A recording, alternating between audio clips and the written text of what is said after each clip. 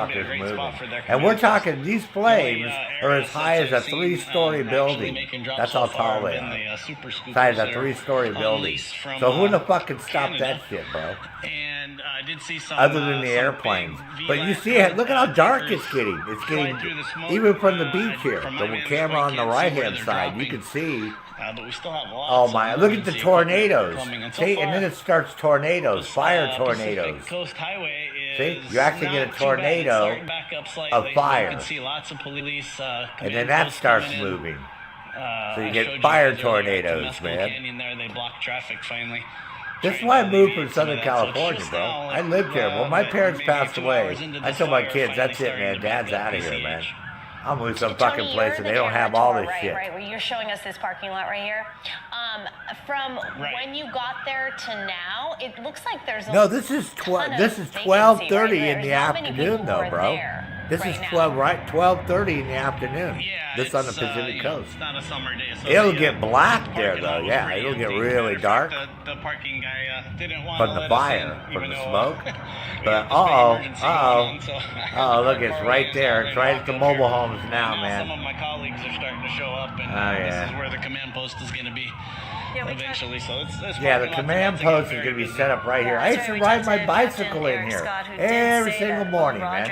I ride my bike 7 days a week, man, religiously. The command post is going to be set up there. So I ride up here, then go past here's the Malibu Beach Club. That's in the game, that one where all the rich people and have all that big long places like a resort with a pool and all the barbecues and shit. That's in real life, that's the Malibu. And then can give the information out. Correct, and also just can't believe because I was going to buy a fucking mobile home here. But, this is even, you got to go farther south to get to Sunset Boulevard. That comes down, that's in the game too. That's where you go up. And the wind gusts, Tony, what's the wind situation like where you are? Okay. It comes and goes. Right now, it is great. You can kind of see the smoke is going straight up again.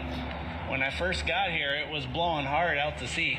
Yeah. Which it's still, if you look down the coastline, you can still see it's getting pretty smoky down there. Wow. But, if you look at these trees right here, it really... See, look at these fucking cars. Look at these cars. They're not fucking moving. A big gust out of nowhere. Look, that fucking traffic is barely going anywhere. You know these people are looking in the rearview mirror, right? The whole fucking time. I remember being there along that I would already have left. This fire started like 10:30 a couple hours ago. As soon as I saw the fucking smoke, I'd already been packing my shit up and I'd have been gone, man. Fuck that shit, man. But clearly we're hoping for the best in this situation, and we are seeing that and then you get these people like this. They want to go and try to protect their houses with garden hoses. See, it looks like they got garden hoses. Maria's here too. And watching this all happen. No, they're just looky-loos. See, just looky-loos. Look at how windy it is now. See the wind? It's look Maria at the trees here. I know that you've covered so many of these. You're See, that's how windy it is. But can you believe when you come out there with your kids, they even got their fucking kids out there. Clearly, would you bring your fucking kids that close to some, like, embers fly through the air and they land and they start another fire. So what happens if a fire starts over here? Right? And you and your fucking kids and shit are there and you can't get back down the fucking road. Then where the fuck are you gonna go? Right? The people in charge of the aerial attack, they'll decide. I know for a fact that the ones that that's how stupid people in LA are. Oh, let's go up and look at the fire. And they'll be sitting on one of those roads not thinking embers fly through the air. See, this is why the fire spreads so fast, right? Because the embers go up in the air and then they'll carry several miles, right? And there's all dry brush and a lot of those houses have wooden shingles and shit. And then that's it. And then it starts. So you're up there with your kids and all of a sudden the road behind you gets full of fire. And there's fire in front of you, fire behind you. Then where the fuck are you gonna go, man? Constantly, nonstop since I got here. They've made hundreds of drops already. Yeah. Wow. And it's you could probably see him here as he comes down, and he'll just drop. Oh, here he goes. Watch this how they fill up his water, bro. They pick up. Check this out. Over 3,000 gallons, I believe. Yep. It's amazing what they're doing. Check this out, man, and then they go right back up in the air. They have like the belly opens up forward, and has these big scoops that come down, and it just scoops up all this water and puts it in the tank. Incredible how quickly and then bam, right back. Was gathered, right? And they're these going to just but you know go how right good back these up that pilots hill. have to be when it's windy? Because you can see how that plane is rocking like a motherfucker, man. These firefighter pilots have, it's really incredible what conditions. These are like the top cream of the crop, man. They're able to fly despite the wind gusts up at that high elevation, nearing 60 miles an hour. Yeah. So this is really incredible work that they're doing. I'm so grateful for them to be badass here. fucking Let's dudes, watch man. this action. A lot of balls, man. And you got to remember, they're flying through smoke, right? Because they want to get down as low as possible, so they got to go in these canyons Maria, and turn sideways and at one point, doing all this fucking crazy shit. Strong would those winds be for them to be unable to do this? Well, if I remember correctly, when we were covering that fire earlier in the month of December, there was a time where they were not allowed to fly because those winds were really nearing 100 miles an hour. In terms they're of those right gusts. on the edge we're right not now. quite there yet, but they are expected to strengthen for the rest of today. And they can't fly after dark. We're going to go to Armando, our photographer, who So actually has a neighbor there. In about Armando, 5 hi. hours, they're not going to be able to he can fly hear us. anymore. Hi, But you sir. see how windy it is, man. It's windy as fuck. What's the situation you're facing right now? And where are you? Well, I live across the street from where the fire is. I can't get there. And I'm in contact with my neighbor. We were told to evacuate. I wasn't there at the time. We were told to evacuate. Although she just called me, and the instructions wasn't that are weird, conflicting. Joseph? That's actually been the case all along. LAFD has a couple. That of happens different all the sites, time. and they You always have conflict some with place each other where on there's whether like we one should house that doesn't burn, right? evacuate All or the houses not. on the We fucking had a block, little or tiny like a fire tornado, a couple of weeks ago. right? All the houses The on the same block thing gets was true destroyed by there. the tornado, except for one house or two houses It's, or whatever. it's Or across one Palisades half of the Drive. street Palisades is totally Drive's about fine, 100 and feet the other wide. half of the street gets burned And I out. You imagine- see that and the quite a wind bit was too. blowing favorably, but it's changing back and forth, according to my neighbor. So we don't know what's going to happen. Sir, we didn't get your name. I apologize. What's your name? Fred Frankel. Fred. Thank you, Fred, for taking the time to talk to us. So you left your home this morning. This and guy then you just got a word of normal what was dude. I happening, thought and he you were was a unable to go reporter back, for and Fox. you're getting updates from your neighbor. Is that correct? That is correct. My next door neighbor. And is your next door neighbor staying in place? Have they been told they need to leave? Oh What yeah, is from the lightning situation? strikes. Yeah, we have Well, forest that's what they were fires like telling that me. here too, Some of bro. the sites say In leave, Northern some of the sites say California and no. Oregon, last year we had So LA has huge a couple of fires, different man. sites, and they don't always agree I with mean, each huge other. fires The that text burned we're like getting- hundreds the of text I got thousands of says acres got evacuate burned. now. Yeah, On my oh yeah, phone, we and have my big daughter's ones at like that school, too here in the U.S. And she's also The problem told, is they don't there's know where she people is, where but all she was those told on her fires phone to are, right? evacuate. Is she in You know, they're not like out in a wilderness area where they just let them burn. But up in Yeah, high Alaska, school. they have them. Okay. They'll have Gifford lightning Academy. strikes up there. They have huge wildfires up there. think- Just let them burn. If in doubt, You know, and you're in the area, you should Yosemite, leave. there's a lot of places where Obviously, they we're just getting these Yeah. alerts. they let them try to burn out naturally. Yeah. So And that's please stay off quite the road. occurring in the The United fire, States too. There's going to be this is a big fire. This is way bigger than we've seen before. The smoke is really dark, and there's a lot of it. And I'd appreciate giving the firemen, the fire companies, a chance to get up there, the fire to fight this fire. Fred, how long have you Yeah, look lived how in black the the smoke is Palisades behind in them, this, man. neighborhood? The smoke is really black. That means it's burning the fuck out of everything. Since That's 2004, a lot of more or fuel. less. Okay, so you've experienced a number of fires throughout the years. Yeah, nothing as bad as this in this neighborhood. And so there what are is- pretty bad fires. What is your neighbor reporting they're seeing from outside their home, which is right next to yours? Is the fire threatening your home at this point? No shit, Sherlock. It's not clear. It depends on which way the wind is blowing. She lives across the street from there, and she says the wind keeps changing. Sometimes it's blowing favorably to us, and sometimes And what it's is not. she doing there? Yeah, Why is that this makes lady it reporting? frustrating. So at Yeah, this the point, fire's you're right in not our going to attempt to backyard go right back to now. your home. She's already been evacuated. Well, I have a dog at my home. I was trying to get to her, but I can't get in there. And here comes another engine.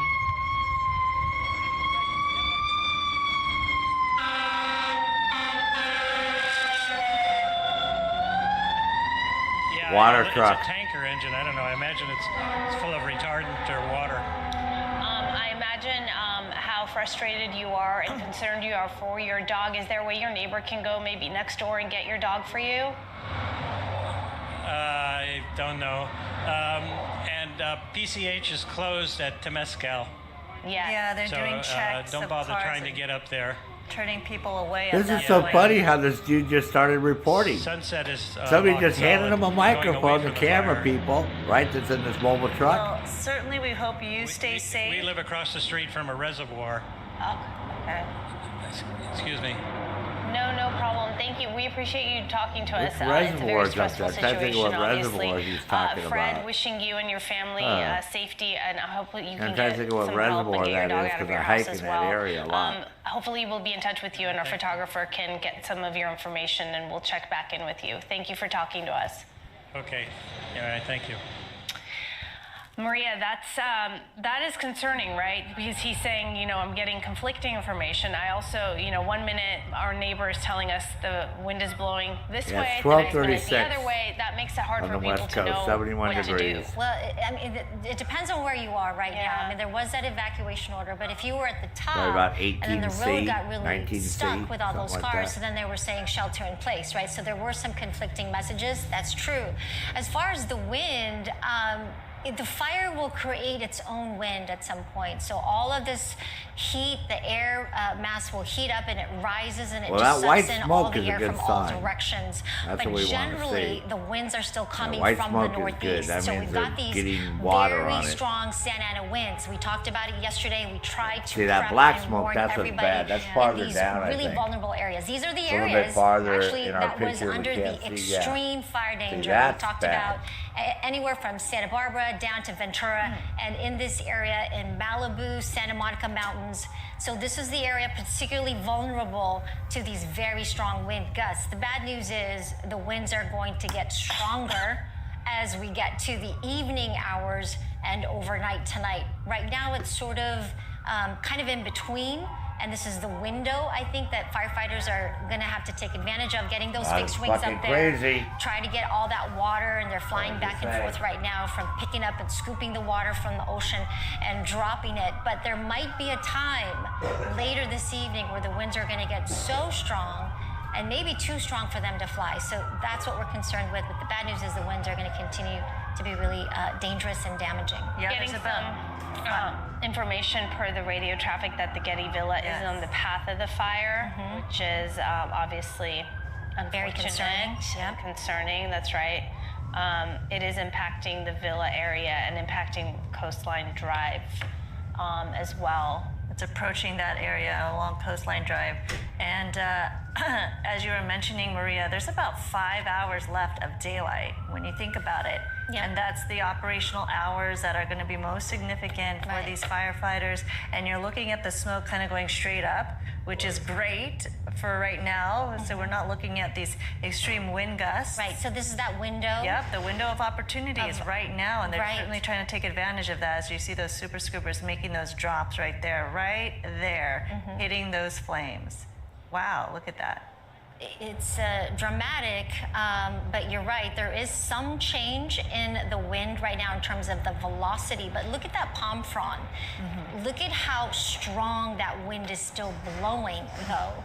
And this is going to continue and even strengthen more as we get into the evening hours. These wind gusts are clocking in near 60, 70 miles an hour. There's some isolated areas up at the ridge tops that are expected to be gusting near 85. So we're talking about hurricane force wind gusts here, and that can just spread the fire and of course those embers that you see, they can be spread downwind. That's why there's such great the concern fucking worst for fucking all nightmare of the for structures firemen. and the homes Hurricane in force Getty in winds. particular. The It's like, villa fuck's sake, how are they gonna downwind fight of that this shit, fire. man? We're getting reports of Fucking spotting crazy, on bro. both sides of the Palisades Drive area, so it is going further south Crazy, man. toward the shore there in the ocean. So please stay alert if you're We do have Haley Winslow right now with us. Hey, Haley. Yeah, in 30 let us know minutes, where you bro. are 29 and who you're minutes. with and It burned that what's whole going on. fucking mountain in 29 minutes.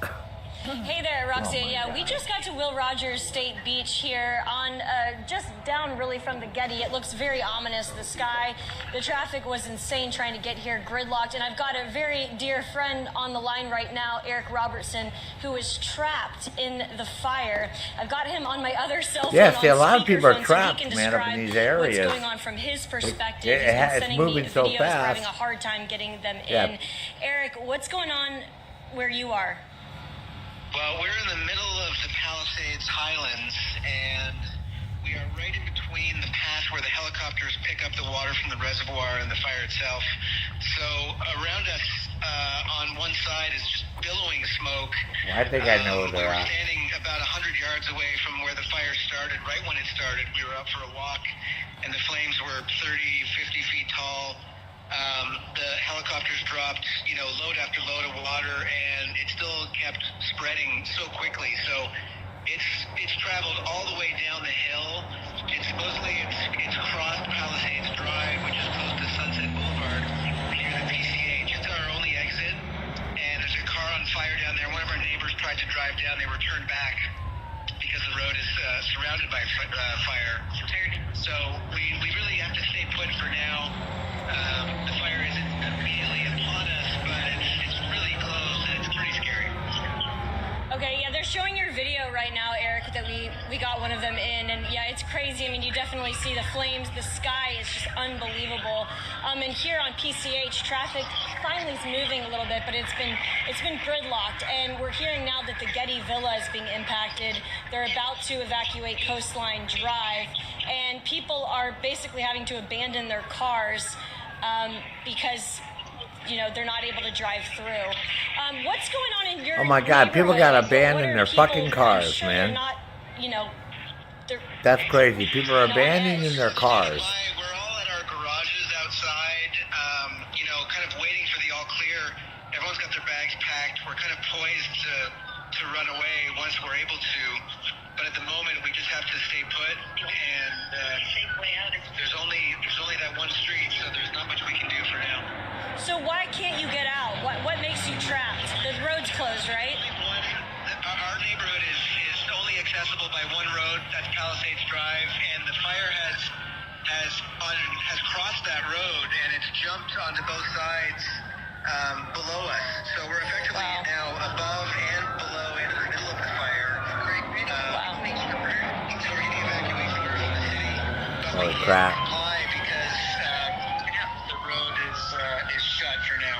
All right. Well, be really careful. Thank you very much. I'll call you back in a little bit and check on you guys. But yeah, thanks, Eric. Bye. So that was Eric Robertson. He's right there in What the a middle mess. of the thick of it, and you can hear the sirens. I mean, it's What a nonstop. mess. I mean, police driving on both sides of the road. Okay, that's Sunset Everyone's pretty right much there. driving like a That's maniac when Sunset you Boulevard. can finally move. And yeah, again, the sky just very ominous out here. You can't even see the Santa Monica Mountains at all. And I know Maria's probably kept you very well updated with the weather, but the winds no, it might just in be the last 40 Topanga. minutes, I've It seen might be 35 Topanga. mile per hour wind gusts, and it's looking like overnight tonight and tomorrow it's going to be like Fuck. 65 to 70 mile per hour winds. So this is only the beginning. This Yeah, this isn't even fire's the gonna peak get of big. this monstrous Santa Ana wind event that we're hearing could be the strongest of the season. Araxia? Right. Yeah, well, Maria's standing right next to me, and she was just mentioning how up top the winds are much even stronger. Yeah. So you're reporting this at the surface, and you know that up at the higher elevations, it's going to be gusting now closer to between 60 and 80 plus miles an hour. Captain Eric Scott was saying how the conditions out there today are so bad that we have to go back to, he was saying even 2011 was the last time that we saw the dynamics in place, the conditions, the dry conditions, the vegetation, that's how far back we have to go to how dangerous it is. And the National Weather Service issued this PDS, or potentially damaging situation. And the last time we did that was early in December. And that's how dangerous this situation is with these winds. Oh my goodness, look, this is what you guys were talking about. Yeah. People walking down to Mescal and evacuating. Oh, let's see if we can, I wonder if we can listen in. Wow. Let's see. Our photographer is speaking to them, obviously. Okay. We don't have sound right now, but hopefully we can listen and hear from their story. It looks like he's preparing maybe they can connect with us soon, but this is just such a hard situation for so many residents there who are under that evacuation order, trying to leave, perhaps can't because of the traffic, but where are they going to go on foot? You know, that's the big question, right? How far can they go, and who's going to help? So you can tell that, you know, it's probably like the last resort. Okay, great. So I think our photographer Armando connected us with this gentleman. Hello, sir. Can you hear me? Can you hear us? If you could speak into the microphone.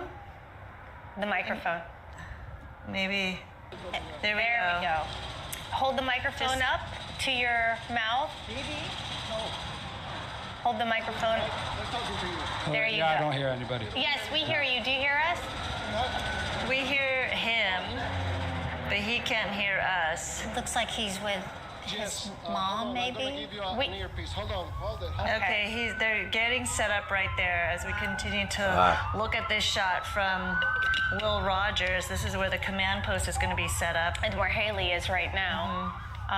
So she was speaking with a friend of hers who's in fucking fire trucks can't Palisades move. Islands area, right? And they were saying how they Oh were my trapped. God. And they had nowhere to go because there was only one road leading in and out, Palisades Drive, which is really frustrating and really concerning. Haley, check back in, of course, throughout the day with your friend there. Hopefully he and his family will be okay. What's your name? Zen. Yes, I hear you guys. Hi, do you have someone you need to speak with? Hey, Roxia. Yeah, this was my new friend. Right when we got off the air, he was showing me a video. He works up there in the Palisades and saw a bunch of cars on fire. Tell me what you saw. Oh, so just cars backed up. On the way up, there's a bunch of cars that are abandoned. So, Let me show this. You can see it. Come on over here.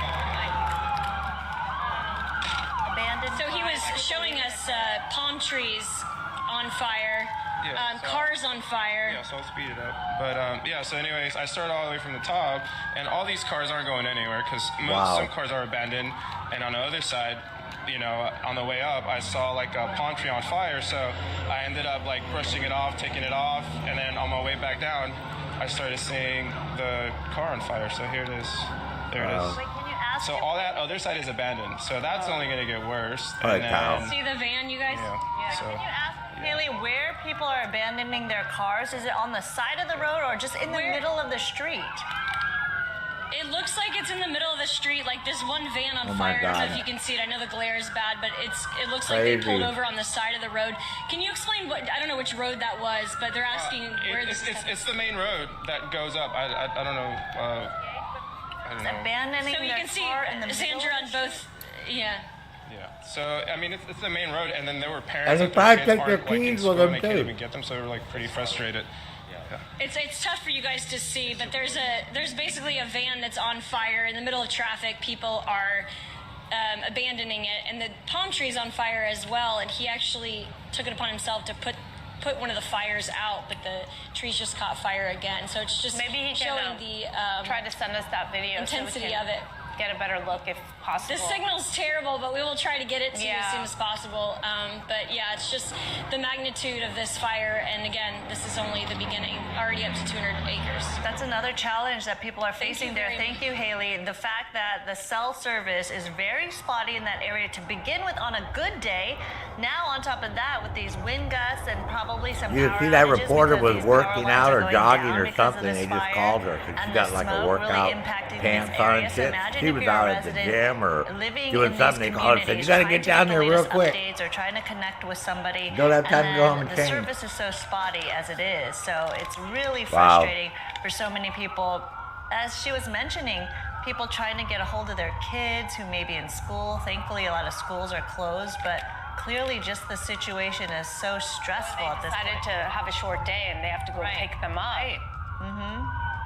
It's really tough, and we appreciate the video that people are sending in to show us what they're dealing with right there. But again, it is tough Crazy. with the connectivity being as it is in Malibu, Crazy. and and the PCH, that area along the shore right there. So it is a tough situation. I wonder if we have the people from Armando's location.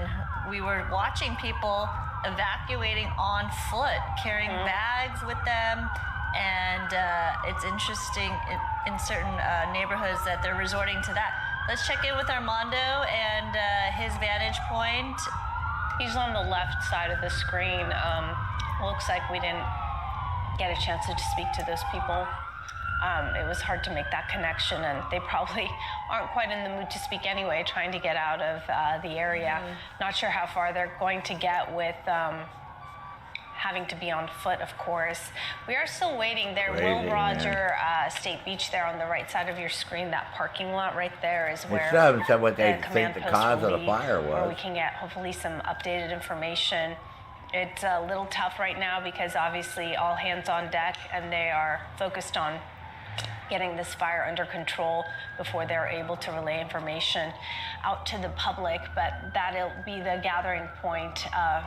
And it's tough for news crews to even get there. We just saw one news van pull up, but you can see this fire broke out at 10:30, and at this point now, just crews are arriving, even Haley getting there, and she said traffic was so backed up. It's so hard to coming get to to the these next locations, mountain. and that's the situation. Not only are our news vehicles dealing It is, with the first Widowmaker. responders It's right too, there at trying that to next hill get now. through all of the people. It's already gone and down there that is a one mountain and checkpoint back at this up. point Now it's at the top of the PCH next and one. Temescal In Canyon 40 minutes. because of the fact that so many people were trying to get to the area. See, that's what they're trying to drop right there, see?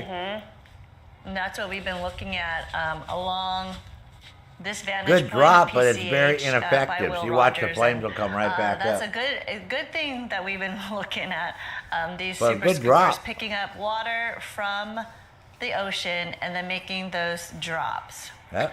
You're looking at just a full screen right there. If you can snap a picture or just write down the information. Evacuation center at Westwood Recreation Center. That's at 1350 South Sepulveda. If you're able to get there or pass that information along to others who may be able to use that information. Let's see, we're looking at people in their cars trying to make their way out of the area. A lot of frustrated That's LAX drivers. right there. Flights are coming and going, though, I will tell you that. I just got an update that. Yeah, no, they are. But they, under these weather conditions, they do change their flight plan. So instead of coming in from the ocean, they'll turn and go in from the inland areas. So there's definitely a difference, and there could be delays if you do have some plans. So make sure you check with your carrier. Yeah, that's what Jesus was saying early on in the morning, around 10 o'clock, 10:30 also, saying that their flight plans have changed, when they depart and usually go out to sea. Right. Now they're going east and taking off that way. Even President Biden canceling his planned news conference here in dedication for 2 new monuments in Southern California, canceled that. They're going to be doing that virtually instead.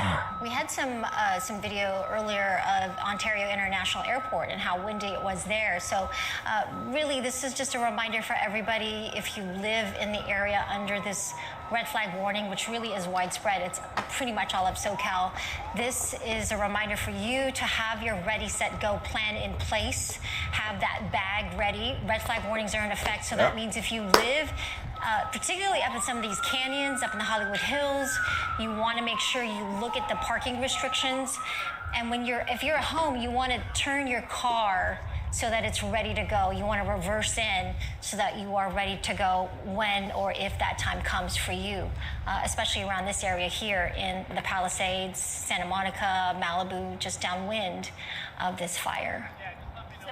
We have what do we like 4 hours, a little bit over 4 hours of You see daylight, how fast right? the smoke Yeah, is sunset's moving, gonna be man. about 5 p.m. That wind's pushing And then that after smoke that, it's really gonna fast. get rapidly darker, of course, but that is unfortunately when we expect the winds to start to really pick up again later this evening into the overnight hours. So it's really critical that they get a handle on this fire right now. The fixed wing aircraft is able to go up.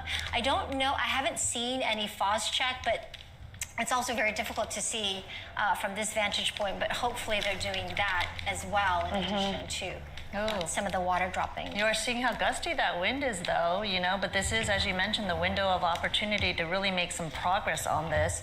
But clearly it is challenging, and it's only going to get worse. Yeah, we heard Captain talk about how when you see a fire, those first 20 minutes are so critical. And if they can't get a handle on it, then they're going to be talking hundreds, right? Versus just a few acres. Right, and we saw that happen. Yep, we saw that in front of our eyes. It started as 10 acres. It blew up to more than 200. Like within half an hour. Yeah, within half hour. Yep. Well under an hour at this point. And then it was a little dinky fire when I first started the stream. Yeah, right. We're over 200 acres. Yep. Yeah, for I sure. mean, little. I know that It they're was like setting a up man. the That's why I said, fuck. I command think I'm gonna center start that streaming posts this in Rogers, because that state beach, this and fire's so gonna fucking blow up, hopefully, man. at some point It's we'll gonna get an be a big update, an ass official fucking update fire. from them. But at the moment, as we take a look at this live image, look at the tops of these trees and how much stronger those winds are. So you can imagine where the fire is burning, how much stronger even those winds are blowing, and from all directions, because fires create their own weather. And although the prevailing winds are coming out of the northeast in and around the fire, it's just really very erratic, and it's coming from all directions. As that air rises, it sucks in all the air around it. And as we get closer to nightfall, the wind is really going to pick up, you said. Yeah, those wind gusts are expected to be between 60 to 80 miles an hour. It could even clock in between 90 and 100. That's hurricane force winds in terms of those wind gusts. So that can do a lot of damage, not just from the wind itself, but just in terms of the fire and how much it's going to help it to spread and carry those embers, far away from the start of the fire. The wrong We've been coast. looking at the He's resources on the that have East been Coast. battling This is this the West blaze for Coast of the quite some United time States. now, In especially California, from the air. Southern We've been California, seeing those super Widowmaker. scoopers He pick up lives the in ocean water Delaware. and make those dramatic Delaware, drops, but we do know Maryland. that there are more than 100 firefighters at this point tackling this and trying This is to totally make on the sure that these opposite communities are side of the United protected. States. Of course, the big thing is life and then property, but more than 100 firefighters tackling this as well. I venture to say more, but with resources Yeah, it's also right from there the at those sky. hills, man. You got those helicopters and those fixed wing trying to I make know. progress on this. They moved quickly, and I Yeah. know that they were prepared Yeah, because he they lives. even Maryland had is right gotten, next to on Washington, loan D.C. The crews from Northern California, And this is that's Southern how- California. Really, how prepared Hollywood, firefighters Los and officials Angeles, were for this Venice Beach, very Santa severe wind Monica. event. Yeah, those areas. And yet, this still happened. I know it's so frustrating for people whose homes are in this area. who, Fire's coming over the maybe top didn't now, even get bro. to go See? back home, right, to grab That's it. anything It's 'cause they cresting left the from top work of the early this fucking morning. mountain. And Only gonna be a although matter we've of been time till talking it's at about those this houses right happening, there. It's, It's still always once it tough. happens, it's, always yeah. Right, like that one resident we spoke with, he knew that the threat was there. He left work for the day, got this alert from his neighbor who was home around 10:30, and then went back for his dog. So I can imagine, you may have your documents with you may have your medication, but you're not always going to bring your pet to work in case something like this happens. And so he was just hoping to get back to his dog to make sure his dog is safe. But it's too dangerous to go back, and it's not wise to try to get back to your property when something like this is happening. We often look at the smoke, and it's an indicator of, are things going well? Are things improving? It's black. Yeah. It's heavy. It is indicating that there's a lot of vegetation. I don't think it still needs to lots look of better. fuel to burn there for this fire. Well, that is unfortunate. All right, let's see. We're coming up on 1 o'clock now. We've been covering this since it began. If you're joining us, our coverage obviously has been extended because we are watching closely the Palisades fire, which has really grown since 10:30 this morning from 20 acres to 200 and plus acres. Reports of homes burning. That's a great drop. Wow. Nice drop there. Look how low that guy We're going is. to I go mean, he's to like Haley, right actually, there where off we the are right fucking there. ground, Live shot man. right there at Will Rogers Not State even Beach. 100 That's where Haley meters off the Winslow is with our fucking ground, photographer. dropping that water. Haley, fill us in. Yeah, the good news is we're right next to the ocean, so they have all the water in the world to use to drop on this fire, and unfortunately this is looking like it's going to only be the beginning. All right, we have Zen back with us. About 20 minutes ago, he rode his electric bike up through the Palisades to check on his friends. He works up there, and his friends had gotten out. They were fine, but he saw a bunch of palm trees on fire. We just tried to bring you this video a minute ago, but now we do have it for you. There were vans on fire, people just literally abandoning them in the middle of Palisades Drive, right by sunset.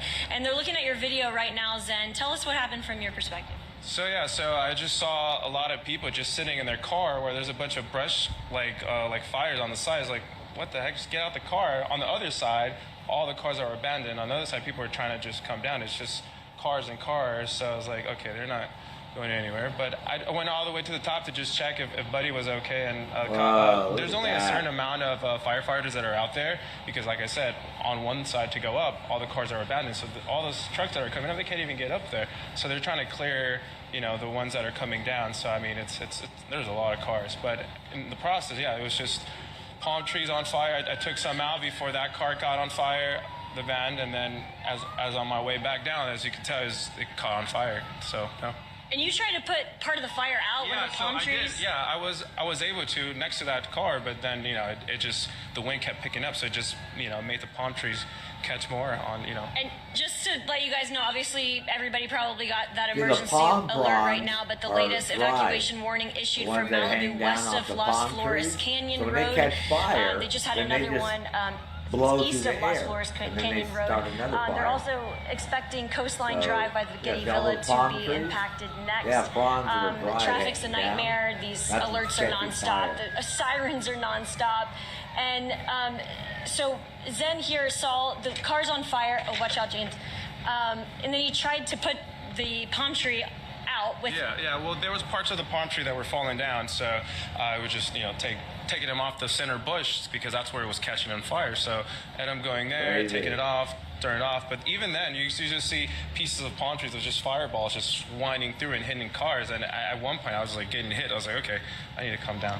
So yeah, what's going on? Was there anybody in the van? No. So on the way up, it was just left there. So because it was trying to go down, but it was on the opposite side of the road. Okay, it's gotten so close to PCH now that even firefighters here. This was the staging area for a moment, but they've moved it to Gladstone, so that's why everybody's kind of literally evacuated this parking lot. And just looking at the sky one more time, you guys, before I send it back to you, it's just unbelievable. Wow. And eerily similar to the mountain fire in Camarillo, where same story. I heard you guys saying earlier, Sandra and Araxia, just the same thing we said last time, is unfortunately a lot of people had already left their homes and they were at work. So you hear about the poor guy who's trying to get back home to his dog, and everybody, who's left all of their belongings and didn't even get a chance to get, their important papers and that ready, set, go bag. Really frustrating. Our hearts go out to all these people, of course, and their family members and their pets, and hopefully no lives will be lost in the process. Haley, thank you. Yeah, we did see how that parking lot did pretty much empty out. Right, and you see how fluid the situation is. The fact that they've had to change their command post due to the shifting nature of this fire and how close now it's getting to Haley's location. They had to move the command post down to a different area. Renee, good afternoon. Clearly, did you see and notice the difference too in her shot where she was standing? It looked like daylight, but if they panned over just about 100 yards or so, it looked like complete black. Like right here, darkness. Right, exactly. It's because the smoke creates, again, its own atmosphere covering the sun right there, and it can change on a dime. It just depends on the winds and how it shifts and what kind of fuel and vegetation the fire is consuming at this point. So very black smoke, thick, rising into the air right there. When you look at the shot on your left, creating a very different type of mood and atmosphere for the community there at this point. And then on your right-hand side, you're looking at more of a brown, grayish smoke that thankfully doesn't look like it's gusting too much. But again, when you're on the scene there, on the ground, could be a very different situation. But that's what fire crews are dealing with, the weather being the biggest X factor. Absolutely. The wind is the most critical component when it comes to helping That's fire like spread crazy and grow, there, and also man. the most important That's a component fucking in fighting inferno, man. that fire. I was really concerned when we saw some That of is a fucking the images where inferno. the van was on fire, some of the Holy treetops, fuck. and that could be part of the spotting. When we talk about the winds and how it can carry these embers way down from the fire and where it originates. So this is also a huge concern when we talk about these very strong gusty winds. It can carry an ember down a mile or two from where that fire is. So that's why there's a huge concern. Man, West look at that of this fucking fire, fire come south, over the top of and that that's why that mountain right evacuation there. order is in place, because it How can the move fuck? in Look that how high direction those very flames quickly. as high as a As we five-story saw building. how this fire just erupted and grew in just a couple minutes, really. Oh man. And And you remember see when we also, first started the wow, stream, it was the on the guy mountain video behind taken that from one, that Widow resident right Baker, there the one that's all who full was of making smoke. his way to There's check a on a mountain right friend there, Renee. in the area. When I started my The stream, dramatic it was scene, just starting to come over helicopters that in the air mountain, taking an and then aerial went vantage down point of a valley, how then far back up this a fire mountain, has now it's spread. going over As the you heard second mountain in 1 Captain hour. Eric Scott saying since that I they started my deployed those stream. aerial crews quickly to try to assess So it the was scene like and 3 then started miles away attacking from from the there sky as soon as they when I could. started And my we've been stream. seeing all those aerial assets really working hard to try to get a handle Oh, on my this. But fucking now Lord, again, a man. live look at the vantage point of this fire from PCH. Again, look at the traffic backup. It's just non-stop. It's getting worse at this point, really not even moving. But thankfully, the cars are going in the right Holy direction, which is fuck. away from the fire. So that means residents are listening and obeying the evacuation warnings and orders that are in place right now. So hopefully, this really saves a lot of lives and livelihoods God. at this point. But clearly, when there's an order in place, a warning in place, you want to listen to officials and not think you're the hero and write it out in your home. Or even if you're even further away, just do it now. Go the other way, of course, not into where this traffic is. But this is what happens when you do wait a little bit too long, or perhaps you're not prepared. I encourage you to be prepared now. If you are not in this area, the red flag warning and the extreme fire danger is widespread across Southern California. So this is not the only area where you should be concerned. So have that ready, set, go fire plan in place. Have your bag ready. Make sure your cars are pointed in the Holy right fuck, direction it's moving in your fast. driveway. And we talk about the 6 Ps, you know, the people. Make sure your people, your kids, your family, they know where to go. Have that planned. Make sure your paperwork is in order and you have copies of that. Your prescription medication, your pets. Plastics, which is your cards, your cash, your credit cards. Yep. So they are saying that they've closed the northbound lanes of PCH. This is near Channel Road. So more closures there. And evacuation orders have been issued for the east area of Las Flores Canyon Road as well. Well, these evacuation orders, if you look on your map, they have spread and they're just growing in size. It started off as one area of the Pacific Palisades, and now there are more communities and neighborhoods impacted by these orders. So if you are getting those alerts on your phone, make sure to heed the warning. No matter how confused you are, if you have the option between 2 different pieces of information, go with the one that is basically telling you to get out. Yes, exactly. Take That is that most option. cautionary. shit, Look man. at that. Yeah. And Getting as close we're to those looking at this houses. live shot, Fuck. you're seeing those flames really come alive right behind that home right there. Initially, it just looked like a thick black smoke, and then all of a sudden, those flames really popping up behind this property line. It's not what you want to see. Clearly, it's you think about that It didn't person take and a the long home to come down that mountain. and huh? how threatened these structures are. We do know that there have been properties damaged in all of this. We just don't know where. And that's exactly what we're hoping to hear Those fire fucking officials tell fires us as we moving too wait fast, for them to man. set up a command post and give us the very latest They on don't what have they time know. to fucking They be haven't figuring out confirmed which yet houses or what. They property can't even get has a been helicopter damaged, up addresses, to show and us what we're aerial looking at in shots terms because of the fucking wind's what this gusting fire up to has 100 encountered. miles we an know hour that plus. it has So all the aircraft caused are some grounded damage to many other than structures fixed now. wing right We're now. just waiting on some numbers. Can't There fly any are helicopter, it's too definitely windy. assets up in They'll the air. crash. I'm There was that seeing one not just helicopter, and then helicopters, but fixed I wing was surprised aircraft. you I'm saw seeing that. at least 1, 2, 3, 4, maybe 5. So they have been attacking this as soon as it erupted. So they're definitely putting a lot of resources to fight this fire. There are many, many homes around this canyon, around this fire, so there's a huge concern. And this window right now that they're trying to take advantage of before the winds really pick up a little bit later is really crucial and critical. So you're getting a wider shot there. It gives you a different perspective. Imagine if that was your house and you're watching it on fucking TV and you can't do anything about it. All of that smoke, a very different image. That's from LAX. Although That's you still about have that blue sky, and then when you look closer, approximately you can see the big change 10, 15 miles away. Looks like That'd be nightfall about 25 already, right? kilometers. We're a few hours away from that, but very different perspectives there. Reminder that there is an evacuation center at Westwood Recreation Center that is 1350 South Sepulveda Boulevard.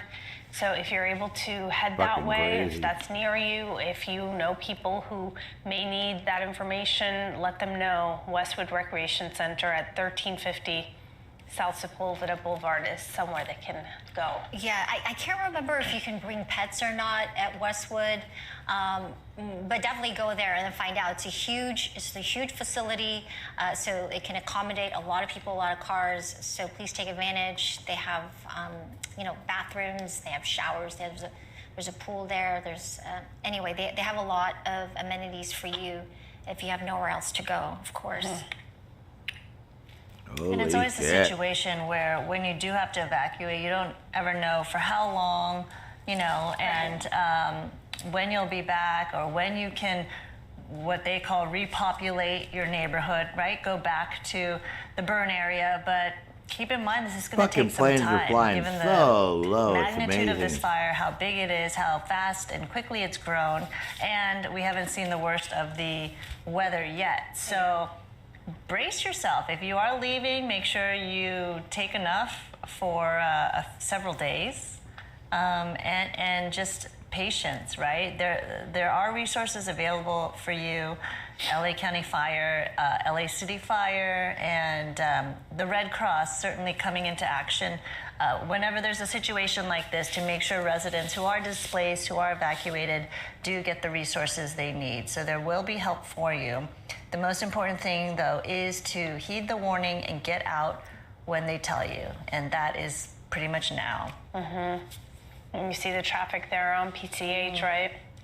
It's just wild that people are abandoning their cars if it's just impatience or nerves or just panic.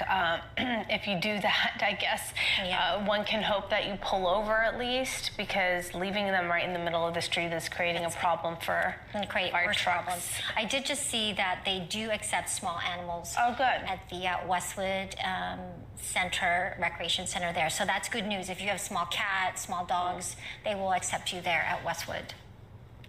And keep in mind, this is grown in magnitude. It's grown so large that this smoke and flames, it's really visible from all over the coastline and the surrounding area. We're getting images in from the South Bay, seeing all the smoke.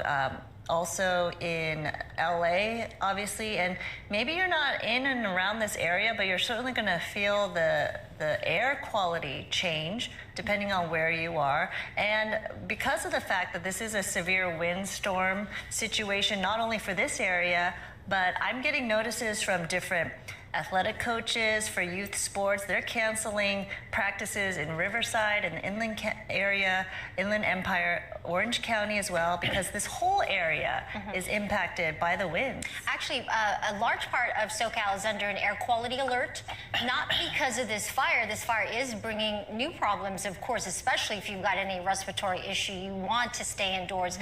But the air quality alert was in place because of the blowing dust. And not only that, there's a mandatory firewood burning ban at the moment, because that would add, obviously, more toxic particulate matter into the atmosphere. So you want to remember the air quality alert that is also in place.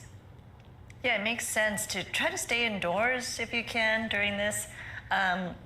Why create a situation that doesn't need to happen, well, right? As you saw earlier, we saw people actually walking around sort of the perimeter of the fire and looking and watching, and that is obviously not a good idea to be doing that, taking pictures and video, which, you know, in the media, we want to get some of that because we want to share it with our viewers, but at the same time, we want you to stay safe. And we want you to get out of the way of officials and firefighters trying to save structures here with this fire.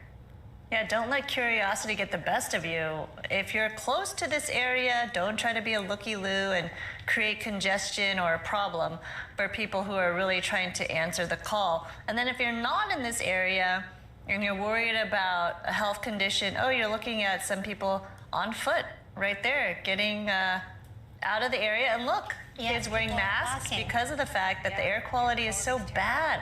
And if you do have a condition like asthma or respiratory issues, people getting over being sick, a lot of people getting sick over the holidays and still having trouble with a cough or something, this is going to aggravate things even more. So they're walking down, I'm assuming this is Temescal. I just saw on radio traffic here that the fire is now impacting parts of Sunset Boulevard.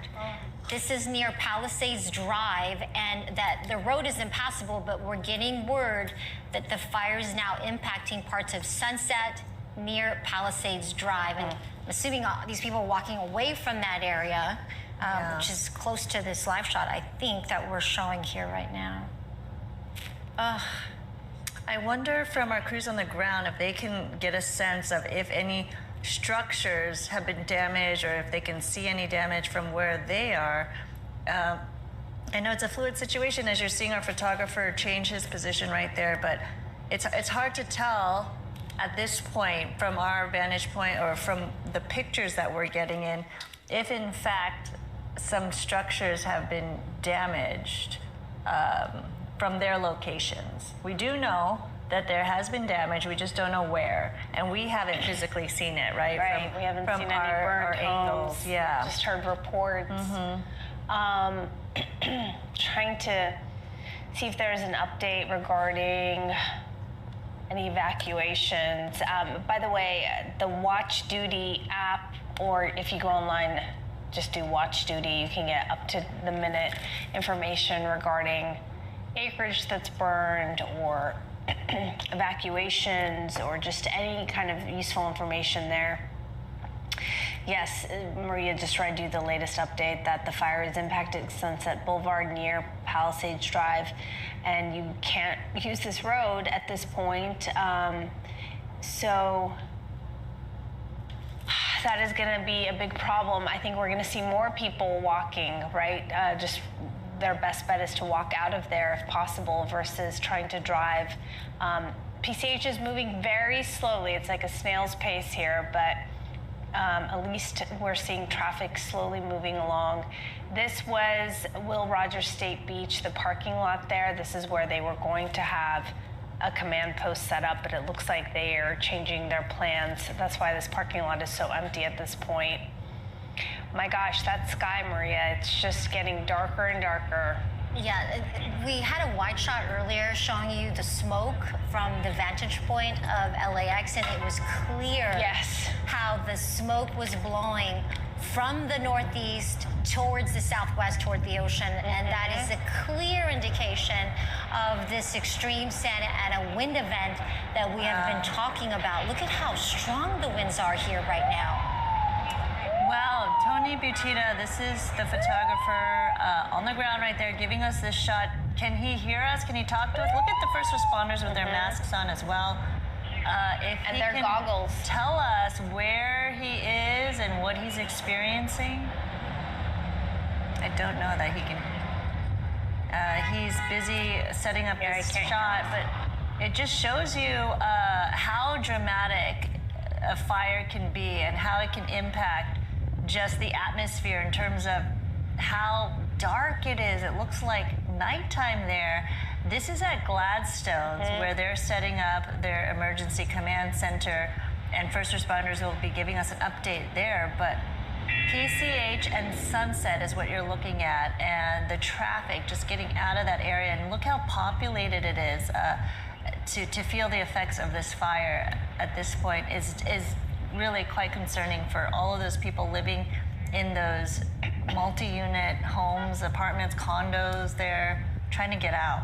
Wow. Well, you saw the masks, but also you saw the goggles, because you can imagine how the smoke and the debris is just irritating all of your senses, including your eyes and your nose. And this is the stuff that you can see. What about the stuff that you can't see? Right. We know that that's there as very toxic for our lungs. And so that's why we encourage you to wear a mask.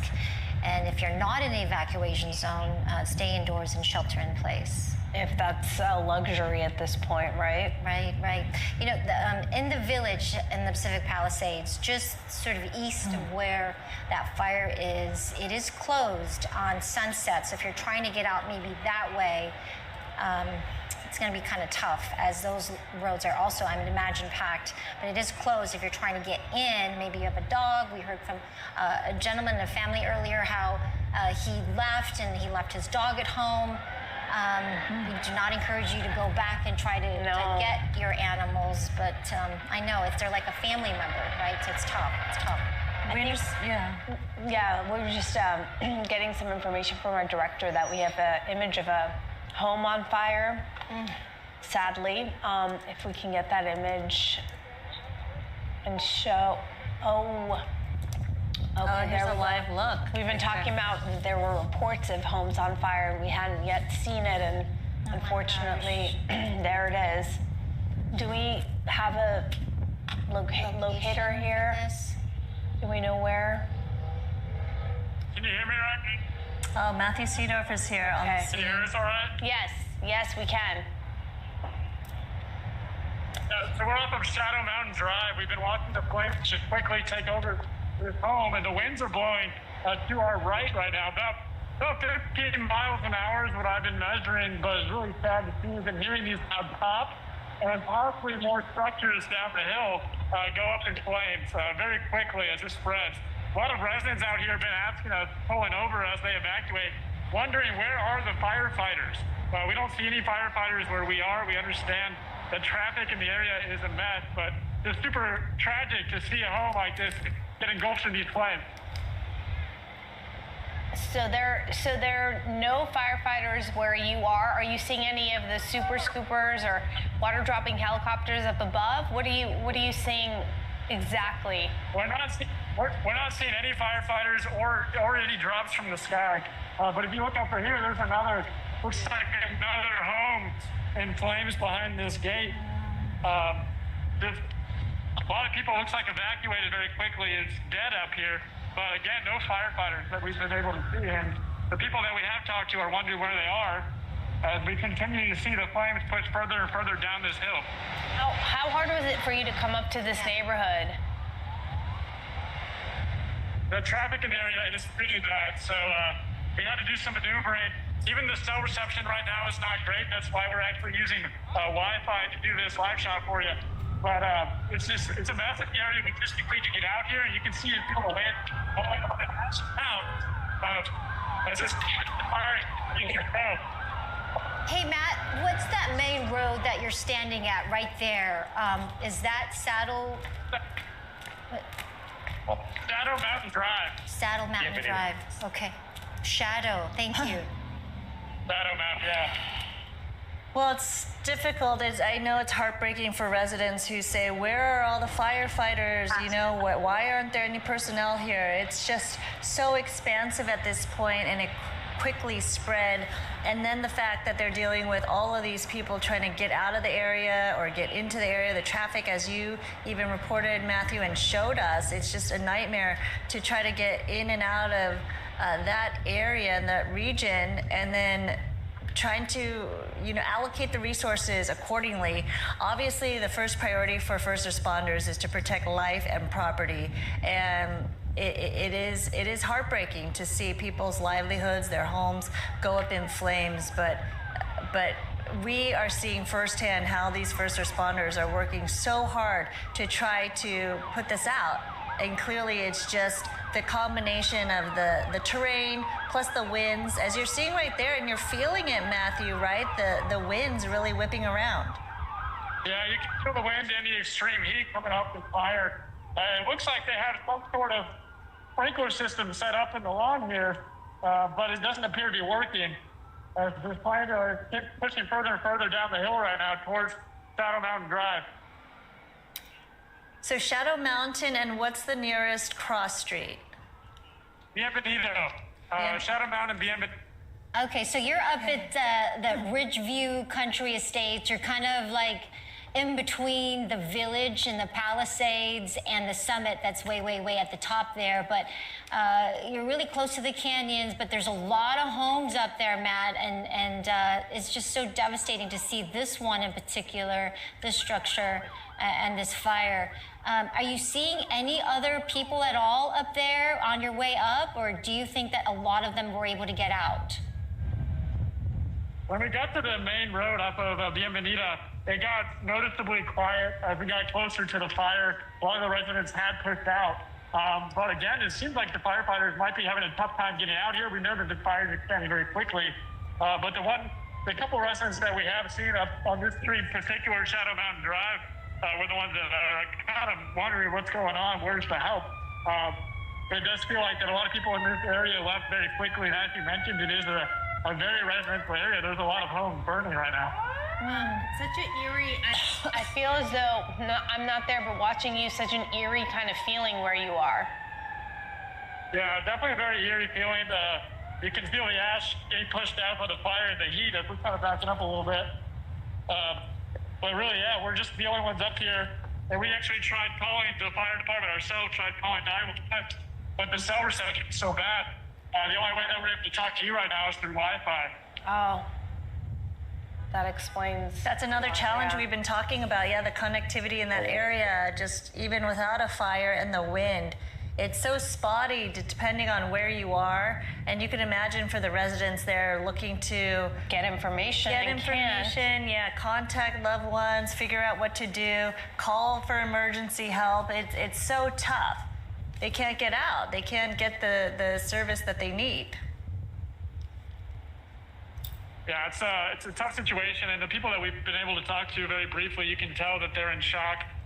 They're going through all the emotions right now as their neighborhoods, being impacted by this fire in particular, and it's blowing this direction. Oh my God. Again, we've been talking about these. We've been talking about these winds, and we might need to scoot closer to the Wi-Fi here, but I've been measuring the winds with our odometer, and it's about 50 miles an hour pretty consistently, but we've seen gusts over 20 miles an hour. Also, obviously pushing this fire, making it grow even more.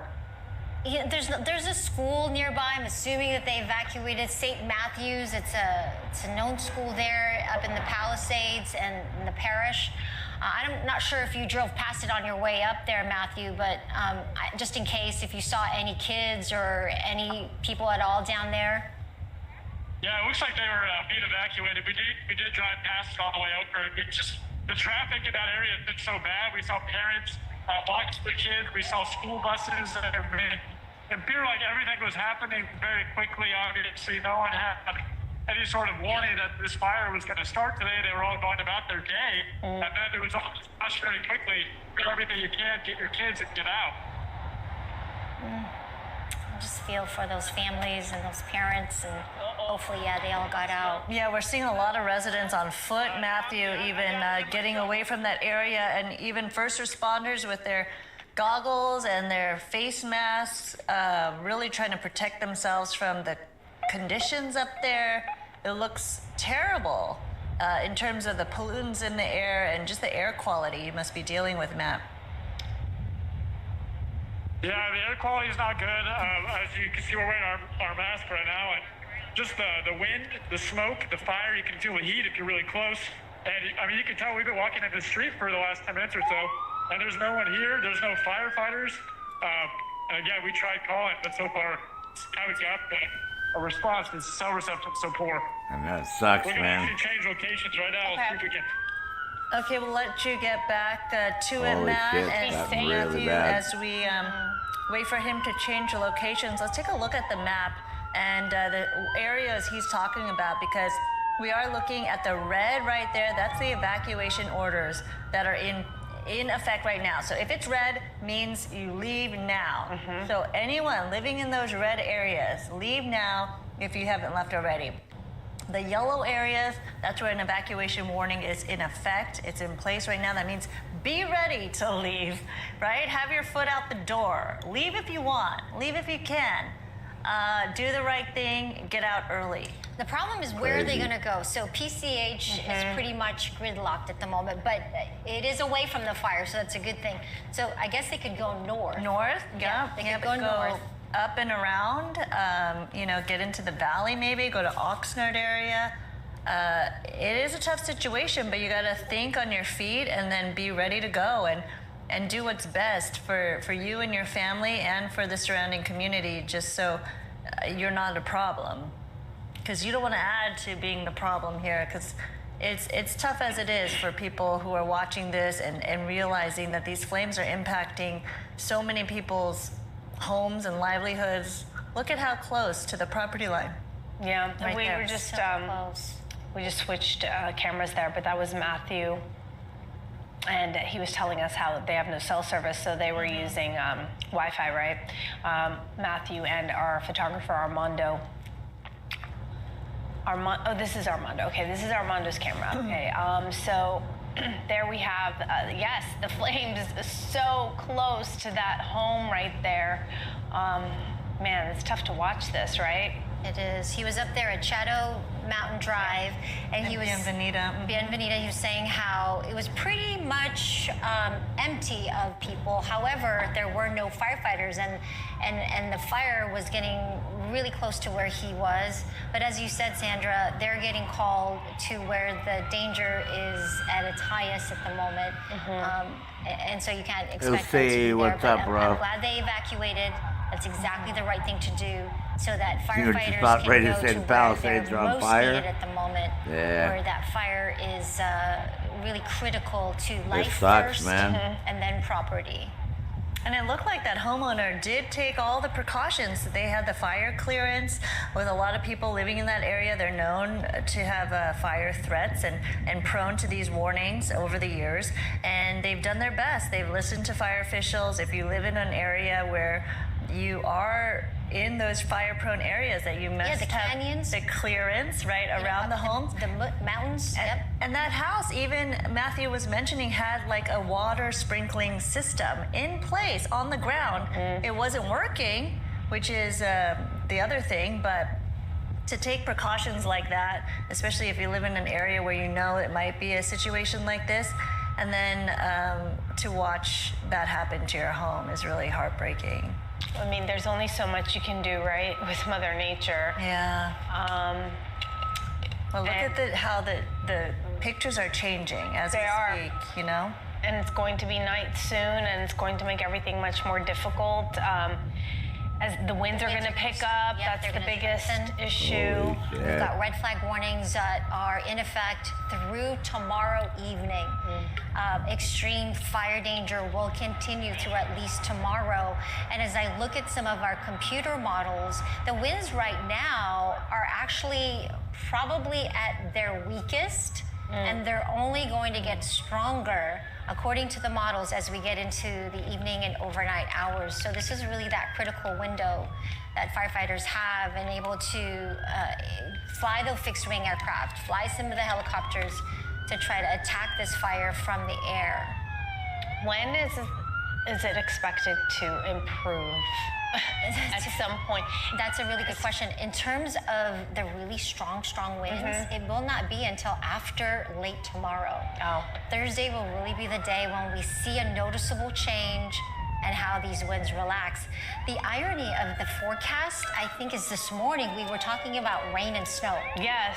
And how it was impacting parts of the Inland Empire, as the storm system was just too far from this area to really impact us with much needed precipitation. But all of that rain and snow fell over the San Bernardino Mountains, parts of the Los Angeles National Forest, but it has now since dissipated and has moved east. So we're dry everywhere at this point. So don't let your guard down. If you are down in the Inland Empire, parts of the Santa Ana Mountains down below in the foothill communities, the winds are strong there. And the fire danger is high pretty much everywhere. So please be prepared. Use this moment now to get prepared if you aren't already. You know, one thing that's good is that the super scoopers are still around, because I believe their contract was supposed to expire in December, and they kept them around, which is awfully helpful. Well, obviously, the conditions have been just terrible, so. They were anticipating this. We were anticipating that this was going to happen, and the National Weather Service issued a PDS, red flag warning. That means a potentially dangerous situation.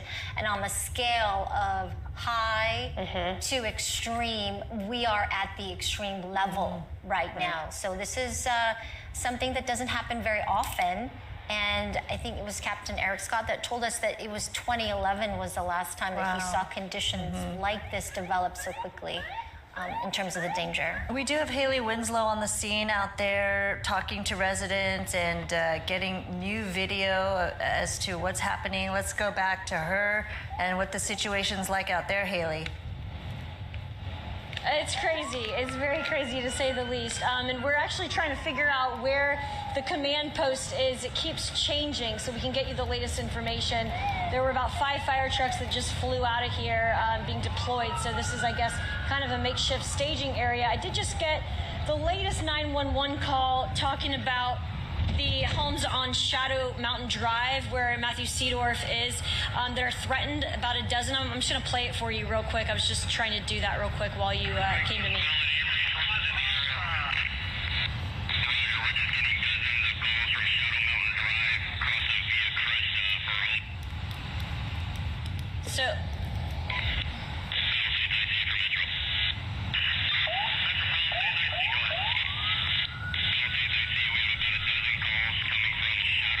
So basically, I'm just playing it for you live. I'm hearing it as well for the first time, but that just came in, and it's basically saying a dozen homes threatened on Shadow Mountain Drive, where Matthew Seedorf could have been electrical just a this minute time, ago. man. But a dozen homes, they said they don't have anyone there, and they're trying to deploy some firefighters. That's probably where these guys in the parking lot were going, because they were saying on that radio call that they had no firefighters nearby.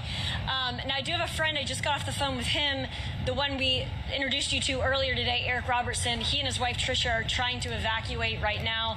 They've been trapped for the last few hours. They understand that the road, they thought the road was open, so they've got their ready, set, go bag ready to go, only to find out that it's closed. So it's definitely nerve-wracking. I would say everyone around here is on edge. I also just got an alert that a whole bunch of cars are on fire, a lot more than the one we showed you earlier, and people are literally just ditching their cars, like just leaving them in the middle of the road, and firefighters are going into the burning cars trying to pull people out. I'm not sure exactly which road that is on. The one we showed you earlier when we introduced you to the guy on the electric bike, Zen, that was on Palisades Drive, right off of Sunset. Just right, if you know the area, right past the Starbucks. He said that's where the palm trees were on fire as well. I'm not sure if that's where these other cars were, but the alert said that there were about a dozen cars on fire and firefighters pulling people out. That's the latest here. We're going to try to find the command post so that we can bring you the most official information. But just another live look at the sky. And obviously the winds, right before you guys came to me, nearly knocked me off my feet. Easily 35-mile-per-hour gusts here in the last hour or so. And as Maria's been saying, it's far from the worst of it. Here, just in the Palisades, I saw 70-mile-per-hour gusts are expected overnight tonight and tomorrow. And then, of course, like in the mountains, 80 to 100-mile-per-hour gusts. So this is definitely no joke. And Maria would know more, but it looks like from the last I saw, it looks like it was on par to be the worst Santa Anas of the season.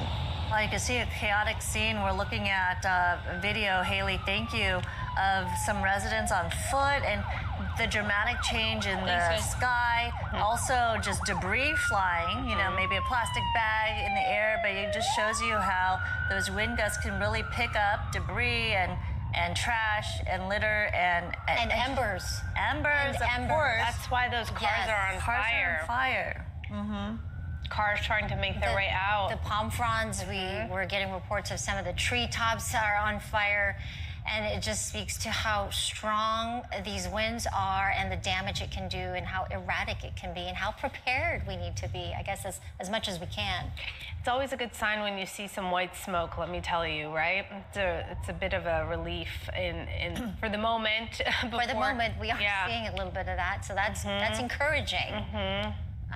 But you know, one of the residents we were speaking with was saying how it's confusing and there's conflicting information, and you know, 1 minute the wind blows this way, the next minute it blows the other way, so they don't quite know. Yeah, but that speaks to the nature of a fire. There is no, we can't control the fire necessarily in terms of what it does. We can only tell you and forecast what the prevailing winds will be. And the winds are generally, because of the weather dynamics that are in place, are coming from that northeasterly direction. And the dynamics, when we're talking about upper air support, I'm not going to get into the nitty-gritty of what's going on, but basically we have a very strong and severe Santa Ana wind event with these wind gusts that are potentially nearing 60 to 80 plus miles per hour. Some areas could get winds near 90 to 100 miles an hour, and that can do a lot of damage. You know what I'm noticing on the right-hand side? I don't see any more cars making their way down and turning. Yeah, they may have blocked off it looks like off the road at some point. Up Sunset, I think we're looking at Sunset. Very few. Yeah, well, let's listen to one person who had to evacuate. We were quickly able to talk to this woman right here. I couldn't see flames. It's just you're in a gulf of smoke. Like, I mean, it is black down there. Oh my God. Yeah. The minute I saw people look at us and say, "You kids, get out of your car and walk," I just got out of the car and we just walked. Oh my gosh. Wow. So scary for families there and children, you know, getting out of school or maybe missing school and knowing that there's this warning in place. Those children with masks on trying to leave the area. Oh my gosh. Yeah. Here we go. We're looking at that multi-complex or multi-unit complex. It's a fire station? This is just off PCH. Yeah, at Sunset. This is a fire station. That looks like a residential. No, this is a residential area. Mixed use. On the right-hand side. On the right hand. Yeah, no, that's, definitely residential. But yeah, from our vantage point, it's on fire, right? Or is it behind? I can't tell if it's the roof or if it's...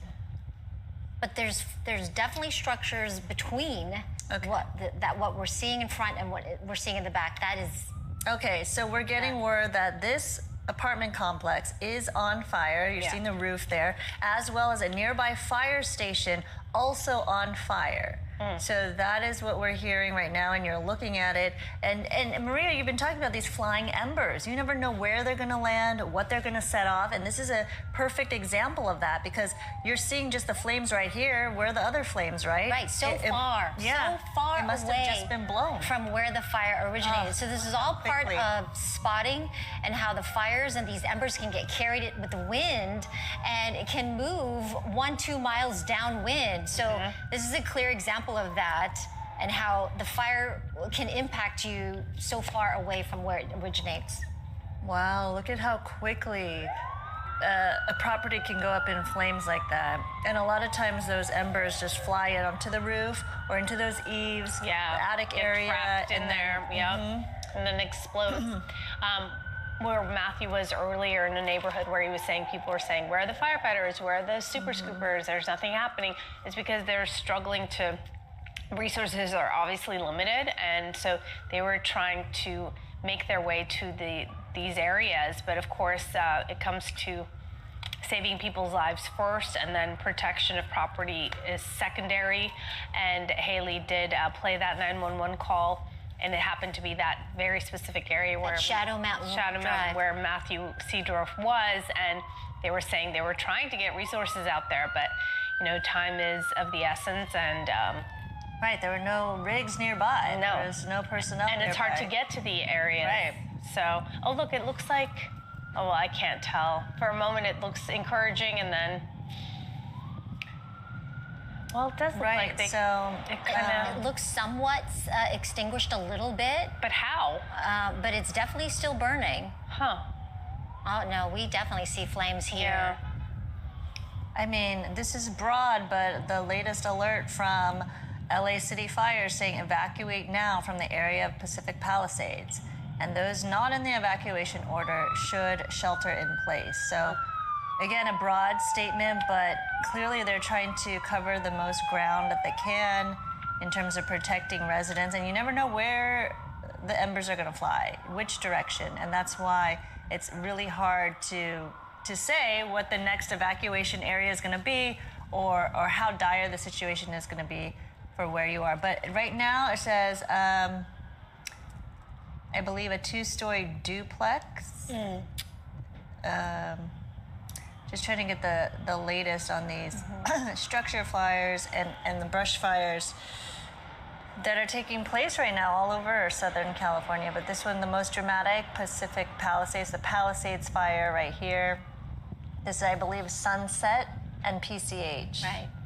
It's getting into a real populated area, though. I'm surprised at how quickly it spread and then really impacting this area where there's so many residents and homes and businesses. So many. To get into that area. Yeah, this fire was sort of well, it's only going to get worse before it gets better. The Pacific Palisades Village area and some of those homes that wind up higher up on the ridge, and so it was really close, too close to these homes, and we're already hearing how it has affected structures off of Palisades Drive, off of Lockland Lane. If you're familiar with the Pacific Palisades area, it's heavily populated. This is a very desirable area to live in. A lot of homes here, big homes, small homes, and the wind has been consistently strong since we got on the air this morning, and we're talking about winds sustained near 50 miles per hour, and then those wind gusts, the higher you go, naturally it's going to be a lot stronger. And even where Matt Seedorf was at, wasn't too high up, maybe 1,000 in elevation. It was gusting near 50, 60 miles an hour, as he was reporting to us.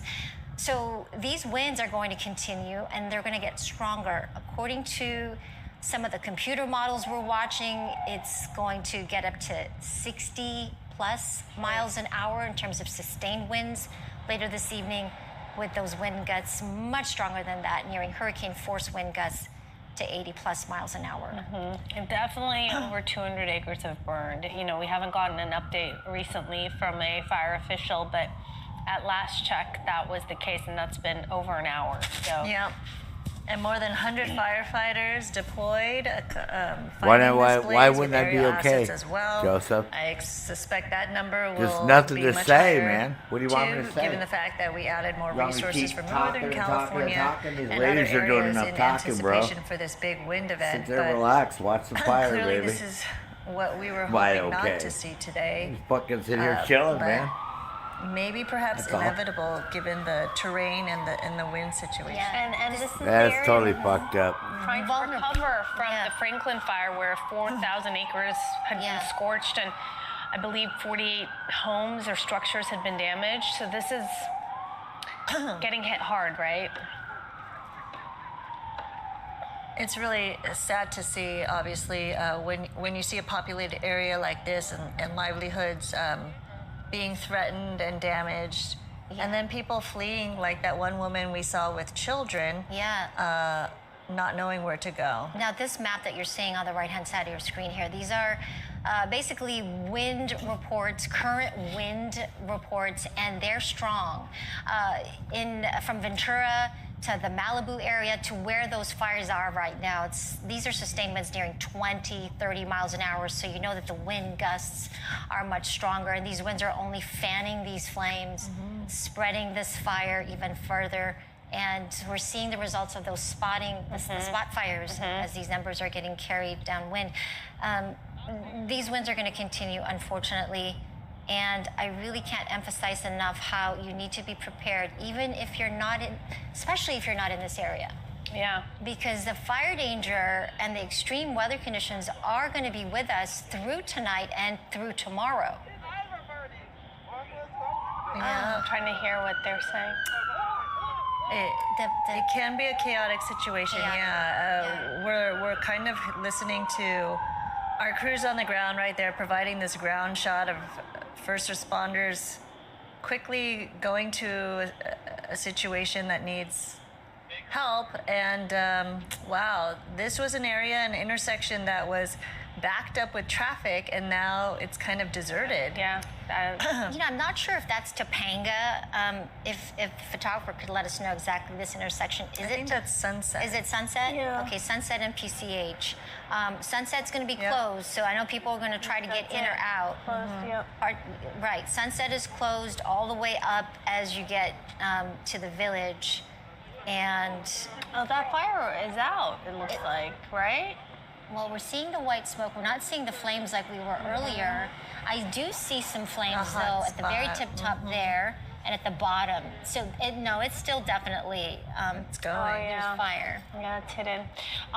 Major utilities, by the way, Southern California Edison and San Diego Gas and Electric could be cutting off power to nearly 500,000 customers because of this fire that's happening now and the fire threat that is looming as a result of the Santa Ana wind. So just be aware that is a possibility. Let's go to our crews on the ground. We do have crews on the ground. The situation is that it's very hard to get a signal out from this area because of the fact that this area and residential community in general is difficult to get a signal out of. But then on top of that, with the high winds and all of the cell traffic from first responders, communications, and also this fire is proving to be very difficult. But we do have video from Matthew Seedorf, who sprang into action on his own. Take a look at this.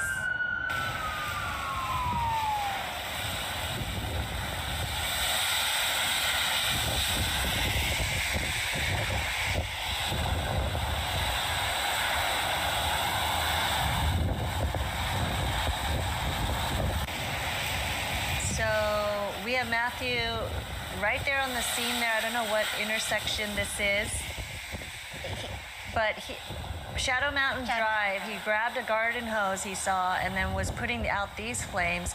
But he was mentioning how there's, and Haley too, how a lot of cars were catching on fire because I could imagine from their description, they were saying these palm fronds and embers were coming down from the sky, kind of like fireballs, and then attacking these cars. And like you saw right there, some trash cans going on fire because of these embers just flying around and then debris catching on fire. So it looks like that's what was the situation, and Matthew just grabbed a garden hose to put those out. But the car fires are another example of how dangerous these flying embers can be, or a situation where a palm frond becomes that kind of fireball that's hitting your car, and then it catches a flame. I can imagine some of the homeowners, residents that are watching us right now, they're seeing their homes here off Shadow Mountain, off PCH, off Sunset, and just the kind of stress and anxiety and fear that must be going through. Here's more video, it looks like. Is this of Matt? Oh my gosh, Matthew, Matt, again. You stay safe. Putting out more fires, trying to protect these homes. This is Shadow Mountain Drive. And this was an area where he was reporting. He said signal is very bad to try to get communication. Let's listen. I don't know if there's sound on this. Let's hear.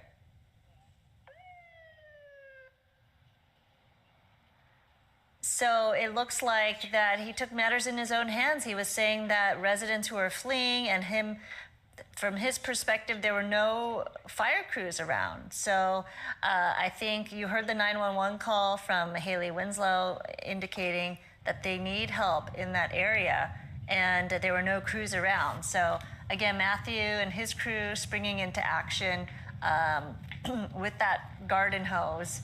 But it's exactly what fire crews don't want you to do. Do not stay in your home when there is an evacuation order. A garden hose is not going to protect you, your life, or your property. Neither will your swimming pool. So don't unless you have to take refuge in your swimming pool. Unless it's a dire situation where there's a flame right up on you. But do not just hunker down in your swimming pool to try to ride this out. Don't try to ride this out with your garden hose. This is exactly what fire crews say, please do not do. This was just Matthew being a super reporter and taking matters into his own hands while he was reporting there on the scene. But again, do not try this at home. By the way, the super scoopers had to take a break because they had to go fuel up. So that's also why we're not seeing them right now. They are, resources getting ready to come back and fight this fire. So we're approaching 2 o'clock here, and we have, 3 hours left of daylight, which is concerning. And as soon as it's nightfall, those winds are expected, as Maria's been saying, to pick up. You know what's interesting with this image? Thankfully, these flames somehow are just almost like they haven't moved. They're in this one specific area, and they're not, and again, this speaks to the wind, right? It's because of the wind that they haven't gone down towards that home. Thankfully, I don't know how long it'll stay this way, but the winds are going the other direction. Right. And that tells you the winds tell the story of how this fire is going to go, right? And there's a random quality about fires or any natural disaster, given the fact that it's so random. You never know what's going to be impacted, what can be in the line of fire in terms of an ember flying, or what is saved. And it really depends on the nature of the weather system that the fire creates on its own, which way the wind is blowing, as Araxia was mentioning, and what kind of terrain is being burned right now. Are there going to be flying embers around this situation? Thankfully, the property we're looking at hasn't been affected by that close burning flame right there, which looks like it's going up on that hillside, which is usually the way fires work. They go up quickly along the hillside instead of rather going down, just depending. But in this situation, under control for a while, it is a very close situation, but it looks like it's a good one, at least for that property. All right, we lost the shot there. I'm getting word that Fire Station 23 as we try to reset. Los Leones lost the camera. And Sunset is on fire.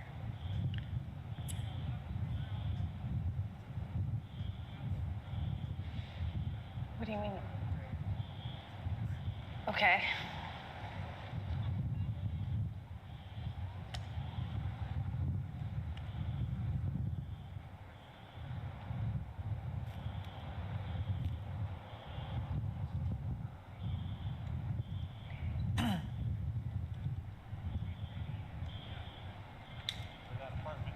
All right, we're going to take a quick break. We'll be right back with our continuing coverage of this breaking news. Palisades fire burning more than 200 acres. Fucking crazy.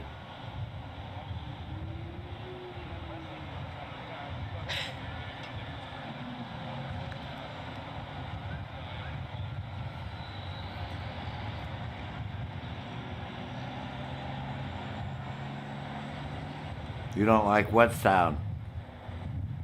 Joseph? What sound?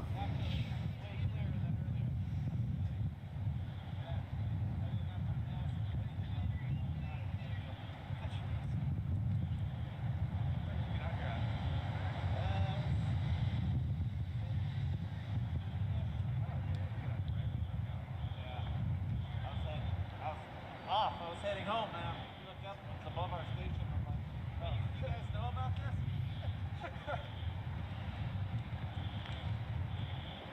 All right, we're back.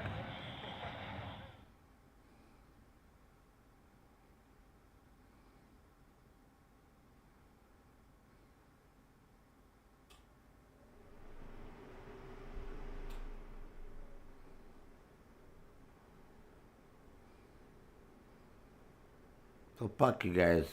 Got fucking snacks from the supermarket?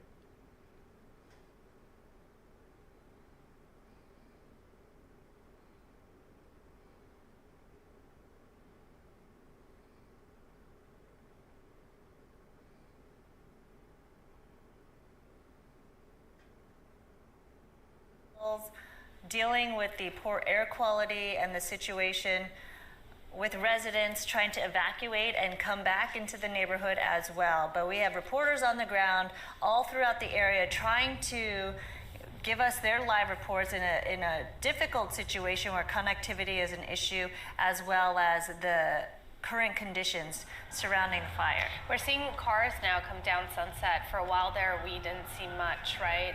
The road is closed, though, that being said, so we don't know. I wasn't sure if those were first responders or contractors or civilian vehicles. Utility. Yeah, you never know. It's kind of a mix of who they let through some of these road closures and at what point they turn people away. But clearly they want to keep those paths open for first responders, medical emergencies, and people who need to get to the area in order to tackle this blaze. But we've been watching this one property right here with the flames burning bright and big right behind this property, and thankfully it's not a blaze.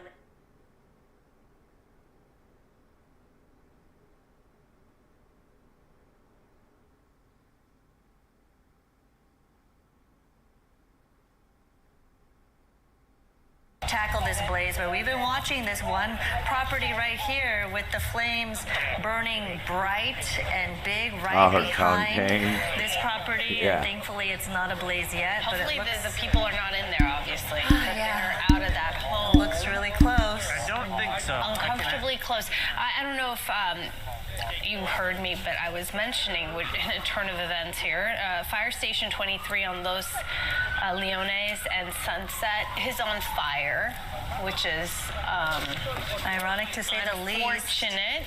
And hopefully they have the resources there to make sure that everything is protected and they can get that out quickly. But we are standing by. We're going to the command post where fire officials are set to give us the latest update. We have no word yet on what time that'll be, but we know they are trying to situate resources there and get fire officials there to tell us what exactly is happening. But you're looking at a live picture of people evacuating on foot with their belongings and fire personnel aiding local residents to where they need to go and try to get out of harm's way and into a safer location.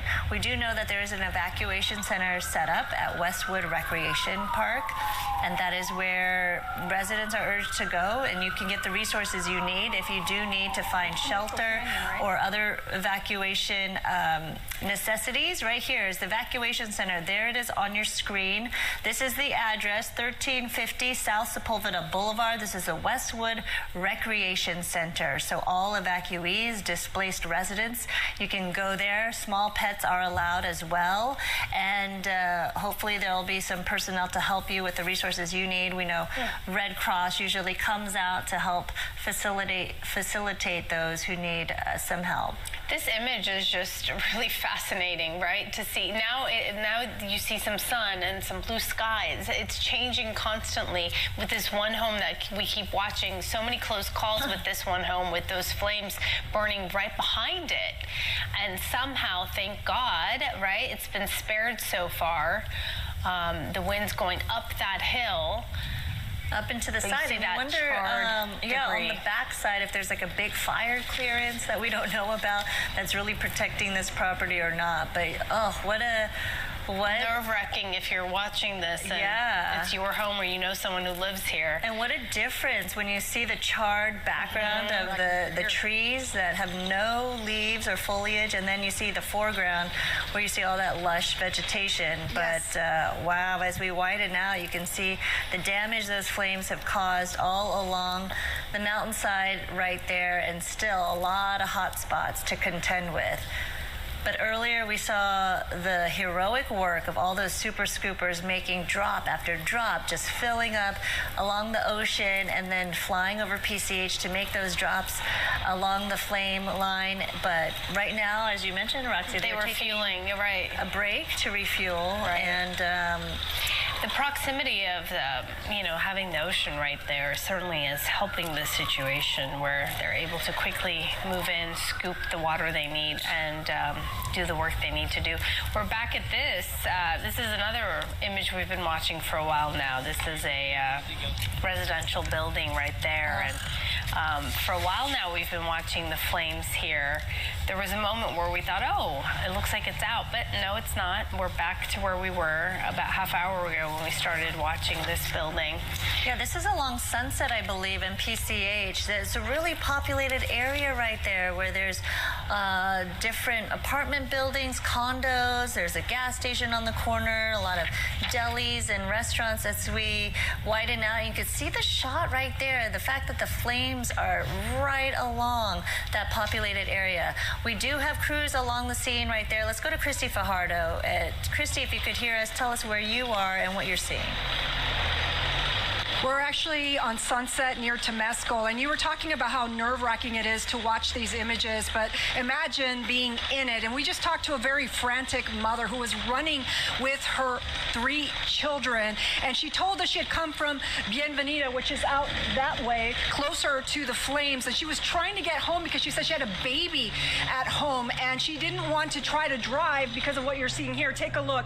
It is bumper to bumper and very slow going. Again, this is Sunset, and we are near Temescal Canyon, and I actually drove in from West LA, and I can tell you this traffic is backed up here all the way into Santa Monica. Chautauqua is backed up.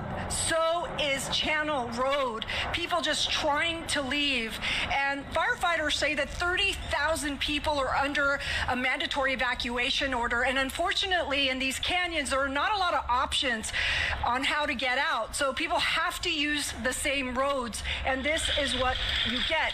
Fortunately, though, as I was driving in, only in the distance there did I see any flames, so there isn't any fire burning in this direction towards Santa Monica, at least that I could see. So even though it is slow going and it is bumper to bumper, hopefully everyone will get out safely. They just need to be patient. And I did talk to one person earlier who told me that he had tried to leave starting at 11 a.m. and it took him 2.5 hours to reach Santa Monica. So again, you're going to need to be patient, but you should be able to get out.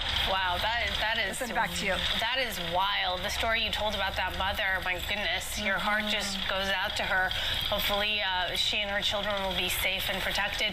You know, we were talking earlier, at least in a different part of town, people were abandoning their cars in the middle of the road and taking off. That was really causing a problem for vehicles trying to make their way in as far as fire trucks are concerned and other rescue operation crews to help the situation out. So you're not seeing any of that, obviously. You're just seeing bad traffic, bumper to bumper traffic there. I think we lost Christy there. Okay. Well, the good thing is, I believe where Christy was, everyone's going in the right direction, which is away from the area. We don't want to see cars trying to get into the area to congest things even further for first responders who are trying to go in and really tackle this. Because as you can see right there, this is property damage that we're seeing. One of the first images of structure on fire. And when you think about this, this is Sunset and PCH, a very populated area. We're talking about a multi-unit apartment complex right here. This is bordering an area where there's a lot of businesses and a gas station. We're not talking about just a canyon road that's not very populated with, you know, just several homes and that's it. We're talking about an area where it's very dense in population. And so my heart goes out to all of those other areas that we haven't seen yet on camera that could be impacted by this, because we do know there are confirmed reports of structures damaged. We just don't know how many or where they're located, but we're getting a first-hand look at how devastating this fire is already and the livelihoods and people's homes up in flames. It's hard to watch. Right and as we saw Matthew Seedorf on Shadow Ridge Road and Benvenida Avenue, that right area there. too, he saw structure damage as well, and he said there were no fire crews in sight. Obviously, resources are spread out, fanning the area, and it is very difficult to get to every hotspot. Let's take a look at new video we have coming into our newsroom right here.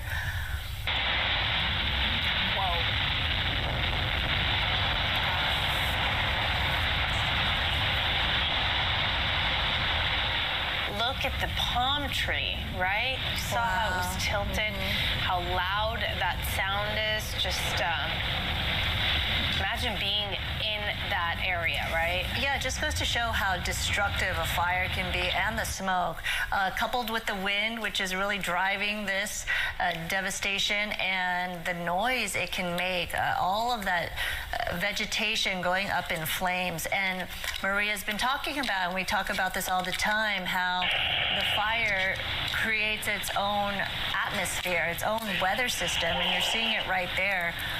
Sometimes circulating, you don't know which way the winds are going to blow at times, and things shift at a second's notice. So you never know which way the embers are going to fly, which way the smoke is going to go. And there you see people evacuating, forced to leave their homes. Taking off, walking at this point, right? You don't know if they're, the vehicles on fire. That was something we were showing earlier and talking about.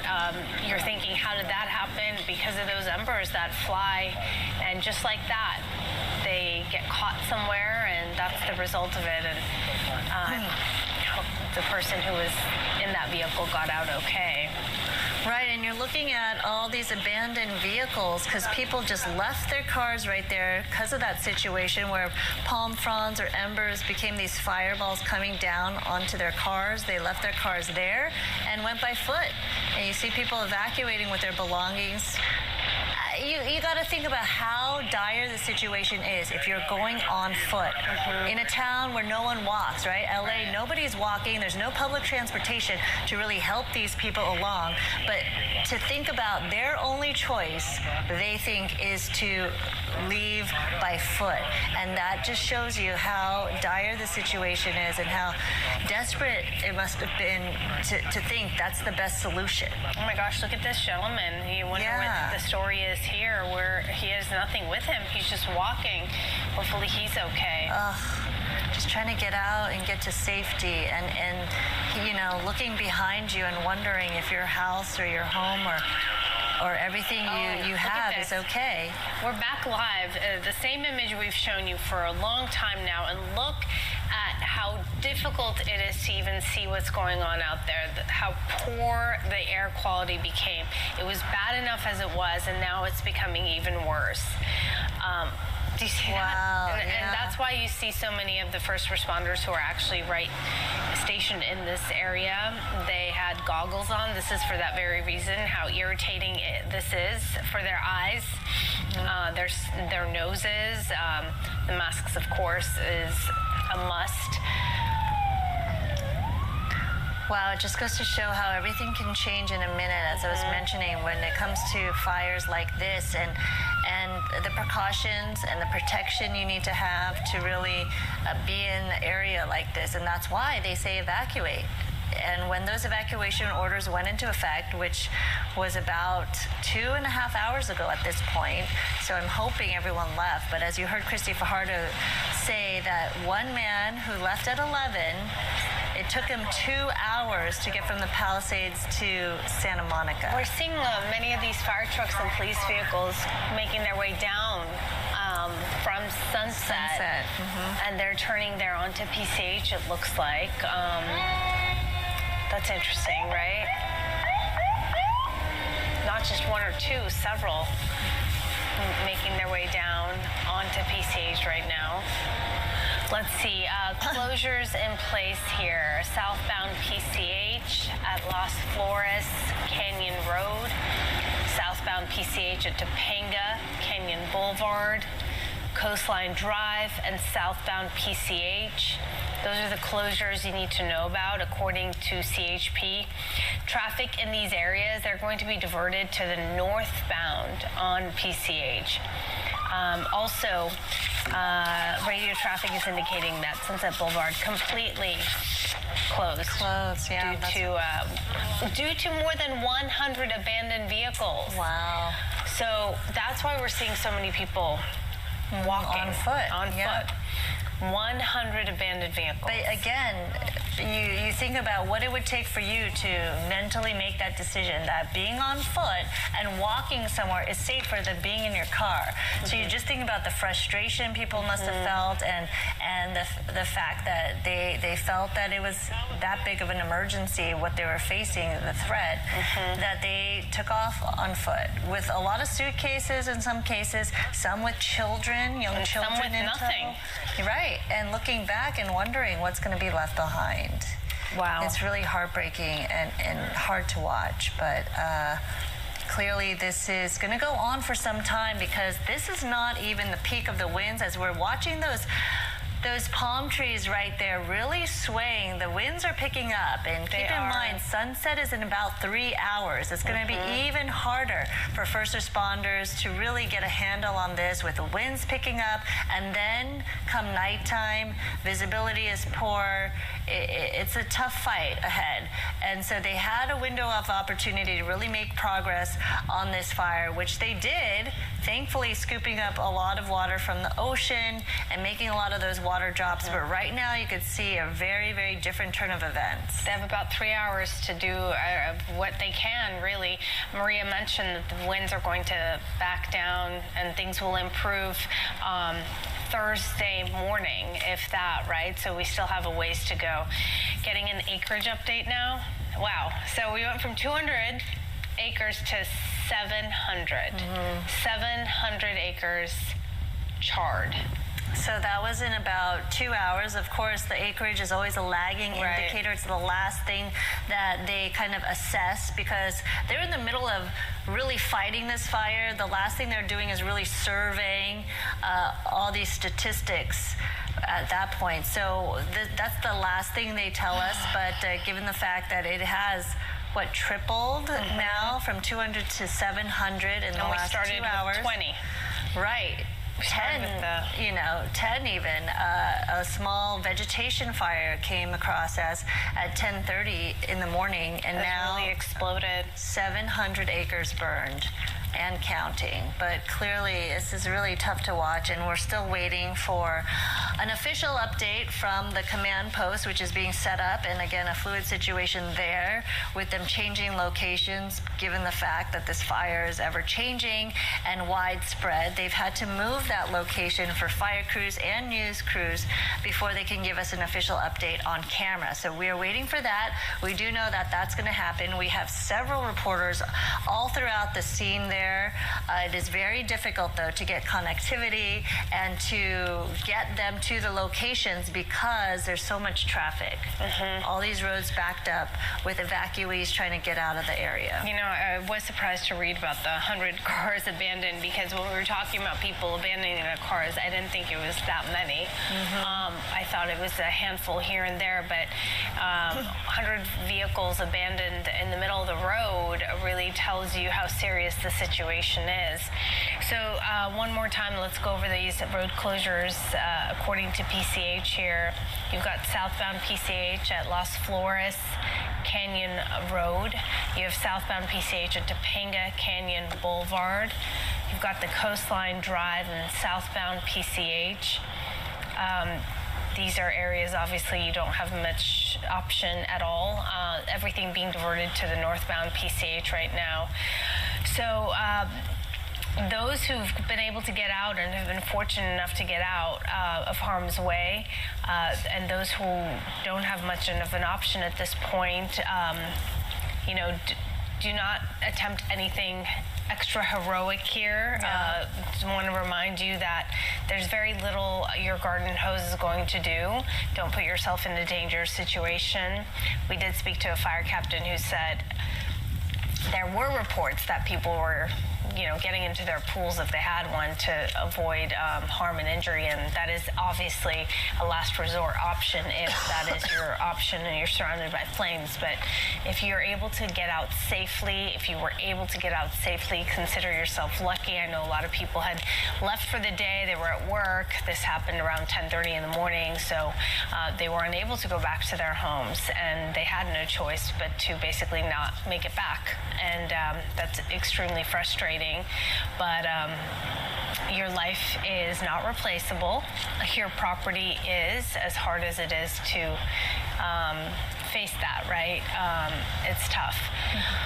But let's see, we are on PCH and Sunset there, and I thought this is where they were going to set up the command post, but we haven't gotten an update. I think it has changed a couple of times, and as we await for officials to give us the official update on camera, we do want to give you the total information that we have now in terms of acres burned, I should say, 700 acres burned so far, 0% containment. There are mandatory evacuation orders in place. At this point, there are evacuation warnings as well in and around the area. If there is an evacuation order, please get out. There are several road closures to contend with as well. And we know that Sunset and areas of PCH are closed, as well as Topanga Canyon Boulevard. So please, please, please heed the warnings and stay safe and out of harm's way. Okay. So it looks like that command post, we have an image here. They're getting ready for a briefing, right? So we were looking forward to hearing what's going on, get the latest updates so we can update all of you what the situation is. This is where Haley Winslow is, and I believe Haley was at Will Rogers State Beach, yeah. so I guess we're back there as far as the briefing is concerned. That's where we're going to get the update. Oh, look at that image. The wind, I mean, really these live images are so telling, so telling. The wind really picking up, as we have been mentioning, as Maria's been mentioning. We started off with 35, 40 mile per hour winds, and we're going to go up to 60, 70, 80, and that was the case up in the hills as it is. But as we get to nightfall, those winds are only going to get stronger, and the situation's only going to become more dire. It looks like it's getting worse as we speak, with those palm trees really swaying, and you saw those flags blowing stronger than ever right there. This is the intersection of Sunset and PCH. Again, Sunset closed to traffic at this point, and the situation really changing in terms of the atmosphere, the visibility, how dark it is, how gusty the winds are. And we're looking at the small box, at the live flame we've been monitoring from one vantage point, and you can see just how close it is to property lines. Same house? I believe it looks like a different house. I'm not sure the location on that one. We do know that there have been structures burned and destroyed. Again, we're set up and ready for a news briefing at any time. Officials want to give us official word on what exactly the situation is at this point. But again, we're waiting to hear also from our reporters on the ground there. They're fanned out at different locations, trying to get their signals back to us to let us know what they're seeing on foot and on the ground. Well, one of the area. frustrating things, and we heard from residents we were speaking with, was the fact that they had bad cell service, so it's tough to get updates and to stay connected when you're struggling to have service as it is. And another complaint was that there was just conflicting information. Obviously, when things are developing and it's a breaking news situation and things are changing by the second, really, that can happen where things are conflicted. And it does add to the frustration, of course, when you're trying to figure out, well, what do I do, right? Yeah. Do I go here or do I go there? Is this safer or is that safer? So it's been a stressful, frustrating day, that is for sure. So many schools closed, canceled, or kids were asked to get picked up early, obviously, for their own safety and for the fact that for their own health as well. The air quality is, just looking at these images, it's even hard to breathe watching this, right? It's tough out there.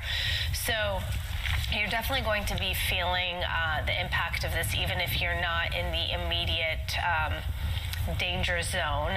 We were seeing images of that smoke and that air quality all the way in the South Bay. A plume of smoke, just very clear.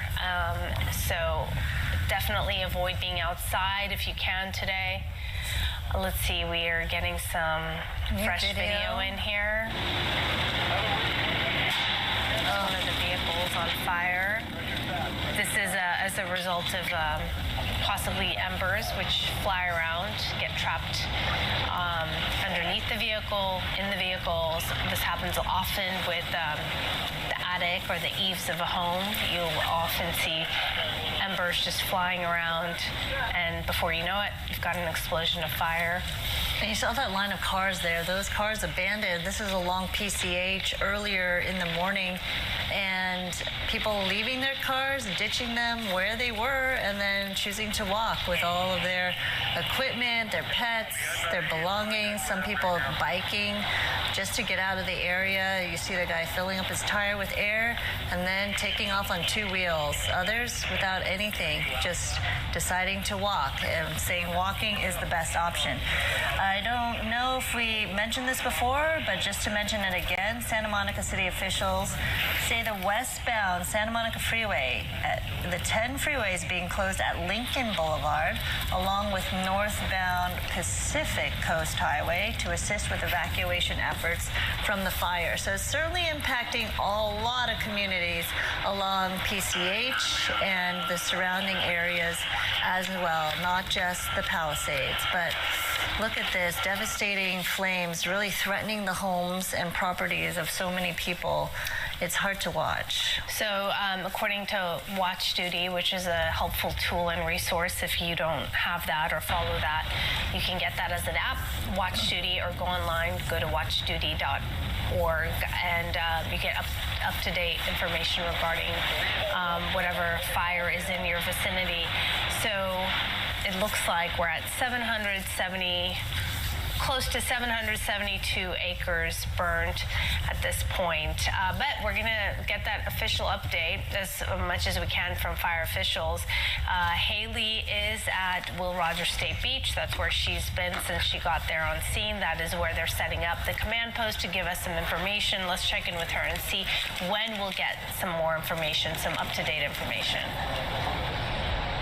Hey guys, we're hoping pretty soon. We're waiting for Mayor Karen Bass, who's supposed to lead this press conference, but we've got a lot of first responders pulling into Will Rogers State Beach as this wildfire continues to grow to nearly 800 acres. I've got another dear friend on the line right now, so we introduced you earlier to Eric Robertson. This is his wife, Trisha Cosentino, and they tried to get out, and now they are literally trapped. Trisha, thanks for letting us know what's going on from your perspective. I know you're kind of in the thick of it.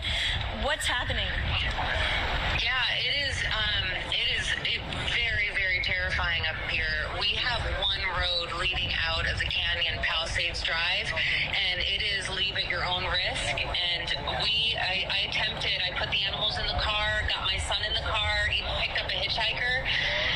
We were surrounded by flames on all sides. There was smoke everywhere, and I made a U-turn and came back up the hill because I was afraid to drive through it. So we're stuck here.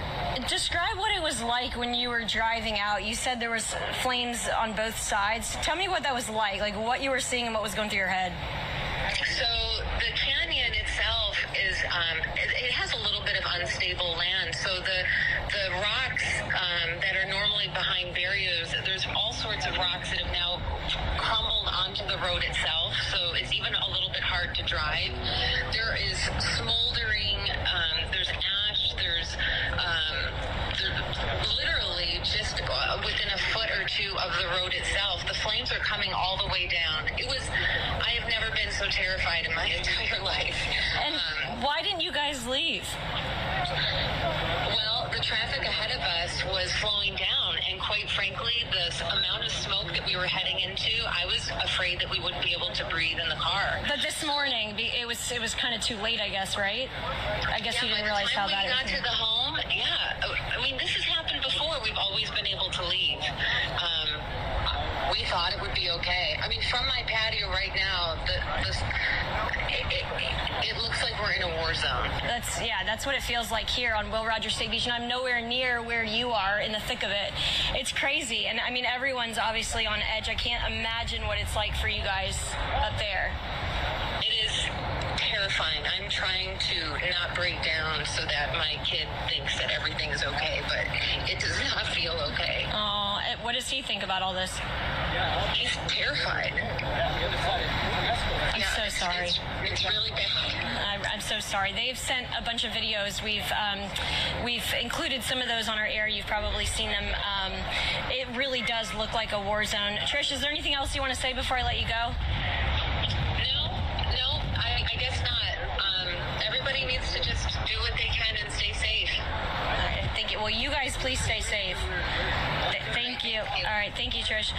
So, and I'm watching videos and listening to radio transcripts on Citizen app, and then of course Watch Duty. We told you about that app earlier. That's really good to get up to the minute information, and of course the radio calls kind of letting us know what's going on as well on Citizen app. But from what I've read and what I've listened to, it sounds like they've just now have deployed to help a smoke inhalation case. Their first responders helped a 94-year-old woman out of a townhome with, has vision problems and mobility issues. They were trying to get her out.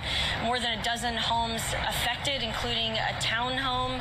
And Trisha, where she and Eric live, I mean, they're literally like the road is closed, and then they thought it was open. That's when she and her son went down there to try to get out. And now they're safe. She said they're safer in their home than they were, than they are trying to leave. So a lot of roads closed. As you've heard, an evacuation order now for all of Pacific Palisades. Go ahead, I'm sorry. Haley, I didn't catch if Trisha's home is threatened. Did she feel like, I know she said she's safer inside, but how close are the flames to her home?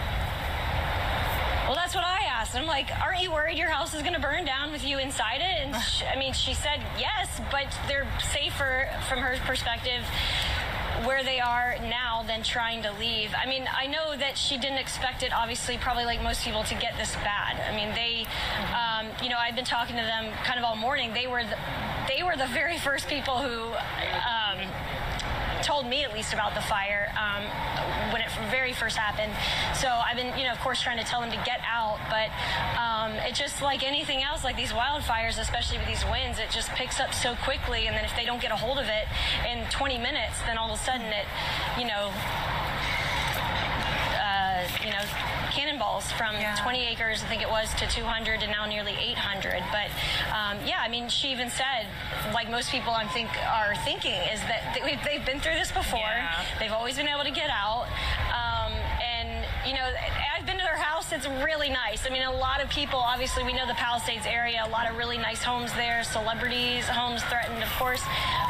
But then there's the 94-year-old woman who can barely see and walk that's trying to get out, and the apartment complex. So it's just, my stomach's in knots, and I'm not even, anywhere near it or affected by it directly. So I just can't imagine what it's like for them. It really does, even on the ground here, you guys, just off PCH at Will Rogers State Beach at the command post, it feels like a war zone here. So I can only imagine what it looks and feels like up there. Well, what happens is when people have gone through, and so many of the residents there, they've gone through many fires and have lived there for years. They sometimes it works against them because they're like, well, we've done this, we know the drill, like it's a routine thing, and it's not, because you never know how the fire is going to behave. And my heart goes out to her and her family, and hopefully they'll be okay, obviously, because now at this point they don't really have a choice, right? In the morning they did, and at this point they don't. So keep us posted, Haley. I know you're going to be cool, calm, and collected. Yes,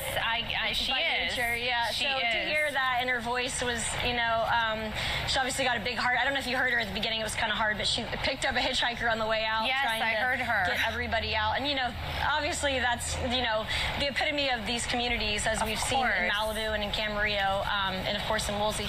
And I'm hoping we're going to get started soon. So we're guessing around 3. That's not definitive, but I know Mayor Karen Bass is going to be here. Obviously, it takes a lot to get anywhere right now.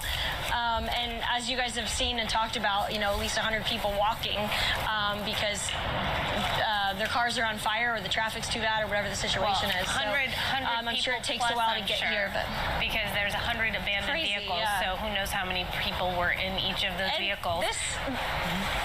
This is such a long event, too. It's not like, a 2-day Santa Ana wind event. I mean, we really are this was not not supposed to be, you know, this isn't even the worst of it. It's going to peak tonight, and then, you know, we're still going to have big winds even on Friday, even though they may not be red flag warning conditions. So, well, we're going to continue to follow this. Yeah, we're going to let you go so you can get set up so we can take that news briefing as soon as it gets going. Please keep in touch with your friend, of course, Trisha, and then we'll check in and see how they're doing.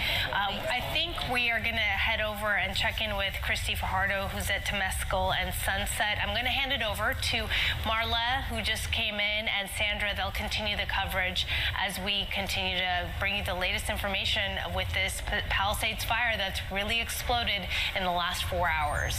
Araxia, thank you so much. So the clock just tells us it's just after 2:30. This means that this Palisades fire has been burning for more than 4 hours now. I'm Marla Tejas, joining the coverage alongside Sandra Endo.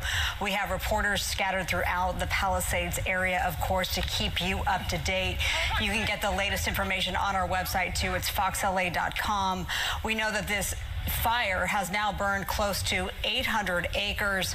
Homes have burned. We've seen vehicles on fire. Kids obviously have been evacuated from local schools as well. And the worst is yet to come.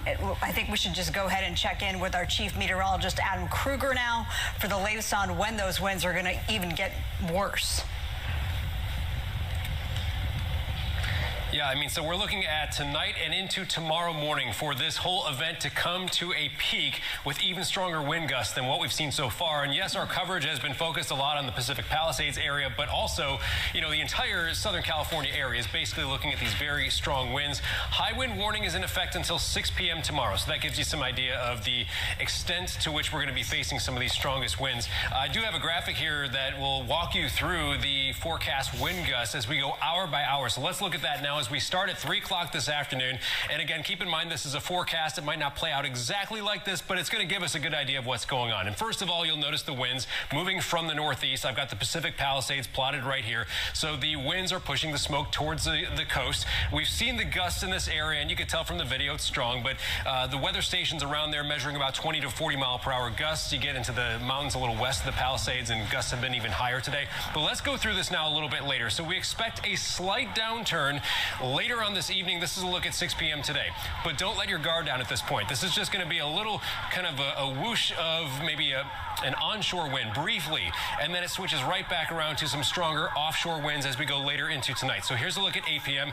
Again, there's the Palisades, gusts in the 50s according to this model. At midnight, it's suggesting gusts near 60. We go later into the night, and early in the morning, it says gusts could be reaching 70 plus miles per hour in or around the Palisades. So this is, again, kind of the peak late tonight, early tomorrow morning. As we continue through the day tomorrow, here's 10 a.m., still very windy, but you start seeing the numbers go down a little bit. And then as we go through the day, Wednesday, I'll pause it at 6 p.m., which this is the point at which the high wind warnings expire. Yes, it's still going to be breezy. Yes, we still see offshore Santa Ana winds, but the worst of this, in terms of the weather, will be done by the end of the day tomorrow. Now, another issue is we know the air is dry with the Santa Ana winds going on right now, but tomorrow's humidity will be even lower than the already dry air we see today. I was just checking a weather station near the Palisades, measuring relative humidity right now between about 20 and 30%. And a lot of the areas around 10 to 20% today. Watch as we go into tomorrow, and you're going to see these numbers drop off midday tomorrow. We'll bring it to noon on Wednesday. A lot of 10% or less relative humidity. So even drier tomorrow, even stronger winds tonight into tomorrow morning.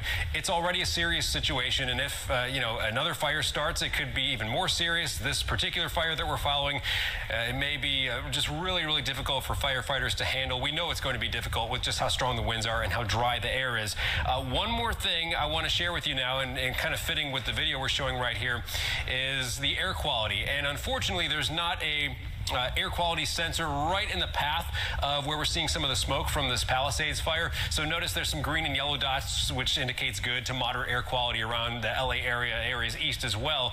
So again, I can't really pin down exactly what the air quality is like right near the fire, but we know it's not good. And again, that smoke is blowing towards the ocean from the Palisades. So kind of missing places like Santa Monica, Brentwood. Maybe you're smelling the smoke a little bit, but it's not like the smoke is going right over you. And winds should pretty much continue in a similar direction evacuation, mostly out of the northeast throughout a lot of this event. So that's kind of the latest we have right now, Marla. Again, we knew this was coming. We were hoping there wasn't going to be a fire, but it seems obviously one has panned out, and we know just these weather conditions are about as extreme as it gets, both in terms of the strength of the wind and how dry the air is as well. Marla, back to you.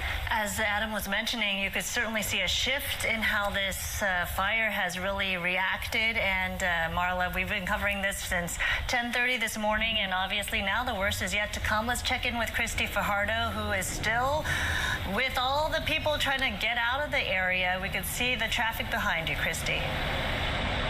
Yeah, there's still quite a bit of traffic, but it is moving a lot faster. In fact, we talked to one woman who told us it only took her 3 minutes to get here from Bienvenida, and we spoke to someone earlier who told us it took them 2 hours. But just a short while ago, there was someone who was stuck in this traffic who actually flagged us down.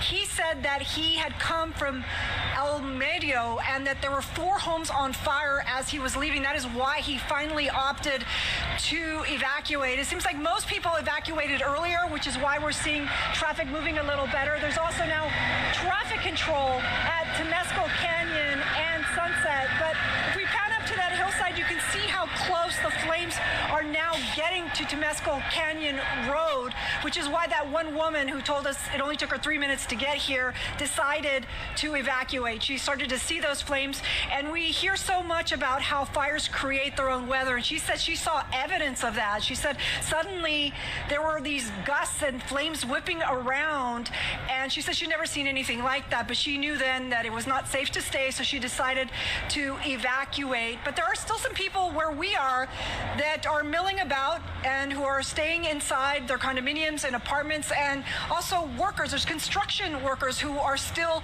working. I went up to them and I asked them why they hadn't evacuated, and they told us they were waiting on orders from their boss. They said they have to earn a living, so they're going to stay here until they're told to leave, and so far no one has told them. But I can tell you, driving in, we are getting those alerts telling you that you are entering an evacuation zone, and I'm starting to hear some aircraft going over us. A short while ago, we actually saw the DC-10, which indicates that it is still flying, still making water and retardant drops despite the heavy gusts.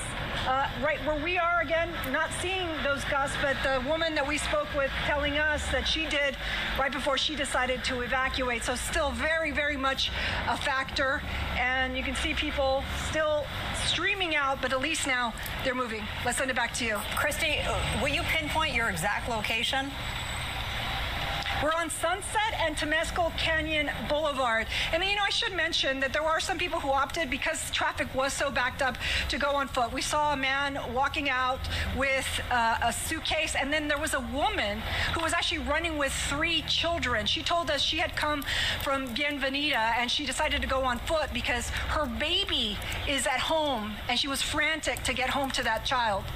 Oh, it's heartbreaking to see the images of people who are saying the best option for them is to walk. Mm-hmm. And you're leaving everything behind, your vehicle in our car-driven, city that we live in. Nobody walks. There's no public transportation, and they opted to walk, given that that's the best option for them. Thank you, Christy. But clearly from where her vantage point is, it's great that there's aerial assets that are attacking the flames from that position, because look at this from Sunset and PCH, a very different view. You can see the gusty winds and the change in atmosphere because of that fire and smoke. So Christy seems like she's on the other side of where the wind is blowing, and at least maybe they can tackle the flames from there.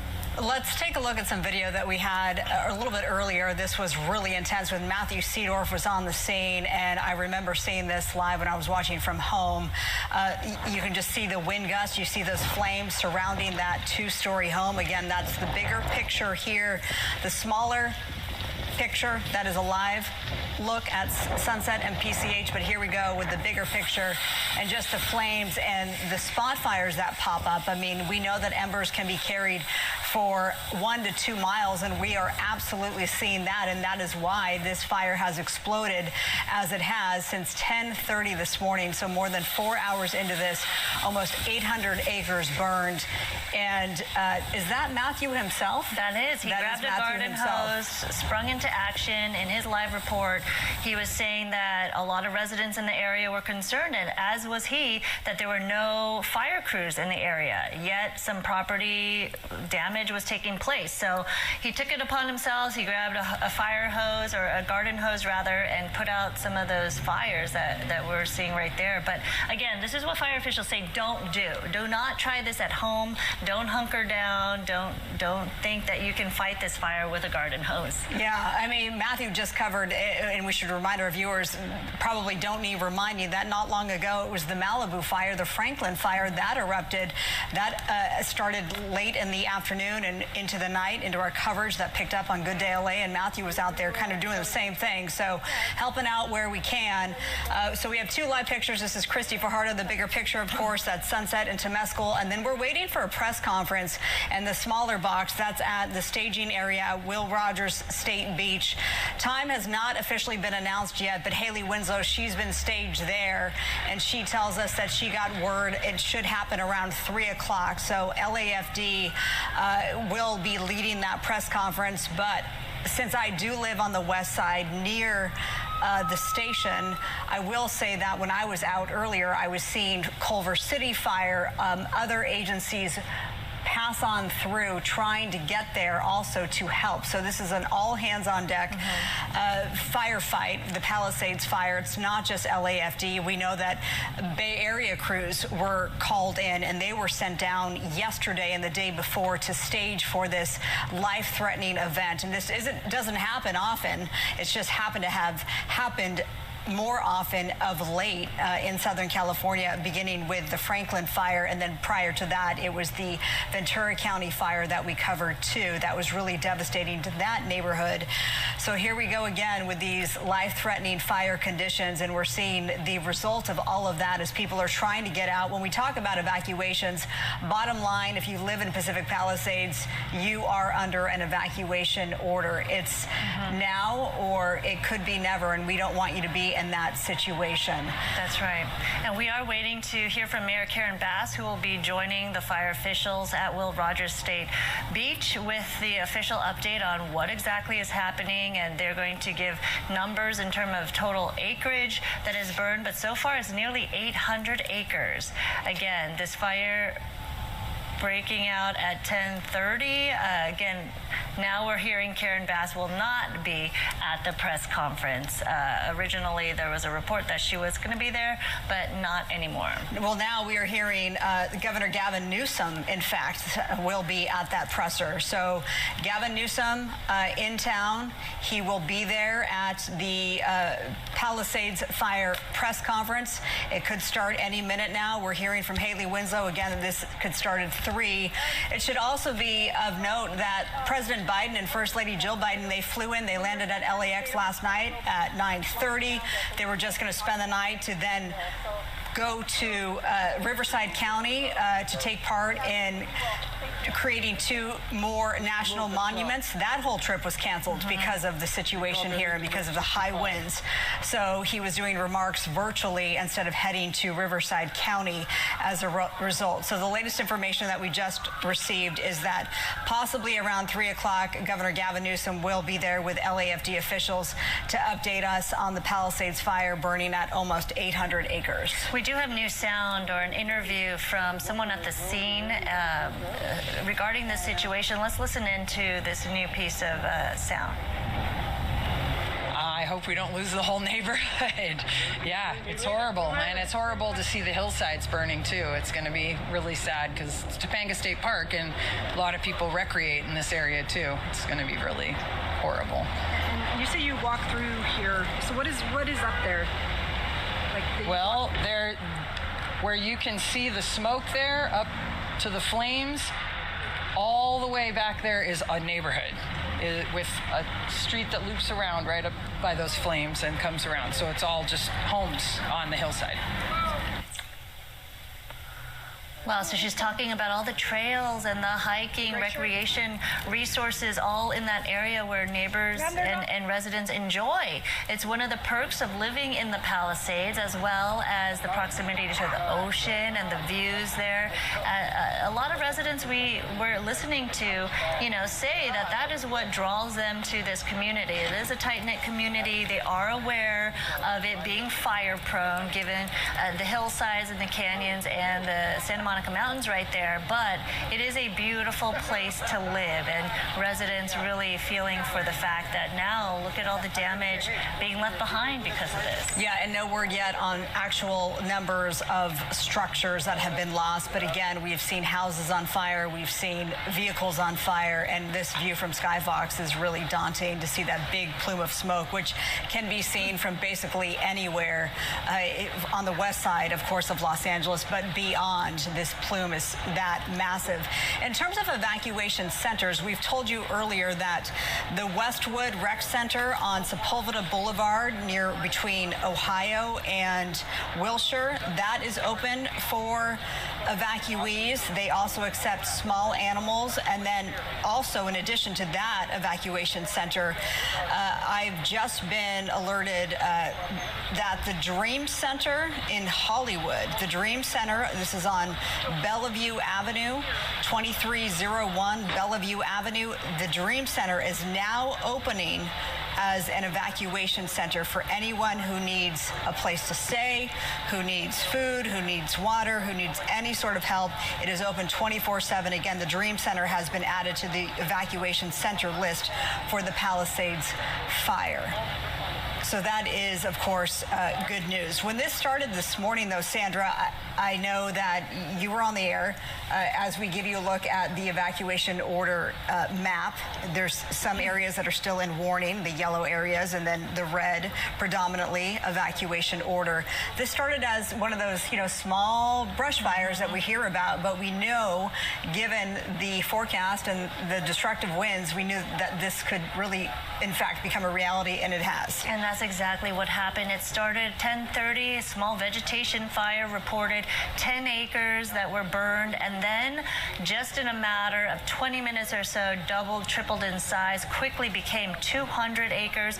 We were holding at that for quite some time because of the fact, though, that the number of acres is a lagging indicator. It's the number that we get at the very end. They're not assessing how big this fire has spread as they're fighting the fire. It's the last thing they're doing. So the number we get is usually outdated by the time we report it. So we were holding at 200 for quite some time, and then obviously just looking at these images, seeing the winds really drive this fire and the smoke and surrounding the community, and seeing how quickly it was spreading, we knew right away that this was going to be a massive fire event driven by the winds. And clearly the latest update we got, nearly 800 acres burned, so tripling in size over the past few hours or so. And clearly that's not the latest numbers we have. We're going to get that in just about 10 minutes or so as we wait for fire officials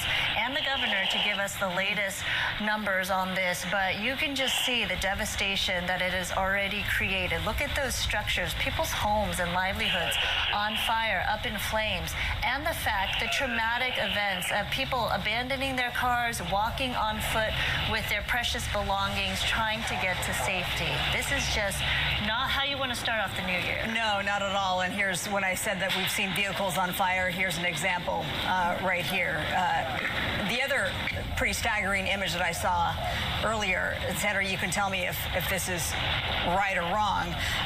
Is it a super scooper that I actually saw in the Pacific Ocean? Yeah, that was amazing to see. Back-to-back super scoopers literally landing in the Pacific, not far obviously from the Palisades, to load up all of those gallons of water to be able to fight the fire. So there is an air assault on this, but as those winds pick up, it's a question of if those aircraft that are ever so helpful, if they will be able to fly. And those super scoopers, by the way, they can hold up to 1,600 gallons of water.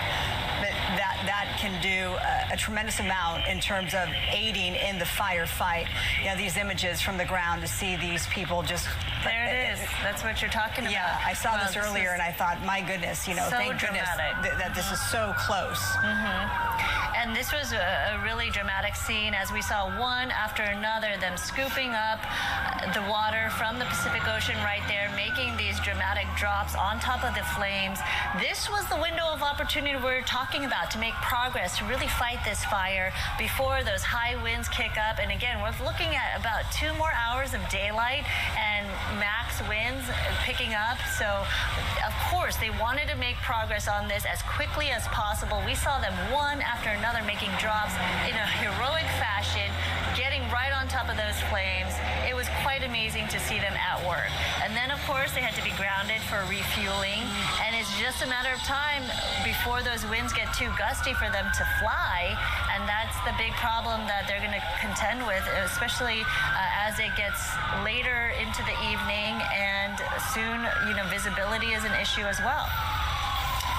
This all started in terms of an actual location. For those of you who are very local and know where this is at 1190 North Piedra Morada Drive. That's where that first call came in at 10:30 this morning for word of a brush fire amidst these destructive winds that will only pick up as we get later into the afternoon and evening. Although listening to Adam, he did say that there would be a little bit of a reprieve later, but not much. But just given the devastation, obviously, the firefight is a really precarious one. Unable to fly if those wind gusts get up too high. The hand crews are out there, of course, but in terms of surrounding this fire, it is a very, very tall order as we're looking live at just those active flames that are ferocious. Let's, in fact, bring in Adam Kruger right now to talk more about those wind speeds, the wind gusts, sustained speeds. I know you have all that information handy. And this is going to last, you said, until 6 p.m. tomorrow, Wednesday. Right. We've got the high wind warning in effect until 6 p.m. Wednesday. So that gives you an idea of the length of time here that we're going to be dealing with the most intense winds. Now, yes, as far as you said, Marla, accurate, that we're going to find the winds maybe around 5 or 6 p.m. today, just back off slightly around the Palisades area. Still going to be strong in many other parts of Southern California, but that is a very brief window where they back down. Then the winds start picking up as we go a little later into the evening. I think it's possible we find gusts back over 50 or so, maybe by about 9 or 10 o'clock tonight around the Palisades, and then just overall around a lot of Southern California as we continue towards midnight. Wind speeds will continue to ramp up, especially kind of west, north, and northeast of Los Angeles, so the mountains, the valleys, and of course over towards the Palisades as well. So through the night tonight is probably going to be the highest wind speeds we will have seen out of this whole event.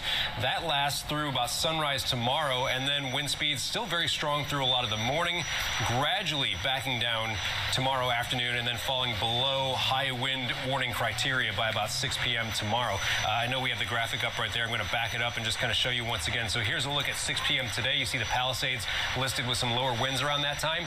Here we go into 8 p.m. Wind speeds picking up, and again, note the direction out of the north.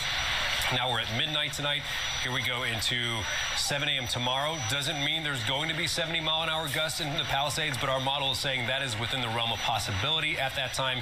There's a look at 10 a.m. tomorrow, still very strong winds, and then wrapping it up here at 6 or 7 o'clock tomorrow evening. We see a better sight, but keep in mind, it's still quite gusty in some areas at this time. There's still an offshore Santa Ana wind at that time. There's still very dry air, and something I mentioned earlier, I'll say again, is that the air, as dry as it is today, actually gets even drier tomorrow, with some spots possibly seeing relative humidities tomorrow below 10%, which also coincides with basically when the strongest winds will be happening. So weather condition wise, I mean, it is going to get worse before it gets better. The better part of that will be late day Wednesday, but still, you know, we got red flag warnings that continue into Thursday. We can't let our guard down until really the end of this week. Adam, as we're looking live at what appears to be a home that is completely destroyed by flames, when you talk about the 72-mile-per-hour wind gusts that are forecast about 7 a.m. tomorrow, I know this may seem like an obvious question, but Put that into context, into perspective on how dangerous and rare that is. I mean, it is very rare, and it's just kind of the way things have gone this season, and we've seen the images from the Mountain Fire and the Franklin Fire, the extreme fire conditions. This is actually now the third extreme situation we've had this season. So going year by year, it's rare to have a situation like that. Happens to be the third such event, though, this season. We had one in November, one in December. Here we are with one in January. And I'll mention, kind of for some more context on your question, we mentioned yesterday and also earlier today as well, that this is not a standard red flag warning. It's a particularly dangerous situation red flag warning. It's a tag the National Weather Service will give these warnings just to emphasize the fact that it's a rare extreme event. They started doing this in 2020. One of these PDS red flag warnings was issued in 2020, and then we didn't have another one until just this past November, and then last month in December, and then again here in January. So 3 of them this season. But yes, I mean, the winds gusting 60 to 70 is possible in the Palisades late tonight, tomorrow morning. We know what the embers can do in a situation like that. They can fly a mile or two ahead of where the actual fire is. And then, you know, we look at this video here. Yes, it's windy, but imagine the winds almost double what you're seeing right here. And it's just going to be such an extreme circumstance where the crews will be doing what they can, but really to put a good dent in keeping things safe around where these fires are, there's not a whole lot you can do when the weather is that extreme, when the winds are that strong, when the air is this dry. I mean, they're going to do what they can, but, you know, there's not a whole lot they can do, I would imagine, until really things settle down a little bit later on this week. And you're looking at new video of other property damage that we're getting into our newsroom. This is just so heartbreaking to see. And the fact that this fire really broke out in a populous area, initially, obviously, it didn't start that way, but given that the Palisades is such a dense community, when you talk about the people living there, we saw multi-unit apartment complexes, the roof up in flames, and now we're getting a closer look at some of the property damage, people's livelihoods, their homes up in flames, just destroyed because of the Palisades fire. And again, new footage coming into our newsroom, this video, for the first time we're seeing the number of structures that have been impacted by this, Adam and Marla. This is just so heartbreaking to see. But again, we are awaiting word from fire officials to give us exact numbers, because we want to know how many structures in total have been damaged or destroyed from this, and also where they are. So many times when we cover fires like this, people are asking us, since we're the news crews out there, what street are you on? What's the exact address? They want to know, since they've evacuated from these areas, if their home is still standing. Yeah, and this word from LAFD as well, saying that there are over 250 LAFD firefighters in addition to neighboring agencies there, and then approximately 30 vehicles that were left abandoned on Sunset and Palisades. They will be moved by county dozer to provide clear access. Yeah. So you're talking about how we've seen those images of people literally huffing it out on foot, having to abandon their car out of fright and out of the fact that they literally were not moving. Those vehicles will be moved by county dozer to provide clear access for those firefighting crews. Emergency officials, and 30 vehicles just in that area alone. There have been reports of 100 vehicles or more that have been abandoned in various locations in total. So we're not just talking about that one strip of roadway right there, but there are other thoroughfares like Sunset and Temescal that have been impacted and inundated with traffic of people trying to leave the area, pretty hopeless, given the fact that they're willing to abandon their own vehicles and then, as you mentioned, just leave by foot. And so those cars will have to be dealt with as well. We don't know if they're going to be towed or what in this situation, but clearly the road you were mentioning, Marla, is a main thoroughfare for first responders to get to, and that was the big issue, being able to get those emergency vehicles to and from the locations that they need to fight this fire. So we're seeing that live picture there. It's shaky, understandably so. You see those active flames, all the homes in the foreground, the flames in the background, and then this picture from, now we're taking this full here so you can just see how ominous, pardon me, and scary this image is. And this is from our Santa Monica cam. We show this camera to you all the time, but it's flipped around, and we show you the coastline, we show you the Malibu coastline, and we obviously show you the Santa Monica Pier. But now we've flipped it around, and you can see the Palisades homes there on the hillside, and then those flames that are now shooting upward with all of that black smoke. We've heard from people in Agora Hills that say we can see the black smoke. We've heard from people, of course, on the west side, in downtown. This is impacting the greater Los Angeles area, even though it is centered here in Pacific Palisades. So again, we are waiting this press conference from LAFD, and we've gotten word that Governor Gavin Newsom will be there at that press conference to update us on the latest in terms of acreage and forced evacuations and number of structures lost, although I'm sure they don't have that count yet. Let's go to Christy Fajardo on the ground there. She's at Sunset and Temescal. If you haven't moved, Christy? We have not moved, but you know what has? Traffic. In fact, if we pan this way, you can see that the street is now empty, and that is because most people evacuated earlier. Now we're only starting to see some stragglers, some of those that waited till the last minute. And I told you in the last live shot that there was a man who told us that as he was leaving Medio or El Medio, he saw 4 homes on fire. We've heard other people walking by on the phone talking about how their neighbors' homes had burned. So a lot of devastation, sadly, out here. And a short while ago, we saw a woman who had actually come to try to get in to evacuate her elderly father. She told us that he has Alzheimer's and gets very agitated, so he won't just go with anyone. The problem is she did not have an ID that had that address on it, so she couldn't get there.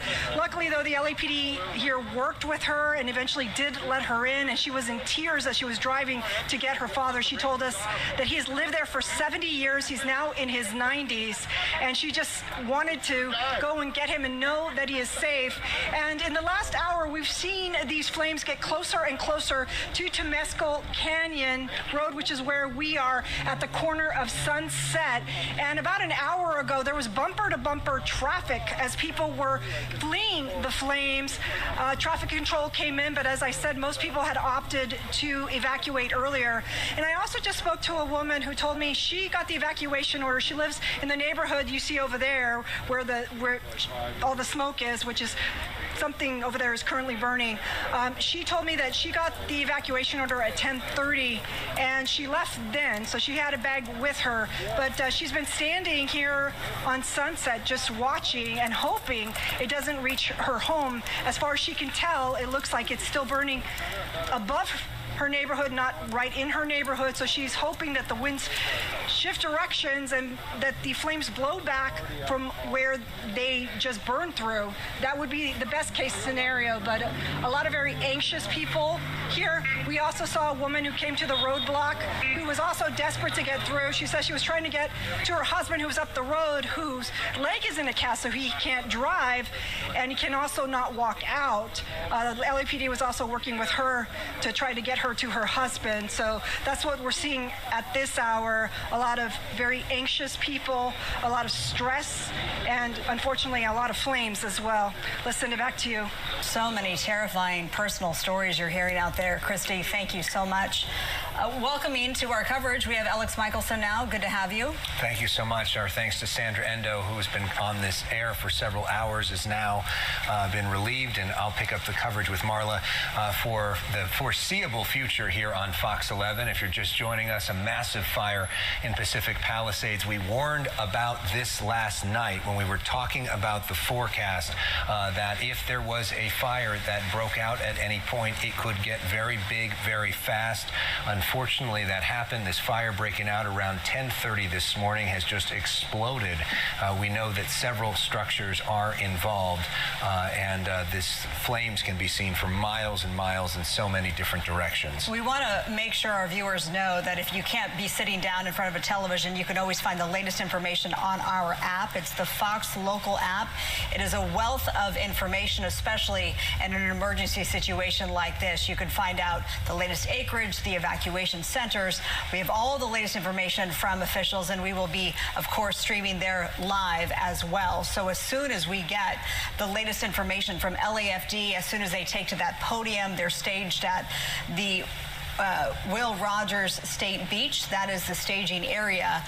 Then we will bring that to you, and that will be included there. You can see right there on your screen the Fox Local app, and you can just, if you don't have it yet, you can use that QR code right now with your phone to download that. It is very useful, again, especially in an emergency life or death situation like we're seeing today in the Palisades. It is free, and you can watch it anytime, not only just during emergencies, but really especially helpful today. Let's check in with Haley Winslow right now. She is joining us live at Will Rogers State Beach. We just saw some video from Governor Newsom tweeting out just a few minutes ago. I was just in communication with his team. I know he is there. He was supposed to be here to meet with President Biden today, but now he's there. Haley. Yeah, we're expecting this press conference to start with him in about a half hour. He's going to speak, and we were originally told Karen Bass as well, but she will not be here. She's out of the country. But it will be one of her deputy mayors, Zach Seidel, who's also her PR person. But my friend who we just had on the air, I think, said it best, that it feels and looks like a war zone, and she's in the thick of it. But I can tell you down here, even at the command post, it looks and feels the exact same way. So I can't imagine what it's like for them up there. It's just looking at the latest updates, and right now firefighters are trying to rescue somebody inside of a home. But we do have a few new videos I just got from two different friends. One is Trisha, who we introduced you to about 20 minutes ago, a friend of mine who is trapped in their home. They tried to leave, and they have fire on both sides. I just talked to her again, and she said, you know, I'm never terrified, and I'm terrified. She's got her son there, her and her husband, and they are just trying to figure out what to do. They can't get out. The roads are obviously closed. And then we also have another video from a friend in Santa Monica. So he's shooting right off of Channel Road. He's on Adelaide, and you can see the fire moving south. It's really unbelievable. I mean, and you can see active flames, obviously. We've got a lot of emergency vehicles coming in here, getting ready for this press conference. A lot of moving parts. So we're right here at Lifeguard Operations on Will Rogers State Beach, here right off of the PCH. It has been chaotic, to say the least. Really a wild day. And obviously this is only the beginning. So you can see the sky. I would say that's the most impressive, just how ominous it looks. And the wind gusts every once in a while will almost knock you off your feet, and they haven't even really been that strong considering what's to come. But yeah, we've got a lot of first responders from Orange County to Los Angeles to LA County, and a lot of police officers just filing in here. It's taken a bit, you guys, as you can imagine, to get here for them. The traffic was a nightmare. It's finally moving now, but we've seen you can't really see it anymore because you can't even make out the Santa Monica Mountains, but you were, just a few minutes ago, you could see active flames just right down the road from here, basically. So to show that the fire is spreading to now more than 800 acres. So as soon as this presser starts, we will, of course, let you know right away so that you can tune in and hear the very latest, and we're expecting that in hopefully 20 minutes. Yeah, I know it's busy there, and of course, when that happens, we'll bring that to our viewers live. And now this is a really sad, devastating live picture here, and you can see the firefight of this beautiful home, two-story home, it looks like. I don't have an exact location. Maybe we can get that where this live camera is in the Palisades, but obviously this home is at this point looking like a potential total loss as the fire crews there, LAFD, they're scrambling to put out those flames. And Alex, if you can see, obviously the flames shooting through that second story, but on the back of the house, you wonder, adjacent to it, and then if there's another home in the backyard, that one ember, it just needs to just jump one roof to the next, and there you have an entire block on fire. And as we so often talk about, fires create their own weather patterns, but then you look at how intense the winds are anyways, and this thing isn't close to being out, that you just feel for this family, and you think about all of their memories and likely the pictures and everything that goes with somebody's home as we, having some signal challenges, because as you know, cell signal in that area is already bad. You now have all this destruction happening, which is interfering with a lot of our cellular towers, all the rest of it, making getting the pictures out of there difficult. But you can see this even from miles away, that line of flame that is in the middle of one of the most picturesque areas in all of Southern California. Really just beautiful area that people from around the world think of Southern California, and unfortunately it is now burning. Yeah, not far from where you and I both covered the Franklin fire in Malibu. Weeks ago, if you check the calendar, maybe even a month ago, but it was really recent. And then before that, we had the fire in Ventura County as well, which was absolutely devastating with hundreds of homes lost.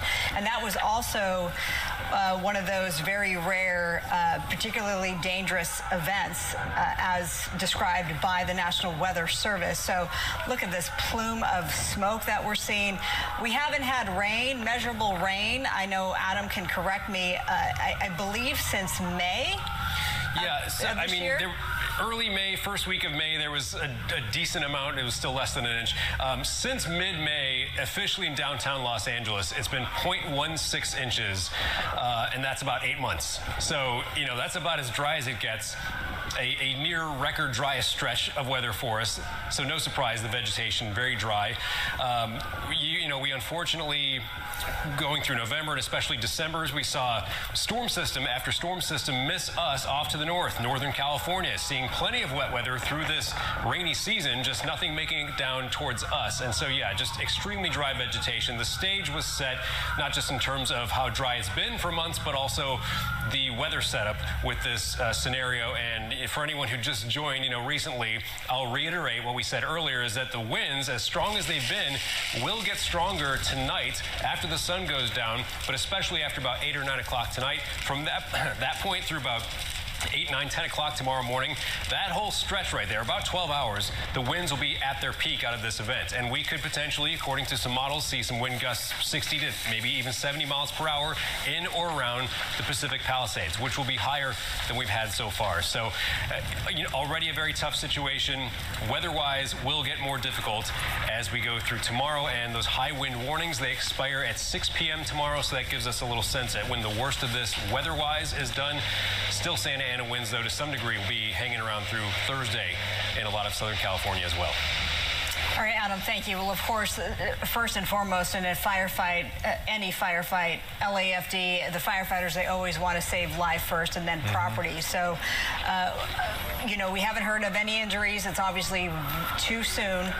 So that is, at this point, really great news. Unfortunately, we've seen so many homes that have gone up, and then images like this from earlier of cars that were just sort of left abandoned. This is a live picture, in fact. Wow. We overuse that phrase, this looks like a war zone, but that looks like a horror movie, right? I mean, when you think about that, some of those movies where the cars are abandoned and everybody has to get out quickly, that looks like that image right there. Well, to paint a more clear picture, this is what I was referring to earlier, that LAFD said any abandoned cars, we're going to have to bulldoze your cars to clear access for the firefight. So at one point, they may have just been in a single file, and now they've been bulldozed to be pushed to the side. So all of these vehicles, and at last count, I mean, LAFD said in one spot was 30 vehicles. Clearly there's a lot more. Given this live picture as a photographer, and thank you to whomever is behind the camera for taking us up this road and showing us the damage of this Audi, obviously, as we're seeing there, the damage from the bulldozer on the side. It looks like maybe a pet was in that vehicle as well. We've heard a lot about that today, too, where people have gone out, and it looks like some groceries. Shopping, in the back. They had gone out to run an errand, and then the fire began, and then they couldn't get back home, and their pet was back at home, and they couldn't get the pet. Looks like the lights are still on, perhaps there, or maybe that's just the glare that I'm seeing. But car after car after car, it does look like Armageddon. Yeah, and you feel for all of those residents, and man, that's just awful to see. But you understand, I guess, the need to get fire trucks up these roads and try to save people's lives, and ultimately you can replace a car, but you can't replace somebody's life, and there is an urgent life or death fight. I mean, last night Adam Kruger was telling us the phrase that they were putting out. It was life-threatening fire weather, fire conditions, and this is indeed what we're looking at. This is a life-threatening fire. And fortunately, so far, Marla, we do not have any reports of any injuries or deaths because of this. Yeah, it looks like that is probably a bed for a dog or a cat. But, you know, it would not be shocking, given what we're looking at right now, if we found out that there was, you know, a situation like that based off of these conditions. And we've seen a lot of elderly people, too. We heard from Christy Picardo that they were afraid to leave, of course, and they weren't sure how to. And fortunately, neighbors or family members were able to get to them and literally walking them out of their homes. We've seen a lot of that. I want to bring into the conversation right now my pal Joel Pollack, who is a regular on our political show, The Issue Is. He's with Breitbart News, but more importantly, he's a Santa Monica resident and a husband and a father who lives in the middle of this neighborhood that has been evacuated. Joel joins us now live. Joel, thanks for calling in. First off, how are you doing? How's your family doing? We are fine. We're in Santa Monica right now, but we actually live in the Palisades near where the fire is. So we are feeling fortunate that we were able to leave in time, but obviously we're very concerned for our neighbors in our neighborhood. Talk about what it was like when you were leaving, what it looked like, and the vibe with the rest of your neighbors. So our nanny was walking our 3-month-old and smelled smoke at about 10:30 and sent my wife and I a text message saying that she smelled smoke and that it might be nearby. So I said, okay, I'm coming home. And I texted my wife and the nanny and said, let's just pack up in case we need to evacuate. And I don't know exactly why, because we've had high winds before and there have been wildfires somewhat nearby before, but I had a feeling that this might be more serious. As soon as I pulled onto PCH from Santa Monica, I saw the column of smoke and realized right away this was going to be a very big fire. And we packed everything up in about 15 minutes. My wife went to the local school, Marquez Charter, which is an LAUSD school, to pick up one of our kids, and we left. When we were leaving, the first fire engines were coming into the community from other communities. They were setting up their positions, and the traffic was starting to build up on Sunset. And we were able to get out of the neighborhood, but I understand that many others were not, and people actually abandoned their cars along the side of Sunset Boulevard, which made it even harder to evacuate. So we feel fortunate that we got out in time, but there really have to be some improvements in how we handle these situations, because there should have been police directing traffic. They should have issued an evacuation order a lot earlier than they did. And there was a problem at the school where initially they were asking parents to fill out forms to take their kids out of school rather than just getting the kids out of school as soon as possible. I don't think that we were prepared as a city for a fast-moving wildfire like this. Individually, I think people did very well, and as we were leaving, we offered neighbors rides, and people were in high spirits and they were cooperating, but I think it happened so quickly that a lot of people were just unable to react, and our systems as a city, as a county, and a state, I guess, or as a school district also, they just weren't ready. And that's the feeling a lot of us had, that this really could have been handled better. Yeah, I mean, Joel, Marla Tay is here. Good to have you. I'm sorry it's under these conditions. We were just showing those images of the abandoned vehicles, and we got word that at one point, one of these roads, and this may have been the one, where it was literally curb to curb of cars that were abandoned, and to get access for the firefighters, they had to use bulldozers to literally bulldoze the stranded vehicles off to the side. So all of those vehicles are now damaged as a result. Glad you're safe. Any word word on the integrity of your home right now as it relates to where those flames are? Our house, unfortunately, is directly in the path of the fire. When we left, it was about a half-mile up the hill, but we're not sure it's going to stay that way, and we are anxiously checking cameras and things like that to see what happens.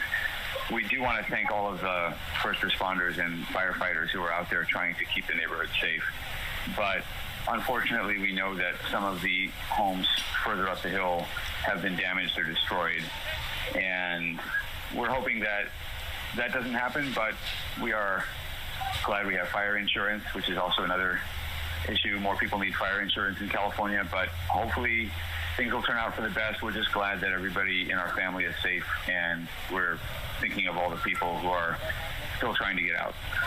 You're the father of several young kids. How do you talk about this with them? Well, we just had to pick up one of our kids from preschool, and we explained to her that we couldn't go home tonight because there is a fire near our house, but we'll go home when it's over, and the firefighters are going to put it out. And she seemed satisfied by that explanation, and it's a bit of an adventure for them because they don't understand yet what's happening. But our eldest, who's at a different school, heard from a classmate that her home had burnt down because the classmate's mother inadvertently called my daughter's phone instead of my wife. And so my daughter, who's 12, panicked and hadn't heard about the fire, and so went to the school office and called us, and my wife had to calm her down. So it's a challenge. And lastly, Joel, you know, as a journalist yourself who covers the news and tries to cover the news somewhat dispassionately a lot of times, what's it like now to be in the middle of a news story like this? Well, this is never the kind of story you want to be in the middle of, but we live in a state that has periodic droughts, and whether you believe in climate change or not, we have to manage a dry environment. We had 2 wonderfully wet winters the last 2 years, but ironically that caused a lot of brush to grow, and there hasn't been any rain this winter so far, so there's a lot of fuel and it's very dry, and we need to talk about how to be more careful about fire. There is a suggestion, it hasn't been proven yet, but there's a suggestion from some neighbors that people had been setting off fireworks on New Year's Eve nearby, and that caused a fire on New Year's Day that was put out, but it's possible that the smoldering remnants of that fire ignited in these high winds. There needs to be, I think, greater awareness of the danger of fireworks in these dry conditions, and I think there are a lot of questions to ask of our public authorities, including our schools, about why we weren't better prepared for this, but also we need to ask about how we can manage living in this environment more safely, because this is going to be a risk for the foreseeable future. Joel Pollack from Breitbart News, our friend here at Fox 11 and often guest on our political show, The Issue Is, for our first ever episode of The Issue Is. Joel, we're thinking about you and your family. We hope your home turns out to be okay, but we're glad most of all that you're all safe and that you're together. And sending love to you all. Thought that I was speaking for a while here. Thanks so much. We just got an update in terms of acreage, and it's on your screen if you're looking at the screen. This is from CAL FIRE. CAL FIRE now estimates the Palisades fire is at 1,262 acres. So just a couple hours ago, it was at 770, and now we're up to almost 1,300 acres. This picture, this is a live picture from our Santa Monica camera. This is from Ocean Boulevard, the main drag right there along PCH in the Pacific Ocean, of course, and it's high up there, and we're seeing those flames, those active flames, the massive plume of smoke, and then, of course, the foreground, all of those homes that are under evacuation warnings and or orders. We're expecting a press conference, including the governor of California, Gavin Newsom, in the next 5 minutes or so. When that begins, we will take you there live. In the meantime, we want to bring Christy Fajardo back into the conversation. She's standing by. Christy, what are you seeing from your vantage point right now? Well, we're actually at Sunset and Temescal Canyon, and we just got a big gust of wind, and it kicked up, take a look here behind me, all of the smoke and dust and ash, and it started to obscure flames, but that whole hillside is on fire. We've been watching as it gets closer and closer to Sunset Boulevard, and today, sadly, we've heard a lot of tales of heartbreak, people who have lost their homes, who are evacuating and say they also saw neighbors' homes on fire, but there's also stories of heroism, including one man that we spoke to a short while ago. His name is Patrick Hildebrand, and I want to share with you with what he told us. Oh, you know, it's at your risk. Oh.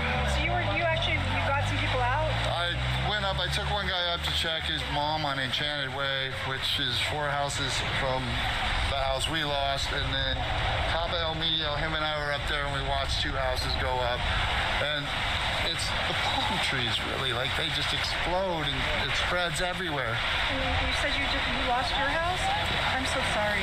It's insured, cat is safe, got the medications and the paperwork. You know, everybody's healthy. That's all that matters. So. Well, you're amazing, because I mean, you just suffered a loss, but you're still out there helping people. What else am I going to do? Sit around there and tears? You know, so that's not going to help anything. So yeah, I want to help people. So, it's nice to see the community, you know, looking out for each other. Yes, and these bikes, people don't like these bikes, but right now these bikes are saving people. And he went back in again. He is still trying to help people at this hour. And a short while ago, there were a lot more people here. It seems that those who had opted to ignore the evacuation order are now heeding it. And that's also evidenced by what we're seeing here. If you had come out to us about an hour ago, this would have been backed up. You would have seen cars bumper to bumper on Sunset Boulevard. But traffic control came in, and most people had already evacuated, so traffic slowed down, and now, as you can see, non-existent. But we're still seeing people who are coming in frantic to get to loved ones. About a half hour ago, we spoke to a woman whose father has Alzheimer's, and he gets very agitated, so he can't just go with anyone. She was desperate to get to him and get him out. She told us he'd been living in that house for 70 years. Trouble is, she didn't have the proper ID, because to get in, you need an identification that shows the address in the evacuation order area. She didn't have that because she does not live with her father, but fortunately the officers here worked with her, and she was in tears as she was let through. That's the latest from here. Let's send it back to you. Oh my goodness, what an emotional exchange that would have been. I'm so glad that they let her through to get to her father. All right, Christy, thank you so much. We want to show you, this is the smaller picture here. That is the command post at Will Rogers State Beach. You see all those fire officials sort of milling about. They're obviously there together to unify and to inform. We are waiting for a press conference to start. You see the woman taking the podium. Obviously, there'll be some mic checks, and we know that Governor Gavin Newsom, he is there. Maybe he is there amongst the crowd right now. I don't see him, but he is said to be there and will be speaking. Looks like Sheriff's Department is there. This is an all hands on deck effort, this firefight, of course. As we're zooming in, we see Zach Seidel with LA Mayor Karen Bass's office. And Captain Eric Scott there from the LA Fire Department, who's such a great spokesperson for them, who's guided us through this. We'll probably hear from him. We see some of the reporters doing some mic checks to make sure that everybody's ready. This press conference is expected to begin at any moment now. We see the Los Angeles Police Department is there. This is a fire that's so big you expect to see a lot of other agencies from other parts of the state and potentially even from around the country come in to help. But right now we do see the folks from Southern California taking the lead on this fire, and we expect to potentially hear new information in terms of the acreage and new information in terms of the plan to fight this fire tonight, because Marla, the bad news is the winds are supposed to get worse, right? Yes. So we've heard from Adam Kruger, our chief meteorologist, who's tracking those sustained wind speeds and gusts, that later on around midnight, they're forecasted to be as high as 60 miles per hour, even into the 70s for your Wednesday morning. That doesn't mean that it actually will be that, but it's definitely going to pick up. There will be a moment for a little bit of a reprieve later on, thank goodness, but that's not going to last long. And I know that you're pointing to LA County Supervisor Lindsay Horvath is there, and Governor Gavin Newsom. Yeah, Tracy Park. Go ahead. Yeah, sorry, the governor just arrived here along with some of the other officials. Governor Newsom was in Southern California, supposed to be with President Biden today in Thermal, which is in the Coachella Valley, to designate a national monument. The president did not end up going there because it was deemed not safe to travel there. And so he made that announcement virtually. And then Governor Newsom, instead of staying in Thermal, came here to Southern California to meet with the folks responsible for this. He just got a tour in that area of some of the flames there. And so he is a part of this emergency response. We see Lindsay Horvath there, as you mentioned, from the LA County Board of Supervisors as well. It looks like Marquise Harris Dawson, who is the city council president, is there. So basically, almost all of the elected officials, sans Karen Bass, who apparently is out of the country, the mayor of Los Angeles, are there together to try to show a unified front in talking about what happens there. John Lee, member of the city council, Tracy Park, member of the city council, Chief Crowley, right, all there. And so my guess is a lot of them are going to talk, and it's probably going to take a while. But yeah, we're approaching the podium. Maybe this is just for a mic check or to get remarks set up, but it looks like this press conference will be underway sooner than later. While we wait for that, we had Matthew Seedorf in a really precarious situation earlier where homes were burning. Let's show you that. On Via Cresta, we've been seeing these flames grow even more, especially with that wind. Right now, you can see this massive plume of smoke and flames. Windows are breaking, and really, this home, it seems like it's being considered a loss because of the massive fire. And Sam, if you want to follow us to the home next to it, it looks like it was under construction, but it is now gone. We've been trying to speak with residents out here, and for the most part, it seems like people have evacuated, but we did speak with someone that drove by just wondering, where are the firefighters? We did see a couple of firefighters nearby, and we've actually been even trying to help them put out some of these hotspots on homes using garden hoses. There's another house, if we can follow this direction, that's also up in flames right now. Just feel the heat coming off of that and the embers that are going up in the air with these winds that are gusting in some spots over 30 miles per hour. Firefighters just got to this home on the other side of Via Cresta that's also up in flames right now. And we have 3 firefighters here. And it looks like they're getting this fire knocked down pretty good, but about half the fire, half the home looks like it was heavily damaged by these flames. Looks like they're trying to get inside the garage right now. They're trying to get inside the garage right now just so they can get another angle of this fire. And hopefully there's no one inside.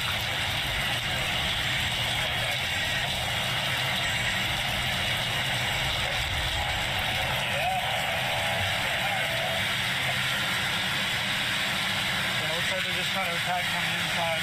Very scary situation out here. Wow, amazing video there from Matthew Seedorf and his photographer Sam Dubin a short time ago in Pacific Palisades. Our thanks to them.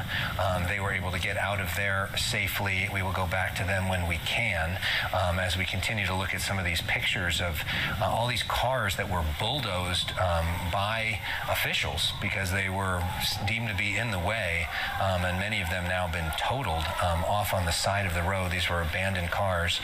And we're waiting this press conference. We can see our Haley Winslow is right there in the picture getting ready. We expect this thing to get underway within the next minute or so and hopefully get some guidance in terms of where we go from here and maybe some updated numbers in terms of the strategy. We heard from Joel Pollack, who is from Breitbart, but also a resident there who was concerned and frustrated by some of the response that led to images like this. And it'll be interesting to hear if they address any of those potential concerns. Although right now we're sort of in the life-threatening fight or flight mode for this, and maybe there'll be time for some of the after-action analysis. They really want to get through the brunt of this, and we are in an emergency crisis situation happening right now as we continue to look at live pictures of all of these abandoned cars that are no longer going to be working. It is a sight to see. In terms of acreage, CAL FIRE is now estimating it to be at 1,262 acres, a wide swath of the Palisades under a mandatory evacuation. Those numbers could be updated when we get the latest from LAFD and the governor. That will happen, as you heard Alex say, momentarily. Evacuation centers are set up. One is at Westwood Recreation Center. This is on Sepulveda Boulevard between Wilshire and Ohio. They do accept small animals, and then also the Dream Center, that's a little further out. Oh, wow. Or farther out, pardon me, the Dream Center in Hollywood, that has opened its doors 24/7 to anybody who needs some help. They have opened their doors as an evacuation center as well.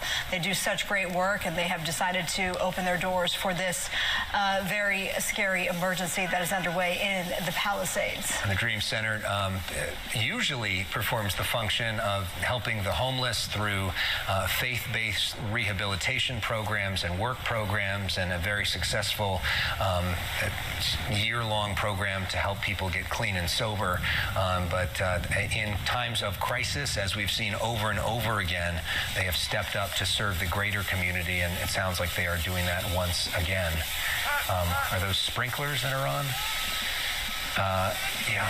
So as we look at this street with these abandoned cars, as we continue to get a sense, and it looks like some officials here may be approaching the microphone. And are we about to begin here? Looks like we are about to begin this press conference as we see the assembled leadership from Southern California and the state, and we had a feeling that seal was not going to stand, but we know who's here. We now see Jim McDonald, the chief of LAPD, is there as well, and so Chief Maroney as well. Chief Crowley, and the tall one, that is the public information officer who you see often on your television, Eric Scott. He provides great information on behalf of LAFD. There's county, there's city, there's state officials, so it runs the whole gamut. I'm sure this is going to last for some time as they update us, and then hopefully there'll be another update later tonight. But first and foremost, this would be the first press conference since fire broke out at 10:30. Okay, my name is Captain Eric Scott, the lead public information officer for the Palisades fire. On behalf of everyone behind me, thank you for being here. Thank you for educating the public through your message. So this is all for the Palisades fire, which is approximately 1,200 acres. And to go into all the specifics, we have a list of 8 individuals that will speak for you today. After those 8 individuals, we'll have Spanish, and then we'll have follow-up questions.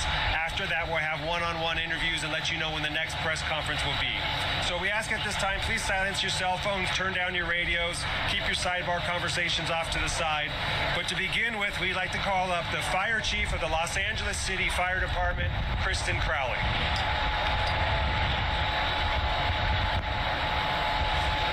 Well, good afternoon, everyone. I'll be giving you a brief on what your LAFD has done up to this point. So at 10:30 this morning, a brush fire was reported at 1190 North Piedra Miranda Drive in our local fire station here right behind us at Fire Station 23. Los Angeles is currently experiencing an extreme fire weather condition with red flag alert. At the time of the fire, the relative humidity was 12 and the winds were approximately 25 miles an hour with gusts up to 50 miles per hour.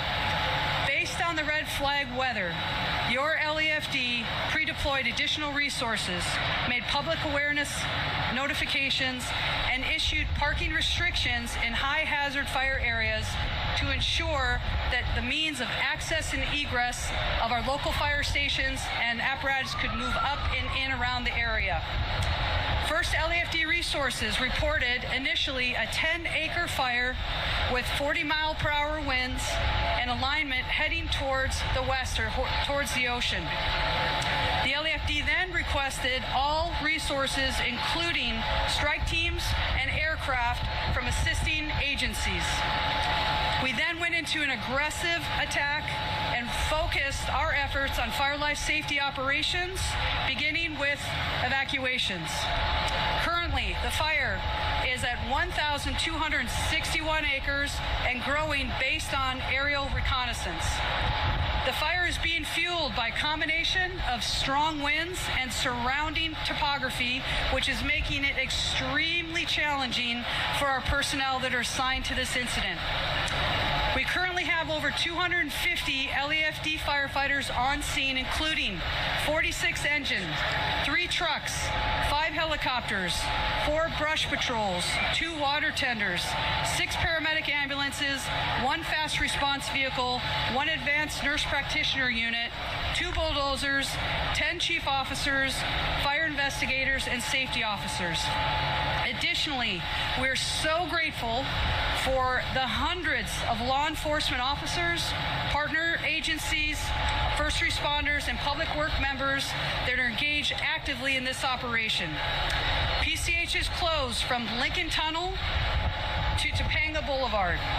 Evacuation orders are in place for approximately 30,000 residents, including the Highlands area. North of PCH, south of Topanga Canyon Boulevard, east of Tuna Canyon Road, west of Seabreeze Drive and Surfside Drive. Our evacuation center is the Westwood Recreation Center located at 1350 South Sepulveda Boulevard in LA. The population threatened is approximately 25,748. Households threatened is approximately 10,367. Structures threatened are approximately 13,208. At this point, we feel very blessed at this point that there's no injuries that are reported. We do have reports of multiple structures that are damaged. Since the beginning of this fire, I've been in constant communication with Mayor Bass, as well as other city leadership, who's working very, very closely. As you can see, this entire entity behind me, we're working seamlessly and closely to ensure that we are protecting lives and property first. So with that, we'll go ahead and introduce the next speaker. Thank you, Chief Crowley. The next speaker will be the Los Angeles County Fire Chief Maroney. So good afternoon.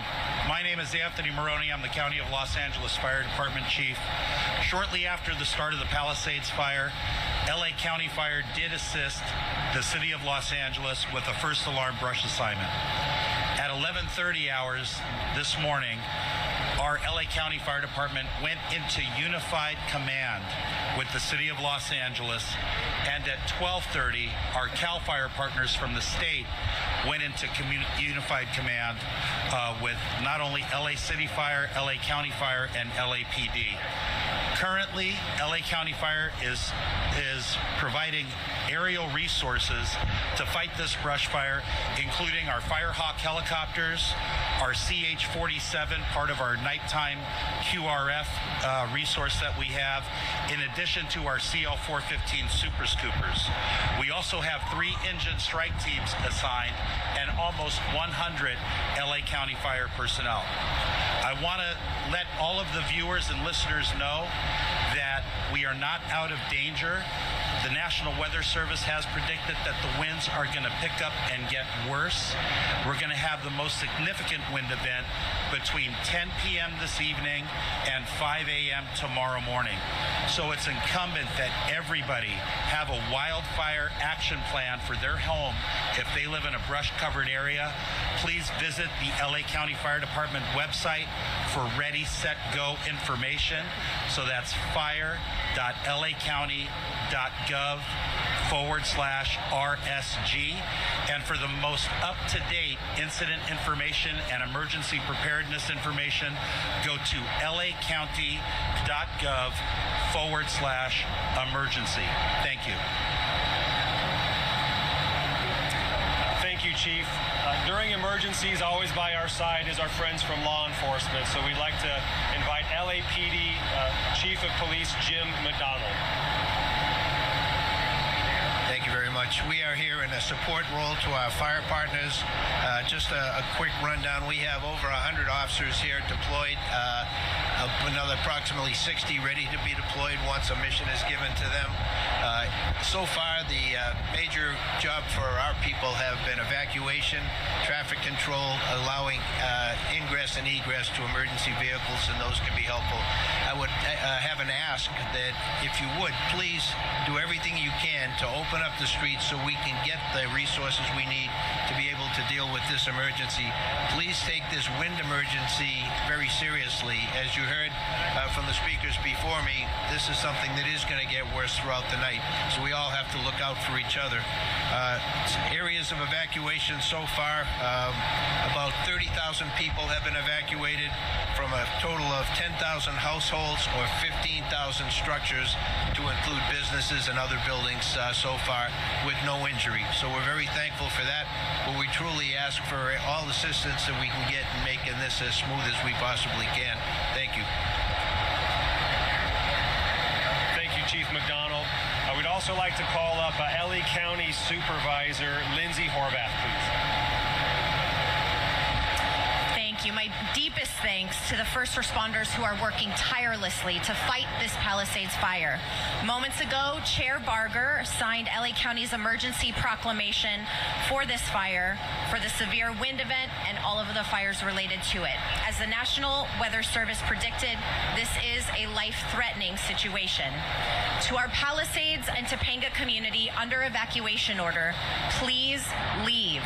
Ensure your home is unlocked, the power is off, and making sure first responders can easily access the structure. This is essential to keeping you safe and to allowing fire and first responder personnel to do their work. For our unincorporated communities in Santa Monica Mountains, including Sunset Mesa, Topanga Canyon, and Malibu, all under evacuation order and evacuation warning, please ensure you are checking emergency.lacounty.gov and heeding all door-to-door information from our LA County Sheriff and Fire Departments. Thanks to our partners at the Topanga Coalition for Emergency Preparedness, who work year-round to practice evacuation drills and emergency preparedness, and they're working tirelessly right now to ensure information is shared across Topanga. For those with livestock, the evacuation location is Pierce College. For those needing small animal evacuation location, the Agora Animal Shelter is available to you. Thank you to Governor Newsom for your quick support and coordination. Thanks to Mayor Bass, to Councilmember Park, and all of the council members in the city, and all of our partners, city, county, and state, unified and working together to keep people safe and address this fire.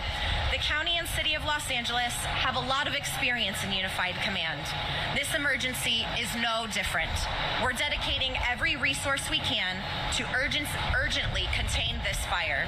I want to extend my gratitude to the Los Angeles County Fire Department, the Sheriff's Department, the Office of Emergency Management, and all of our county partners.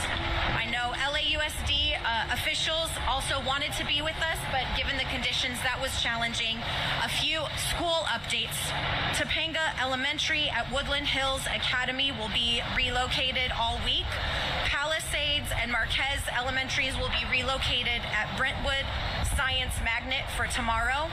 Paul Revere Middle School will be relocated at University High tomorrow. Pali High School is not in session this entire week, and Canyon Elementary will be relocated at a location to be determined. To those affected by the Palisades fire, I know today is terrifying and it is painful. Please know that you are not alone. The County of Los Angeles and all of our partners are here together to stand with you and be in support of you. Thank you again to everyone who is contributing resources to this incident. Your partnership is appreciated and it is essential to keeping people safe. Thank you very much. Thank you, Supervisor. Next, we'd like to bring up Los Angeles City Council President Marquis Harris Dawson. Thank you so much. I just want everybody to know that since this morning, about 7 a.m., I've been in direct communication with Mayor Bass, who's on her way home from a diplomatic mission on behalf of the United States government. She will be here within hours.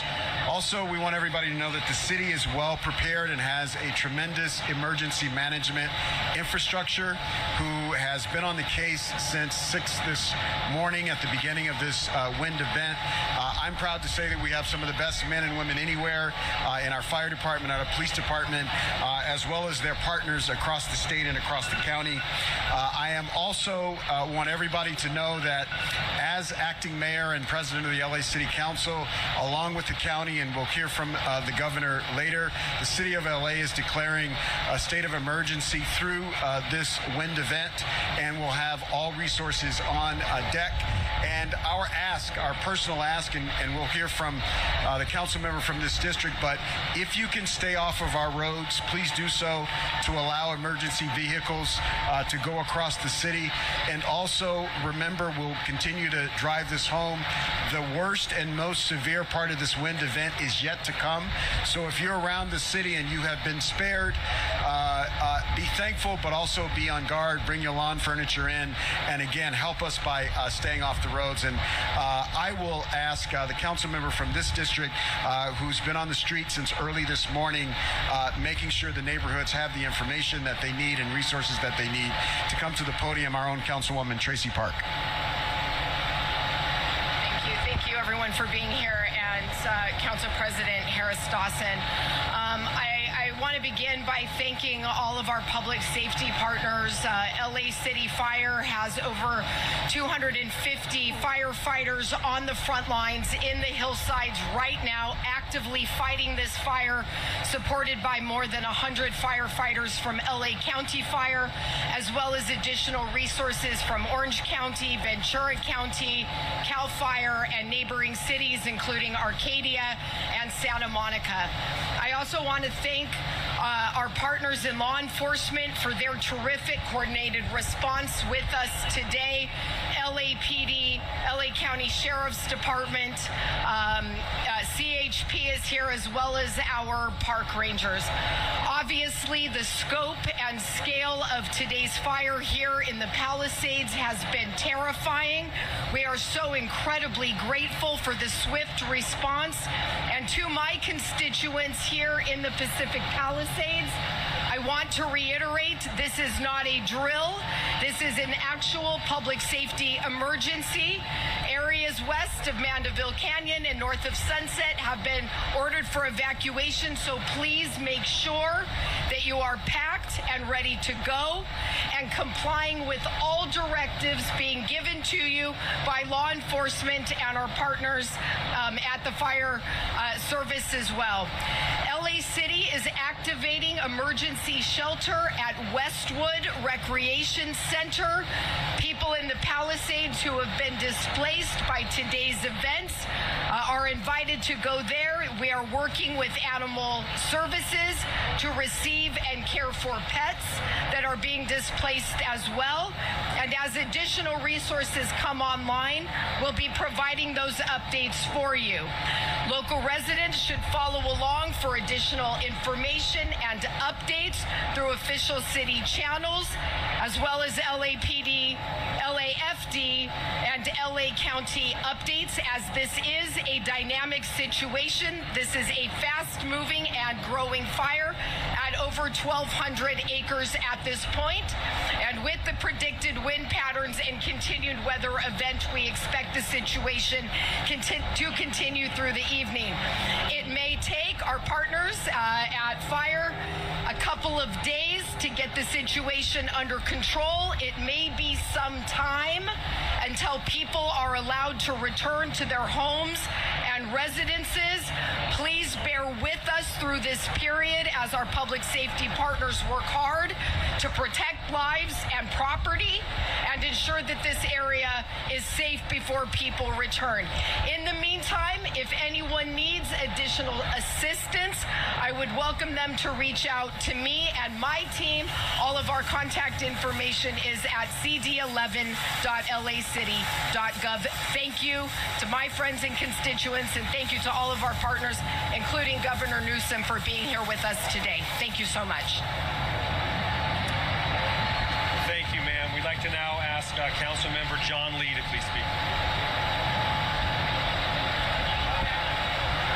First of all, I just want to thank all the firefighters who are and first responders that are fighting this fire right now. Also, a big thank you to all the organizations throughout the city, county, and state that are assisting our firefighters in what they need to do today. As chair of the Public Safety Committee, it's my job to monitor situations all throughout the city of Los Angeles. And the most important information that I can share with you today is to all of our residents. As soon as we get any new information, we are trying to disseminate that as quickly as possible. It's important that you listen to that information. As someone who represents a district that is commonly affected by fires, one of the issues that we ask our residents to do is, if you're asked to evacuate, if you're asked to stay outdoors, whatever it is that we're asking you, if you're in one of those affected areas, that you don't create additional problems for our firefighters, so our firefighters can focus on what they're supposed to do, and that's getting this fire out. Thank you all for being here. Thank you, Council Member. And now we'd like to ask the Governor, Gavin Newsom, to please speak. Thank you, everybody. Hell of a way to start a new year. Again, let me add my voice, the voice of so many others, and extending deep appreciation of men and women in uniform across jurisdictions. I want to thank, in particular, Chief Crowley and Chief Maroney for your outstanding leadership, Police Chief, Sheriff's Office, all of our local law enforcement agencies that work hand in glove. There is simply no better mutual aid system anywhere in the United States of America, and you're seeing it now at scale once again here in Southern California. I say once again because we were here not too long ago, the Franklin Fire. A few weeks prior to that, the Mountain Fire, November, December, now January. There's no fire season, it's fire year, it's year round. And it's incredibly important that we heed the warnings, the calls, that we're not out of the woods by any stretch of the imagination. You may feel at home that you're fine down in Riverside County, San Bernardino County, down in Ventura County, other parts of the state, but there's a reason we pre-positioned hundreds of assets and personnel on Sunday in anticipation of this wind event. 110 engines specifically were sent down, 45 by CAL FIRE, 65 through our mutual aid system, through the Office of Emergency Services, water tenders down here, 7 new helicopters we brought from Northern California down to Southern California. We just brought our C-130 down from Northern California. It already just had its first drop. By no stretch of the imagination are we out of the woods. You heard the Chief say 10 p.m. tonight to 5 a.m. tomorrow will be peak winds. And having just quite literally an hour or so ago gone up the canyon and saw firsthand the impact of these swirling winds and the embers and the number of structures that are destroyed, not a few, many structures already destroyed, and the fact that people were still not evacuated, still did not heed the warning, we're just coming down the canyon, is a reminder of how serious this moment is and how important it is you listen to these evacuation orders. We've all been to memorials. I've never been to a memorial for a building, but for family members and loved ones. I know you cannot say this enough. It's foundational. One other thing I want to say, because you can't say it enough, is expression of gratitude. The President of the United States happens to be in town. It didn't take more than a text message to get the FMAG approved, which means we're getting reimbursed for the vast majority of these costs. No politics, no hand-wringing, kissing of the feet. The President of the United States said, yes, what else do you need? Emergency proclamations being drafted as we speak. And I just want to thank the President, because that's something I don't take for granted. It's something we should not take for granted at this moment in American history. So thank you, President Biden, as well. Final point. We encourage you. You heard all those websites. I don't want to burden you with any more except one. Fire.ca.gov. And why do I say that? Nothing like it in the country. It's nothing like that we've seen in any jurisdiction around the world. 3D maps and live cams on fire.ca.gov. It also will show you the evacuation orders.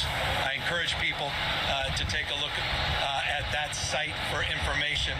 And of course, ready.ca.org to make sure that you're prepared as we work through yet another extraordinary month in this fire year, perpetual fire year here in the state of California. Thank you again to all of the folks behind me and the outstanding leadership of all the elected officials as well. And forgive me, one point I'd be remiss. Thank you to Mayor Bass, who was on the phone immediately this morning, making sure even in absentia that she's here organizing everything she can to make sure we're successful as well. Thank you, Governor. Appreciate that. We'd like to open this up now for Spanish, and then we'll go to questions. So we'd like to have Public Information Officer for LAFD, David Ortiz.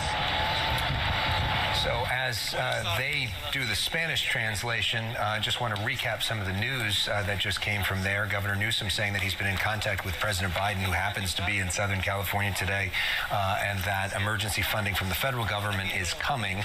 He said he didn't want to bring politics into it, although he did get a little bit of a dig at Donald Trump, who has potentially threatened withholding emergency funding in the future if Newsom doesn't do what he wants. That's why he was suggesting that Joe Biden did not give any questions asked there. The basics here, the good news, Marla, is that so far no injuries, but interesting how Governor Newsom mentioned the fact that he saw multiple structures burn. We don't have any actual number yet, but he made it seem like it wasn't just a few that are burning. And we are getting some indication from our reporter Christy Fajardo on the ground that Palisades High School may be burning. We're trying to get more details on that and hopefully get to her soon. But that is a dangerous situation. 30,000 residents under evacuation, 25,000 plus households currently remain threatened. Best news is no injuries to speak of. Again, it's early in the investigation and in this firefight, so that could very well change. You mentioned that Pacific Palisades High School is currently on fire. The Getty Villa was also threatened earlier, but I'm seeing images and being told that the flames did make its way around the Getty Villa, so that at this point has been preserved. On the ground, we also have Chelsea Edwards joining our coverage now. If Chelsea's available, there you are. You're in the Highlands area. They talked about this area being vulnerable and obviously under evacuation zone. Now, we do have some good news to report in that vein. So this is the area where a lot of people were told to go back and then shelter in place. This area is under an evacuation order, but earlier today, the fire, they say, jumped Palisades Drive, and this is the only way in and out. Firefighters just thought it was too dangerous to be getting people down this canyon, so they pushed everyone who was on the north side of it up and everyone on the south side of it down, and told everyone on the north side to shelter in place. But you can see these cars coming down now, so this is good news. They've just allowed these residents out of their homes. I understand we've got another press conference that we're going to. Is that right? Yeah, so Chelsea, thank you. We're going to go back to the press conference. They're now answering questions. Let's listen to Chief Kristen Crowley. We did push out information for people to evacuate. Now, the lean forward posture, and I want to talk about that first and foremost, was communicating the potential threat of what was coming. That information was out. It was out early in regard to everybody be ready, set, and go. When that go order came out, at that point, that is that very important point where the public can and should heed that warning and start to evacuate. Now, we know there's limited access and egress in certain areas within the hills right behind me. So with that, that's what we believe did happen. People did evacuate. It was slow to evacuate. What I have been briefed on is that the evacuations were slow, but they did occur, and we will follow up on that if there's anything better in the future that we can communicate to the constituents and continue to train to that, because the evacuation order, we can never do it early enough. So with that, we want to continue to work with the community, ensure that when that evacuation order happens, that they can evacuate in a timely manner. But we understand what you're saying. Sure.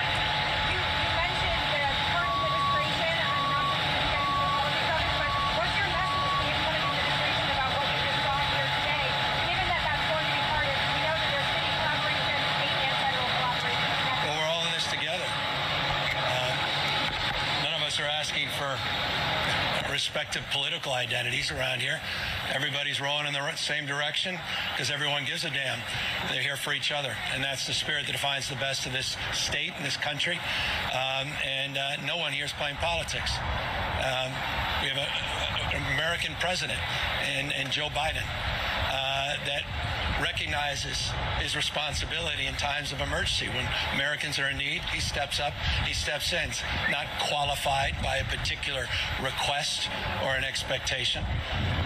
And so, again, I say what I said because at the moment I don't take that for granted, candidly, like I have been the last few years. It's rather precious. And my message to the incoming administration, and I'm not here to play any politics, is please don't play any politics. There's a time and place for that. And at this moment where your question only reinforces the precious moments that we have to evacuate, we don't have time for any of that mishigash. Go ahead. With the worst wind yet to come, what's the plan in place? Obviously, I know you're probably trying to get as many, boots on the ground as possible, but also in the air, coming from people who are, they literally just left, as you're saying. They were wondering as well why, I know you guys are probably doing everything you can to get as many aircraft, but to drop more water, that's their concern.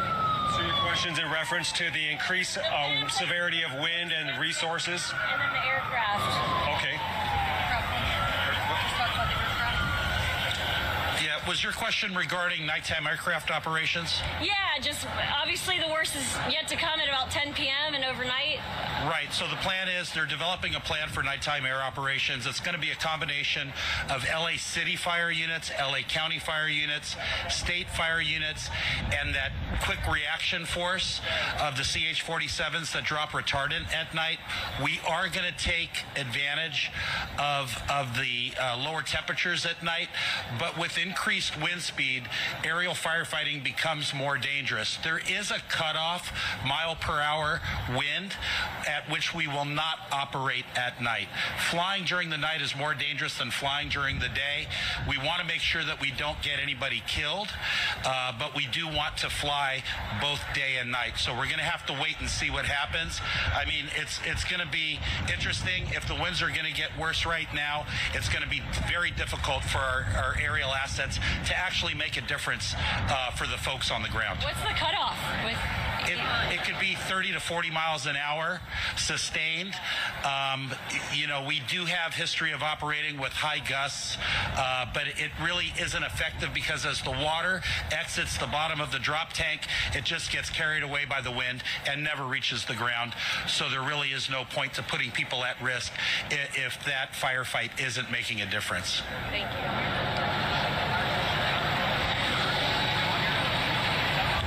Was your answered question? Yeah, I mean, this is only one fire. We've got, 2 more days of this, too. I mean, I don't know how many resources, how more people you're able to, Well, that's get up here. the beauty of automatic and mutual aid. So there's automatic aid agreements between all of these agencies here. They brought their additional boots on the ground. And as the governor mentioned, we have state mutual aid. So CAL FIRE's come in. We'll get the appropriate quantity and type of resources to mitigate this emergency. And it's an opportunity of neighbor helping neighbor. And we will do the same thing in Northern California when they need it. Yes, ma'am.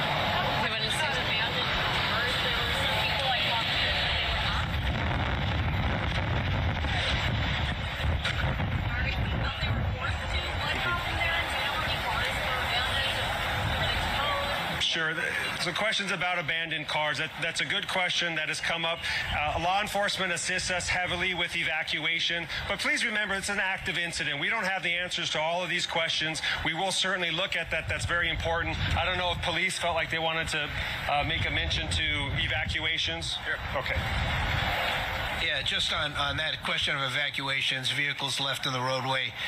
If you have to leave a vehicle in the roadway, get it as far off the road as you can so that emergency vehicles can't get by. The gist of moving them with bulldozers was an emergency situation. You got to get those fire resources through, and they do what they have to do to be able to facilitate that. So we're asking really for the cooperation, and think a couple of steps ahead.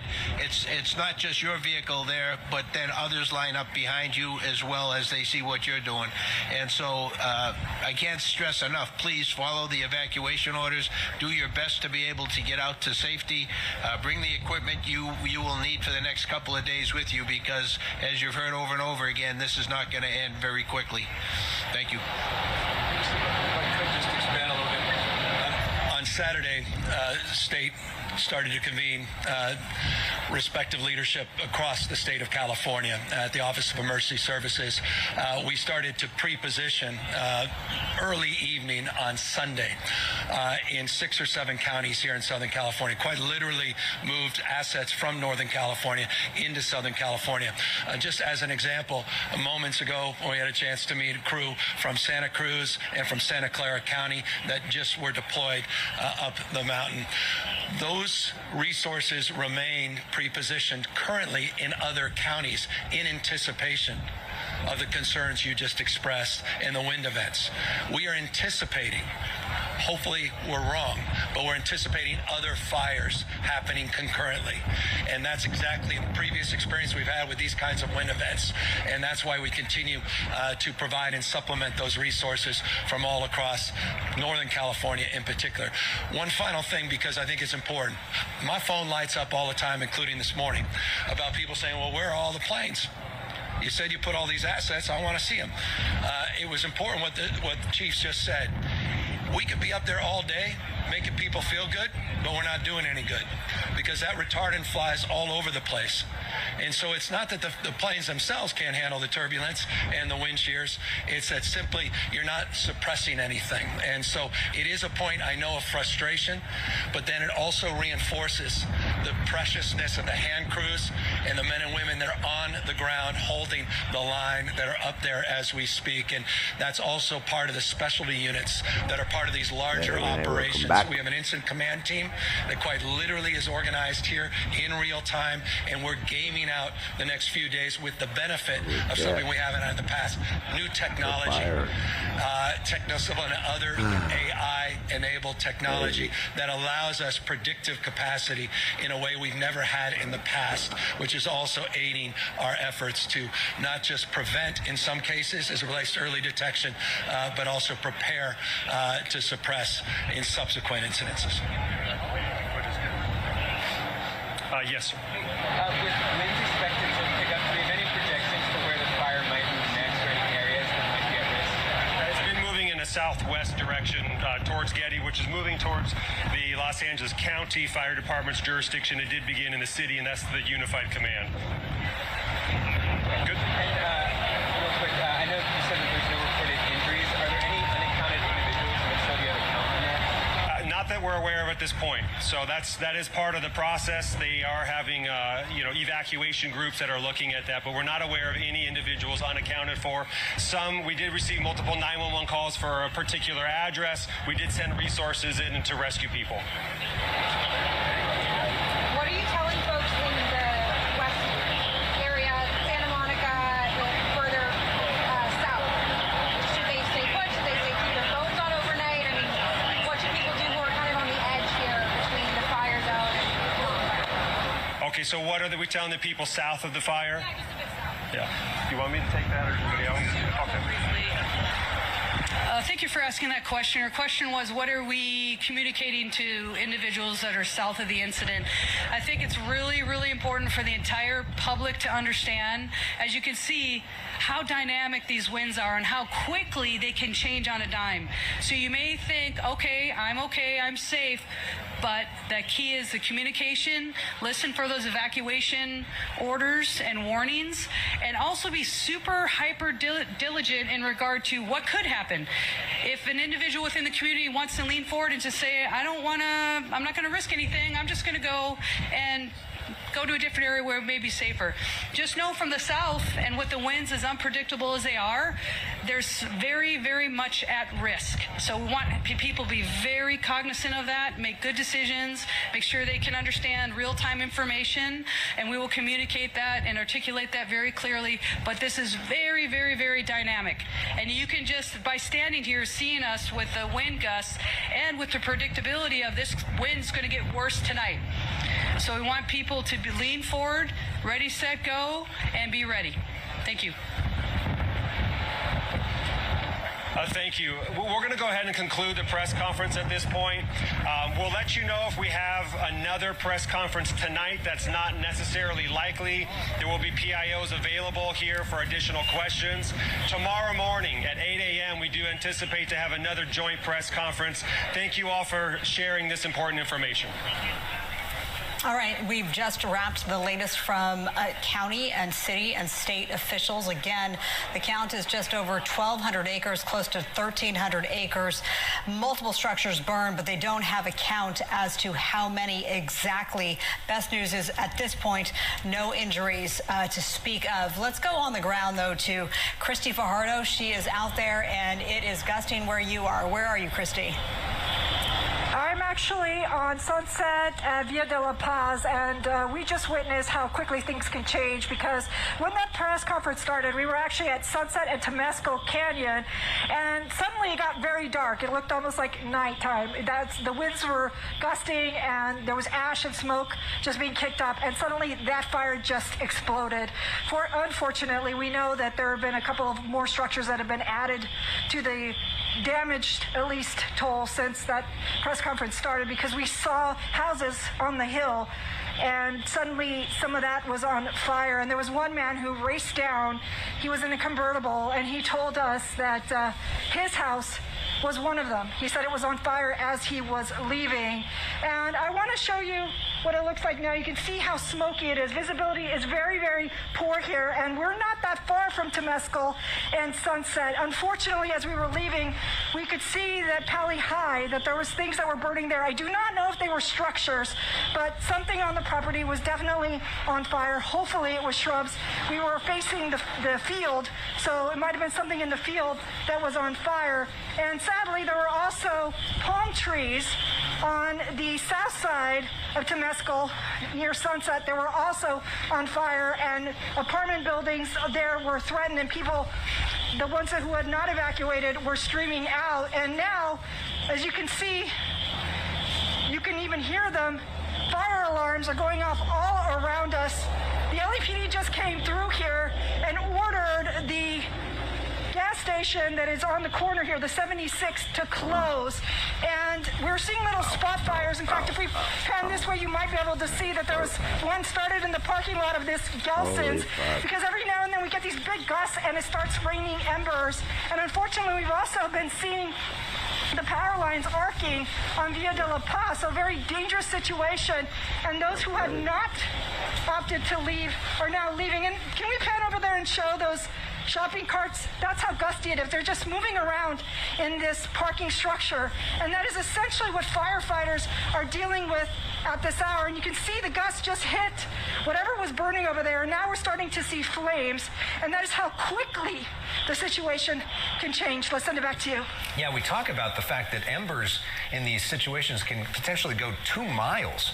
And so you think of all of those spots that we're seeing in that image right there. There's a little fire there, a little fire there, in all these different directions. So not only could the fire start there, but those could then become embers that move in other directions that could start another fire. So what's so challenging for the firefighters, as you see from these images, is that you can't be everywhere, Marla. There's just too many fires.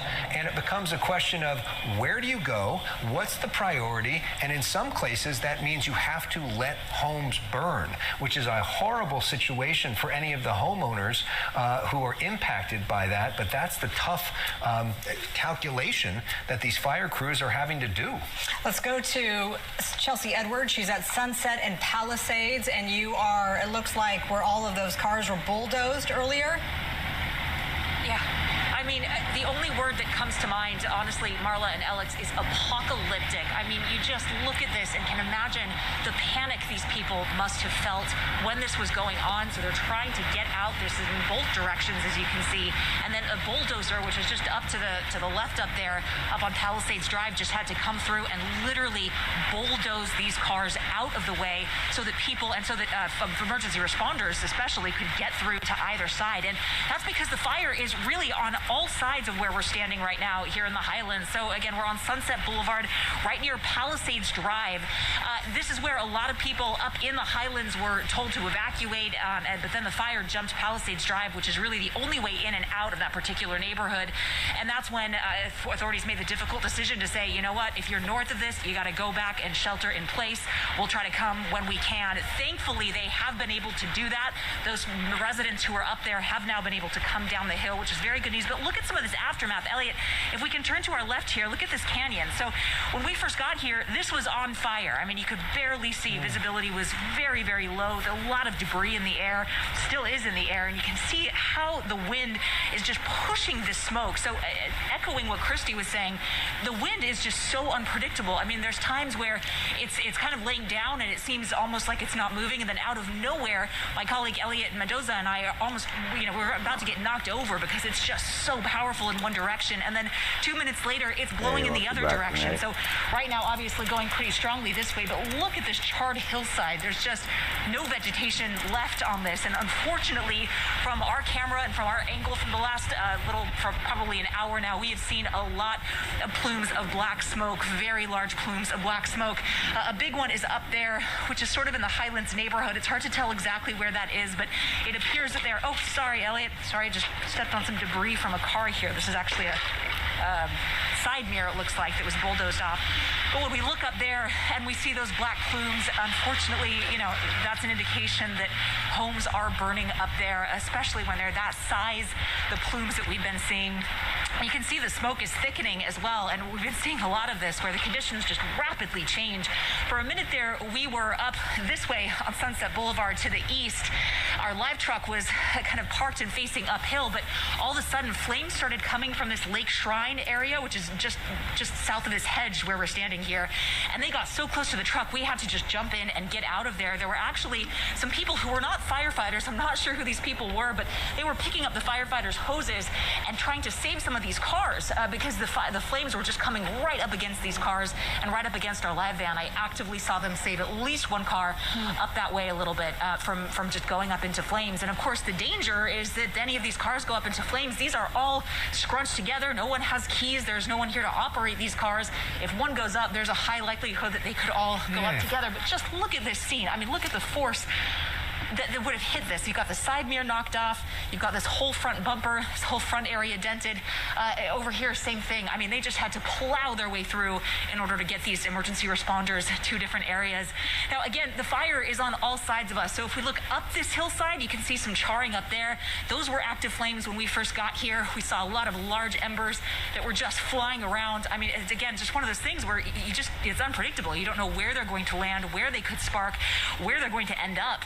So, you're dealing with that, and then you look again to the distance. Elliot, if you can go up a little bit and see those flames up. I don't know if that's a home or if those are what those are up there, but something's burning up there.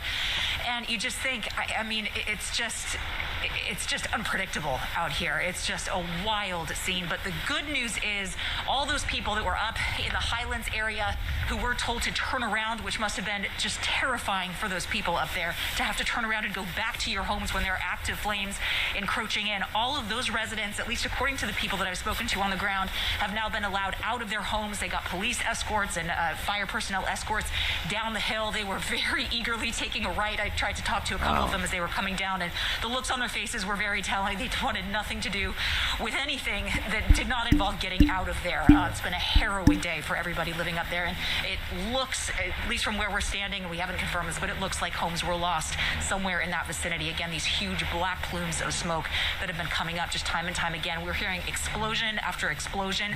Don't know if those are transformers or what, but there's also action down here. We've got some palm fronds that were that had started to go up. We saw some police officers grabbing fire hoses and dousing kind of upwards, trying to get those palm trees so that they wouldn't go up and then cause embers to fly, which would, of course, endanger everybody in this area as well. So, I mean, just looking at this as you walk around, it feels like we're either on a movie set or I mean, we're not. This is real life, and this is the reality of how dangerous these fires are and how quickly these emergency responders have to make decisions when it is just such an emergency like this. I mean, there was obviously, when you look at the aftermath, there was just no time. I mean, they just had to make that call and say, all right, we got to move these cars, and they did it. And this is the aftermath. So, I also have to think about the people who are in these cars. Imagine the terror to make that decision. I know we've been talking about that on our air all day, but, at what point in your mind do you think, okay,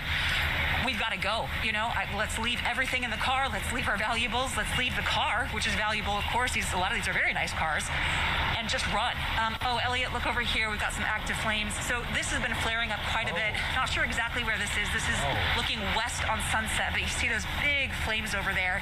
There's a lot of vegetation back there, and we've seen a lot of these flare-ups, but we've also seen right in that pocket, so somewhere west of Palisades Drive, also, again, those big plumes of black smoke, which indicates that something else is burning up there. So obviously some vegetation, not sure if that's a home or not, but I mean, really everywhere you look, you can see pockets of active flame, and you can certainly feel it in the air, see it in the air. The visibility is very low, and the smoke is just so incredibly thick.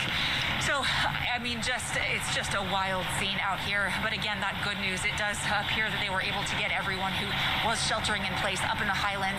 They were able to get them out to safety. So obviously this is an active and developing situation. We'll be here on the ground bringing you the latest as we get it. Just wild. Chelsea, what's it like driving around right now? Driving, well, when we were coming in, it is just absolute gridlock. I mean, you can't move in any direction. And I was just looking at the people's, here's a gentleman. We're going to go see if we can talk to this person carrying what appears to be all of her belongings. Oh my goodness, she's got a suitcase and a bag. Excuse me, ma'am, are you all right? Are you okay? I'm good, yes. What made you have here? 9-year-old's dog. What's going on with Is Sir Fluffs a lot? Hi, Sir Fluffs a lot. My son's got evacuated, St. Matthews. Oh, he's got to be so scared. So I went to drop my son off at school at a friend's house after school, and then deserted my car somewhere up here. So one of these cars is your car? No, I'm like on Bienvenida and Sunset. I ran down here, and I probably made it about a mile and a half on foot up the mountain. A little bit of an apocalypse situation, but then a fire truck saw me and gave me a ride the rest of the way. So then I got my dog and grabbed some stuff and made my way down. So you physically ran back to your home to rescue your dog? Yeah, I had to get my son's dog. He already lost a dog last year when our house got broken into in Brentwood. And I wasn't going to put him through that again. So I got my ski goggles, which, by the way, came in very handy because my eyes were burning on the way up the mountain. But thanks to some good Samaritans giving me a ride halfway up and back down, I'm going to go see if my car is still where I left it and go find my son. Oh, my God. Good luck to you. And I just... Wow, is your home still standing as far as you're aware? Townhouse is still standing. I do own a little children's store called the Grey Dragon in Marquez. Okay. And I know there was lots of fires right there behind like Marquez Elementary and stuff. So I don't know. So we'll see. Are you going to try to drive out once you get to your car? If I can get to my car, if I can get out, great. If not, then I'll figure it out. So please stay safe and good luck to you. What's your name? Adele. Adele? Yes. Hayden Rich. Thank you so much, Adele. Good luck. I'm a little worried about Adele walking up here on her own. She seems... Because this is really emergency responders only, but goodness, her attitude is incredible. Yeah, she's very just, I'm going to do this. It's what I have to do. I had to rescue Sir Fluffs a lot for my son. I mean, she is just a trooper. She is determined. Yeah. So I hope her car's still there. That was incredible. I hope it is too. We'll try to catch up with her in just a bit. Yeah. All right, Chelsea, we'll let you get back to that reporting. Thank you for that, and thank you to photographer Elliot Mendoza for some great work out there.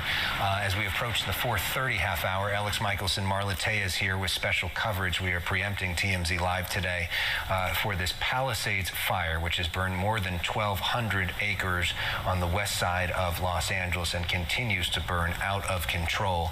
Fox 11's Matthew Seedorf has seen some of the worst destruction. He joins us live right now. Matthew, talk to us about where you are and what you're seeing. Yeah, Alex, really, this is just horrible to see. We're off Lockman Lane up in Pacific Palisades. This is just one of 12 homes we've seen today get destroyed by these massive flames. And you can see firefighters are here trying to do their best to really put it out. This home is, at this point, you'd imagine is a total loss, but trying to keep the hot spots from flaring up and popping up more downhill. Massive amount of smoke. We're seeing fires like this kind of scattered all over what is relatively a very residential area. I do want to show you, if you can swing it this way, the firefighters actually pulled a grandfather clock out of this house, managed to save that. But if you look at the house itself, I mean, it is a total. All right, we'll have you next to it down here. Signal problems with Matthew Seedorf and his crew there. Do we have him back? Let's go. All right, Go ahead, Matthew. Let's try it one more time. Maybe not as much movement, if possible. Yeah, the cell reception in the area is not great, as we are also dealing with that, as well as these strong winds. The wind's really pushing the flames and making it worse and spread very quickly. But firefighters doing their best to just extinguish the flames at this house, keep it from shooting more embers up in the air and starting other homes nearby. And real quickly, Matthew, because it sort of cut out when you were saying this, did you say that you have seen yourself 12 homes burn? That's correct. I'd say at least 12, and kind of in different areas of Pacific Palisades. Kind of spotty, but yeah, definitely at least. Yeah, you even picked up the hose earlier to try and put out some flames when there were no fire crews around. Okay, stay safe. We'll check in with you in just a bit. Matthew Seedorf reporting for us. Let's go to Christy Fajardo. She has another vantage point of Pacific Palisades. Christy? Yeah, we're actually on Sunset at Villa de la Paz, and I told you in the last live shot that we were hearing fire alarms going off, and we now know that some of that smoke that you see right over there is coming from an apartment building that is on fire on Temescal Canyon Road, and we actually saw the flames jump Temescal Canyon Road, and we also saw fire on Pali High property. And Erin Lynch, we actually met her earlier, a couple hours ago, when things looked much different, but you drove through there. What did you see at Pali High? Yeah, there's fire in the stadium. The stands are burning. There's vegetation on the high school property. Even the road had some fire going across it. The pavement, you know, the blacktop, and yeah, and then that huge building across the way was completely engulfed. And when we met you earlier, you had left your neighborhood. Things were looking a lot better. Then the wind came in, and we witnessed that firsthand. Suddenly the sky got really dark. Started seeing embers flying everywhere. Yeah. And that's what you were driving out of. You had gone to your house to get your motorcycle. What did you see in your neighborhood? Right on my street, a couple houses were starting to burn. There was the vegetation right by the houses, and right up the block on both ends, there are houses that are completely gone. A number of houses that I saw burning, and then other houses up there that I know must be. But yeah, it's pretty ugly. I'm so sorry that you and your neighbors are going through that. But you were saying you've actually experienced this before. Yes, I believe the last time that we had a big fire on these hills here was 1979, when I saw the flames coming over in the afternoon, and it was the beginning. And that was the last time we were evacuated, 1979. Yeah. I know you're finally leaving. You're not going to go back, and I am so glad you're safe. You're going to Brentwood, you were saying, and go hang out with a friend. Yeah. Yep. Yeah. What? Thank you so much. I know this has been a very, very harrowing day, for you. I'm sad for a lot of my neighbors. There's a lot of people that are not going to have a very good January 2025 now. And you lived there a long time. I imagine it's a close-knit community. Yeah, people know people nearby, and they're, down the street and around the corner, and yeah, so it's going to be tough. And as far as you could tell, everybody had evacuated? Yes, there are a few people in their cars and hanging around, but mostly nobody's hanging around in their house. A few people hosing things off and stuff. And what street do you live on? Alcima. Yeah. Well, thank you so much. Stay safe. You're welcome. Yeah, I appreciate it. Thanks. So you can see the winds. Jeez. And this is what firefighters are dealing with, because we've been talking about those embers, and we saw that. We witnessed that firsthand. That was just took one big gust. And a lot of neighbors were really concerned about an elderly man who lived up on the hill, because they told us they tried to get him to evacuate. And he was out there. We could see him on the hillside with his hose, and he was watering down his property, but suddenly we couldn't see him or even his house anymore because there was so much smoke and flame. So hopefully he got out, or hopefully his home is safe. But a lot of harrowing stories we're hearing out here. Let's send it back to you. Christy Fajardo, thank you for that. We're rooting for her. In the meantime, we want to bring in our meteorologist, Adam Kruger. You were warning about this last night, really for several days, and the worst is still to come, right, Adam? We have to move, guys. Yeah, I would say so. The strongest winds are expected tonight through tomorrow morning, and obviously it's already been very windy. Also, the driest air is yet to come. It's going to get a little drier tomorrow than what we see right now. So this part of the forecast I'm going to share with you will be the forecast wind gusts, and then we'll look at forecast relative humidity. And by the way, when we show you these numbers, when we're talking about gusts, there's a difference there between sustained winds and gusts.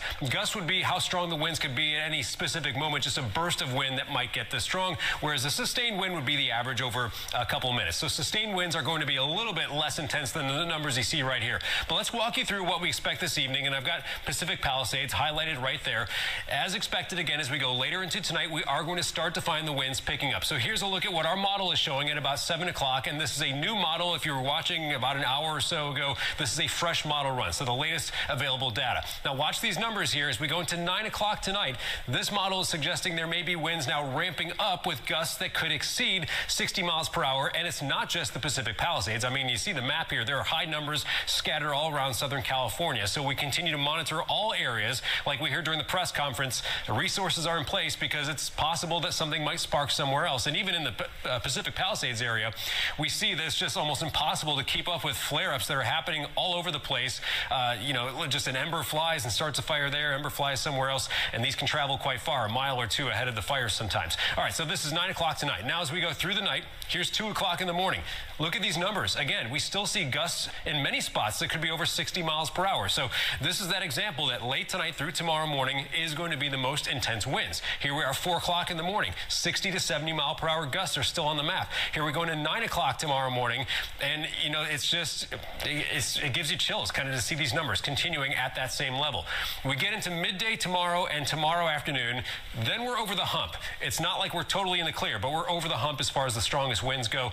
There's still going to be some areas where it's going to be windy, the air will still be very dry, and there's still a wildfire danger with red flag warnings continuing into Thursday in some areas. But the high wind warnings, that ends at 6 p.m. tomorrow. All right, now as far as the humidity, we've seen relative humidity below 20% in several areas today. That's what we're seeing right now. We know when the fire started in the Pacific Palisades earlier this morning in the press conference, they mentioned the relative humidity was around, I think, 15% or so is what they mentioned. Now, let's run this into tomorrow. Here's the forecast, relative humidity. I'll pause it midday tomorrow, and notice how the numbers are overall even lower. Some spots could be below 10%. Extremely dry air, very strong winds. It's a very difficult combination. And as far as those winds, I'll highlight this if you missed it in the press conference earlier, but the officials are saying that, you know, people are wondering, where's the air support? Why aren't we seeing a lot during the nighttime? It's actually the winds, if they're strong enough, it's not that it's unsafe for the aircraft to fly around, but whatever they're going to do to take care of the fire, whatever they're dropping, if, you know, winds are gusting over 40 or so, it's almost like, what's the use? It just gets scattered away from the wind, and that doesn't really land on its target. So that's another, you know, element that makes this all just a little bit more complicated here, as we just need to wait for the weather really to settle down. We're going to start seeing that late day Wednesday, Thursday, still red flag conditions though, and even Friday is not ideal, but we'll be past the worst of this by the end of the day tomorrow and into tomorrow night. Guys? All right, Adam, thanks so much. Let's give you the latest information as we look at the plume of smoke from this camera here. Let's throw up all that information if we could. So at this point, 1,262 acres have burned. Multiple structures have also burned. We don't have an exact count. There we go. 0% contained, of course. Mandatory evacuation orders are in place. 30,000 residents have evacuated. More than 25,000 people remain, or rather households remain threatened. in the 10K homes, that's 10,000 people within those 25,000 plus households. It's a lot of numbers, but bottom line, this is if you're in the Pacific Palisades, you are under some sort of evacuation order given the threat of those winds and the destructive ability of the winds. Let's go on the ground now to Chelsea Edwards. She has been giving us a look at all of those cars that have been bulldozed. It looks like you've now moved locations. A little bit. So we've taken a right onto Palisades Drive. This is where all those homes are, where the fire actually jumped the road, and this is where firefighters had to make that call to just separate the people who are to the south and to the north of that fire path, and to say go back and shelter in place, or to continue on to Sunset Boulevard. So you can see this wind has just kicked up again. I mean, look at these palm fronds up at the top. So firefighters just doing everything they can to kind of stabilize this area right now. If you look in the distance, it's kind of hard to make out with all the smoke in the air, but you can see that charred hillside. I mean, these flames came right down to the base of this shopping center, right up against those homes up on the top. I mean, it's pretty incredible when you look at the work that firefighters did to save the property in this area. Of course, their first priority is saving lives, and that's what they were trying to do when they told people to go back up the hill, back to their homes, and to shelter in place while the fire came closer and closer. But that good news that we've been reporting, we just saw another convoy of cars coming down.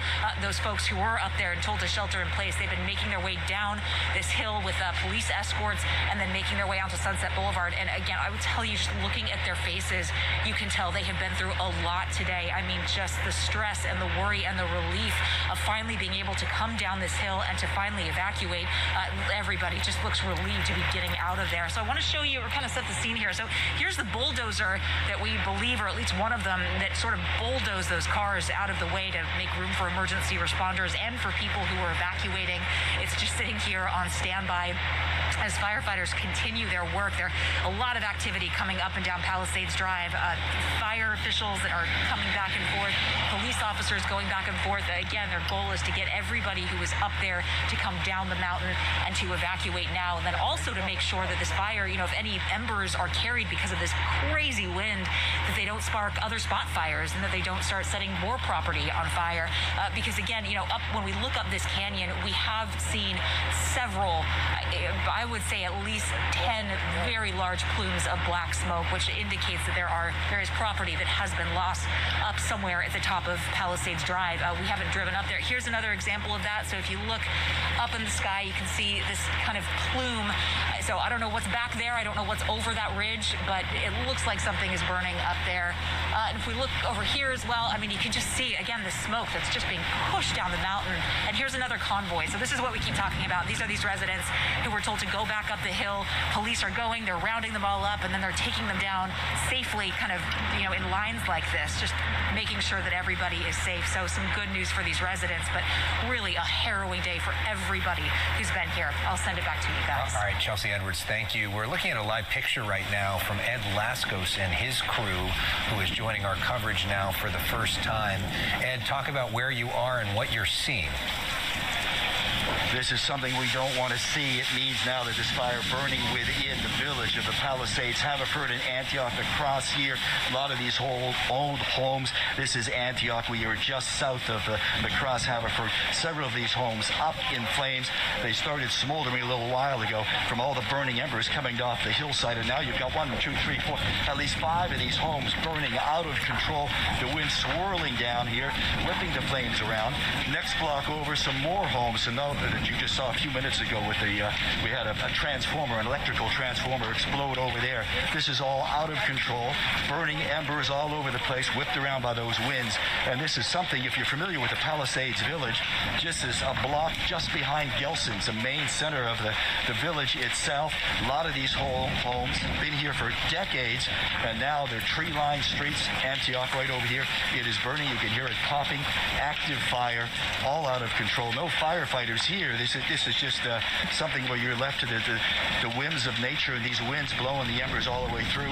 Last half hour or so, the wind's really picking up here, and as Micah has been showing you, our photographers, you see all the smoke blowing through. I'm sure you can also see some of the burning embers too, but these homes burning. It is a wildfire, an out-of-control blasting wildfire. Look at all these embers blowing through here. Unbelievable scene. This is in the Palisades village, again, about a block south of Gelson's, right in the heart of the village itself. We were hoping in this area that the fire would stay up on the hillside itself to the north side of Sunset Boulevard. That was the hope, but now the fire is really roaring here. The heat coming back. We're going to pull back here a little bit, Mikey, because the embers are really becoming dangerous. And as these embers blow up through, there are some more homes, obviously, right off to the other side. They are at risk, too. Again, this is Antioch. It is a block south of Haverford, about 2 blocks south of Sunset, right behind the Gelsons, in the heart of the Palisades Village. The fire here burning out of control.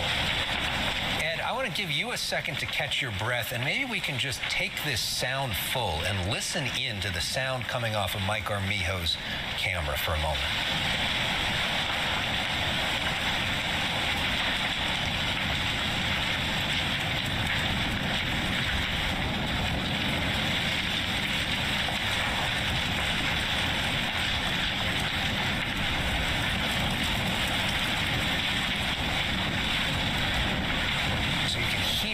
Ferocious winds, and you can hear the destruction.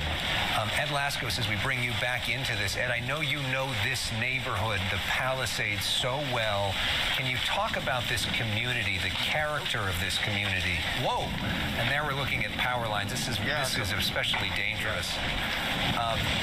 Talk about the community if you can. Yeah, I will, but I was going to mention also the power line. Some of the firefighters were going by here a little while ago. There's still some folks in this area who haven't left, and they've been on the loudspeaker telling them, oh, as we have some more of the transformers blowing up here. They were warning people to watch out for the down power lines, thinking that they are still energized, and as the fire hits the transformers, the wires come down. That even brings yet another situation. But to your point, Alex, yes, the Palisades, very quiet community, lots of children through here. The folks come here and they set up their homes because there's good schools in the area, very peaceful, not much of a crime. We don't really get out here and do many stories because there's not much of a crime situation here. And then you have a fire like this that starts burning on the hill, and as you can see, these winds ripping right down Antioch, and there's no way to stop them. Firefighters have no way of controlling this, and it's just one home after the other as it goes down toward the ocean. And I was going to show Mikey. Mikey, can you look at this over here? This is interesting. Here's a spot fire. This is the home right across the street.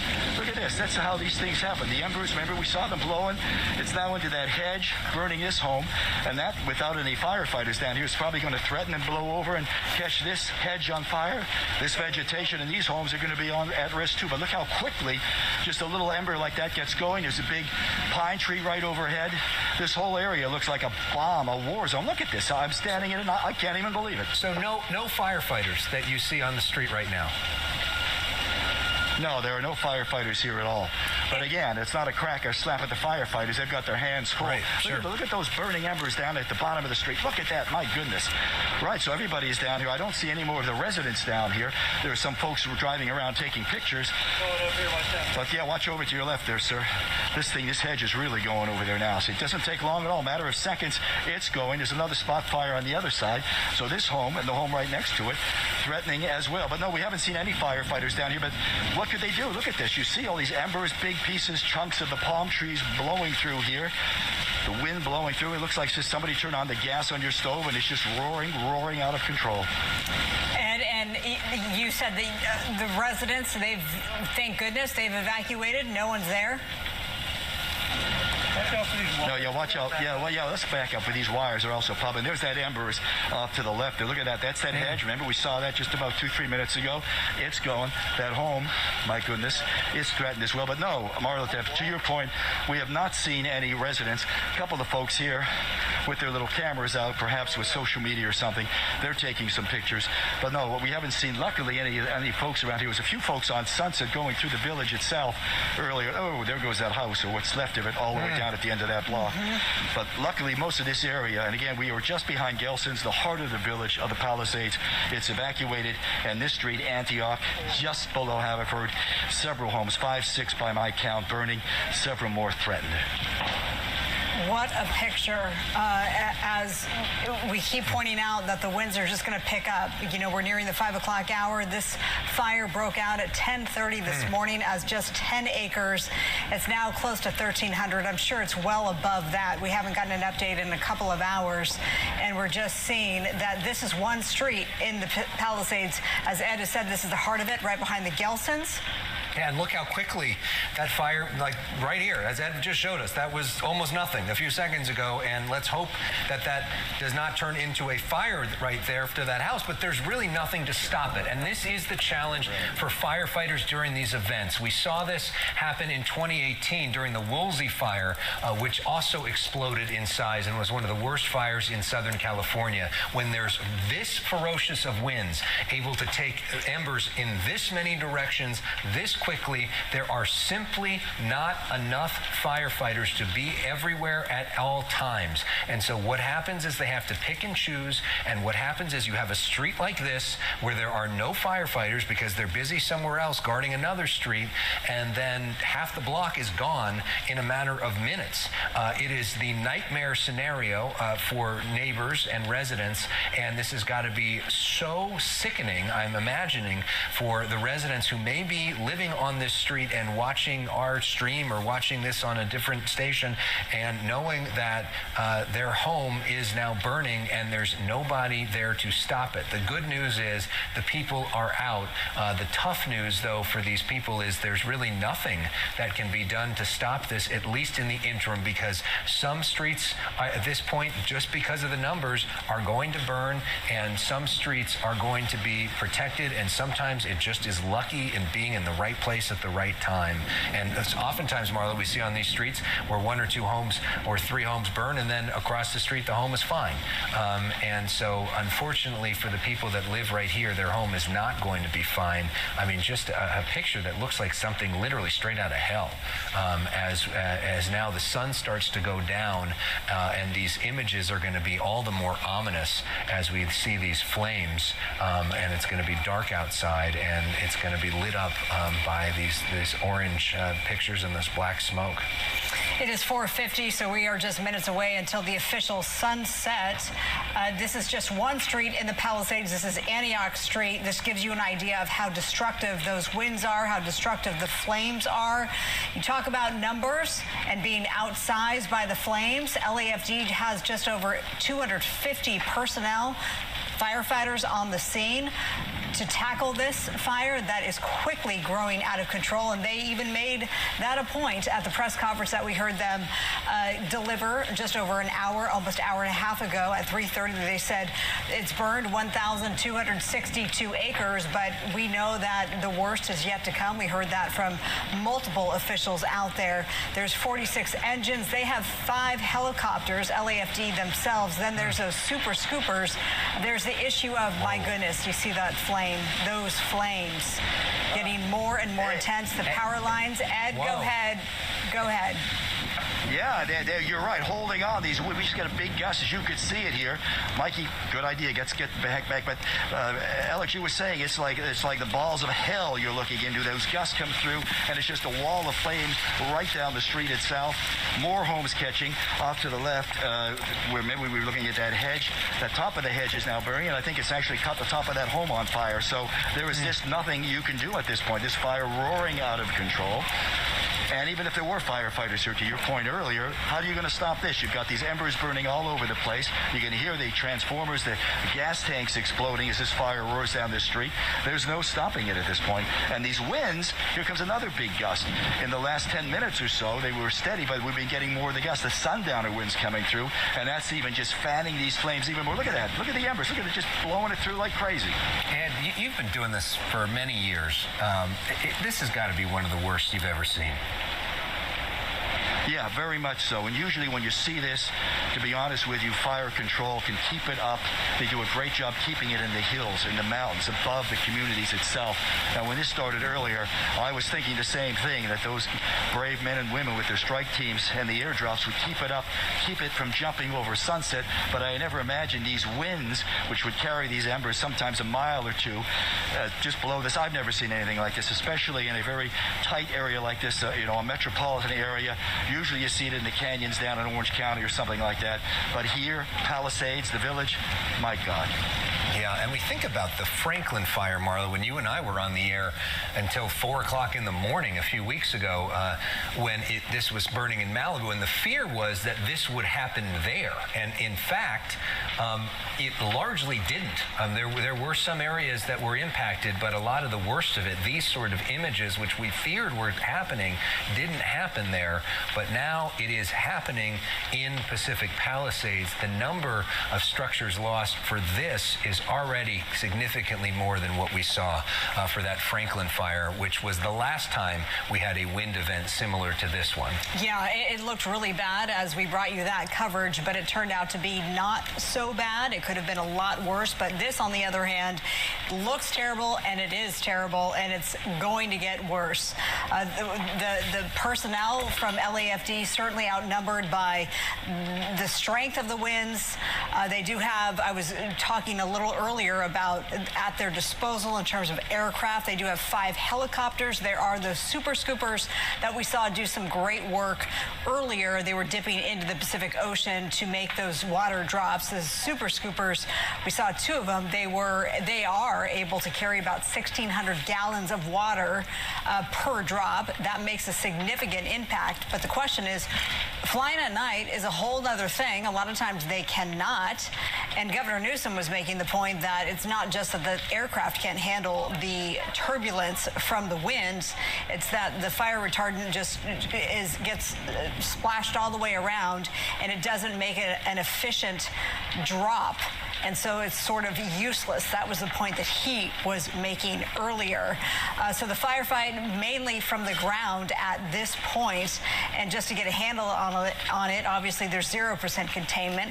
We haven't talked about the cause. At this point, it could have been caused by anything. There was one person who said that on New Year's Day there was concern about fireworks, and there was a small brush fire that ignited. That was quickly put out. Was this caused by fireworks? It's way too early to tell, but nonetheless, it is here and it is getting worse. And with these winds, you don't need much of a flame to start a fire, and once it starts, as we see, it's almost impossible to stop it. You can stop it in certain areas, but you can't stop all of it. And while this is happening in Ed's location, we know, because we saw Matthew Seedorf a short time ago, there's more fires, more structures burning at his location. We saw structures in danger at Chelsea Edwards' location. We got structures burning in Christy Fajardo's location. Those are at least 4 different areas, and that's just where our crews are. There may be more burning in some of the more remote areas as well that we can't get to right now, that fire crews, frankly, may not even know is happening, because there is so much happening at the same time. We are in that sort of fog of war phase of this, where everybody's doing their best to save lives, but not all the information is always totally accurate, because people are in crisis mode, and we are in the midst of that crisis. Certainly this particular street is. This is, an area that we've been talking to residents, although it is, so close and in danger of burning. A lot of the residents we've spoken with say that it hasn't burned in decades, and unfortunately that is now happening, the thing they've all been fearful of at the same time. So we're looking at the live picture on the ground. On the top left of your screen is a live picture from our Santa Monica cam, I believe. Or actually, this is from our station in West LA, our rooftop looking. This is our view from the station. You get a sense of that, and it's not only impacting, obviously, all these homes, but air quality for the entire west side of certainly Los Angeles and beyond is going to be impacted by all that smoke, and the traffic in the already congested west side is especially bad tonight because of these fires and road closures and all the rest of it. We certainly saw that near our station here firsthand, but that's all secondary to the efforts to protect life and the efforts to try to protect property, but some of those efforts are in vain as we watch these homes continue to burn. Yeah, as we do that, let's remind you of the evacuation centers that are in place. If you have small animals, you can go to the Westwood Rec Center. that's between, that's on Sepulveda between Wilshire and Ohio. The Dream Center has also opened up its doors. That's in Hollywood, the Dream Center. And then if you have large livestock, Pierce College is also taking your animals. And that's the same case with LA County Animal Shelter, as you can see on your screen, on Agora Road in Agora. So Pierce College in Woodland Hills taking large livestock, and the LA County Animal Shelter in Agora, that is taking the small pets there. So those are the evacuation centers that are set up for tonight. We've heard from a lot of the residents who, obviously, they've lived there for a long time. They have friends that live in nearby Brentwood, and they're able to seek some reprieve there for the night.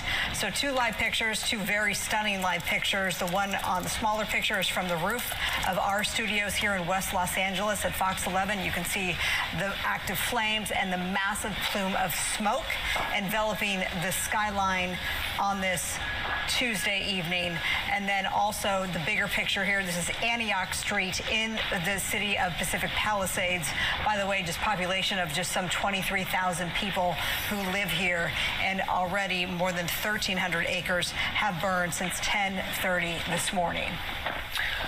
Yeah, let's take you. This is a live picture right now from LAX, where I believe Air Force One, I think, is still parked. And this is the image. If you imagine coming into Los Angeles, or even flying out of Los Angeles, and this is what you see as you come in, that massive plume of smoke. That gives you a sense. I mean, this is miles and miles away from this, which gives you a sense of how big that smoke is and how many people are seeing it in their evening commute tonight. And people flying in and out, and we don't have any reports of major delays, but still challenging, I would imagine, to be flying in and out of Los Angeles tonight as well, with the winds that everybody is dealing with. And again, the worst of the winds are still to come later tonight. We want to pause for a moment as we welcome everybody at the top of the hour. You are watching the Fox 11 News at 5 o'clock, which is simulcast on both Fox 11 and Fox 11 Plus. Good evening. I'm Alex Michelson. And I'm Marla Tejas. We've been on the air with you since taking over for the crew on Good Day LA since 2:30 this afternoon, and our coverage continues. Here's what we know about the Pacific Palisades fire, simply called the Palisades Fire. Almost 1,300 acres burned, 0% contained, 30,000 people under mandatory evacuation orders, 10,000 homes threatened. We just went over some of those evacuation centers. I'll do so again. The Westwood Rec Center in Westwood, the Dream Center in Hollywood, Pierce College in Woodland Hills for large livestock, and the LA Animal County Center in Agora Hills for the smaller pets. Westwood Rec Center is also taking those smaller pets. If you are just joining us on Fox 11 Plus, where we're now just beginning our coverage, I know many of you have been joining us on Fox 11. There are other folks that are streaming us right now on the Fox local app. We thank you for joining us, and just get you caught up. What we're looking at right now is one of the most devastating wildfires that we have seen in Southern California in several years. We know of at least 20 different structures that we've personally witnessed that have burned today. That number could rise. That's just our crews trying to get a sense of what they're seeing on the ground. And there is an active firefight going on, and in some places homes are just burning. We want to welcome you inside our studio and just let you know that we have live team coverage that we are going to be on commercial free throughout the night with you to help guide you through this life-threatening situation. We've got reporters all over Southern California, including our Matthew Seedorf, who joins us right now. Matthew, I know you have seen far too many homes burning.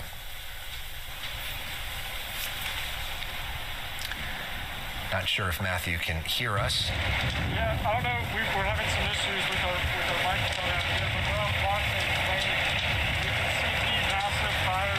We were out here about 30 minutes ago. The firefighters are doing their best trying to contain this home specifically with water. But if you head over to the fire hydrant, Matthew despite your best efforts, we're having a hard time with the mic, so it's hard to hear you. Yeah, we're sorry about that. Maybe, Matthew, if you can stand right in front of the camera, because the only thing we're getting you from is the camera mic. So maybe if you talk right to that, we might be able to hear you. Yeah, can you hear me on the NAT mic right now? Yeah, so just talk loud. Yeah, you can hear me. Okay, good. So basically, we were joining you about 30 minutes ago. Firefighters were actively trying to put out the flames on this home off Lockman Lane. Since then, they've lost water pressure on the hydrant. So basically, this fire is just growing out of control. And there's at least 3 or 4 homes on this street alone that are without, trying to get water on top of the homes that are on fire.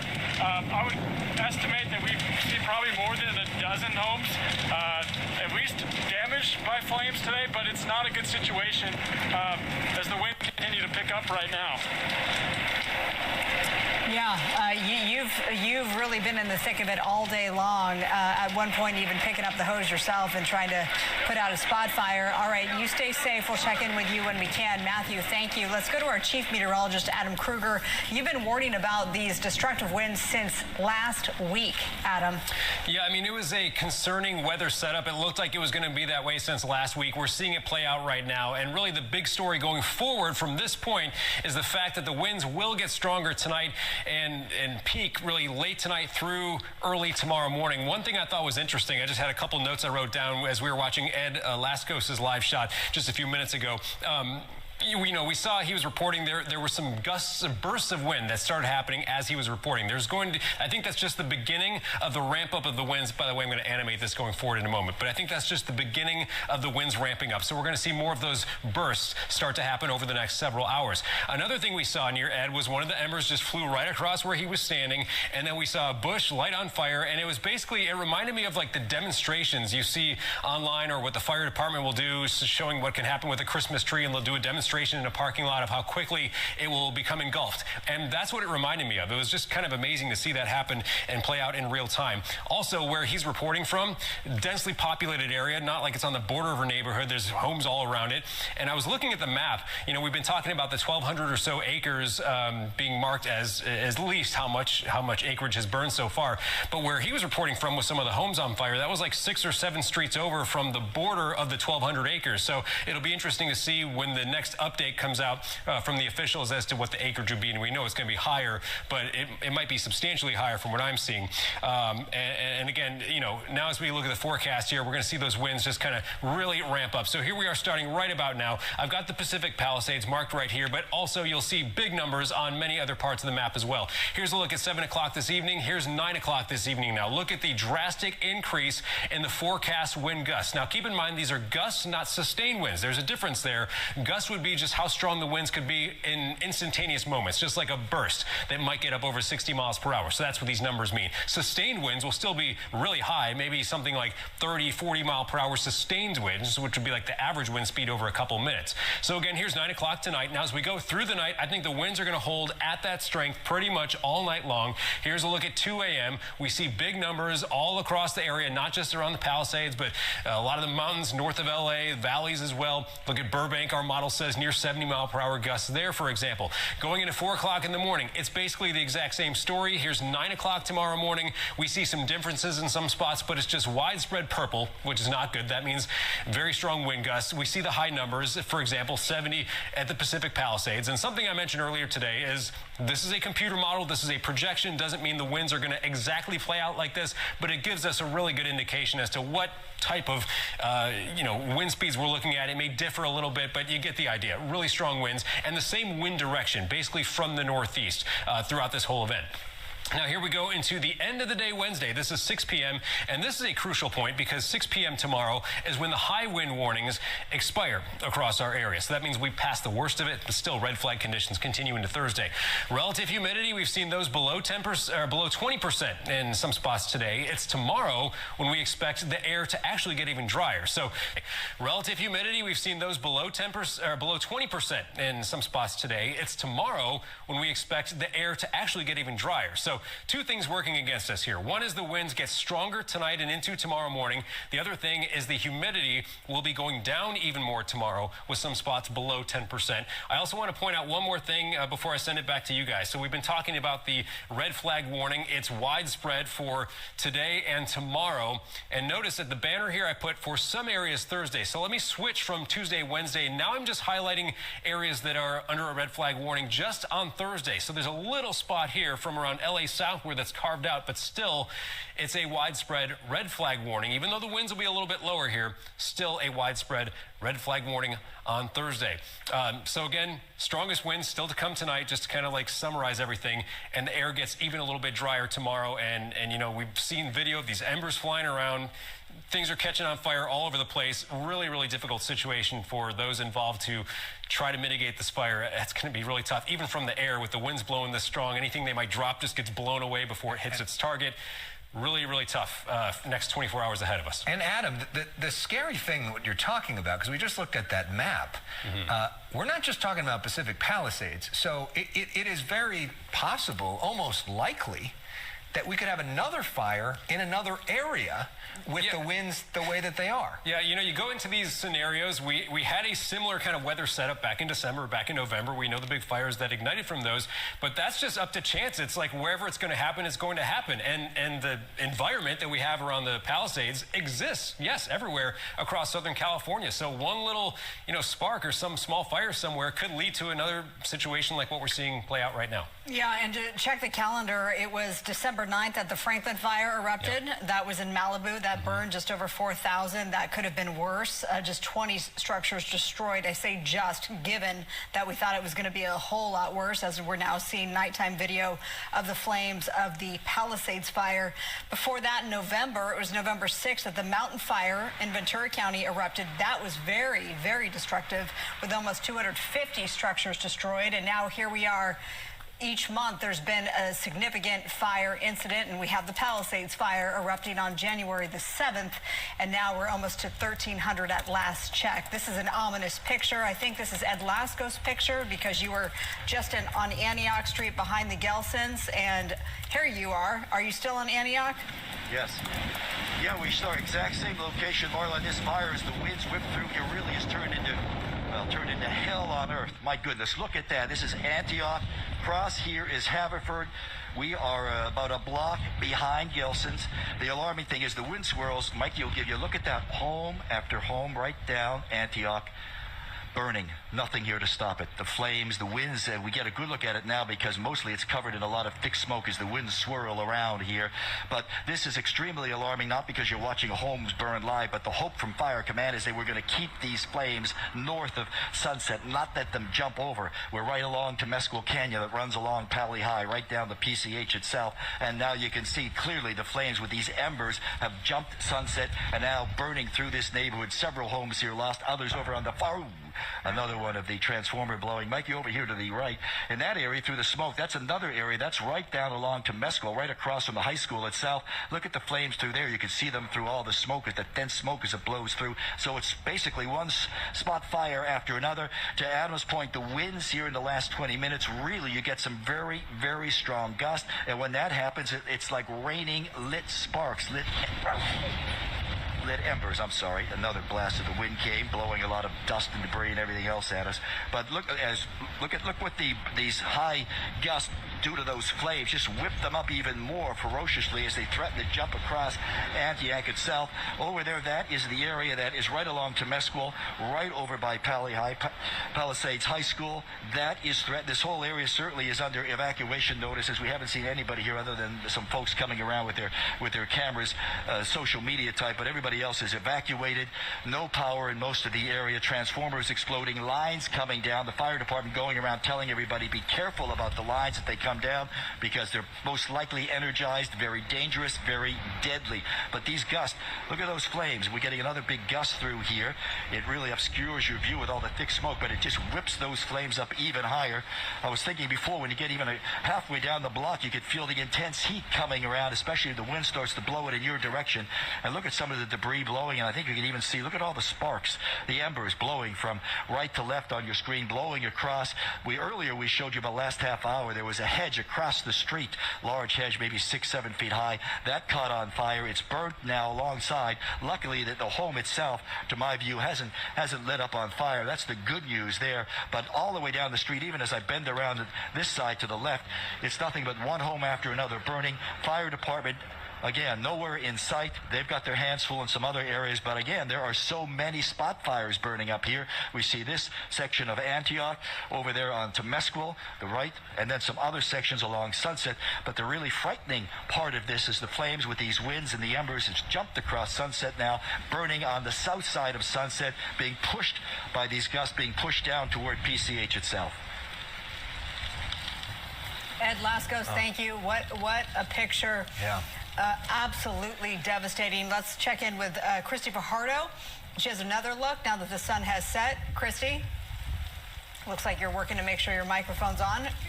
Christy, Can you hear me? we can hear you now, Christy. Yeah, Go ahead. I apologize. We're having some technical problems. I just got word that the senior center is burning, and I'm actually a block away from where Ed is, and you can tell how dark it is. There's so much smoke, but there's actually an apartment building that's now on fire here on Sunset Boulevard. And for a couple of hours, we had not seen any firefighters, but they did come in here with several engines, and they're tackling that apartment fire as we speak. I also saw a home burning down on Radcliffe and Havenford, so quite a few things are on fire. And if we pan this way, I can show you, that's the Gelsons, just to give you an idea of where we are. And we're standing in the parking lot of the 76 station, and someone from the gas station has been out watering the parking lot now for a couple of hours. In fact, he's still here with his hose. And even though it looks like this, he has not evacuated, although he told me he will at some point. And about 2 minutes ago, right before you came out live to me, we saw a whole stream of cars. Apparently, some holdouts now have decided it is time to get out as this fire keeps burning and pushing in our direction.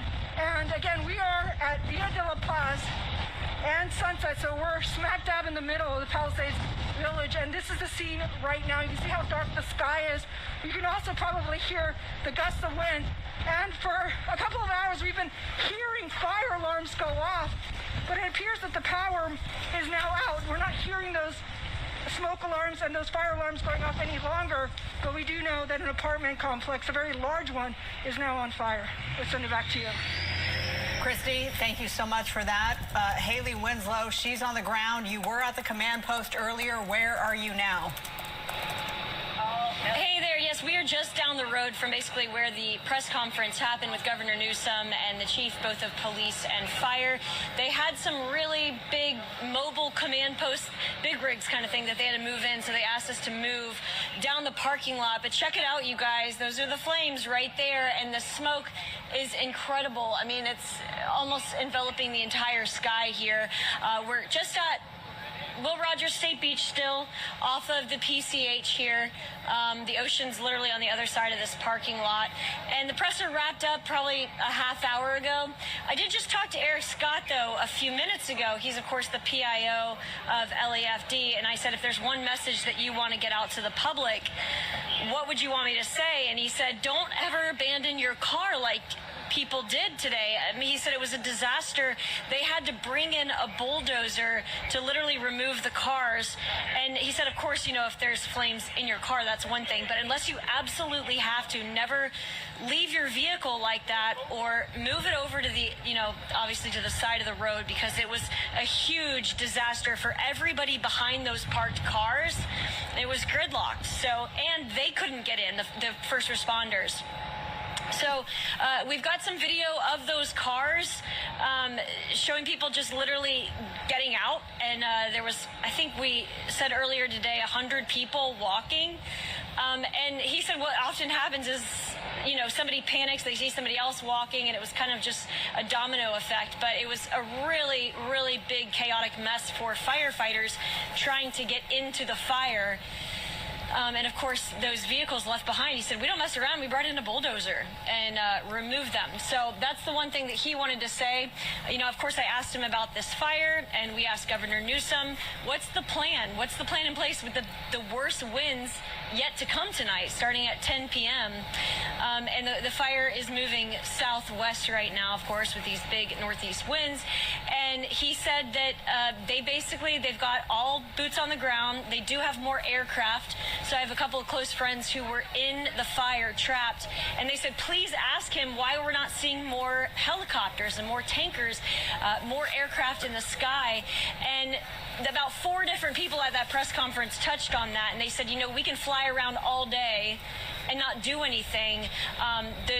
The aircraft can handle these winds. The problem is they're retarded. They have to be able to aim correctly on the fire, on the flames, or it's just useless.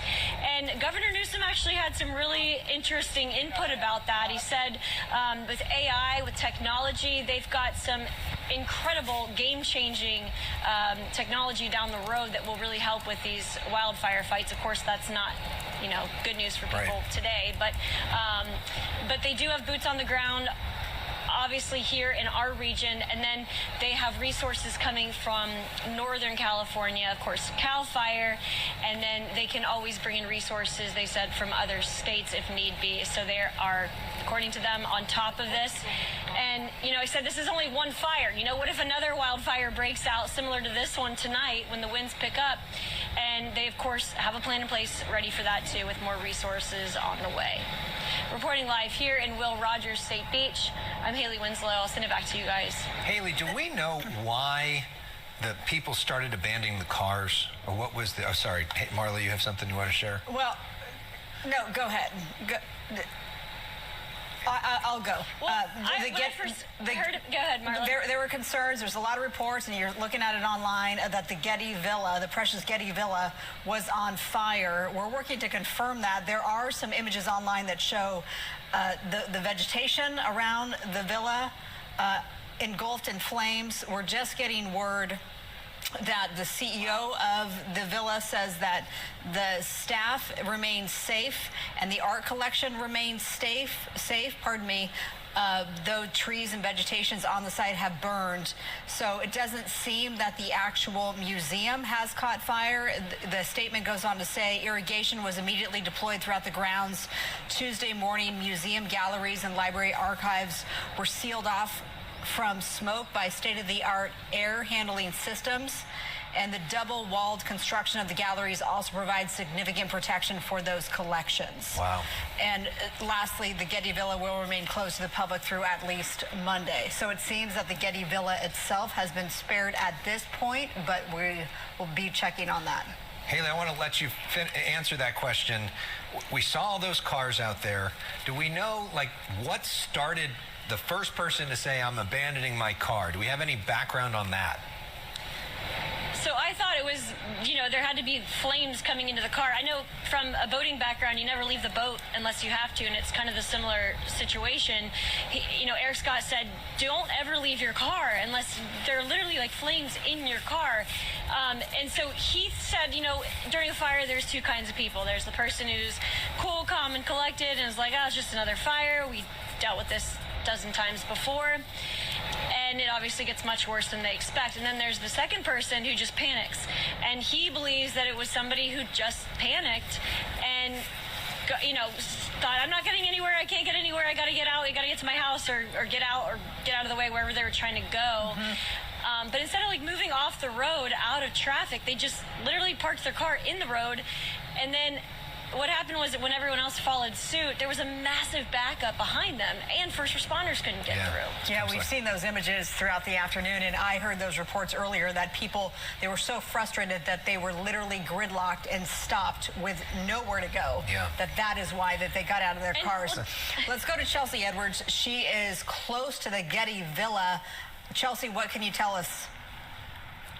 I mean, look at what we're seeing here. So we're standing on PCH. We drove down Sunset and took a left I mean, look at this. Whatever this was, now completely destroyed. I believe that we're south of the Getty Villa, though, but when you look up the canyon, you can see what looks like columns, which I know we see at the Getty Villa, but again, I don't think that that's where we are. It is so hard to get oriented here because of this thick smoke. It's just hard to tell where you are. But again, we drove south on Sunset Boulevard, took a left on PCH, and that's where we are now. Now, if we look to the south, you can see fire personnel down there. You can see how it actually has jumped, or it appears to have jumped PCH down in the distance from where we're standing here. Again, very hard to tell because it's just so dark and so soupy. I mean, it's like nighttime out here. I mean, it is nighttime out here, but you can barely see anything. But look at these flames. So it looks like there was a structure here on the bottom ground, kind of near PCH, and then you go up into the hillside and something very large is burning up there. We keep hearing what sounds like things collapsing, like wood falling onto itself, some things just falling all over the place up there. Very loud sounds of things collapsing. So not sure exactly what's burning, but something very large up there. And again, you can see this wind just pushing off into the ocean. We're standing right up against the beach here on PCH, and you see these embers flying as well. These are large embers. I mean, the good news is, obviously, you've got the ocean right here, so there's nothing to burn when it gets to this side of PCH, and nothing further than that. But, I mean, everything on this hillside is charred. Now, I want to show you to the north as well, if we can do this, Elliot. So it looks like everything to the north of this area has already burned. You can see a lot of those embers, some hot spots that are kind of up in that area. Now, near where we're standing is a mobile home park, and we're getting reports that there are mobile homes in that park, kind of up on that hillside there, that are on fire. We've not confirmed those independently, but we have been hearing that. So we're going to head in that direction in just a bit and see what we can find there. I believe it's called the Malibu Village Mobile Home Park, but that's kind of right where we're standing. But look at these large spot fires. I mean, you've got some brush that looks like it's on fire there, lots of smoke coming off of all of this. Again, it looks like a lot of this is already burned here along PCH, which, you know, is good news. It looks like we're in a safe spot, at least right here. This is all just charred hillside, but whatever this is, obviously a total loss. Whatever above it is a total loss. Oh, and then let's look to the south, Elliot. See this big, looks like we just got a big cloud covering it, big thing of smoke, but there was another fire I just saw to the south. We can see those flames kind of poking out. Do you see that? Not sure what that is, but this is where it looks like it jumped PCH. And is now burning kind of on both sides. Again, the good news, obviously, there's nothing on this side of PCH. There's nothing left here to burn. But you can see those embers kind of crossing this parking lot as well here at the beach. Just incredible images. Another thing I just want to point out, we've got 3 American flags that are posted just on that side. You can see them right across PCH. Those are still intact. Everything around them has burned. The structure to the back of it has burned. The hillside all around it has burned. But those 3 American flags remain up and untouched as of now. Wow, but look again at these structures. You see these big, large beams just being consumed. They're falling. I mean, this is just, look at these embers as well. Look at that, just raining down on this parking lot on the beach. Just, I've never seen anything like this. I mean, we've been covering these fires for years here in Los Angeles, and this is just, this is on another level. Definitely one of the worst of all time that we are witnessing in real time together. Chelsea Edwards and photographer Elliot Mendoza, thanks for your great work out there. We want to bring in the conversation right now Callie, who joins us on the phone. I was just asking Haley Winslow about why did people abandon their cars? What sparked that? Well, she's one of those people that was stuck in the middle of that, and she can give us some answers on what was happening. Callie, thanks so much for being with us. Walk us through what happened. Hi, thank you so much. My husband went to go pick up my daughter from Calvary on Palisades Drive, and the fire was just way too close on both sides of Palisades Drive that people were scared for their lives, so they got out of their cars to go down, and then I live up in the Highlands and tried to drive down, and because people abandoned their cars, I wasn't able to get down, so I drove my car back up and took a bicycle all the way down the hill, and people in my neighborhood on Monte Alto Street are actually still in their homes because they don't think it's safe enough to go down Palisades Drive. Well, hopefully we can show that video of the cars so people know what we're talking about. Here it is. These are cars that were abandoned, and then fire crews had no way to get up the street, so they brought in a bulldozer and then moved them all to the side and totaled a lot of the cars in the process. So is your car one of these?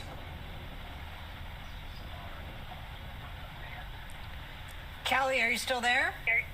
Yes, I'm still here. So as far as I understood your story, you were going to get stuck in the backup of people abandoning their cars, but you turned your car around, went back to location A and got your bike and then rode your bike down, so you didn't end up having to abandon your car as others did. Is that right? No, but my husband was one that he also went down and he had to abandon his car. I see, because the flames were just coming too close. What is your status currently tonight? I am staying at a hotel in Santa Monica and praying my house doesn't burn down. Is your family safe? Your I think you said your daughter and your husband? Yes, everybody's safe, but I'm really concerned about my neighbors who are just sheltering in place still because they don't think they can get down that road. And they think this because of the cars or because of the flames? The flames and the cars, because everybody was turned away at one point and told to shelter in place. Wow.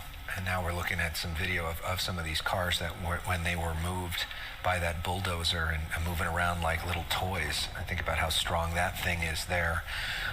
So, Callie, how are you processing all of this? I'm just happy that I'm with my family, but of course it's very gutting to know that I don't have any of my belongings with me. Oh, we're so sorry to hear that. How long have you been a resident of the Pacific Palisades? We actually moved from Topanga 3 years ago because I was so worried about the fires there. Oh, gosh. Yeah. And traditionally, the Palisades has been able to be spared from a lot of these fires for many, many years. Can you talk about, I mean, obviously it sounds like your husband experienced this really, just what the chaos was like of that moment with the cars and everybody being stuck and just what that felt like, what people were saying? So I was taking a bicycle down Palisades Drive, and the palm trees in the middle of the road, the tops were all on fire. There were cars on fire. It was very scary. There was fire on both sides of the street. I'm just grateful I got out. Did you get a formal evacuation warning from the city, from LAFD, or did you make the call on your own? No, there's not very good service up there right now. So you made the call on your own? Yes, my neighbors told me to stay, and they're still there. Have you had contact with them since? Yes, and they said that they don't feel safe driving down Palisades Drive right now. Wow. Well, hopefully maybe we can put some of those people in touch with rescue crews or maybe firefighters or somebody who can help get them out. Yes, they're on Monte Alto. Monte Alto. Okay, maybe we can make that happen. All right, we will do our best to pass that word along. Obviously, they are pretty busy right now too, but we appreciate you sharing that word with us, and we wish you the best and hope we can stay in touch with you in the hours ahead. And we hope that your home is spared. Callie, thank you so much for being with us. Thank you. It's now 5:30. You were watching the Fox 11 News at 5, a night that we will not soon forget here in Southern California. Alex Michelson, Marla Tejas here with you for the evening as we are watching the Palisades fire burn more than 1,200 acres, threatening 10,000 more. And we have seen probably at least 24 structures burn, if not more than that. Let's go to the ground. I believe we're going to Chelsea Edwards on the ground, and you're along PCH, and you've seen some serious destruction behind you. There was talk of, you mentioned the big structure behind you that was burning. This may be the Villa de Leon. That's what it's looking like on the maps. That certainly seems to match. I mean, look up there. You can see those columns. You see the fire just kind of shooting out of them right now. That's certainly what it appears to be. Again, it's very hard to get oriented where we are just because of this thick black smoke. Come down a little bit, Elliot. You can see the structure. Just a few minutes ago, that was standing, whatever that was. Now it's just a few beams. We just saw some huge collapses of some of the major structural beams there. There's hardly anything left there. And if you go even further south on PCH, I mean, we're just seeing these big clouds of black smoke sweeping down the hillside and coming toward the ocean. Not sure what it is up there that's burning, but it looks like they're kind of repositioning a lot of their firefighting efforts down this way. We just saw a convoy of fire officials that just were rushing down PCH. I see another one that's up in the distance coming down from the north. And again, you got like a police officer here. So it seems that they're focusing some of their efforts now on this section, which is south of Sunset Boulevard along PCH. We're looking at these structures that are burning. Take a look up there. You see a ridge now on fire.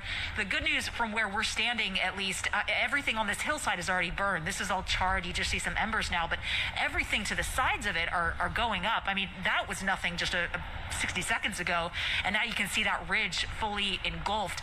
Now, just up to the north a little bit, you can see this wind as well. I mean, it's just blowing. Now up there's a mobile home park that we have gotten reports that there are some structures that are on fire up there. Again, we have not independently confirmed those. We're not near any fire officials right now, so haven't confirmed that. But again, with the smoke that we're seeing and these sounds that we're hearing, I mean, just sounds like huge structures. Stones are falling down.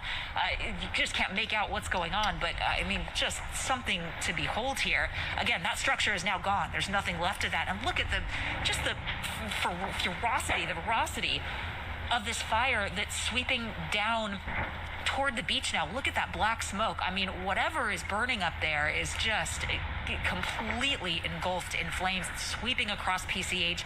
We saw it burning on the other side of PCH for a little while. I mean, there's nothing on this side really to burn other than some grass, and then you've got the beach and the water. So, I mean, that's the good news, at least on this stretch. There are no homes right where we're standing on this side of PCH. Of course, you go north and south, and that's not the case in other places. So I assume that's what firefighters are working on, trying to protect some of the structures that are on PCH, because this wind is certainly pushing the flames that direction. I mean, they're coming down the mountain and then toward the ocean. So, it's hard to see what's happening down there. We see a lot of emergency personnel. Here's another part of that convoy, or at least a few other fire officials that are heading down there toward the south. So that's kind of where it looks like a lot of the action is happening, but just quite a scene to behold. I mean, it is just wild up here. You see a palm tree. I don't know if you can see this, Elliot, but see up at the very top, that's a tall palm tree up there. That was on fire just a second ago. You can see how parts of it are burning. You've got embers kind of in the trunk of that palm tree and then up on the fronds as well. So that's certainly a concern as well. You get one of those palm fronds that is on fire and then gets carried in this wind. I mean, as we've said many times, they can go up, as far as 2 miles. So you've got homes all up and down PCH, all up and in these hillsides as well. I mean, we're right in the Pacific Palisades, Santa Monica, just this way, and then you've got Malibu up there. So a lot of residential areas. And when you look at things like that, I mean, there's no way that firefighters can do anything about that without air support. I mean, that is so tall when you look at the height of where those embers are on that palm tree. So if you get those embers, you get those fronds that start flying around, especially in these winds, there's just nothing anybody can do. I mean, wherever they land, you're just at their mercy. I mean, there's no way to predict where they're going to go, and there's no way to fix it if they do land and catch something on fire. So very dangerous situation out here. And again, we're seeing a lot more support. I see more firefighters that are coming from the north down to the south down here on PCH to deal with whatever is happening down there. So it appears that this fire is kind of moving in this southwesterly direction.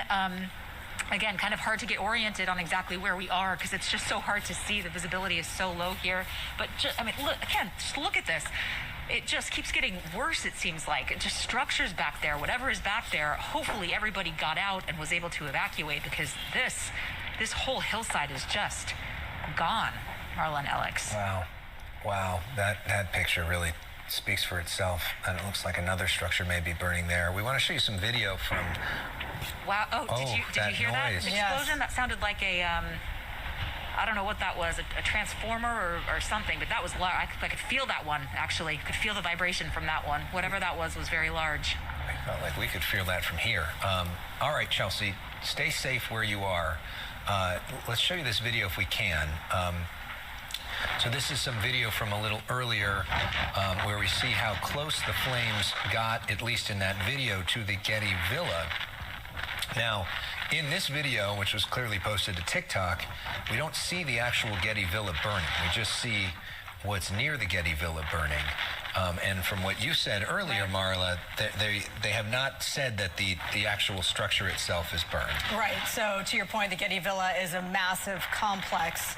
The vegetation around it is burning, but the president and CEO put out a statement saying that the staff at Art Collection remain safe, and it's just some of those trees and vegetation on site that have burned. So at this point, and they have, as you can imagine, great protection given the museum, the art collection inside, the irrigation system they have on site. So at this point, all remains to be in one piece at the Getty Villa.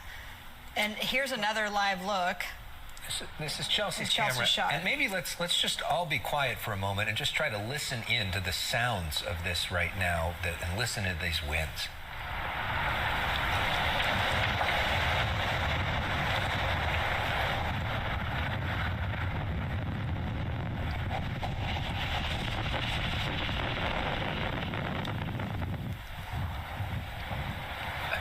Hear how dramatic that is in person, and how Chelsea and photographer Elliot Mendoza are doing a great job of even being able to stand up in all of that. You see that it looks like a bunch of fire crews have now arrived there.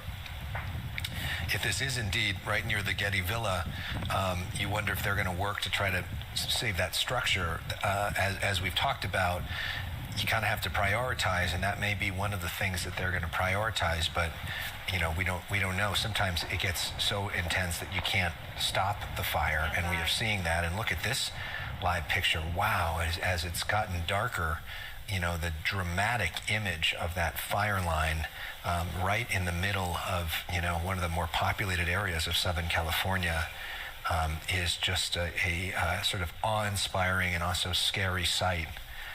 That picture coming to us from, I believe, our Santa Monica cam, looking back towards Pacific Palisades. Let's go ahead and get a look at that forecast and the winds with Chief Meteorologist Adam Kruger. This is when you expected those winds to pick up. I know the later we get, the worse those winds will be traveling. Yeah, you know what's interesting is a little while ago, so just kind of like really dissecting what the computer model was showing, and I'll have that in a second here, but it was actually indicating around 5 to 6 p.m., just for like an hour, that the winds would slightly back off. And I'm looking at some of the weather instruments kind of near the Pacific Palisades. There's not a good one right in the heart of the city. But actually some of these, compared to about an hour ago, the winds have come down about 10 miles per hour. So that little 5 to 6 p.m. window, which we're in right now, seems to maybe be playing out, but then the winds will ramp up big time this evening. I'll get to that in a moment. I wanted to share this with you earlier, though, to give you some context. You know, people that have lived here a long time kind of get how it works around here with these extreme events coming every now and then. But if you're new here and you're wondering how rare it is to see what we have right now, which is a PDS red flag warning, stands for a particularly dangerous situation. It was in 2020 when the National Weather Service started using this tag. It's reserved for the most extreme events. And from 2020 to the start of the season, there was a gap where there was not a PDS red flag warning. Then we had one in November. You'll remember that was the fire around Camarillo, the mountain fire. Then we had another one in December. That was the Franklin fire around Malibu. And now we have the third one in this season issued, which is, I mean, they're already rare. They're kind of like every couple of years if you want to just average it out. And we've had 3 already this season. So what we're seeing this season is not normal, for sure. 3 of these major events, just November, December, now January here with the one we're seeing right now. Okay, so before we even get to the forecast winds, we've got this red flag warning that's today and tomorrow. Then we head into Thursday, and still most of the area, excluding a part of the LA basin, let's say, most of the area is still in the red flag warning, which means we're still seeing dangerous fire weather conditions. But the worst of the winds now through tomorrow morning, and then the high wind warning ends at 6 p.m. tomorrow. Now we'll look at the forecast wind speeds starting right about now. Here's Pacific Palisades, but notice just as we look across the broad area, going a little later into the evening, 7 o'clock, we're kind of around where we're at right now. Watch the drastic increase when I move this forward from 7 p.m. to 9 p.m. We see the numbers get quite a bit higher. We see the just overall coverage of the intense winds cover a lot more of the map. And then from there on out, we're just locked into winds like this from, let's say, 9 or 10 o'clock tonight all the way into tomorrow morning. So as I advance this now, here's 2 o'clock in the morning, for example, and this doesn't mean everywhere is going to have gusts over 60 at the same time, but winds of that nature will be possible. And we're talking gusts, not sustained winds, but bursts of winds that could be up that strong. Many areas across Southern California could face these will face these types of winds with the very dry air. Now, here's 4 o'clock in the morning. Still, it's pretty extreme. Here we go into 10 o'clock in the morning. It is still what I would call extreme winds. And then we go later into the day on Wednesday, and you see the wind speeds back off a little bit. You see the coverage of the highest winds kind of cover less ground as we head into 7 p.m. Wednesday. So it's that point at which the high wind warning will end, and this is the reason why. But that doesn't mean we're totally in the clear. There's still red flag conditions that continue into Thursday. I also want to share with you the future humidity. So we're looking at forecast relative humidity, which we saw was below 20% today, including in the Pacific Palisades when this fire started at 10:30 this morning. Now, as we go into tomorrow, here's another thing working against us is the air actually gets a little bit drier. It's already very dry, but the relative humidity, as you see in many spots, will be below 10% around midday tomorrow. So the fact that it gets drier and the fact that the winds are only increasing as we go through tonight and tomorrow morning, not a good scenario to say the least. 10 p.m. to 5 a.m. is the window the National Weather Service says the winds will be at their peak. I still think even into like 7, 8, 9 o'clock tomorrow morning, they're going to be quite extreme. Again, we're just bracing for those gusts over 60 for a large part of the area. Very, very difficult situation. We heard earlier in the press conference, as I head back to you here, that they said, you know, they can fly their aircraft in winds like this, but whatever they drop, it's not going to do much good when the winds are this strong. It just gets blown away from their intended target. All right, Adam Kruger, thank you. We'll check in with you in a second. Let's go back out to Fox 11's Matthew Seedorf. And Matthew, a not great update when it comes to Pali High. Yeah, we just drove right past Palisades Charter High School, and there are portions of the building up in flames right now. We're right outside the school, and see we can walk across the street. This is towards the football stadium. I believe that is the score box on fire as we're going to turn this way with all these embers flying. I do have an anemometer with me. It's measuring winds gusting to 35, 40 miles per hour with flames on the other side of the street as well. Let's see if we can push this way.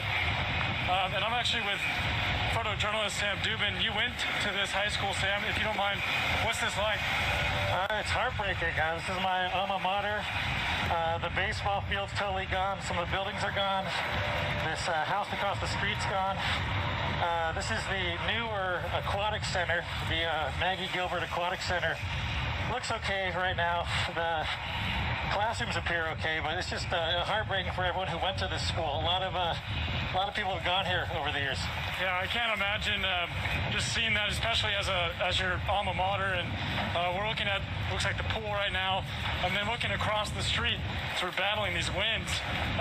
More buildings have burned down, and just this thick black smoke. Again, winds, it just stings because of all this debris flying around.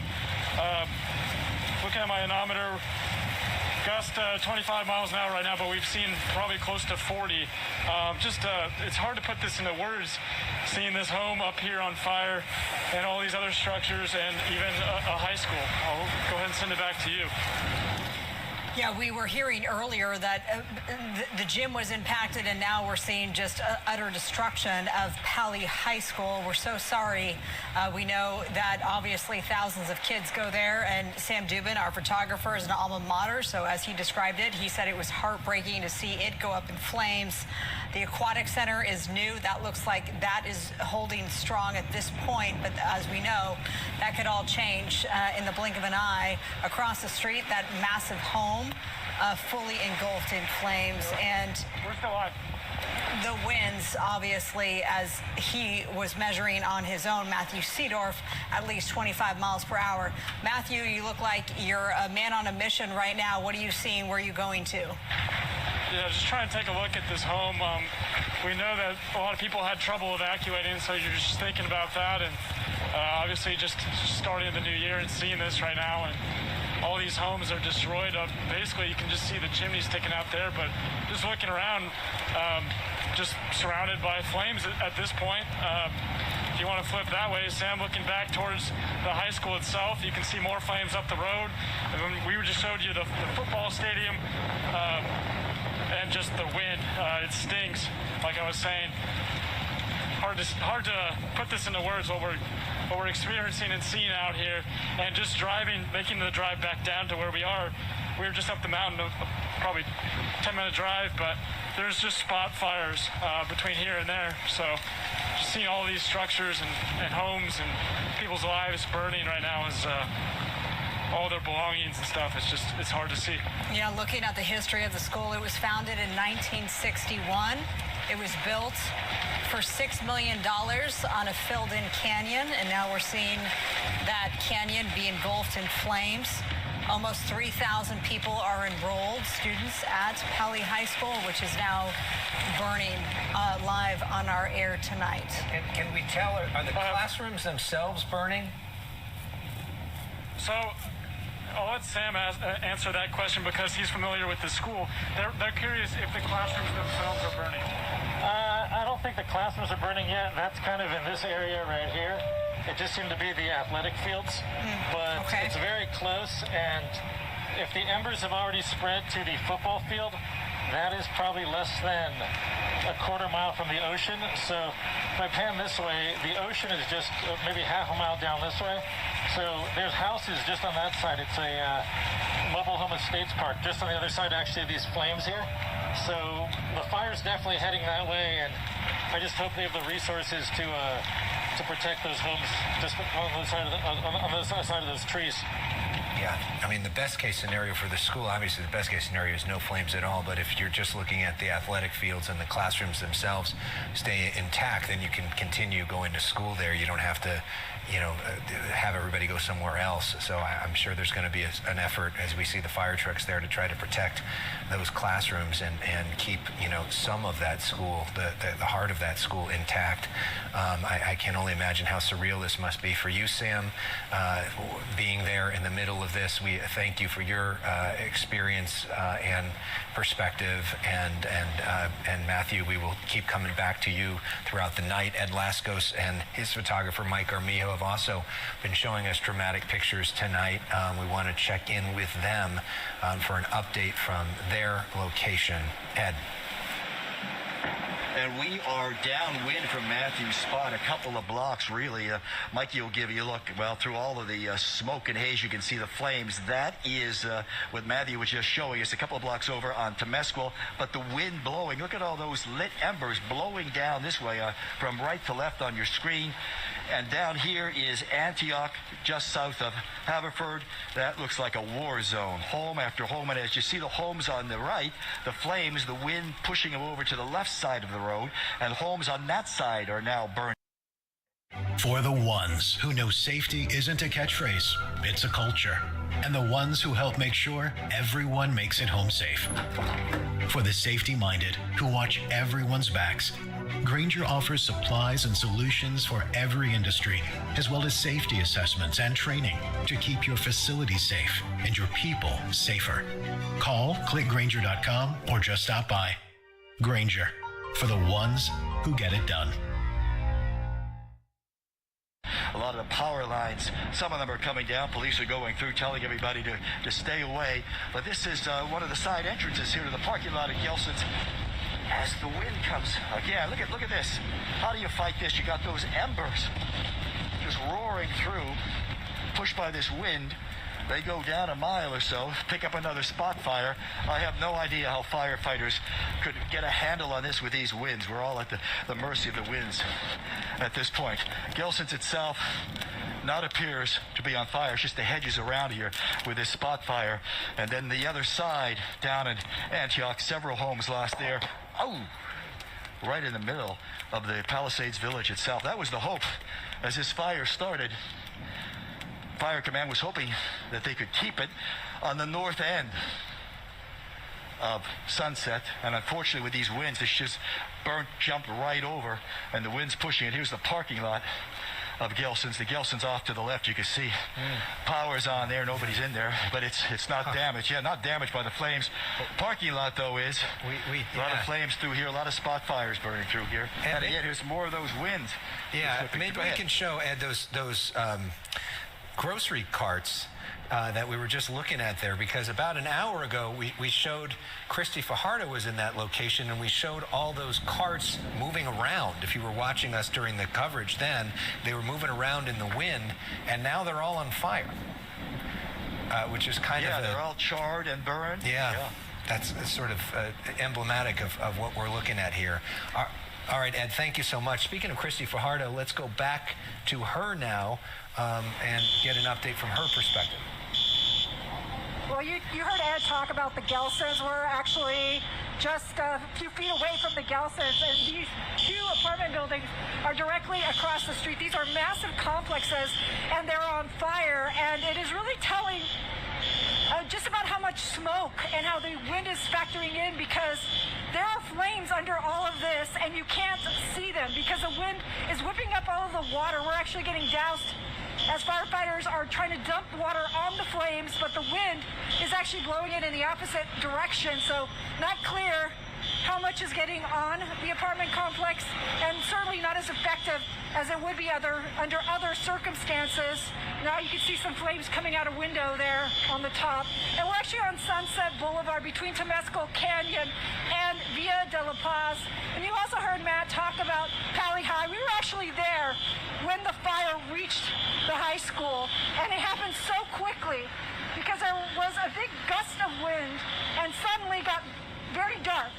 And there was fire all around us. That's when we evacuated. And sad to hear that some buildings burned there, because when we were there, it looked like vegetation only. We had hoped that it would stay that way. But again, this is one apartment complex. The next door one is also on fire. We saw flames coming off from the rooftop. But unlike other places that we've been here today, there is quite a bit of firefighter resources. They brought in tons of engines to try to put out this fire. But also when we get these big gusts, we start to see rain of embers. And we've seen little spot fires. I showed you a spot fire earlier in the Gelson's parking lot. And that is why these fires are so dangerous.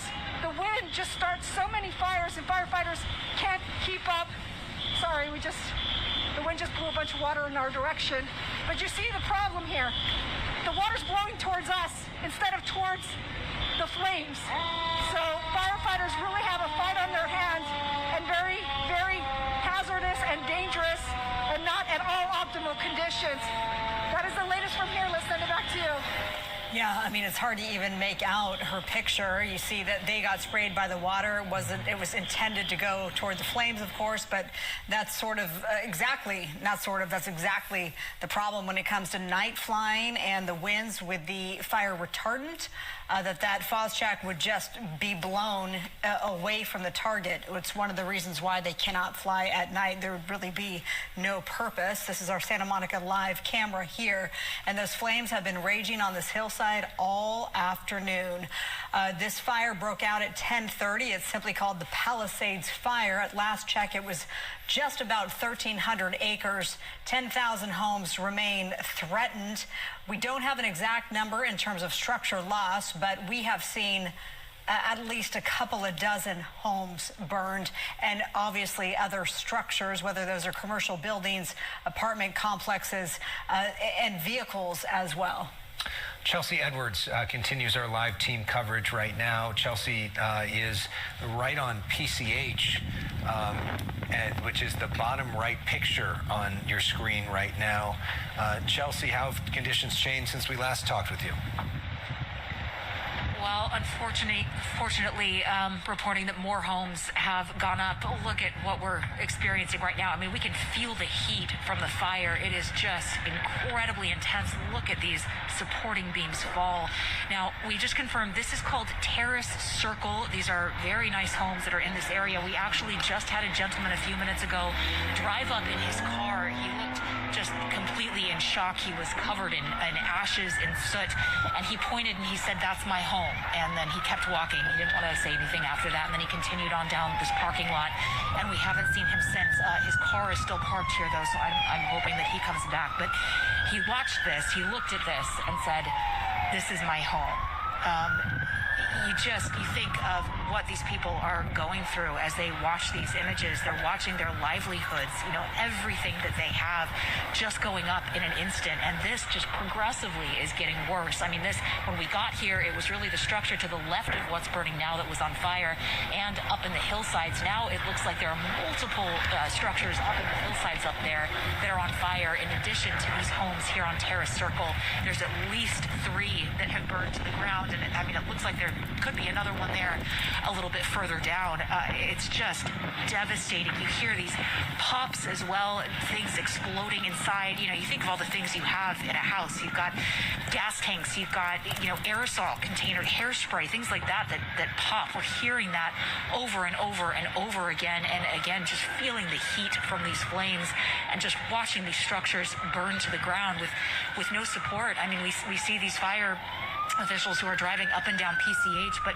they've got other priorities. They're trying to save lives. They're at various places, but we haven't seen a single water drop or any kind of mitigation attempt on these homes here on Terrace Circle. So these are just freely burning, and you can imagine these homeowners watching this and just feeling so incredibly helpless, which is the sense that I got from the gentleman who pulled up here just a few minutes ago. Just complete helplessness. Elliot, if we can look up on that ridge, something up on the top has just kind of erupted as well. We're seeing some very tall flames up on the top of that ridge, and this one just keeps getting worse. Okay, we can actually, sorry, Elliot, if we can come back down to this, the wind, you can see it almost creating these little fire tornadoes that are so powerfully pushed that they're almost horizontal.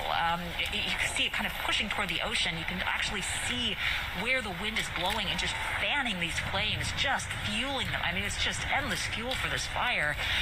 Again, the good news, though, we're in this parking lot, and the other side of this is just the beach. There's no structures on the other side. There are no homes that are threatened on the other side of this. But, I mean, from what we can tell from where we're standing, it looks like everything, this part of Terrace Circle, is just a total loss. I mean, these images are just... these gusts of wind. That one nearly knocked me over. These gusts of wind are so powerful, and they just kind of come out of nowhere. I mean, you're standing here, and everything kind of seems fine, and then you see it hit these flames, and they just whip up, and then all of a sudden it hits us, and we kind of get knocked back as well. They are so ferocious and powerful. We can't see anything now south of PCH, south on PCH. For a long time, we could see some flames on the other side of PCH. The fire had jumped briefly, but I think it was just burning brush or grass kind of on this side of the beach. We could also see other structures on fire down to the south. Now we don't see any of that. We don't even see fire personnel down there. For a while, we saw quite a convoy of fire engines that were kind of stationing down to the south there on PCH. So I don't know where they have gone or where they have moved on to, but we could at least see their flashing lights a few minutes ago. We don't see those anymore. So again, these homes are just a total loss, and just remarkable to watch these structures, these beautiful homes, just burn to the ground with just no support at all. I mean, there's nothing you could...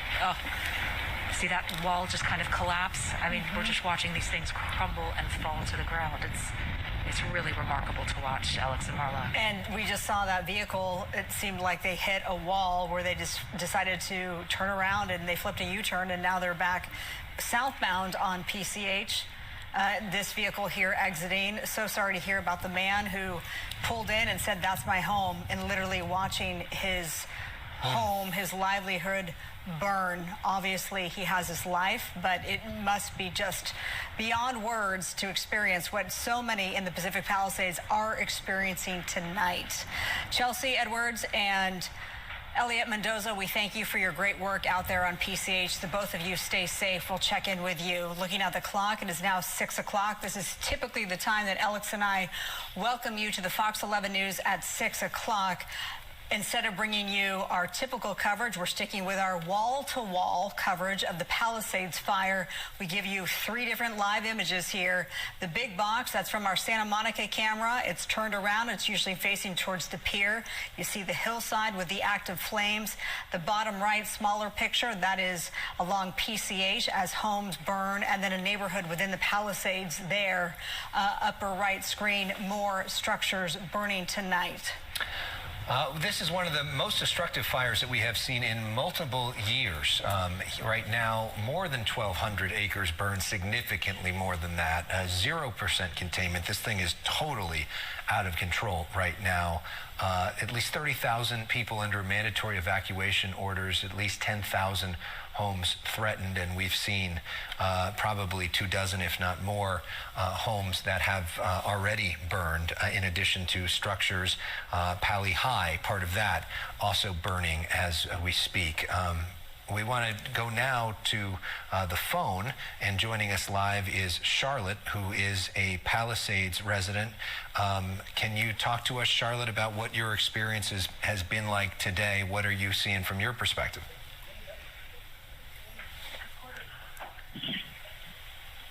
Charlotte, are you there? Hi, yes. Hi there, this is Marla Tejas alongside Alex Michelson. Thanks so much for joining us tonight. Obviously, we're very sorry for whatever it is that you are dealing with. We understand that you are a resident of the Palisades. What has your experience been like today? I am. So I live in the Palisades Highlands, right where the fire originated. I'm also a student at Palisades Charter High School. So around 12 p.m., we finally realized that it was kind of time to pack up. We were getting texts from people that were starting to evacuate. So we basically threw everything in a bag. It was just my mom and I. My little brother goes to school right down the road, right on Palisades Drive where the fire was, and now his school is now missing like a playground and cafeteria. The field is scorched and basically gone. But we picked him up and we tried to leave. Palisades Drive was a mess. It was like a zoo, and people literally could not get out. It was at a standstill. So at some point, me, my brother, and like 4 of his friends, we got out, grabbed our bags, and basically ran off of Palisades Drive onto Sunset. I personally was like wearing Uggs and pajamas, and it was quite chaotic. So yeah, we ran onto Sunset, and then we just walked all the way up to our friend's house on Sunset, farther down Sunset near Marquez Charter Elementary School. There's a shitload of fucking houses thought we burned were going down. to stay, but then I guess the evacuation warning spread, and we piled about 9 people in a truck, and we headed down to Bel Air Bay Club, where a lot of people that evacuated from my brother's school, Calvary Christian, they were gathering there. Now looking at the news reports, it looks like they've also had to evacuate Bel Air Bay Club. So we basically had to evacuate 3 times, and we are now out in Santa Monica for now. Do you know the status of your home, Charlotte? What a day you've had. Yeah, so for now, my family home is still standing, as well as our immediate neighborhood. I do know that my aunt and cousins, my aunt's house burned down. It started out just touching on the edge. We have an actual video of their house on fire, and that was about 3 hours ago. So they've now told us that it is most likely all burned to the ground. They are on El Medio, and because the fire jumped over the canyon to El Medio, there were no firefighters that we know of there, or at least visible in the video. We couldn't see anyone, and their house is most likely gone. So sorry to hear about the loss of your aunt's house. We'll be praying that your home continues to stand.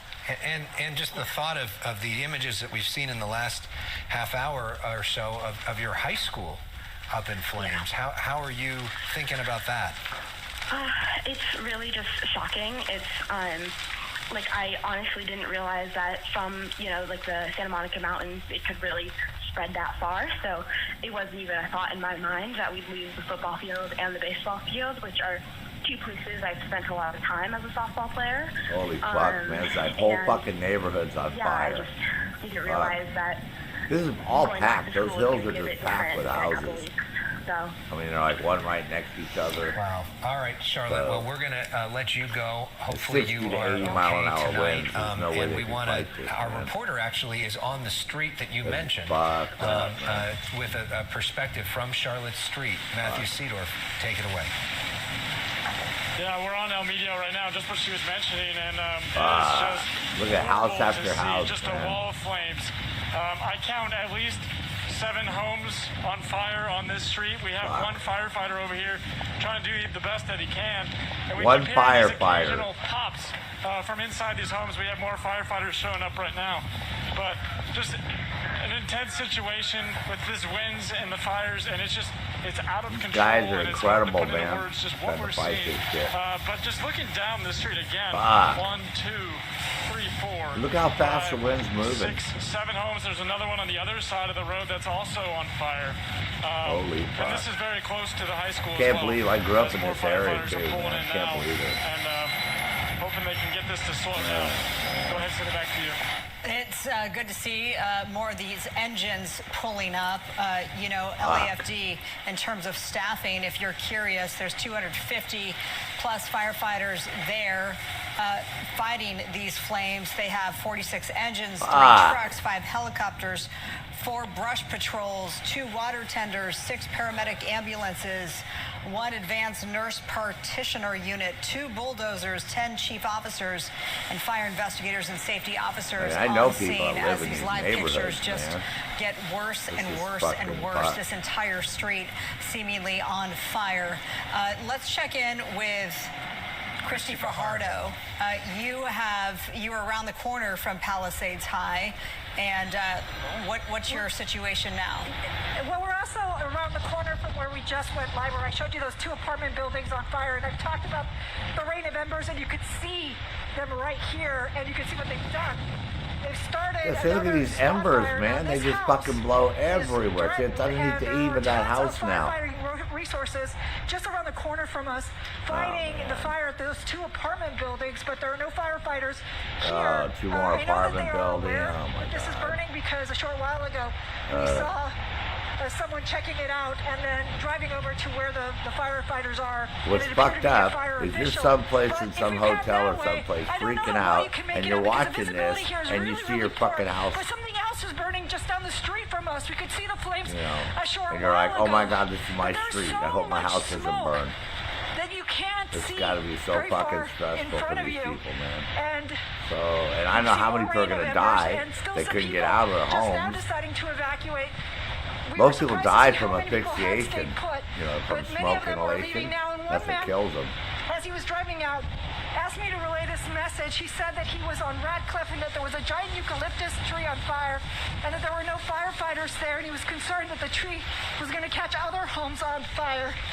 And likely that eucalyptus tree caught fire just like this vegetation you see here, because an ember got into it and then it started burning. Look at the and so wind, something man. else It's is now fucking burning nuts, man. behind the shrub in the walkway between this apartment building and that home. Holy and again, fuck. no firefighters here at the moment. We do know they are across the street, or around the corner, I should say.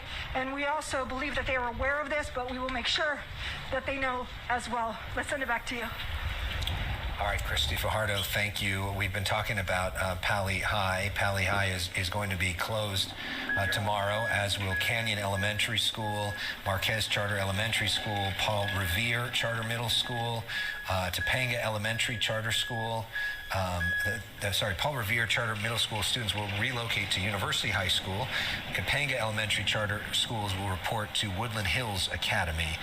So that's all tomorrow, and I'm sure the schools have let the parents know about that as well. Let's check in with Ed Lascos now for his vantage point. Ed, where are you?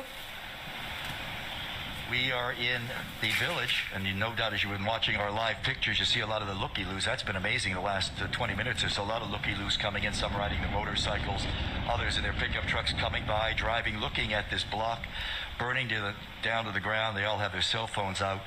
Rather macabre scene on their part. Any event, this is Antioch, just south, just below Haverford, about a block south of Gelson's, heart of the village. This whole block has been burning the last hour and a half. The wind started with the flames, the embers on the right side of your screen, on the western side of the street, and the winds have been blowing on your screen from right to left, blowing it across to homes on the left side of Antioch. And as Mike the photographer was saying, with these embers, when you get a really good gust, his description was good. He said it looked like a missile flying up in the air from one of the homes that's totally engulfed in flames and flying over maybe about 200 feet into the neighborhood to the left where we have a glow in the sky. So there are just so many spot fires burning here through the Palisades right now. The wind's kicking up. Sometimes you get some really strong gusts, and it is a shower of those lit embers blowing across. So there's really no way at all that firefighters can stay ahead of this, because as soon as one of these spot fires hits, another one is picked licked up by the flames. See the vehicles here, more of these looky-loos. They just come by with their cell phones, take pictures of this. My God, it's the last place I would want to be if I wasn't working, to be over here in a fire zone like this where people are losing their homes. This is fucking nuts. All these people drive around in their fucking cars taking pictures, man. She was in tears because it was one of her homes down here. We tried to talk to her, but her point, she said, was she was trying desperately to call 911. She had her cell phone too, and she said, look, I keep calling 911. It's not picking up. So I don't know what the situation is about that, but she had just tremendous frustration. But I told her, I'm sure the fire department well aware that they've got this fire out of control. Yeah, lady, you call it. What are you going to call 911? Oh, there's a fire over here. Is where we've been seeing part of. Yeah, no shit, man. Palisades High School burning right along Temescal over there, and that fire is threatening to jump. But why are they letting these people drive around like this? It's fucking ridiculous, man. With the embers, when we get some good gusts there, you can see some of the flames lapping over the top of that home. There was a home right at the end of Antioch, right at Temescal itself, that was also on fire. Again, one spot fire after another, and unfortunately, these spot fires have homes like that right there, just burning out of control right down to the ground. All right. And Lascos, a question for you. We know when we were talking to you earlier, there were no firefighters anywhere near you. Has that changed at all, or is it still just burning with nobody there? Well, we saw one firefighter driving by in a fire truck. He came around this way over toward Antioch and over toward Temescal, surveying the area, but that was it, just trying to get an idea of what was burning. But in terms of a firefight on the ground, yeah, see, there's so many fucking neighborhoods on fire. They don't have enough firemen, which I don't understand. This has been going on long enough. They should be bringing firemen from all over LA County, Ventura County, Orange County. You know what I mean? They should be having hundreds and hundreds and hundreds of firemen showing up. So the fact that they don't have 250 firemen fighting this is stupid as fuck. But the lady who was having an emotional breakdown in a sense. That's the part I don't understand. How can you only have 250 firemen fighting this? And I said at this point we're on our own because the firefighters are doing the best that they certainly can. Yes, they are. All right, Ed, we appreciate you. Thank you so much. And your photographer, of course, on scene. Stay safe. Fuck. Smaller picture here, Santa Monica Cam. The flames on the hillside just continue to burn out of control. This fire is 100% out of control. Look at that fucking view, man, from Santa Monica. When we heard from fire officials, county, city, and state, including Governor Newsom. Oh, my God, and the complete acreage at that point was 1,262. As you can imagine, that has just ballooned since then. Pardon me. Eric Scott, basically the public information officer of LAFD, was saying that he didn't think that there was going to be an update from officials, another one tonight. The next one was likely not going to happen until tomorrow morning. So it's best to stay with us here at Fox 11 and online. I mean, I've lived in LA my whole life. We've never had a fire like this. They've had small ones. Have not done so yet. A great resource is the Fox usually don't get more than a few acres and they can put them out. Which has all of the information there, and you can stream us live from there. You're not going to believe what it looks like in the morning, man. This is from Pacific Coast Highway. Chelsea Edwards is on the ground there. Chelsea, are you there? Yes, I am, Marla. It's just devastating watching this. I actually just spoke off camera with the homeowner of one of these homes. It's no longer standing. There's nothing left actually right now. When we got here, it was a full structure. He's just absolutely understandably distraught. Did you hear that explosion? We've heard a few of these. Man. How in the fuck did you fight that? We heard a very loud whistling sound after. Huge explosion just a couple of minutes ago. We just heard another one. But this gentleman says he's lived in this area. He's lived along PCH his entire life for decades. He's been through a lot of fires, a lot of natural disasters, a lot of events like this, but he said he's never seen anything like this before. That's what I just got done saying, man. Fucking 71 years of my life. I lived 54 years in Los Angeles. Never saw fire this bad, man. Not like this. The last couple fires they've had are just fucking incredible, man. They ran out of water and they took off. They had to go to something else. So he just sort of see, that's the other problem. They don't have any water. To save his home. You know, there's limited fire hydrants there, so they got to bring water in fucking tanker trucks. Then he watched his home catch on fire. I mean, they don't have any fire. I mean, they have fire hydrants, but they're, you know, to get to them, and then the water pressure and all that. It's like fucking. Could have been preventable. This shouldn't have happened this way. But he said that's that. I mean, what can we do? There's absolutely nothing left. There's not even a beam left standing of what was once his home. Everything back up in that hillside has burned as well. We saw a lot of active flames a few minutes ago.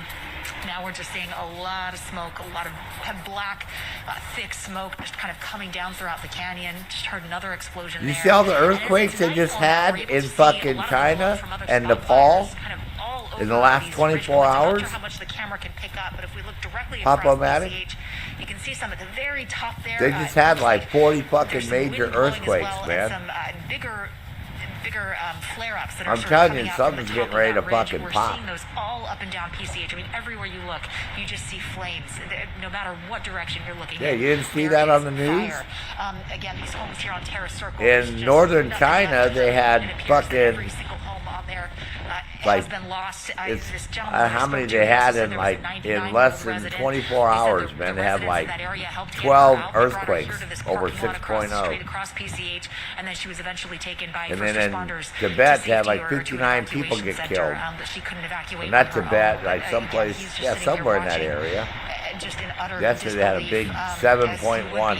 If you saw this, I mean, when we started here, you know, an hour or so ago, there were several structures standing here, not just one, but several along Terrace Circle. And now, I mean, look at this. There's nothing left standing. It's just all gone, and you can see this structure burning a little bit down to the right here. Major earthquakes are happening everywhere, man. People like this appear the to be fuck's this guy on a skateboard, man? Individuals.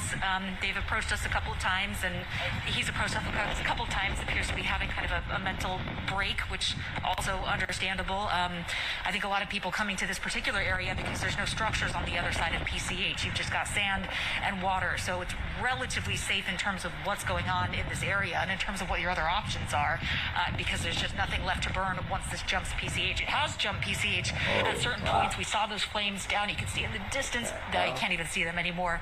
We could see them a while ago. Now you just see this thick smoke. And again, no fire personnel either. They were staged for quite some time down at the end of that street, or down a little bit south on PCH.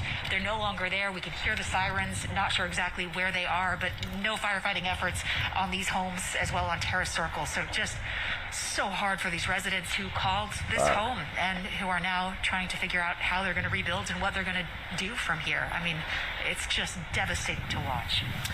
It really is. Chelsea, thank you. Look at the smaller picture there of the Santa Monica cam, and it looks like that's even grown even worse in the last couple of minutes. And that's to be expected because the winds are picking up. Joining us, let's welcome to our coverage here, Rick Crawford. It's only 6 o'clock in the evening there in LA. Former LAFD battalion the winds chief, are sir. just going to start picking up to 80 to 100 mile an hour. They got 100 mile an hour winds tonight. That fucking fire is going to go fucking psycho crazy. Fire in all of your time with LAFD. It actually might go back up to Malibu and start burning Malibu again, the way it's going. Having a few decades of career with the Los Angeles Fire Department, actually I have seen this a few different times in this particular area. However, with the winds being, with a 24-hour period of these life-threatening and destructive winds, that's actually the big concerning part here. Usually you have a 3-day or 4-day Santa Ana wind event, but without the winds being so fierce. Winds at this particular time, this fire got a head start. It's jumped now 1,200 acres in such a short period of time, and now you have structures involved, and actually the evacuation piece of this incident is at the top of every incident commander's mind right now. As we get people out of the way and resources in there, the main piece is going to be to save as many homes as all it is little twisty roads, little curvy roads that go up there, and the houses are all packed right next to each other. As the winds hopefully should subside so the fact is, you got to come down off those mountains. You got to go back and forth on basically the same road that winds back and forth to all these houses. So you're fucked, man. So I mean, there's so many people that are trapped in their houses just there. Relentless, and I mean, give us some perspective from a firefighter's mindset right now. What can you even do right now? So, if I put you in the scene of a wind-driven fire is what they call this right now. And when you pull up to a wind-driven fire, there's, as you can see, there's embers and fire brands that are burning. You can't have any exposed skin with your firefighting equipment on because you will burn. Your eyes are red, your nose is running, it's hard to breathe, and the conditions that you're under. I mean, those flames are huge, but one man. of the things is that Huge. the amount of training that these Look at the very top of the mountain up there, man. I mean, you're talking flames are fucking over 100 feet tall. Incident commanders have a really robust, structured defense plan and keep the firefighters safe. They will put firefighters in harm's way, as you have to when the situation This happens. is incredible, man. I can't believe this fire. This is why I had to turn this on, man. It's like fuck screaming, They're man. going to plan ahead to where the fire is going to go and what's in its pathway. Where I grew up, man. This is like fucking nuts. Is what we call Wi-Fire. It's an evacuation tool, and they take into account the weather that's in the area, the wind speed, and the relative humidity, and it spits out a footprint of where this fire is going to go. Those incident commanders are using that footprint right now to determine what the evacuation orders are.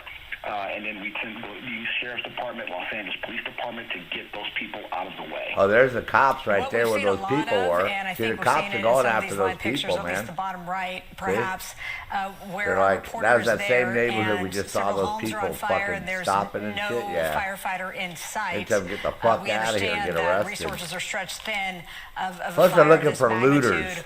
What's your take on that? Trust me, there's people right now that are driving around in those areas robbing houses. Believe it or not. Even in the middle of a fire, there'll be people there robbing houses. Oh, yeah. Because they figure, hey, they go rob them, they're going to burn down anyways. Nobody will know they got robbed, right? To an incident like this is very critical. However, you still have to provide coverage. Not insurance fraud, just straight up thief. You got to remember, you're talking about a city of 12 million people. Firefighters are in what they call a drawdown mode Right? There's 12 million people live in LA. So how many fucking crooks do you think are there right now? And they're all thinking the same thing. That's one of the richest areas of neighborhood. Pacific Palisades, those are all $1 million homes, man. So there's a lot of good shit in those fucking houses, bro. A lot of jewelry, computers, right? Art, coins, firearms. Firefighters in front of them in enough time to get themselves set up safely to be able to make a strong firefight. So you have to let the fire come to in a vantage point where it doesn't have such a head of speed. No, like I said, so I know there'll be thieves there, man. That are coming up these ridges. That's what the police are looking for. Incident commanders are making some very, very hard leadership decisions. Yeah, because that's easy pickings for them. There's all this confusion. Nobody, somebody sees you going in and out of a house, they're gonna think it's your house, right? And you're gonna be like, oh, I'm trying to get my stuff. But about some well, who's going to question it for the most part, right? The police are going to start questioning. They're going to want to see some ID and all that shit. They're not that. That's what I said. The police aren't stupid, man. That's their one thing. They want to try to get people out of their homes, but they know they're going to get a lot of fucking thieves and burglars up there, man. This is like happens every time you have fires, man. Water is not the issue really. They gravitate to these areas because they know that people are going to be so busy that it's easy for them to get in there and fucking steal shit and not get fucking busted. Fire to fly in. So minimum aircraft. Don't go there after the fires and look for shit. Are going to almost be a bit of a hit or miss because by the time that water actually starts to get ready to hit the ground, you will see that it's going to dissipate quickly due to these 60 to 70 mile an hour winds. I can see right now that there's wind gusts at up to 52 miles an hour in that particular area. So water from a water dropping standpoint would be a little bit ineffective, and so that is causing the firefighters to be at a big disadvantage right now. Yeah, and you mentioned 52-mile-per-hour wind gusts, and those could get even higher as we make our way toward midnight and into the early morning hours of Wednesday. Former LAFD Battalion Chief Rick Crawford, thanks so much for hopping on the line and for your insight tonight. Anytime. Back to Fox 11's Matthew Seedorf, who has seen some of the worst devastation. Matthew, I know you've been moving around. Where are you at now? Yeah, we're outside Palisades Charter High School again, kind of on the other side where the majority of the fires take place, just so we can show it to you. It's my understanding this is the baseball field area. There's some lockers, kind of like a field house, and the school is kind of the far outside looking out there, so we're not exactly sure how far the flames have spread to the school itself, but the wind is blowing that direction, and it's just hard to see beyond what you're looking at right now because of all of the smoke. Just dealing with all the smoke and the wind out here. Sam, if you want to try to flip it back this direction, just to put it in perspective, we're on the other side of the street. There's another home on fire above us on this hillside, but there's so smoke. Visibility is very low right now. We have seen some firefighters trying to do the best that they can, putting out fires on homes, but for the most part, the school, we're not seeing a lot of firefighter action where we are. We obviously know that they are pretty overwhelmed right now given the situation, and it's just very, very scary for folks out here. Go ahead and send it back to you. I just want to clarify, Matthew, are these the classrooms that have now caught fire? Because I know earlier it was mainly the athletic fields. Yeah, we are still on we flipped sides here, but we're by the baseball field, the locker room, and I guess you could call it a field house. I know photojournalist Sam Dubin went to the school. What are we looking at right now, Sam? So we're on Sunset Boulevard at Temescal Canyon. This is the baseball field area, and those buildings we were showing you are kind of like storage buildings, I think maybe like dean's office. So I haven't seen the actual classrooms catch on fire, but what's incredible is this across the way.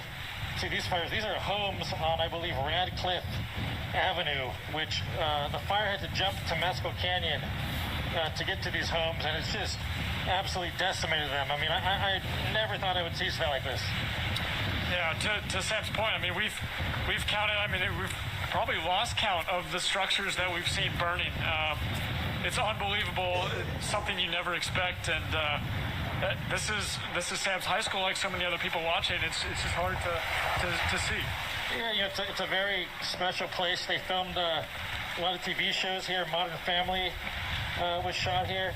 I believe the Legally Blonde movie franchise was shot here. It's the entrance to the school is very familiar to a lot of people if you watch TV and movies. A lot of history here, a lot of celebrities here. Will.i.am was the celebrity that my generation knew from this school. But yeah, a lot of history here at this high school. Yeah, a lot of background. Let's see if we can walk up this way and kind of show those buildings again. We were at the front of the school that Sam was talking about, and the smoke alarms were going off, but we didn't see active flames on the front end of the school. But again, looking out here, this is the baseball field house, locker room sort of area, and just a wall of flames right now. And you can hear the wind picking up too. Yeah. Continues to spread. Speaking of schools, sorry, I'm stuttering there because I've got a lot of information coming at me right now. Thank you for that live report from Palisades Charter High School as the fields there continue to burn. Just getting word that LAUSD announcing that the schools that will be closed tomorrow include Palisades Fire, Canyon Charter Elementary School, Marquez Charter Elementary School, Palisades Charter Elementary School, and Paul Revere Charter Middle School. So they will be monitoring the fire on Wednesday and then potentially shift those campuses to remote learning on Thursday. A couple of points that we learned. The acreage, as you can see on your screen, if you're looking at your screen, has now increased. It went from about 1,300 to more than 2,900 acres, 2,921 acres. That is the latest acreage count from LAFD, still threatening 10,000 homes. Now we are getting word from LAFD that they are so strapped for resources that they're looking for firefighters to call in to this hotline to help in this firefight. That number is on your screen. It is 213-576-8962. So again, LAFD saying we need all firefighters on deck. So if you are watching us right now and you think that you are a firefighter and you are able to help, please give this a call. 213-576-8962. I'm fucking going down right now to get on an airplane, man. I have to say, in all that the years motherfucker will still be burning by the time I get to LA. I've never seen a call out like that It'll before. take 4 hours to drive to Portland to get to the plane. 5 hours to fly to LA. for That's only firefighters 9 to hours. respond to, which gives you a sense of the severity of this issue. If you are just joining us, or maybe you're joining us from another network that just went to national broadcast, it's now 6:30, and we are on the air with live local coverage of the Palisades fire. Alex Michelson, Marla Tea is here with you tonight throughout the night here on Fox 11, on Fox 11 Plus, streaming on the Fox local app. We want to go to Haley Winslow right now, who has a representative from the fire department to give us the latest information. Haley. Yeah, I'm sure you recognize this face. This is one of the public information officers for LAFD, firefighter David Ortiz. He's been here all day, obviously, at the forefront of all yeah, this. we all know David. First of all, hey, David. we What's see up, the bro? flames behind your shoulder. It's obviously a little bit frightening as this fire continues to move southwest. What's the latest, and what's the plan tonight as we're feeling these winds definitely pick up? Well, the plan tonight is to put the various strike teams into the neighborhoods that the fire might start new fires. The majority of the head of the body of the fire has burned in various directions. We have zero containment on this fire, and so we have open front all around this fire. All the communities that surround this fire are in a threat. All right, and so because of that threat, it's difficult to pre-stage a fire engine at every single home. So it's a guessing game for us. We have strategically placed fire companies where we think that the fire might go, but we're also keeping mobile and moving these resources around to engage the fire at every opportunity. There's opportunities in certain areas where the fire is not being pushed by the wind because the wind is super strong right now, and we can have all the water in the world and not be able to stop the forward progress of the fire. As you can see, certain spot fires have started in other areas like you see behind us, and once one ember lands into that area, you get a new fire start. And those can carry 1 mile, 2 miles down the road. It's hard to predict. DQ didn't stick around for very long. Don't see fire around them, around their home. Game made like fucking 4 comments and then bailed on us. Embers can be cast in Wow, all sorts guess of you got directions. fucking bored, huh? If you're in the area where an evacuation order was given, it's So time nice. to get out. Conditions are going to get worse. Winds are going to pick up. It's dry. Guess I'm not it's windy. entertaining enough, It's so. a perfect scenario for a fire. Yeah, and the National Weather Service still That's saying that okay. this is on par to be the strongest At in this point in Anna's my life, this I really season, don't give a and fuck it's looking anymore. like it's expected that you guys are going to be here for several days. During our news conference a little bit ago, we had almost 50-mile-per-hour gusts. You can definitely feel it's really picked up. I know it's definitely you can feel it, the difference. What would you say to people? I'll entertain people when I feel friends of like mine were entertaining trapped people. in there, and there was a little bit of miscommunication. Excuse me, with trying to be first told to get out and then told not to get out, and obviously there's no signal, so it I really know you've been here all complicates day, things. Renee. Right, so a lot of the evacuations are done neighborhood by I'm neighborhood. not complaining. I'm If you just hear wondering police what's up with officers her. coming through She your didn't even neighborhood fucking say over hello to PA, me. It's time to evacuate. I was like, what the fuck, Immediately girl? when a fire Can't even starts, fucking the say first hello. thing You're we my tell folks is moderator, to shelter and you in act place like and wait for whatever, you know direction, what I mean? Especially during the beginning of the fire, because Like we don't fucking know shit, man. what's going to be impacted. When we give an order to evacuate, we don't want to be like Chicken Little and tell people to evacuate an area and get out of an area unless it's absolutely necessary. So until we know where the fire is going, that's when we can give an evacuation order. We have established the direction of the more fire, important which than way the gaming fire right is now. expected to move.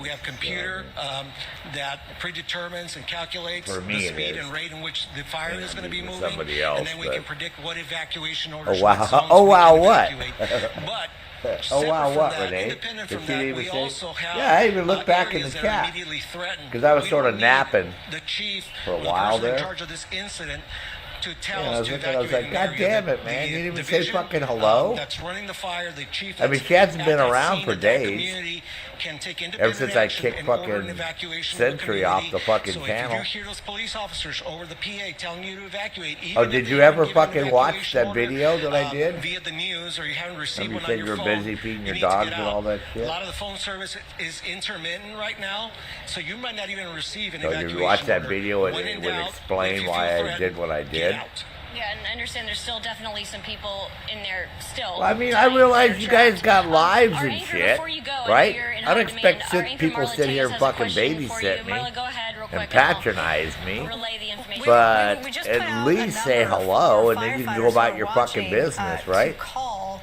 This is per LAFD. LAFD saying we really are strapped for resources. Oh, you don't Can you put out understand? this You didn't number to understand get what I us said? More firefighters. Can you ask him about that and the reality of, Right what? they're Right, up you don't against understand tonight? or what? Yeah, good question. So this was something we kind of talked about. You don't at the understand what I was presser, saying. That there was something put out that there's not enough firefighters and that you guys need more resources. Now Hey, we heard, Insomniac. I think it was Eric Scott saying that you guys have all boots on the ground. You've got more resources coming overnight. You've got Cal Okay, what Fire happened, deployed, Renee? And if need be, you can get more boots on the ground, aircraft in the air from other states. What's the plan as these winds continue to strengthen, and what's the reality of the resources that you currently Oh, have you right now? understand completely. For the time being right now, Well, Aeromatic, if you watch my video from the other morning, go right now, go look for my Ghost Recon Wildlands video from the other day. They have to do a risk analysis. And the whether first they can 10 fly or minutes, not at night. I talk about what And, happened the day water before. drops are ineffective when the winds pick up to a certain So that point. way everybody get So a it's a total risk versus gain. understanding Is it worth risking the about what lives the of those fuck pilots and happened, right? So firefighters people in don't the think I'm a air total to drop asshole. water that's People may think I'm an ineffective, asshole versus, anyways, trying to but this will figure that out. explain why I got upset, why I got upset the way I got upset. Had nothing to do with me. Had everything to do with the fact that he withheld information from the community at large. He basically lied to us. Right now, we have low humidity, we have high winds. Well, I'm glad I could be a fucking asshole to somebody. See, me being an asshole to people, I fulfill a need in their lives, right? But if our resources are stretched, they can be stretched to a certain point where we will not have enough resources. So that is I'm fulfilling the need in those people's lives. I'm giving them focus. I'm giving them somebody to fucking hate, right? They can channel all their fucking hatred and all their fucking bullshit towards me. I have a couple friends This who way are they can on be the nice line to right everybody now, else in their and lives, they're right? kind of on standby, and they finally were able to get out. There's a lot of people obviously still trapped, and they have no idea. You know, even with a Ring camera, you have no idea what's going on with your house. so- There's no signal. So, what would be your message tonight for the people still trapped? For the people who don't know what's going on with their homes, and then this is So only what the happened fire. there? We still have 2 or 3 days left. Everyone needs an asshole? And could easily Yeah. see another one of these pop up. It's like everybody needs an opinion, right? Remember? Opinions are like assholes. Everybody has one. So, Aeromatic, really quick, what happened was, a few weeks ago, 6 weeks ago, whenever they started the new season, right? They started this whole journey thing, right? And priority objectives, right? And they have these modifiers, and those modifiers you have to enable now in your game, right? And they give you perks, but they can also cause you damage if you're either, you have to be either close, mid-range, or far from the enemy for these perks to be active, right? And then, so by doing all these priority objectives, you can get all these. There's a whole bunch of them. There's like 25 of them or whatever the fuck there. There's a whole bunch of them, right? And then you can go in there and you can have passive ones and active ones. So if you have the right ones, these guys will take like 50% more fucking damage at certain ranges. So if you already have a good build, right, with a lot of DPS, and you load up the right modifiers, you can just fuck people up. So a few weeks ago when we started playing together and shit, he already had that mask. He did all 7 levels of this journey and got the hunter's mask, right?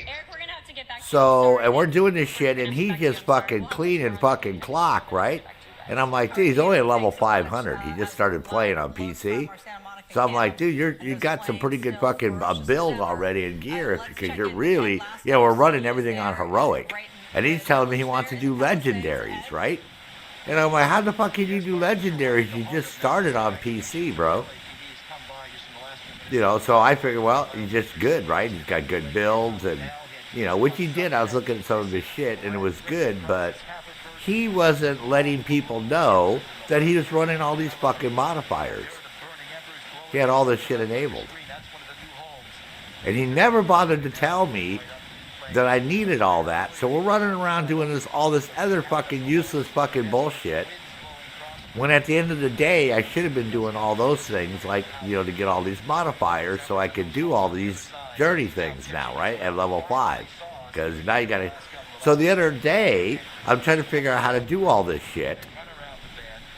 And he's like, oh, let me join your game.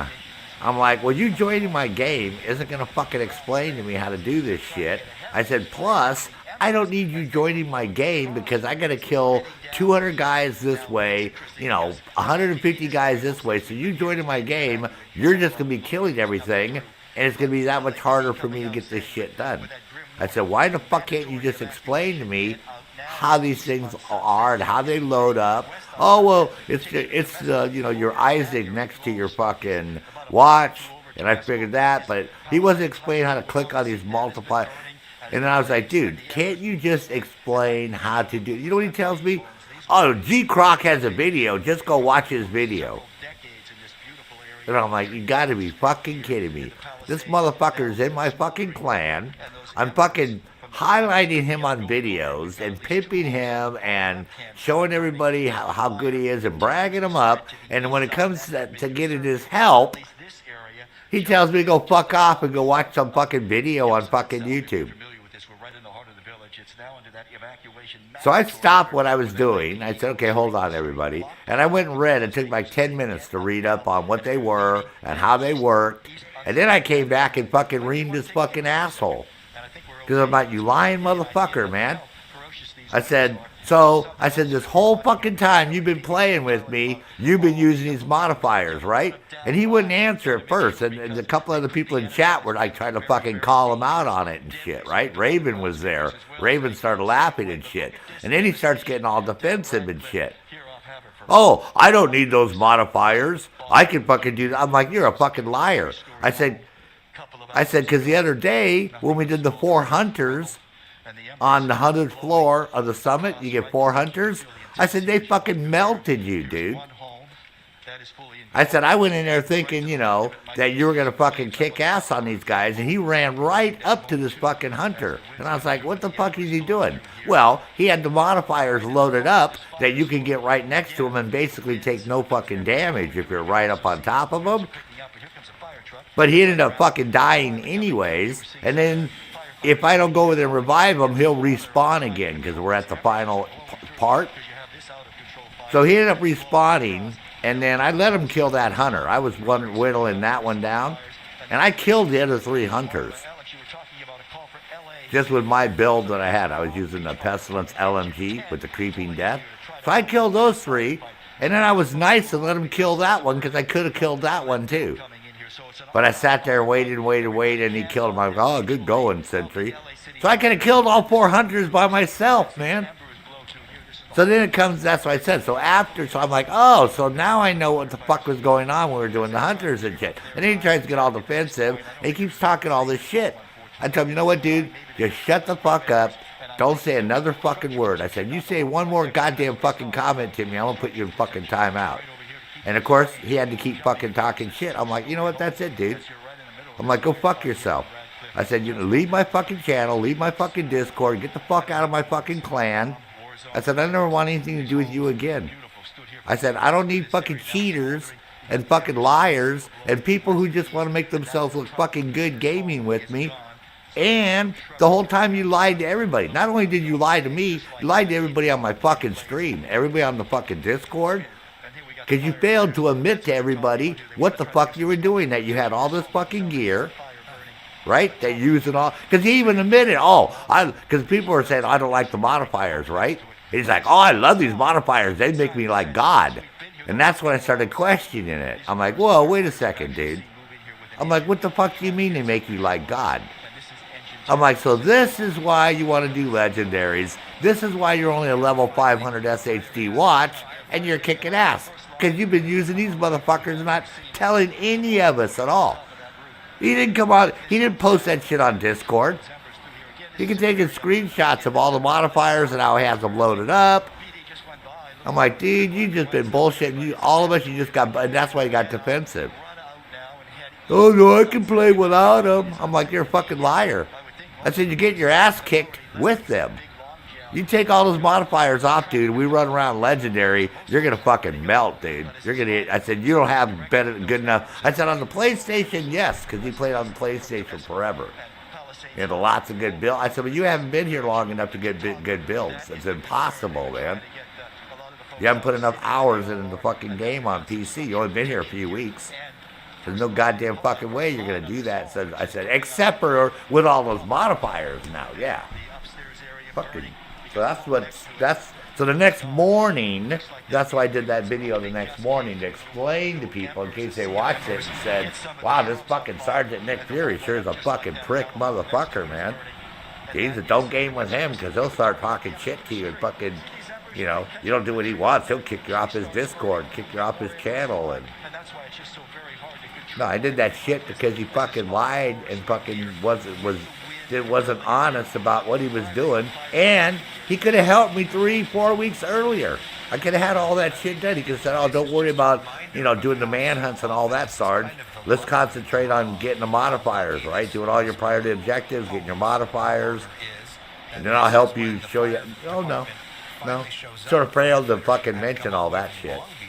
No, he just wanted to join me because he knew I was streaming live, and he knew that, you know, then he could go brag to his friends, oh yeah, man, I was like fucking gaming with this dude, and blah, blah, blah, blah, blah, blah, and he doesn't know shit, and I have to fucking help him and stuff. You know, because he's not really that fucking good.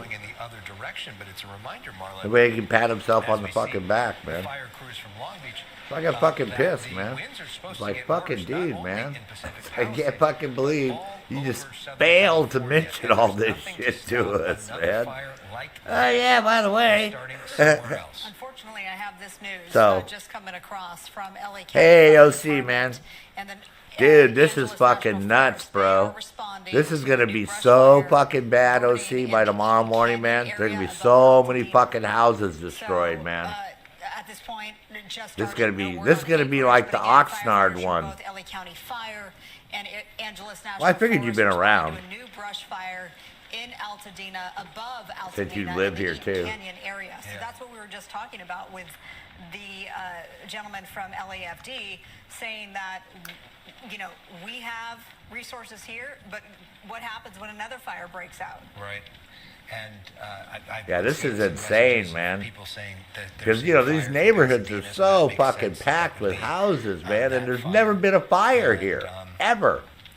Not in my whole life, not in 70 years of this area ever burned around, you know, the Palisades High School and all that shit. OC knows what I'm talking about. He's driven through this area before. Flight restrictions because of President Biden still being in Southern California. Yeah, Biden's trapped in Southern California, man. He's having a hard time getting out because of all the flight restrictions. Video of that or seeing that, please send it to hey, they should have Biden go up here. He should have given a fucking speech, huh? Biden could have gone up here with Gavin Newsom, huh? Hopefully it's nothing close to this. Hopefully that fire stays out, you know, in vegetation and away from homes. What's so bad about this Palisades fire is, as you can see, yeah, there's another fire by Altadena, over by Altadena too. And then there's another one over between, like, she joins us now. Somewhere by Selmar, I think, somewhere in that area. Lakeview Terrace, Selmar. Christy, you're on. I don't know if you can hear it. Hey, so just literally seconds ago, we heard a very loud boom, and it was a tree coming down. Oh, that's a full moon tonight? Oh, no, that's a light. We're trying to get away from them. This is a very, very dangerous situation. Or is that a full moon? And there was actually an LAPD cruiser going through just as that tree Oh, no, looks like lights or something. And I want to pan this way and show you. We're actually at Antioch and Swarthmore. Oh, my God, man. See, the palm trees are what's causing the biggest problem, too. The palm trees are catching on the top, and they're the ones that are blowing the fucking embers, are those goddamn palms, man. See? See how the palms that hang... OC knows what I'm talking about. They have dead palms that hang down off those palms. So normally, they go around and trim those things. They're pretty good about trimming them. And they keep them trimmed back, and if it was all the green ones, they wouldn't be burning. Yeah, see? OC, everybody, this gentleman right here in the stream right now, OC Bodybuilder, him and his wife were unfortunate enough that they're sitting there with their wedding planner, and they're planning out their fucking wedding and the reception, which is going to be in 5 fucking days, I mean Tuesday, Wednesday, Thursday, Friday, Saturday, yeah, in 5 fucking days, they're gonna get married, so all the guests are flying in and shit, right? And then the fucking wedding planner and them are like, you know, hearing sirens and getting alerts on their phone. And the fucking wedding planner says, oh, I think you better go back to your hotel because there's a fire here. Him and his fiancée were in fucking Lahaina for that fire. He almost died. They almost died. They tried to get out of town, and then they got turned around by the fire department, and then they got caught in a wall of fucking fire. And if OC hadn't been smart and turned right onto a little fucking farming dirt road, he wouldn't be here right now. Him and his fiancée would be dead, literally dead. They would have burned up in their fucking car. With them multiple times a year to go through this in a That's how close he came to dying, Renee. Literally, a wall of fire, and at the last second, he, instead of stopping, he turned to the right and went down a little dirt farming road and skirted the fire. Last check, not long ago, CAL FIRE updated the acreage. That's how close he came to dying. If he hadn't kept his fucking head about him and tried to turn the other way or turn around, they'd have been dead. Totally dead. Fire that's broken out above Altadena. We've seen some images of it. This is in the Eaton Canyon area. LA County Fire is on this one, and the Angeles National Forest also battling this fire. And then, of course, you know, his family and friends have already started flying in to Maui, so they were all stuck there. Then they had a hard time flying home to LA. Still, and they will continue to be so. Let's check in with our chief meteorologist, Adam Kruger, for the latest on those winds. Adam. Yeah, nothing's worse than if you're in a strange place, right, on vacation, and you got 30-foot fucking walls of flames all the way around you, and you don't know the area.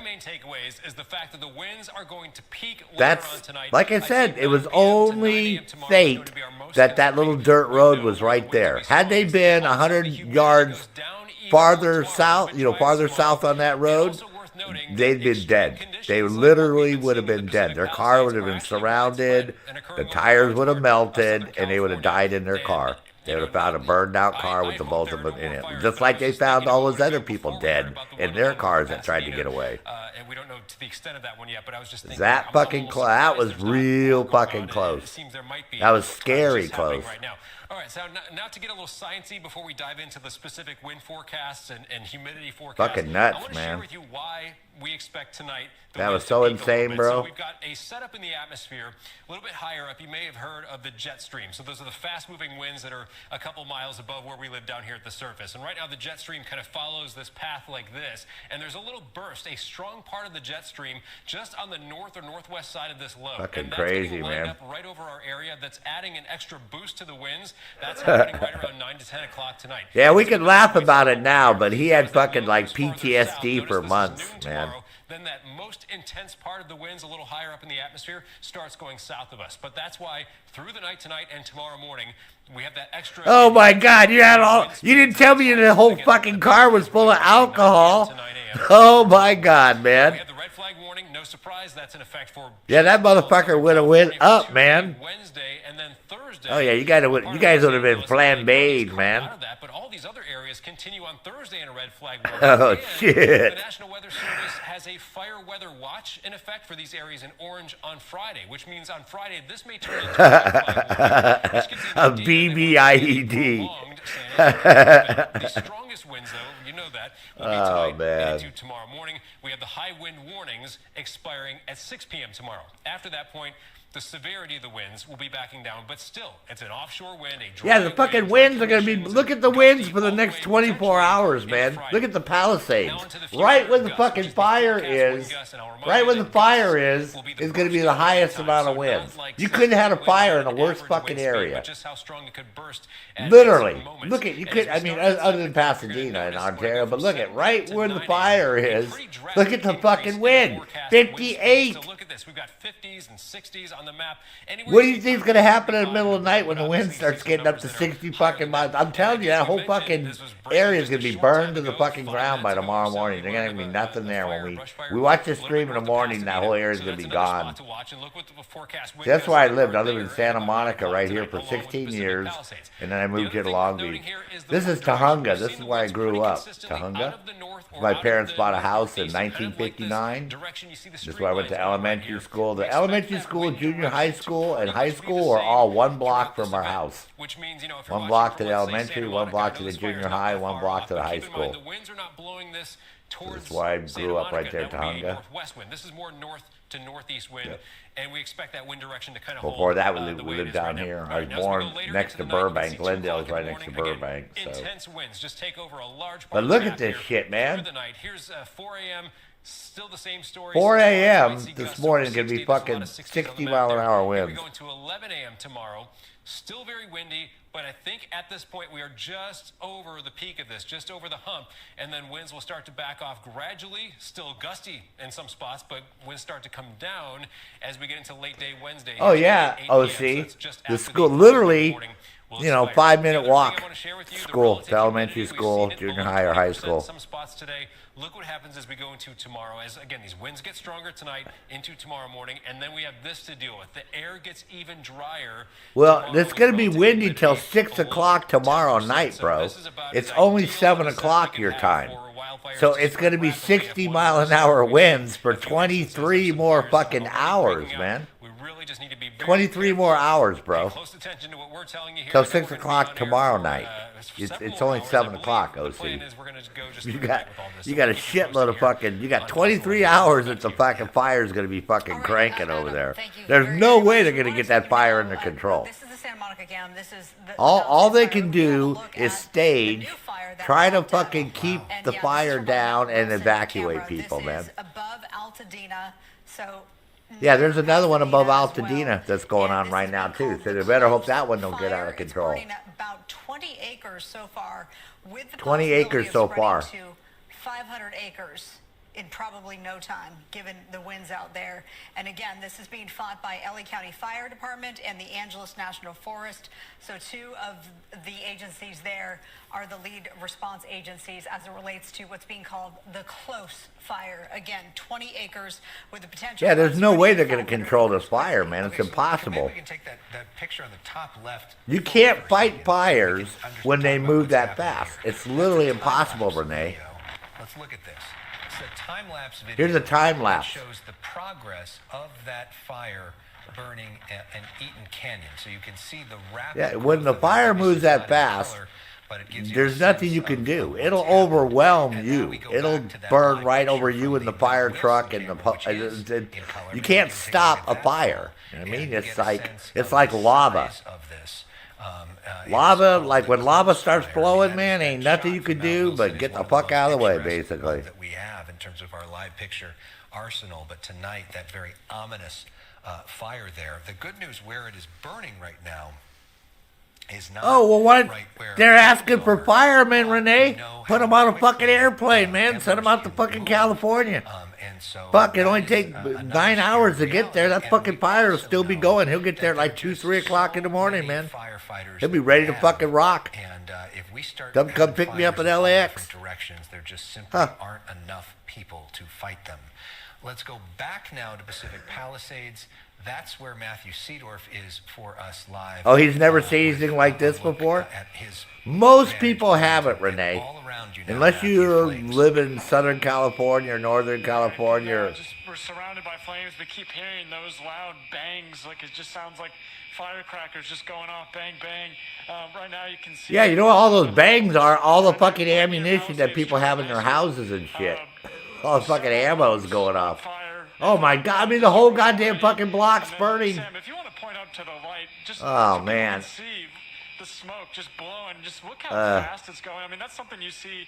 I've covered hurricanes on the coast. That's what you see. Yeah, look at how fast the wind's going. That's hurricane force wind, 60 miles an hour. It's pretty remarkable to see. And Sam, that's like a Category 1 fucking hurricane, 64 miles an hour. Towards the football field, looks like there's a structure burning over there. Oh my God. We talked about just being surrounded by flames, but it's just all around the football stadium. We saw the press box on fire, and we want to see, because we've seen the other this is the high school, Palisades High School burning. We saw the other side of the high school with the flames on the baseball field and the field house. The locker rooms, and this is the main entrance to the school. And we did see some fire here a little while ago, And I just want to get a quick look and show you guys kind of what we're seeing at the front of the school. Yeah, you can see the flames coming in from this direction, getting closer to the school. Just definitely a scary situation. I'll go ahead and send it back to you. Oh my God, man. Thank you very much. It is now the top of the hour. Alex Michelson, Marla Tejas, for one of the most dangerous and destructive fire events in recent memory here in Southern California. Thank you so much for being with us as we bring you this wall-to-wall coverage. The two of us have been on the air since 2:30. We will not leave your side tonight. We're now broadcasting live on Fox 11 and Fox 11 Plus, simulcast, of course. So thank you for being with us. If you want the latest information on our app, that's the Fox. Yeah, OC. That's what I just said, man. Well, you know where the Palisade High School is, right? You know how crowded that fucking neighborhood is? There's a Gelson's Market right up the street from it, right? You know how packed that neighborhood is with houses and shit and trees. And all eucalyptus trees, folks. This whole area, Pacific Palisades, is all full of eucalyptus trees. And those motherfuckers have the fucking worst oil. When eucalyptus trees start burning, you can't put them out. Images here of the cars literally stacked on top of each other. That was amazing when that bulldozer was going through there knocking all these fucking people's cars out of the way. Where people abandoned their vehicles, and as a result, yeah, the bulldozer had to go through there and look at fucking bulldozer. They showed it earlier, man, just going through there knocking fucking cars out of the way. They could have done that with a tow truck, though, in a fire. They could use a fire truck and knock them out of the way. They have to use bring a bulldozer in. That must have taken hours to fucking bring that bulldozer there on the back of a fucking trailer. Yeah, here you go. Here's the time lapse of this fire, which started around 10:30 this morning, and then just exploded. Look at that motherfucker, man. Continues to explode tonight. Holy shit. 0% containment, and it doesn't look like we're anywhere close to starting that containment process because the winds, as we've been reporting, are only going to get worse. And this fire is burning at the same time. Look at how bad that motherfucker spread, man. One more fire. That one is in Look at that. Look at how tall those flames are. The Pasadena area. That's like over 100-foot high flames, man. Oh my God. Right now, boy, are they in for a fucking. Looking at that fire in Eaton Canyon. Yeah, exactly, OC. Those are all multi-million-dollar fucking houses in the Palisades, man. I mean, even a fucking shack over there from the 1950s will cost you a couple $1 million. Everybody knows that. Yeah, when I was looking for a house, we just looked there just for a joke. And, I mean, you got these fucking, ranch-style fucking 3 bedrooms that were built in the 50s, right, for $17,000 or whatever. And motherfuckers want $3 or $4 million fucking dollars for those things, man. There's some fucking piece of shit fucking house in the 1950s, man, with fucking pine paneling and shit in there, man. Look at your fucking grandparents' house. But now, unfortunately, we're able to see in the distance there, south on PCH, we've got some smoke covering it now. There's another structure somewhere in the distance that is burning. But also across on this side on PCH, we've been talking about how there are no homes on this side. There are some structures, though, that we're able to see now that they're lit up. Those are... I mean, just think of all the artwork. Right? That these people, a lot of people have really valuable art. All that fucking artwork that's getting it fucking destroyed. And that whole thing is just going up. We haven't seen any firefighting efforts in that area or here at all since we've been here in this particular part of PCH, which means that everything in this area is just, if the flames come to... Oh, they've already fucking written it off, lady. The reason you don't see any firefighters there is because they're looking to let that area fucking burn, man. They got to try to get people out of their homes. They know people are like trapped in their houses on all those little mountain streets and shit. They're not worried about this area. That area is toast, man. What the hell? What are you gonna put water on that for? It's already fucking gone. You don't have resources to waste on that shit, man. They got to get in front of the fire and try to slow it down and make sure people get out of their houses and the others go up as well. So yeah, this shit's fucking all this shit's toast, man. They ain't gonna save any of that shit. It's gone. Not clear how many behind it have burned, but it could be a lot. Let's take a look again, Elliot. If we look down on PCH, that public bathroom. So that's a relatively large structure, and that was lit up quite a bit a little while ago, but you can see those flames coming off of it. Look where the wind is pushing it. So the wind is still pushing everything to the west toward the ocean. For a while there, it turned back on us. So we were standing here, and all of a sudden, it shifted very quickly. We were getting knocked around. Our camera was getting knocked around, and the smoke was just coming directly in our direction. Shit, that man. seems to have shifted now to the opposite, and I think that kind of speaks to just how chaotic this is, and that we just don't know where it's going to go. And every time the wind shifts, these embers get carried to a different area. They can possibly light up. It's the fucking. Like if it wasn't for the wind, they would have had this fire under control. It would have never got more than, 10 to 20 acres, and it would have been knocked down. Property to save these properties, unfortunately. Yeah, when I first turned this on, at least one more home in the distance, but just with the numbers of this home park, if this gentleman I was just gonna watch it for a couple minutes and then start streaming, right? Outer Worlds or Ghost Recon Wildland Challenges or some shit. And then within a few minutes of setting up and shit, this motherfucker blew up, man. It went from fucking 10 acres to a fucking 100 acres in less than 5 minutes. And then it was like 200 fucking acres at 10 minutes, and I was like, oh fuck, I better turn this on because this is going to be a big fire, man. This motherfucker is not going to be like a little dinky fire. I think it's going to burn all of Palisades, going to burn down, man. This is going to be the worst fire in the history of Palisades. They're going to have hundreds and hundreds of homes are going to be fucking destroyed probably from this. This is insane. Westwood Rec Center in Westwood between Wilshire and Ohio on Sepulveda, and there's another one. Imagine what the air quality is like over there right now in that Santa Monica, that whole area. Must be thick with smoke. Large livestock. And by the way, American Red Cross is set up in conjunction. Well, lots of times OC, it's electrical lines. And the Agora, the electrical lines get pushed together by fucking tree branches because of the wind, and then they arc and they start a fire. That's the one in Malibu was electrical.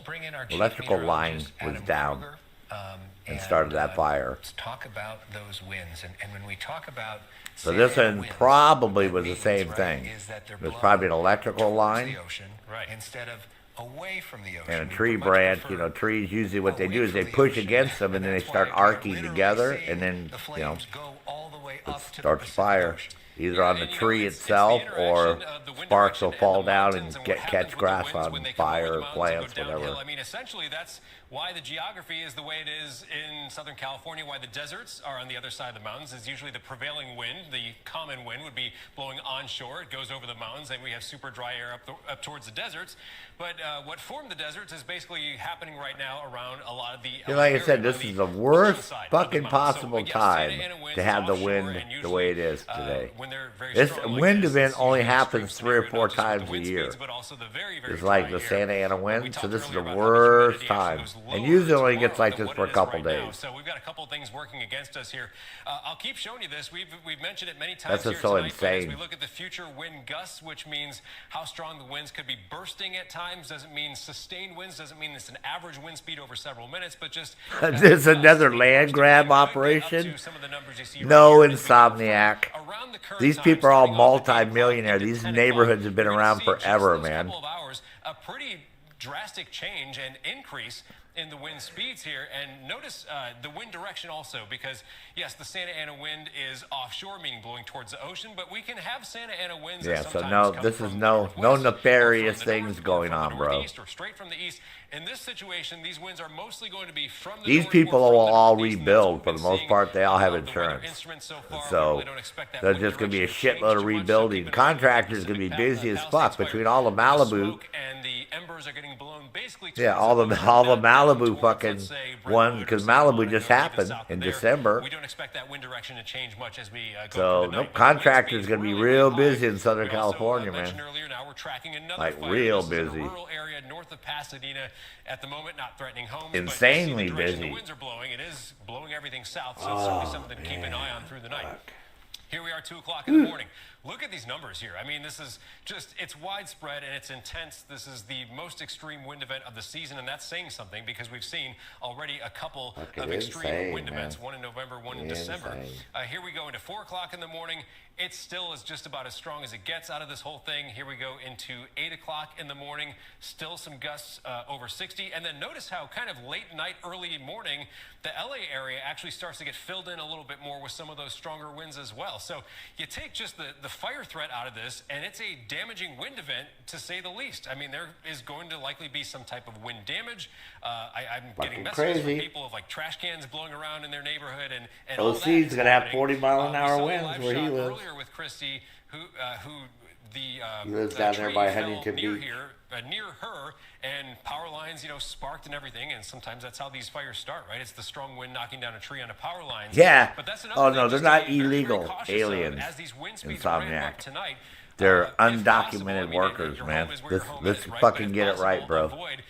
Yeah, this is where, if you want to know where OC lives, OC lives right down in this area, right? Somewhere right in here. Is where his house is at. Where we're going to be over the hump. I can zoom in, I can get Google Earth and show you exactly where OC's house is. You guys go knock on his fucking door and go visit him. Say hi. Hi, are you OC? As we go a little later into the day, tomorrow, 6 p.m. is a time frame. Yeah, so he lives right somewhere right in this area, right in here. And you see what happens here. This is Newport, but another thing right worth there. noting, I'm just going to come over here and switch to a different graphic, is that we've got several days of concerning Santa Ana wind conditions. So as we switch to the advisories and the warnings right now, red flag warnings, that's in this magenta color, coat just about all the area. And that's for Tuesday. Oh, yeah, Renee. That was yesterday. I told Top Gun Mab this morning. I say, it looks like you guys might be getting snow down there, man. Along the coast for Orange County as well. But still Thursday, all these areas are under a red flag warning. And now the National Weather Service for Friday has also added these areas in orange in a fire weather watch, which means these locations could switch over to a red flag warning on Friday. Oh, my God. We don't expect the winds to be as strong as what we're dealing with right now, but still, madness ever going to stop? Santa Ana wind will be an issue at that time. And then I just want to highlight, as we're going through the warnings here, highlight one more thing. Here's the high wind warning, pretty much the entire area. It's that yellow color. I got no control over it, Renee. Like we said, until 6 p.m. on Wednesday. And like I mentioned earlier, the air actually does get a little drier tomorrow as well. It might snow in London, too, for illegal. And like I said, it's not just the fire risk, but strong winds. I mean, this is a damaging yeah, wind 60% chance of snow tonight. Scattered all across Southern California. And then I think on Thursday again, another 60% chance. So she might get some Adam snow. Kruger, thank you so much. We want to put up this information on the screen right now, give you a sense of where the evacuations areas are. Yeah, look at how much is burned already. CAL FIRE that shows where the Palisades fire is. Look at how big of a fire that is. In perspective, a lot of people know Riviera Country Club. Fuck, man, I hope the fucking fish shack doesn't fucking burn. Remember that fish restaurant? The press conference earlier, they thought that was it's right here in Topanga, man, right by Nobu. See, this is already burned already. This is Malibu. Malibu starts right here, Topanga, just before Topanga. So this already burned already last month, this area.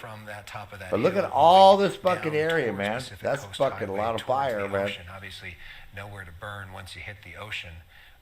The Brentwood area, Brentwood Country Club, Brentwood Country Mart, all the rest of that, so far seems to be okay. A lot of smoke. Scary to see the fire that closely, but Adam has talked about not a lot of risk of the fire moving into that direction. Weather weapons? Look at Insomniac.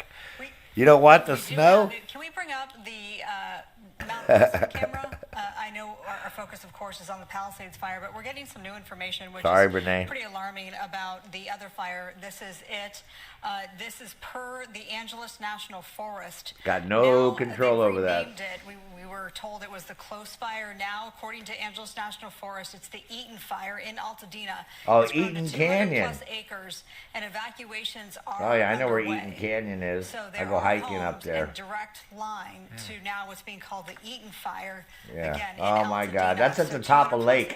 You go to the top of Lake Avenue, United States, OC. the Forest Service, Pasadena, LA County Fire, they are all responding as well. So now we have 2 active fires. Great. Now you got another one that's spreading. We hate to have to report that. We do have Gina Nice. Silva. She is Just what we headed don't to this need, huh? fire again in Altadena, known as the Eaton Fire. Great. And then we do have Yeah, people that's who work great, at dude. the Mount Wilson area, and I'm being told from a colleague that those employees of ours are now being told to evacuate as well atop Mount Wilson. That means Mount Wilson, which is responsible for so much communication, not only for our station, but for many different assets, potentially could be in danger. Okay, we want to show you something from a few hours ago.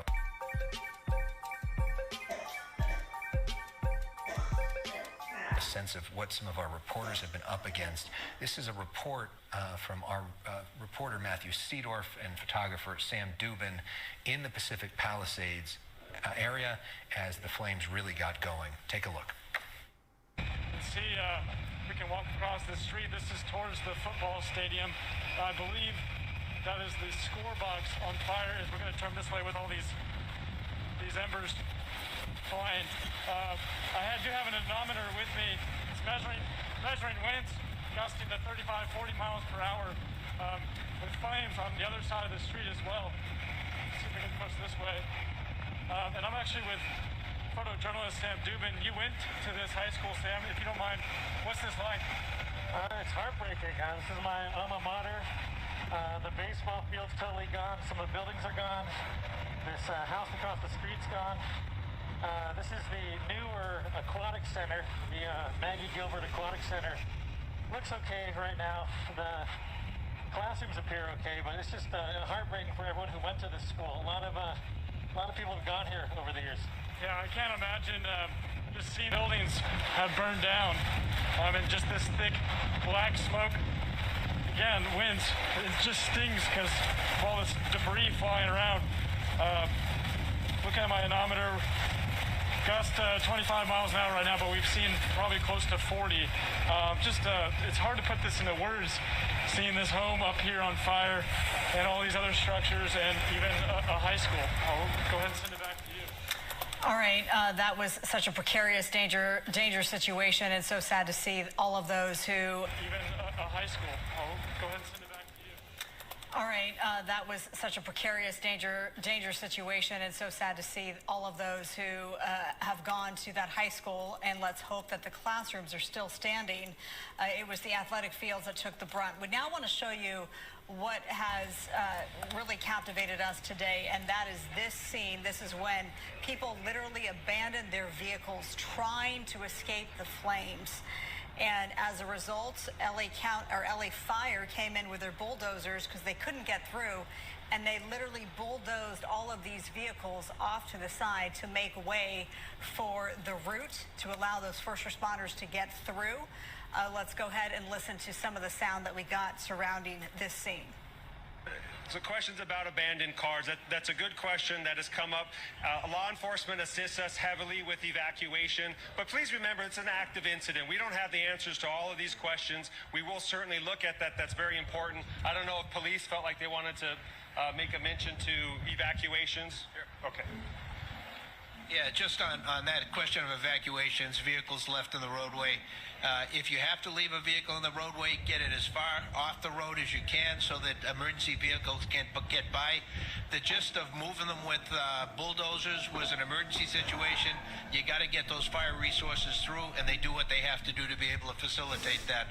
So we're asking really for the cooperation and think a couple of steps News ahead. conference from earlier? It's not just your vehicle there, but then others line up behind you as well as they see what you're doing.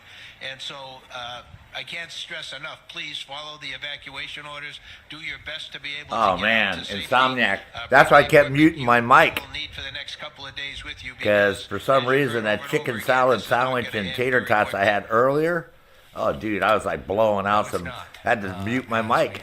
I was like, Jesus Christ, man. To get even worse later Couldn't stop fucking farting for like an hour or so. I was like, fuck, I have to keep the mic muted the whole time, man. Abandonment. Fucking Dream Queen be like, oh my God, Sarge is fucking tooting like fucking crazy. Why did they abandon their cars? And she laid it out plainly and said that all of the traffic was trying to get through, and the flames I was sitting here going, close. Man, what the fuck? That sandwich is like fucking killing me, man. I was like, oh well, I'll just leave the mic muted the whole time. That's why Joseph was like, are you okay, Sarge? You're so quiet. That gives you a better idea of what Yeah, I gotta have fucking mic muted, man. You guys be hearing all this. and mob mentality. Fucking all these fucking rippy sounds and shit, man. He'd be going like, what the fuck?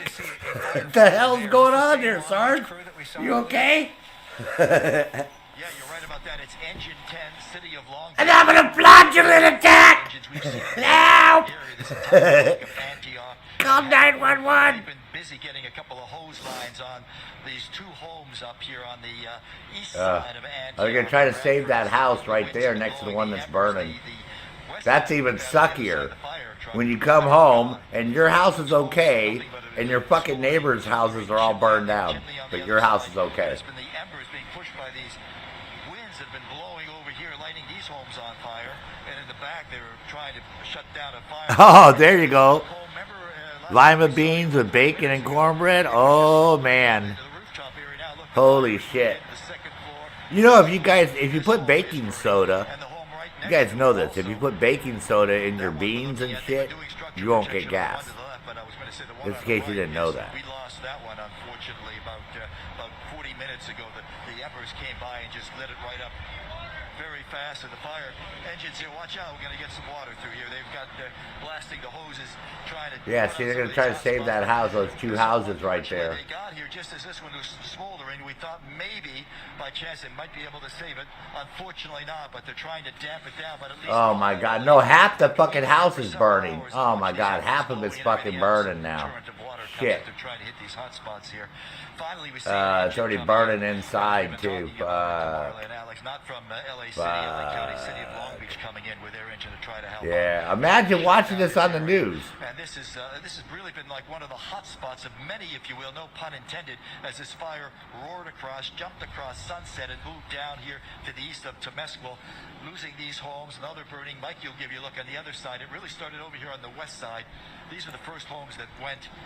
Oh my God. Bomb hit this area here. Home after Look at how big that fireplace was that they had. PCH just went up. That's a fucking huge fireplace. That one's gone.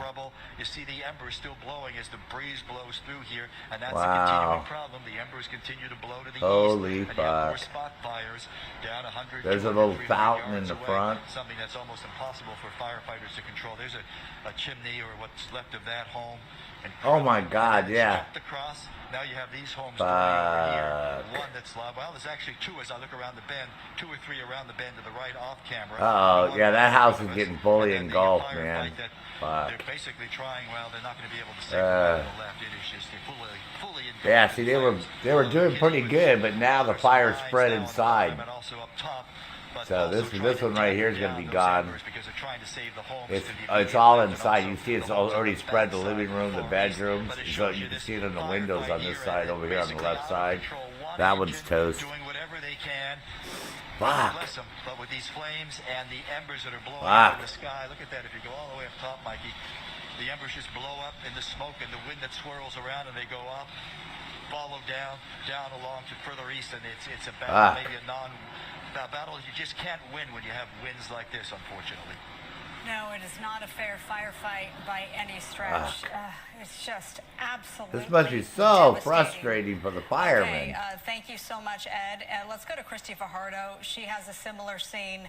And last time we saw you, we had to let you go because of the dangerous power lines that were near. Oh my God, man. Yeah, no, unfortunately. Jesus Christ. Are you going to make them sleep on the fucking couch? And then taking down a power line. And Jesus. I don't even want me to sleep in the same fucking room together, man. Rush hour swath more near. Oh my God. Look at the fucking wind. Drive, and this is Palisades Charter Elementary. Oh, that's the elementary school. Well, elementary school is gone. There are several buildings on fire. Look at the fucking wind. As well, and there are no firefighters, not a single one in sight. I know that there is a lot of firefighting resources right now at Sunset and Via de la Paz. Excuse me, it's having a little trouble talking. Unbelievable, man. There were 2 massive apartment complexes that were on fire. Oh, firefighters God. were trying to put it out. And as they were putting that out, a spot fire started at a home around the corner. I did fly down firefighters. I mean, you know how many fires are going to start from all the embers that are coming off of that fire? We just didn't have firefighters to spare to go tend to that house. And we're seeing time and time again tonight where buildings are burning, homes are burning, In this case, a school is burning, and there are no firefighting Fuck. resources in sight or to be spared. And sadly, this is what we're watching right now. So helpless. One of the culprits that we're seeing over and over tonight are these palm trees. Embers. I'm telling you, the palm trees are the biggest bane for fires in that area, man. One of the biggest. That and the eucalyptus. Again, Pacific Palisades is packed with eucalyptus trees. I mean, there's hundreds, and they're old. They're big, giant eucalyptus. And when that fucking oil starts burning, it can't be put out, man. It's one of the worst trees to catch on fire, because it just doesn't want to go out. Oh my God! Look at that. There's another one that's caught on fire now. Sadly, this is what we're seeing tonight. So you can see that palm tree is already catching fire. See the fronds on that one palm right in front of us? Sometimes it's been helpful to just listen into the picture See every the once in a frond? while. You can see the fucking fronds. You can see up in the palms. All the palms are starting to glow. Picture to get a sense of how intense Oh it my is out God, there. man. Oh my God.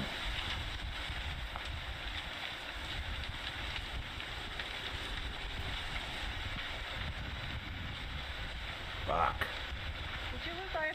And you think of that school and all the memories and all the kids and everything else, and how now parents are going to have to explain to these young kids about what happened here. So sad as we're looking at Palisades Charter Elementary School right now in flames. We've also seen the Pali High also in flames tonight. Let's go ahead and check in with Chelsea Edwards. She's along PCH, Oh, where man. she's seen entire mobile home parks go up in flames. Chelsea? And more than that, honestly, it doesn't feel real. It feels extremely surreal being here and watching this. I mean, everywhere you look is on fire. Everything that we can see that is on the land that can burn is burning right now. I mean, from up in the canyons to what you're looking at right now, which is what's left, the rubble that's left from this mobile home park, to structures that are further Yeah, those down mobile PCH, home parks sure that what we were those looking are, at when this to the first public started, bathrooms on the those other are side gone. of PCH. So this has jumped PCH. There's people and that is lived now in on those both mobile sides, home even though parks there's, for not a whole lot 50, left here to 60, burn. 70 years, It man. is still burning. It's just remarkable Gone. to watch. And, you know, we see that firefighter, that fire engine heading south on PCH. We've seen that over and over. They're going south, they're coming north, but they've not stopped at any point to help to do any, you know, structural protection for any of these homes. That's some of the frustration from this homeowner we've been talking to. This gentleman, he's standing near me. He's been here for a couple of hours now. He keeps coming and talking a little bit more. He's warming up a little bit, I think, just still completely in shock from watching his home burn down. But he said, you know, they were here. They knew that this fire was coming down. The homeowners were there. They were trying to protect their homes with garden hoses. And there was a fire engine that was there right at the entrance. And he just said they could have done something, but they ran out of water and then they left. They said they'd come back and they didn't. Obviously, those firefighters are working on life-saving efforts. I mean, that's obviously their first priority. Yes, see, this is the biggest problem. There's no fire hydrants on a lot of these streets. There's no water. They have to bring pumper trucks up there full of water. The gentleman we've been speaking to said he You know, because ran they're back used in to when just he knew having that a it was house too catch late. on He knew that fire. his home So was a on pumper fire, truck and has there was enough nothing that water. was going to save Those it. trucks He don't said he have ran enough in and he water to grabbed a fight physical these picture fires. of his late mother And with and no the fire family hydrants belonging that he anywhere, took out of where are you that going to get the home water as from? he ran down the hill to get away from those flames. That's So why when that you hear truck, you see stories that like this, truck, and that it was a just- pumper truck.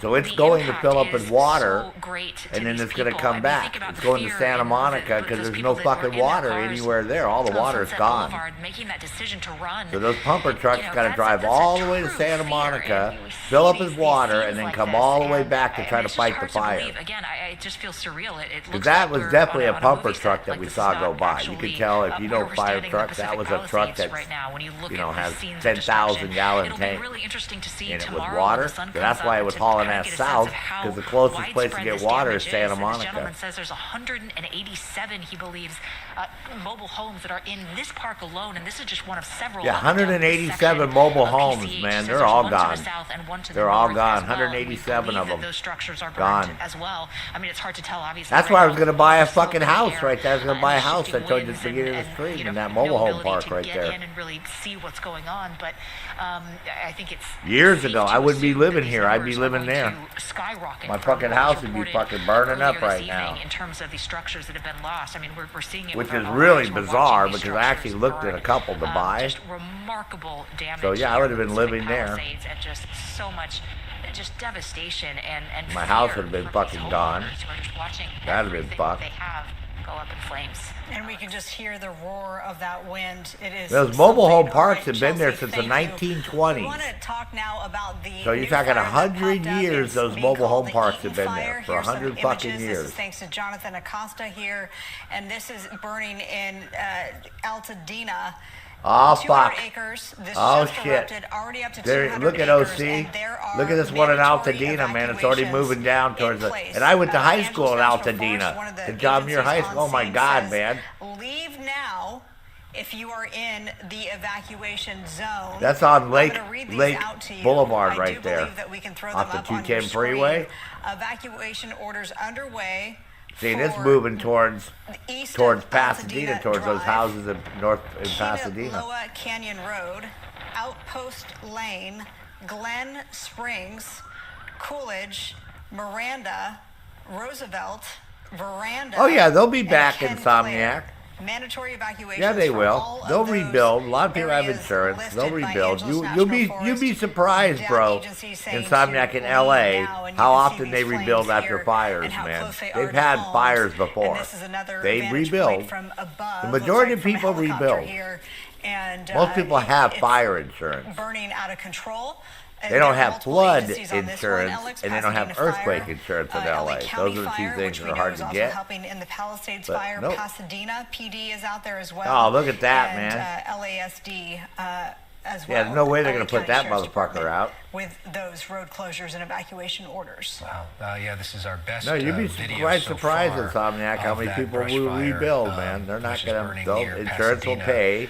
And they'll get a better house than they had before. This is the live picture that we've been looking at from Mount Wilson, which we hear is there have been some evacuations ordered there. Also just got word the city of Santa Monica, back in our other fire, what's happening in the Palisades, has just issued a evacuation order. We've been talking about that city Santa Monica seems somewhat in the clear. It's where a lot of people went to evacuate, but they are now evacuating all areas of the city north of San Vicente.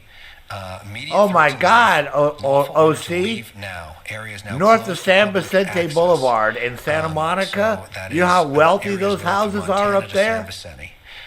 Those are huge fucking, man. They're going to evacuate that whole area because that might burn. I'm sure you've driven down San Vicente from the 405 down to the beach. You see how big those fucking houses are right there on San Vicente? There's huge fucking mansions and shit. All those, that whole area. That's why I hike. I hike and bike that whole area.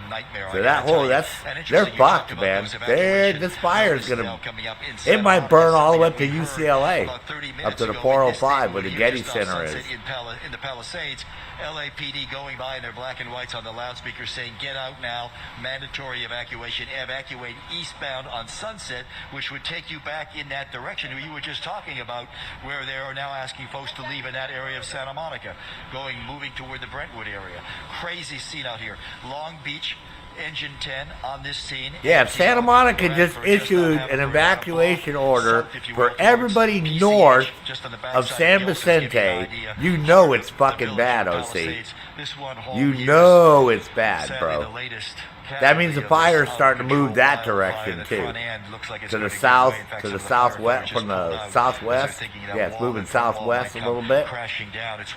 Oh my God, man. I don't know, a dozen, maybe more homes on this one street alone as it Fuck. winds down. Oh, that's that one we watched a few minutes ago that they were trying to save. That one's fully engulfed now. Look down the road, down the street. Yeah, that's the one we thought they were going to save, was that one right there. Another home's burning. Yeah, we thought they were going to be able to save it. That one right there. Hopefully they can save these two next to it. They're putting water on these two, but that's the one we thought they were going to be able to save. See, they got water coming in right now. It's water. We're trying to save this one and the one next to it. Sadly, we're going to lose another home here. It didn't take long for that fucking house to burn, man. Long Beach have moved in. First ones we've yeah, seen. See, hopefully those two. Those are all brand new homes too. You can tell they're all modern constructions. Those things haven't been there very long. To the left side, because the one on the right side we've already lost. So they're doing their best. You can see them pouring water on the one to try to keep it cool, so that these embers and the fire does not spread. They don't want it to go up this. Yeah, see, you see the water. They're just pouring water on this house. See the water running off this house. As it's burning now. Yeah, they're just pouring water on this fucking house, trying to keep it from getting set on fire. It jumps over to Mesqua, over that canyon area, over the roadway onto the east side, into the Antioch Street area, Haverford, right along, right basically across from Temescal and Pali High. Well, I see the Christmas lights inside. It looked like they had Christmas lights inside their house still. Several of these homes gone, and as you look over past that, oh my God, man! First lost here was this fire. The sparks first hit this area.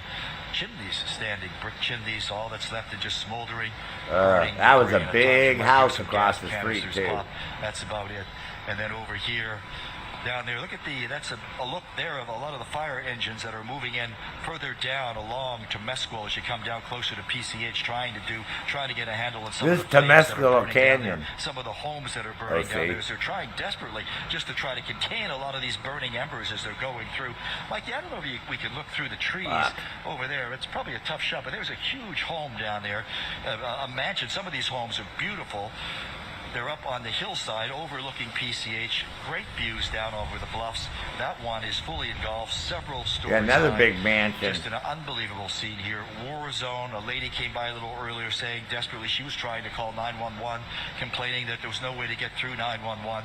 That was at a point when there were no fire trucks, no fire. Gee, that lady. I'm trying to call 911 and I can't get through. I wonder why. It's not like you and 1,000 other fucking people are trying to call 911 at the same fucking time. Firestorm here, raging out of control. Firefighters, Long Beach are here doing their best, but with these winds and these embers, there's not much you can do, not much anyone can do. Wow. God, depressing and sad to look at. Ed Lascos, Mike Armijo, thank you for the excellent coverage all evening long in very, very tough conditions out there. As we watch these homes continue to burn. We've been talking about evacuations. We just talked about the fact that Santa Monica now adding evacuations, Eaton Canyon adding evacuations. Governor Newsom is in town tonight because he was supposed to meet with President Biden out in Thermal for a national monument. That had to be canceled. President Biden's stuck here in Southern California tonight. Governor Newsom ended up going to the press conference earlier today in Santa Monica, and he talked about the need to follow when it comes to those mandatory evacuations. Let's listen. By no stretch of the imagination are we out of the woods. You heard the chief say 10 p.m. tonight to 5 a.m. tomorrow will be peak winds. And having just quite literally an hour or so ago gone up the canyon and saw firsthand the impact of these swirling winds and the embers and the number of structures that are destroyed, not a few, many structures already destroyed, and the fact that people were still not evacuated, still did not heed the warning, we're just coming down the canyon, is a reminder of how serious this moment is and how important it is you listen to these evacuation orders. Well, he also declared a state of emergency as it relates to this, and he did reach out to President Biden. Alex may have just mentioned that, and to get FEMA involved and help get more federal dollars. Let's give you a look. President Biden gave the approval for that, so the federal government's going to be spending a lot of money on helping to fight this fire. Okay, so let's talk about right, the just like they helped all the people in Tennessee and Georgia. I know a lot of people, had fled to Santa Monica, but now north of San Vicente. Oh, we don't have any money. We're broke. Areas are under a mandatory evacuation. If you need an evacuation center, the closest one to the Pacific Palisades would be the Westwood Recreation Center. It's at 1350 South Sepulveda Boulevard. This is right between Wilshire and Ohio. This is where American Red Cross is also set up. They are accepting small animals there as well. Another evacuation center that we have man, what a mess. I know the Dream Center is another one that has opened its doors. This is in Hollywood, the 2300 block, 2301 Bellevue Avenue in Los Angeles.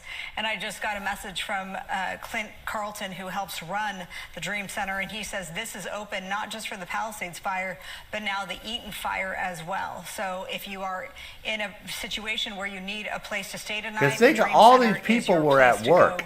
That is a good option for right? you. So they couldn't get back to their houses. You can also most of these people work, right? College, so the thing of not only can they not get their personal belongings, what about their pets? Livestock, a lot of them have dogs and cats. The LA County Animal Shelter in birds, Aurora fish, is accepting whatever. Smaller animals. So all those animals are going to die. Your animal evacuation centers, in addition to the human. People can't get back to their houses and get their pets out. We That's the sad part too. Like this all afternoon. All these pets are like trapped in all these houses, now that and the sun has set a couple of the whole thing is so sad. Ellis, Plus all the wild like animals. You know, that whole area is full of. You know, it's all. You know, I used to hike there, so you know, there's everything, man. Deer, rabbits. You know, coyotes, bobcats. You know, squirrels, snakes. You know, lots of birds, lots of critters, man. They're all going to get killed. Pacific Palisades fire. Earlier tonight, FEMA approved a fire management assistance grant to support areas that are impacted and help reimburse the state of California for the immediate firefighting costs. My administration will do everything it can to support the response. I urge the residents of Pacific Palisades and surrounding areas of Los Angeles to stay vigilant and listen to local officials. So that is a statement from the president. We have not, even though he is right down the street from where these fires are, we haven't seen him on camera. I haven't seen him going to, you know, any of the briefings, which would cause quite a security situation and may not be all that helpful right now, considering Secret Service and all the rest of it. But if we look at this live picture, once again, you get a sense of just the embers and how scary this is and how we are not anywhere close to being out of the woods yet. Matthew Seedorf continues his excellent reporting. Matthew is on the move, and we've got some firefighters with him as well. Matthew.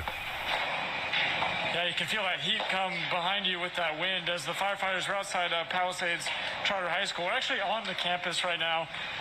We'll follow the firefighters over here as the flames have reached campus. These are actual classrooms that we're seeing on fire. Just hard to imagine. I mean, there were students here in class today, and now you're just looking at this, and it's just hard to put into words. You can hear the fire. They don't have any water. You notice they don't have any water. On the front of the school, also with their ladder out, just trying to get on top of this, but just feeling the heat, the embers blowing around. And this is what you're seeing all over Pacific Palisades. We were just driving a little bit across town. You can see just, you lose track counting the number of homes that are on fire. Oh, there's a hose right there. Just unbelievable. Looks like the firefighters are about to get some water on it, hopefully here, and prevent it from spreading to the rest of the school. But just an intense situation.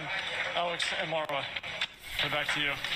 Yeah, it is so heartbreaking. And then to add to that, thank you so much, Matthew. We're just getting word that, and this isn't a big surprise, but it's still terrible to hear, that all aircraft has been grounded.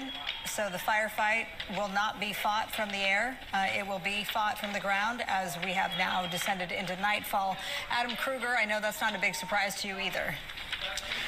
Yeah, I mean, we heard about this earlier in the press conference, that it would be a combination of dangerous to fly at night, but also ineffective for whatever they're dropping. With the winds this strong, it's just kind of getting blown away. So, yeah, not a surprise to hear that. Now, as we go into the night, here's headline number one of the three main points. If you're just going to take three things away from this here, it's the fact that winds will be peaking between, I'd say, 9 p.m. and 9 a.m. So we're heading into that time when the winds are just going to be even stronger than what we've seen so far. Also, the humidity drops a little bit tomorrow, so it gets even drier than what we see right now. And the extreme wind conditions and dry conditions, red flag conditions, cover a huge part of Southern California. So while a lot of our coverage has rightfully been focused on the Pacific Palisades, don't forget that many other parts of Southern California are finding similar weather conditions. And if a fire were to start, it could spread very rapidly. We learned not long ago there's the Eaton fire, which is a little north of Pasadena, something definitely to keep an eye on as we go through the night, as would be any other spot is worth keeping an eye on as well. All right, so forecast wind gusts now as we look at 8 o'clock tonight and head a little bit later into 10 o'clock. So notice the extreme wind gusts. I mean, we don't see the computer model really forecast something like this too often. It's showing widespread gusts over 50, some spots over 60, some spots over 70 miles per hour. So getting more intense with those winds as we continue through the night. Here's a look at 2 o'clock in the morning. And again, we're just like locked in to these really intense winds during the late night hours through tomorrow morning. Here's a look now at 4 o'clock in the morning. Things do not look any better. It is just a wild map to see with these intense wind speeds being forecast. Here we go into 8 o'clock in the morning. And we still see the strong winds. And keep in mind, while, yes, the fire threat is very high, there's also just the risk of straight-up wind damage happening anywhere. With winds of this nature, trees can come down, things can get blown away if they're not secured. So keep all that in mind through the night and into tomorrow. Now, here's a look at noon tomorrow. We still have intense winds, but the numbers start to come down a little bit. And then by the end of the day tomorrow at 6 p.m., that's when our high wind warning will expire. And then we're past the peak, but still we have some concern after that. Now, another thing I want to show you here, just to kind of break down why we expect the strongest winds to start picking up here tonight. And when we look at the pattern in the atmosphere, we've got what we call the jet stream. You may have heard of this before. So this is like a river of fast-moving winds much higher up in the atmosphere, basically where the jets are flying around. And so the jet stream goes like this, follows this kind of swirly path right here. And there's a particular part of the jet stream which is just about to line up over us tonight. I've got this started at 10 p.m. right on the kind of northwest side of this intense low right here, where the winds are really especially zipping quite strong. And so it's those upper atmosphere winds that are adding this little extra boost to the already strong wind event we've seen all day long. So that lines up right over us tonight. And as we go into tomorrow morning and into about noon tomorrow, then we see that batch of really strong higher atmosphere winds start to move a little farther south. But between now and tomorrow morning, that's when we get that little extra boost a little bit higher up in the atmosphere, which is why we expect those winds to just keep increasing as we go through these next couple of hours. We'll go back to you. Adam, thanks. We'll go back now to Christy Fajardo. Christy, what are you seeing? We're actually on Dela Cruz, and I'm seeing right over there on fire, and we're hearing loud booms, so it appears that there's propane there. And if you walk with me, some people have lost their livelihoods. Down the street, we've seen people who've lost their homes, and sadly, some children have also lost their school. This is Palisades Charter School, and we've just watched as it's been decimated, and there is not a firefighter around. We're hearing fire alarms going off all around us, but no one can be spared to respond. And when we first arrived, we didn't know what. Well, lady, quit complaining. Grab a fucking hose, man. Looked it up on Google There's no Maps. firefighters anywhere. Damn it. Watched here, helplessly unable to do anything about this. Hopelessly. And just wondering about the hundreds of children who no doubt attend. Hundreds of children are trapped inside this school right now. I can hear them screaming. I hear kids screaming. Help, help, get us out of the burning school. Oh my God! Destroyed. And down the street, in fact, if we walk out this way a little bit, I think if we pan down, no firefighters anywhere. There's a house that is on fire, and now the trees all around it are on fire, and the trees across the street. God damn it! So those homes Who's got the fucking marshmallows? Burning as well. And again, yeah. There's no firefighting resources out here. No firefighting resources anywhere. They've been on their megaphones asking people. Maybe I get my cameraman to pee on it. Dude, come over here and pee on this fire. See if it helps. Yeah, I'll hold the camera. I'm gonna have my cameraman go pee on it real quick. God, get over there and pee. You've been drinking water all day. Are catching fire. And sadly, so did this school. Let's send it back to you. Oh, God, we're going to send it back to you. I don't know what to do. I'm going to throw myself in the fire. Palisades. Calm down, lady. High school has suffered significant damage as well, Alex. Yeah, and this is a live picture right now I'm telling you, if I was there, I'd have a fucking stand set up. I'd be selling fucking bags of marshmallows and graham crackers and fucking Hershey bars, man. Canyon right now as well. Are you fucking crazy? I'd make a fortune. There's a live picture from I'd go right now. I'd be in Santa Monica. I'd run to the fucking supermarket and fucking fill up the whole goddamn shopping cart with fucking marshmallows, graham crackers, and Hershey bars. Then I go set up on PCH right there at Will Rogers Beach. Fuck down $5 fucking s'mores and s'mores and a bottle of water. I'd be making money all fucking night long. Why? 7 years of being here. And that guy's got s'mores down the beach, man. Most damaging wind events in modern Southern California history. We've been talking about it for days, but it's turned out to be, frankly, even worse than what we were predicting. Oh my God, it looks like an atomic bomb just went off there. I mean, seriously, look at how high these fucking flames are right here. Look at how high that flame is. Ed Laskos can't hear us. See, it's starting to move towards Westwood. You notice that, OC? It's starting to move along the mountain towards Westwood. More desperate by the very moment. Power now shut off in the last few minutes. Some of the imagine that news report. All in dark. What, man selling fucking s'mores on the fucking down on the beach? It's out making the situation even more dire. This is Antioch. It is just south of Sunset.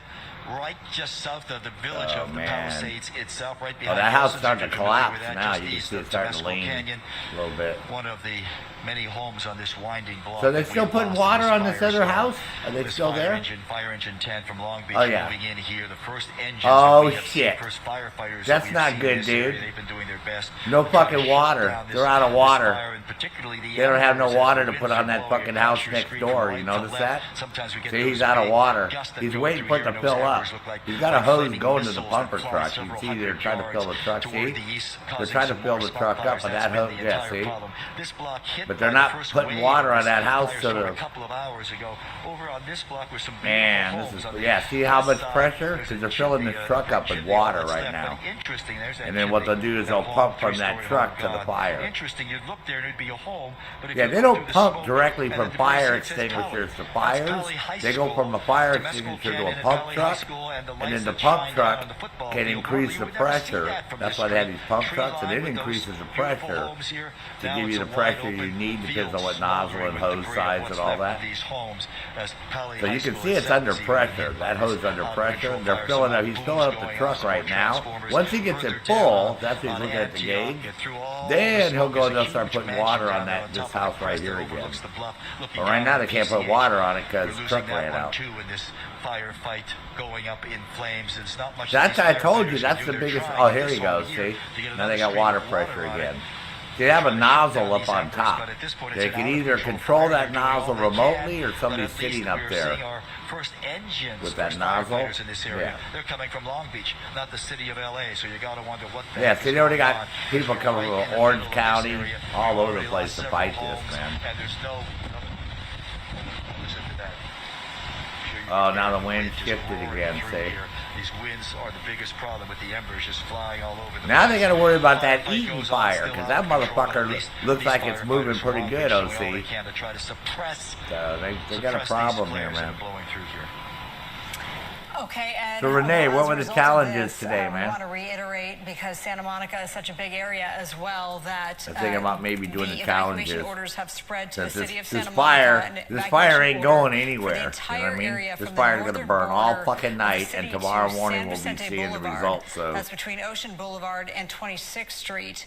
An evacuation warning is in place for the area north. Oh hell yeah! To Lemonade and s'mores. Wow, what a nice combination. A little tartness and sour with that sweet s'mores. Oh man, that's a good combo, man. And you can just see, of course, the active flames. Imagine taking a nice bite of s'more, right? You got the graham cracker, the chocolate, the marshmallow, and then you wash it down with a nice swig of lemonade.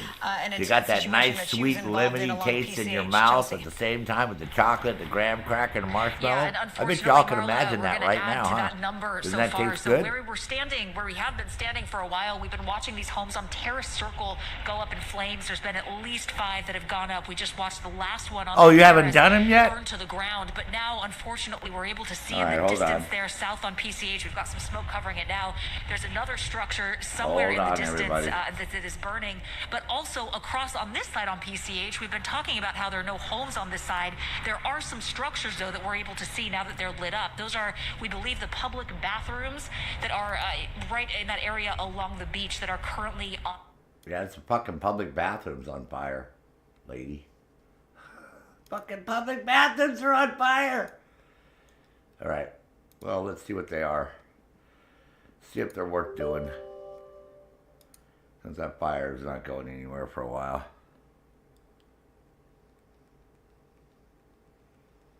Let's see here. Let's fire them puppies up. And we'll see what we got.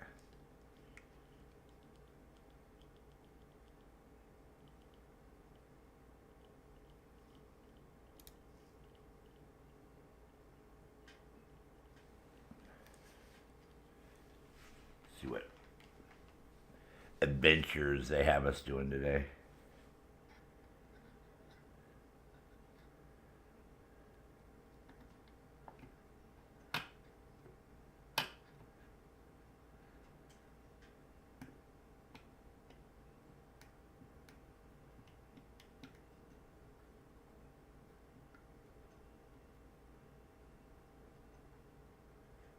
Yeah, if it wasn't windy, this fire would have never gotten to this point it's at right now. It's because of the wind. They can't. There's nothing they can do, and it's getting dark, which makes it even worse, right?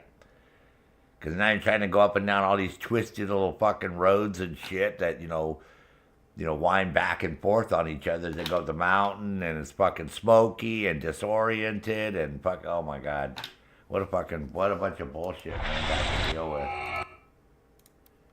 Alright.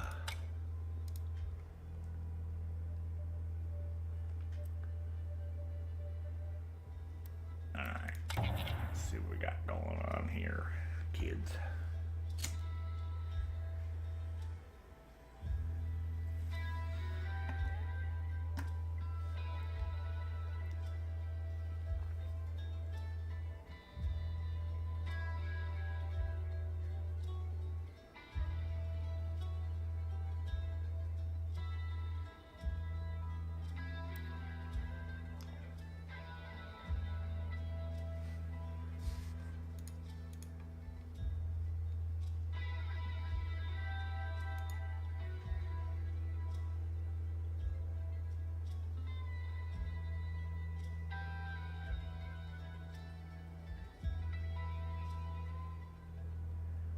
I asked DQ how come she didn't say fucking hello to me when she showed up, man.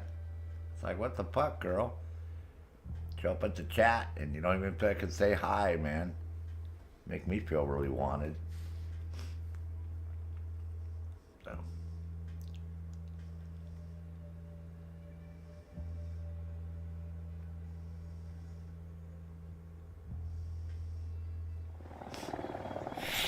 I don't give a fuck about Sarge. I don't care.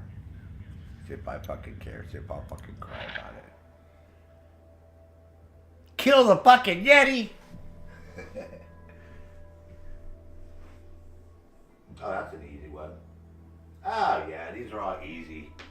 Alright, time to do some fucking challenges, man. Sorry, Fire. You just have to wait. Oh, Insomniac. Holy shit, dude. 4 a.m. At ease, soldier. Have good sleep there, Insomniac. We'll talk to you tomorrow, bro. Thanks so much, man, for hanging out. Very nice of you, man. Come on. Don't be fucking dumb with me.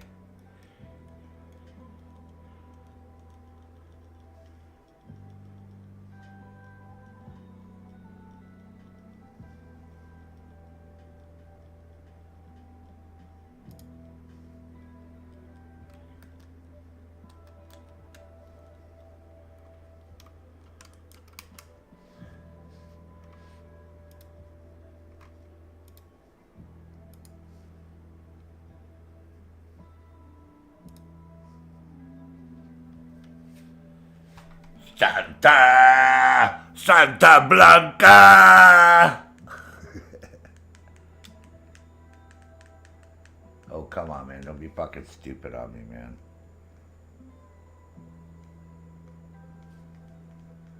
God damn it. My fucking stupid goddamn fucking batteries fucking pooped on me. Shit.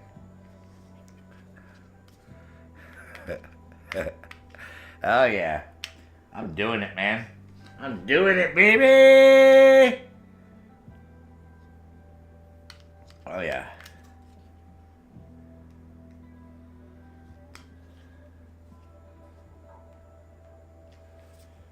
I'm doing it, man. You can't stop me.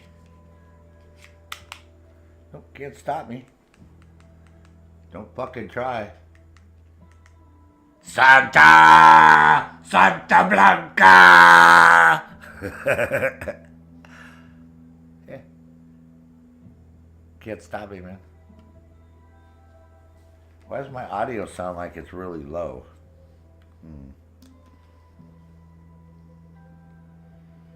Oh man, quit being stupid.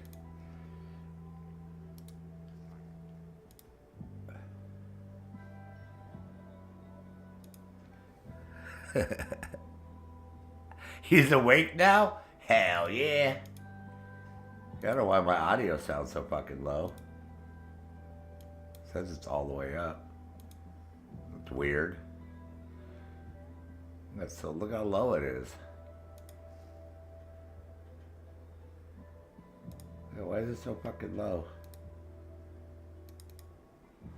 Doesn't make any sense at all.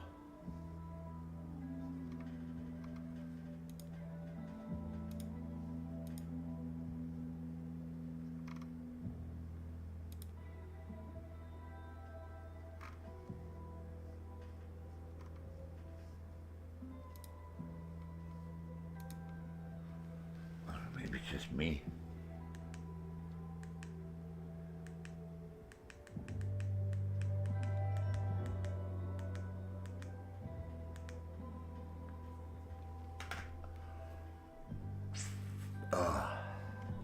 Excuse me.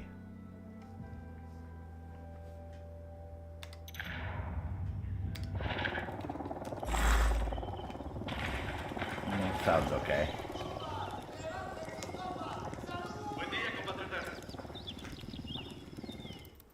Pinche puto cabrons. Huh.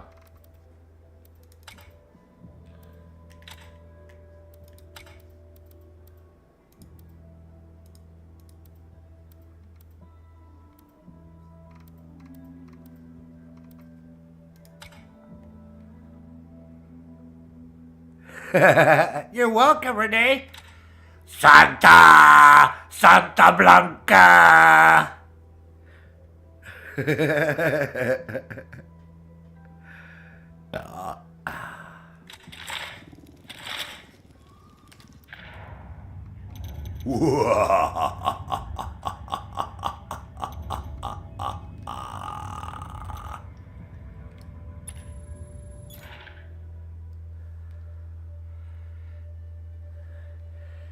Uh-oh.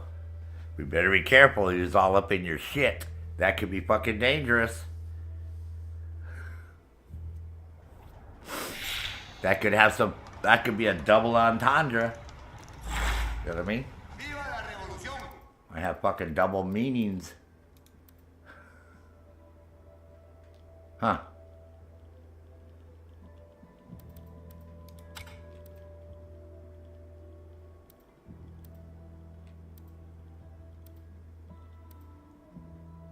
There we go. Got our fucking Yeti Meister outfit on.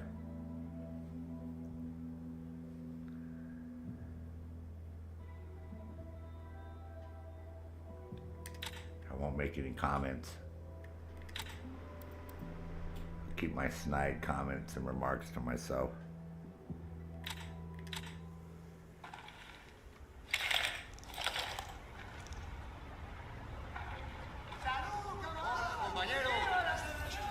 Hola, compañeros.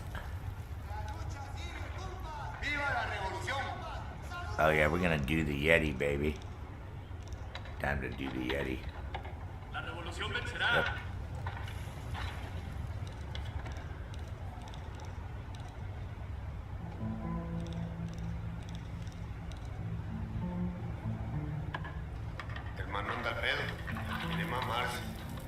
Well, at least if it doesn't start fucking humping on you, man, we'll be okay.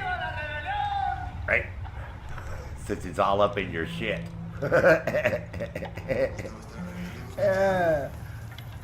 Sorry. I couldn't resist. My bad.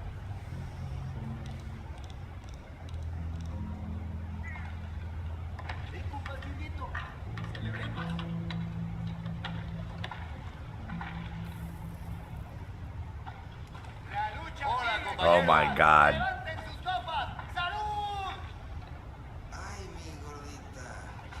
¡Viva la revolución!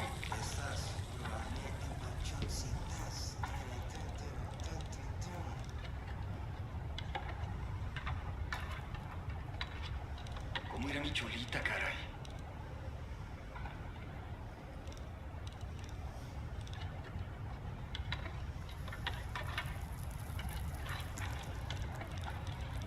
Cantar y a celebrar, que nadie nos vencerá. ¡Salud! ¡Salud, camaradas! ¡Viva la rebelión!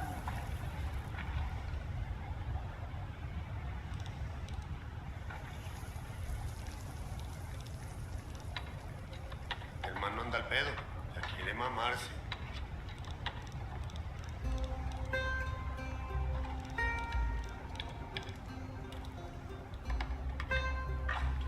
¡Hola, compañero! ¡Viva la revolución!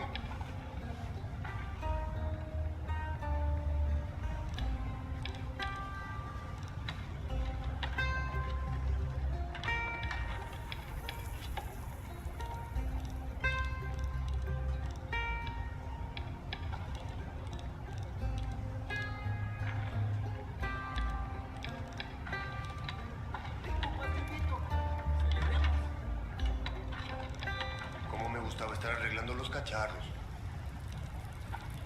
¡La lucha sigue, compas! ¡Levanten sus copas! ¡Salud! Buen día, compatriotas.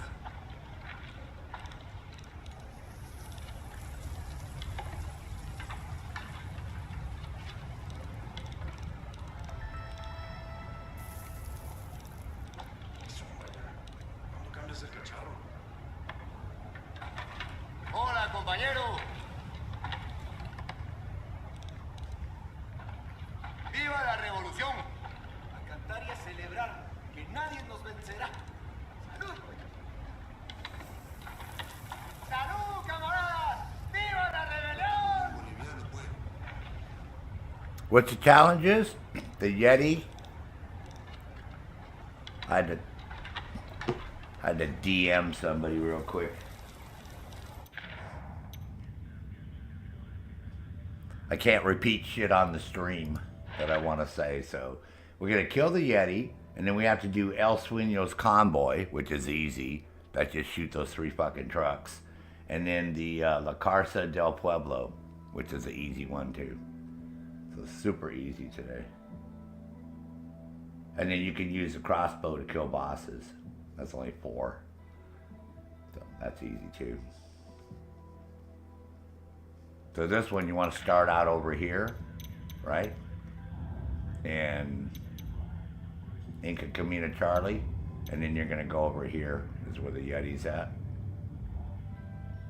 What you want to look for is there's only one rock that has snow on it. So you want to look for the rock that has the snow on it, and then right across will be the rock with the bloody imprint. And then he's either gonna be over here or over here. Something like there. There's like 2 spots you could spawn. So sometimes I pre-plant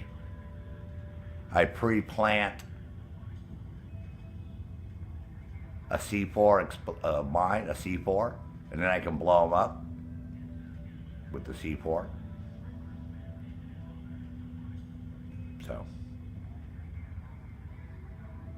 Or I put a mine there, and then as soon as he spawns, he steps on the fucking mine, blows himself up. But that's what we're doing.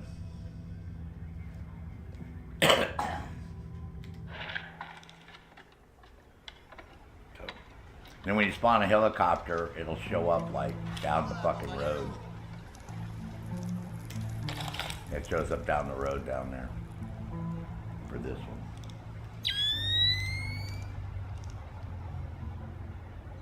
Wow, Sergeant's got fucking black and white fucking night vision.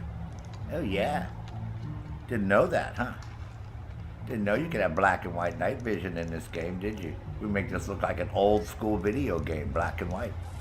I don't have a colored TV. Sorry.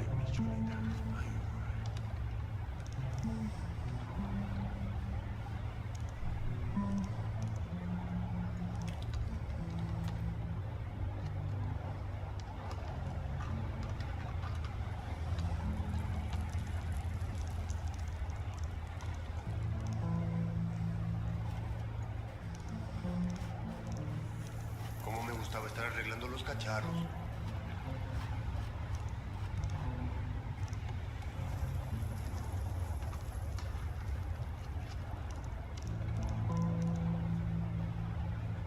Oh, Renee, I'd sent you a DM.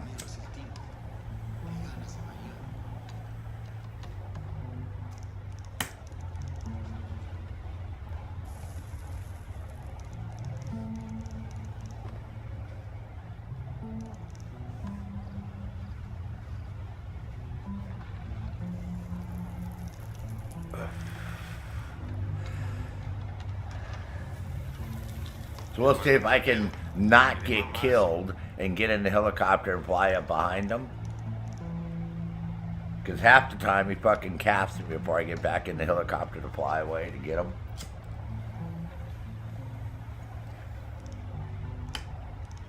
Or I can try to shoot him from where we're at. So we'll see what happens. Not gonna guarantee anything.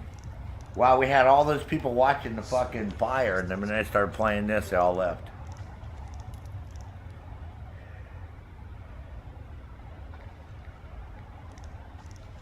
Hijos, ¿cómo la haré para aguantar?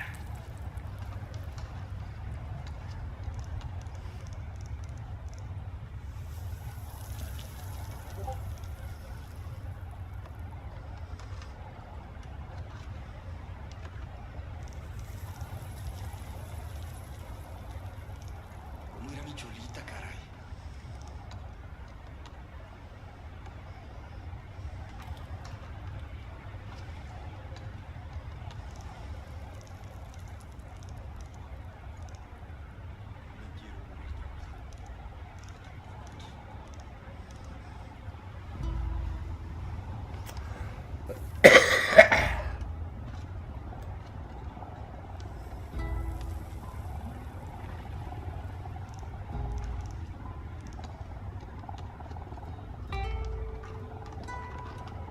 No tengo ni un boliviano, pues.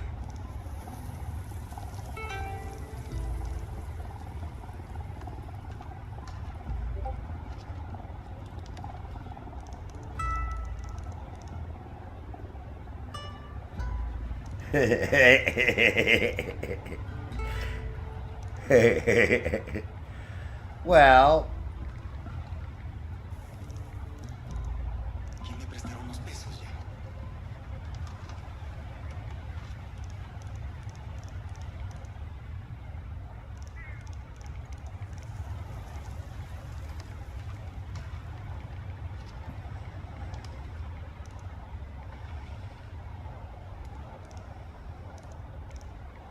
Hermano anda al pedo. Quiere mamarse.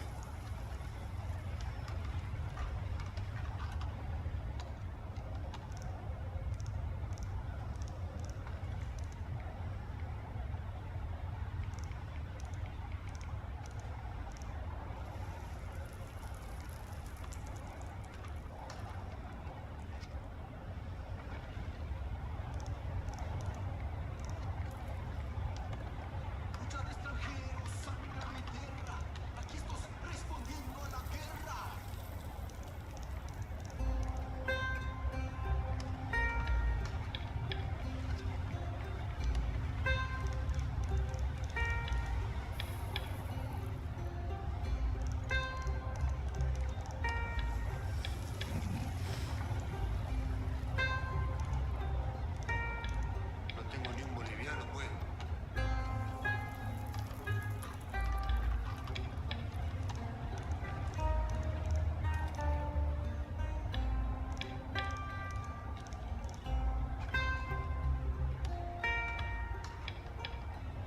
fue eso, pues? Ya me picó el mosquito.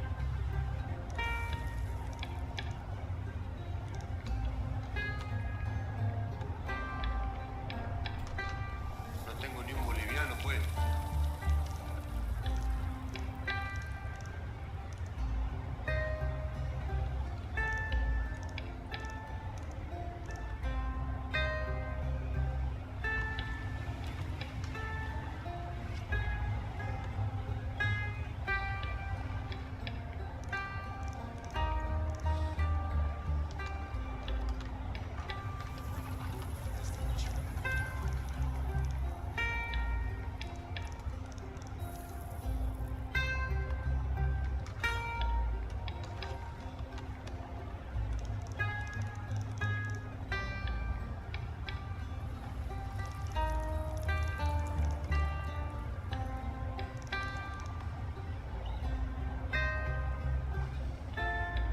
Hermano anda al pedo, ya quiere mamarse.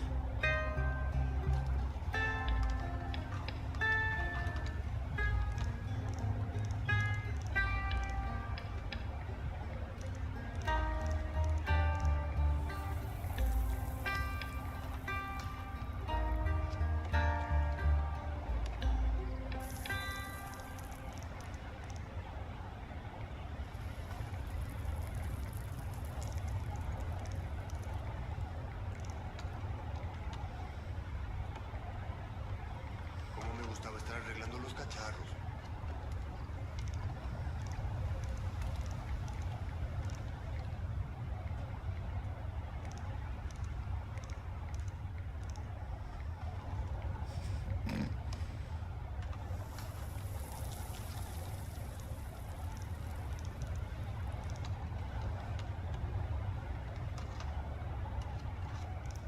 ¿Qué fue eso, pues? Trying to think of an appropriate reply here.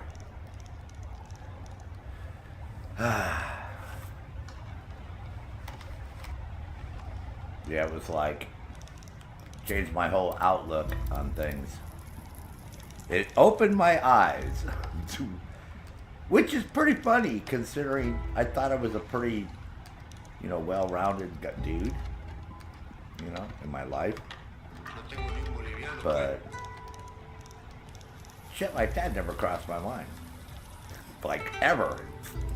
And I was like, I think when I met this woman, Renee, it was like, definitely, I think it was like 45 or so. So back in the 2000s. Yeah. I asked the rebels to send over a vehicle for us. Buenas, amigo. Here's your That's gonna be right down the hill there. So, it's like,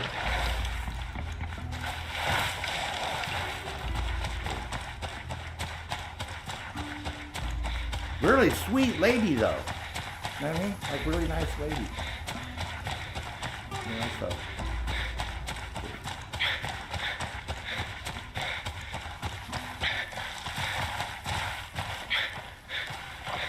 So we dated for a long time. Then we were thinking about getting married, but she was hardcore Jewish. Her family, we're about the same age. About 45. But she'd already had an experience with a Gentile husband that didn't go well, and she got a divorce. So her brother and sister, I don't think her parents were alive. No, her parents were her brother and her sister close again.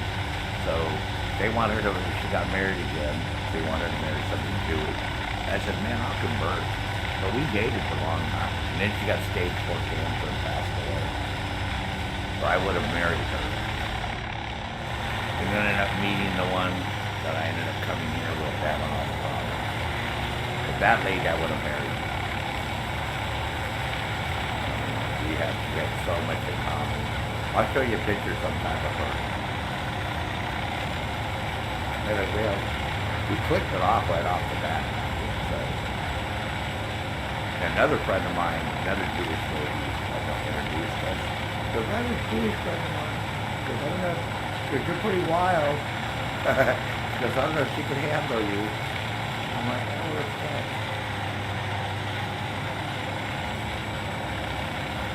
So, really nice lady. And I don't judge. Yeah, it's the only white rock. You'll see like a rock with snow on it. It's the only rock with snow on it. Let's see. That's a lot of bloody on top.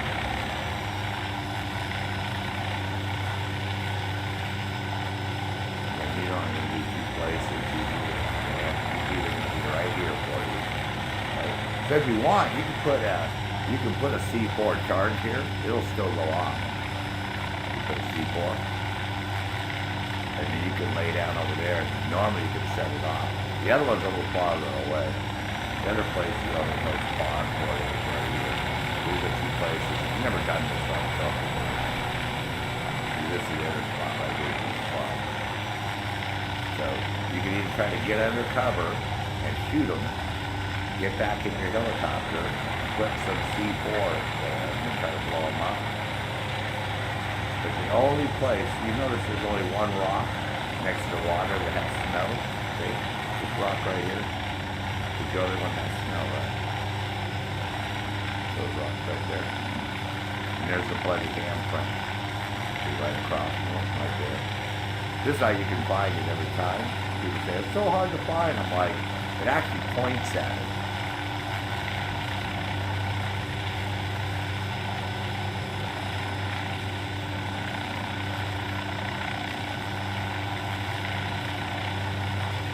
Ah, cool, man. You're rolling the smoke right now? Nice. You know, do you guys ever try American Spirit? They have really good discounts on their website. You know, those are all natural tobacco, 100% natural tobacco, American Spirit. But you can get a really heavy discount. And the pre-rolled ones are really cheap too. They're like $30 off or some crazy thing. Yeah, because back in the day when I used to smoke occasionally, I would buy that stuff and then roll up my own.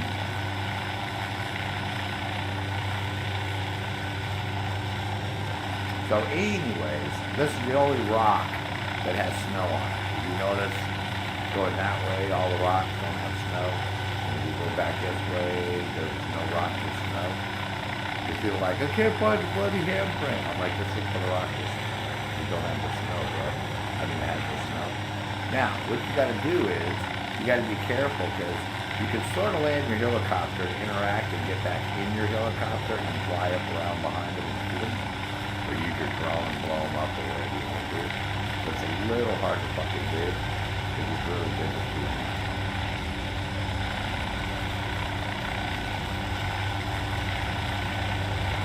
Real careful. See? Look at the handprints right there. It's literally right across from these snowy rocks. It's the only rock with snow on the whole side, and it's right across from there.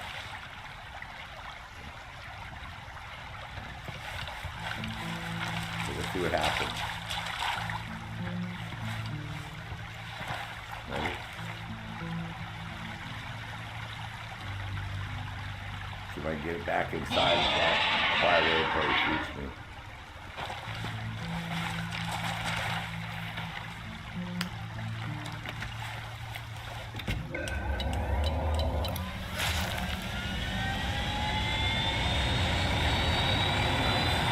Over here.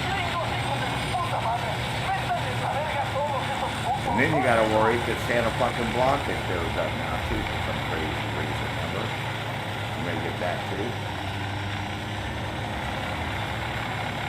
Why? I don't know, but remember? That started happening.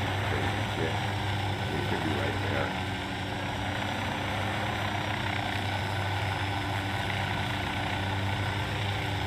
He's either there or he goes the other one. You know, he might get the other one then.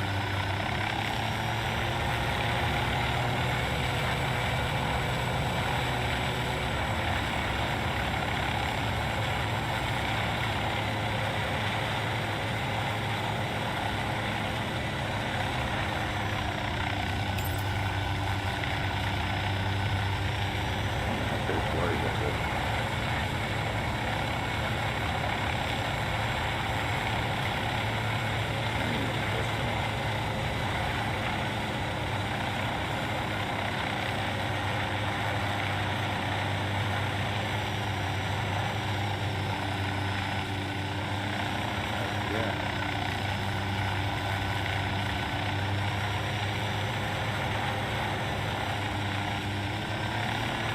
What if he jumps down? You know, he jumps down too.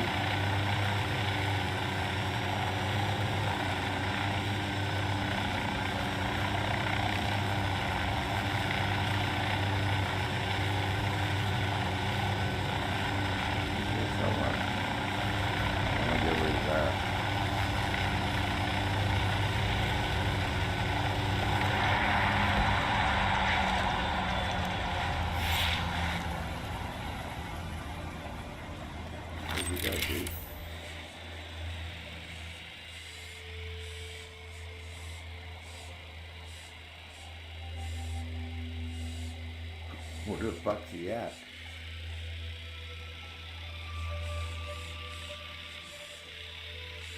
He was AWOL on us.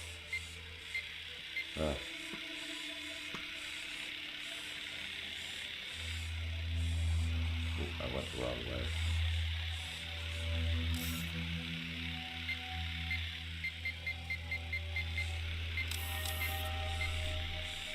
Where the fuck's he at?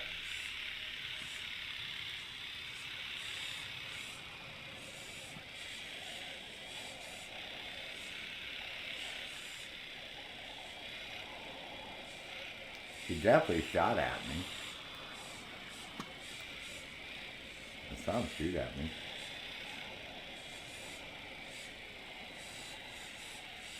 Okay.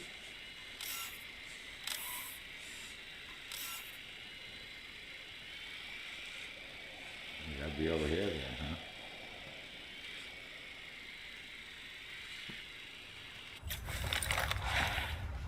Not here. Where the fuck's this dude at?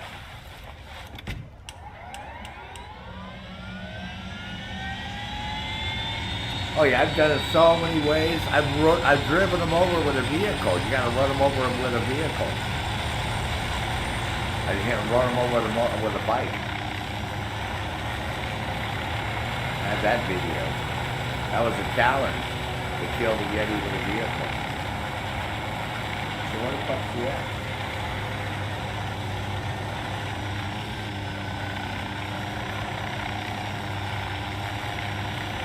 Where the fuck's he at?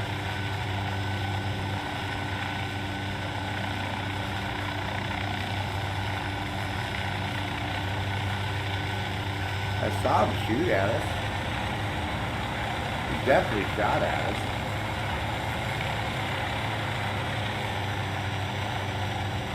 He was over there.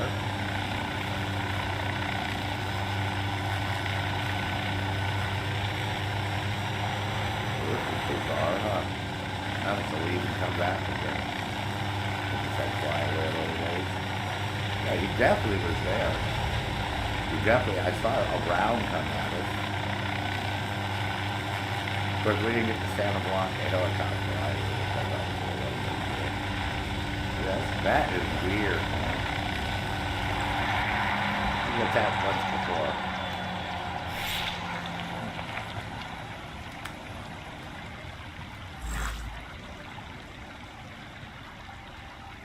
Yeah, because we definitely got shot at, because I saw when I was getting in the helicopter, we got alerted on, and we got shot. Yeah. Fucking buggy stuff, but you know how you get the Santa Blanca helicopter, too, so just fly down. Yeah, I don't know what happened, he despawned on us.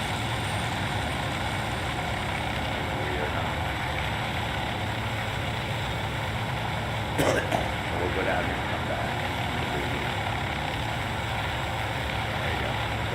Little skull.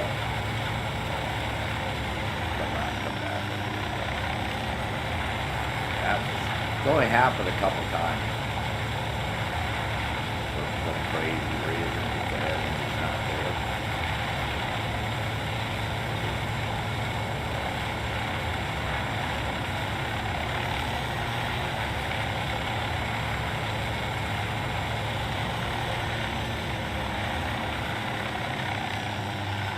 Normally you park your helicopter close enough, you can't get you.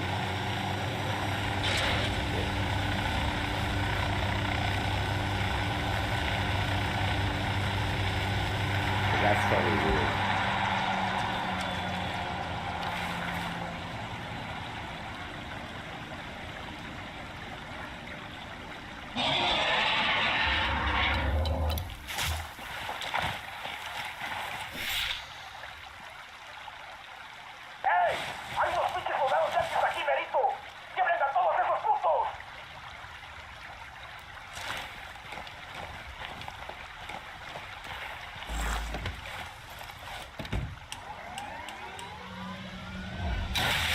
Yeah, see us over there. Okay. There he is.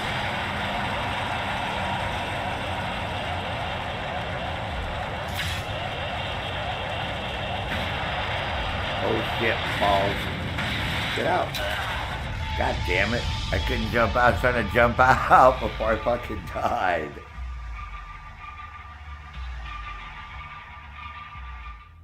Motherfucker. I tried to jump out. Couldn't get out of the helicopter fast enough. I was pressing the same key that I fucking pressed for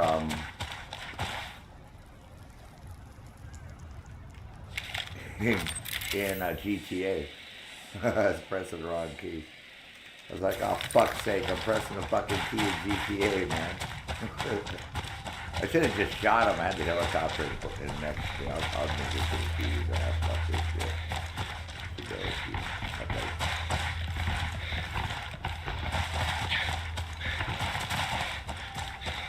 That was so funny. Yeah, I was pressing the key that I use for GTA, to exit the helicopter. It's like, fuck, how come you're not going to leave in the helicopter? And I realized, oh fuck, guys, you're pressing the fucking wrong key, shit.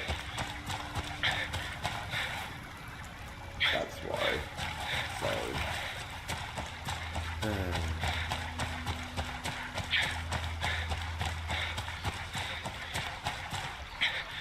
Oh shit, wait, I'm at the wrong canyon. I have to go back up here, next canyon. Oh no. I'm in the right place. Hold on, no, I think I can go to the next canyon. Oh yeah, safe house by me. Next canyon. I asked Pacatari to send us a vehicle.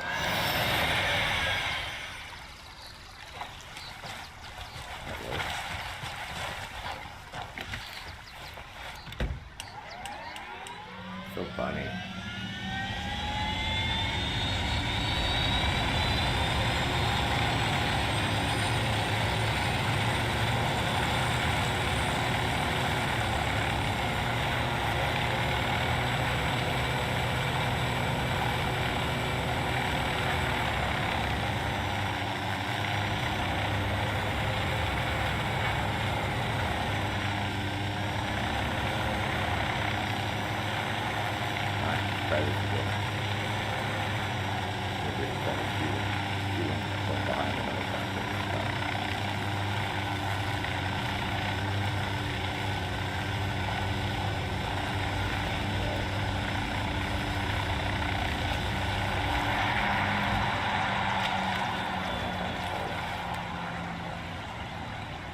Brings back so many memories when we first did this.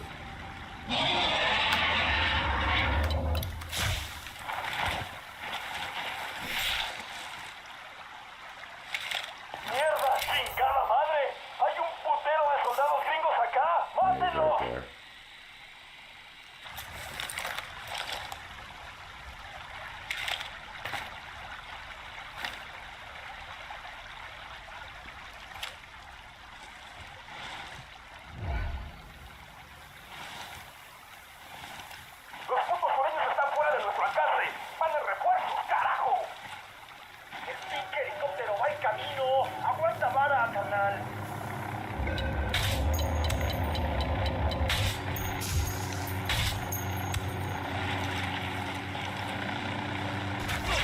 God damn it. Before I can try to shoot the fucking helicopter, they got me.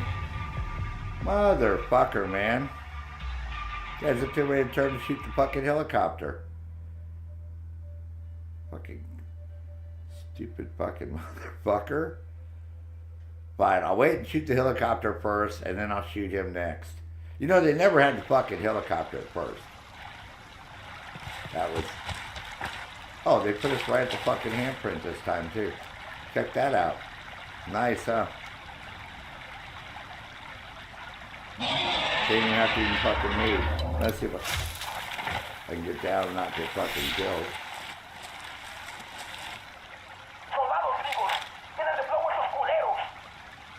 I went to shoot the fucking helicopter because I shot him. This is bullshit, man.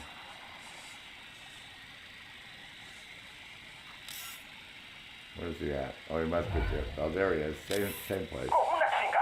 Wait till the fucking helo shows up.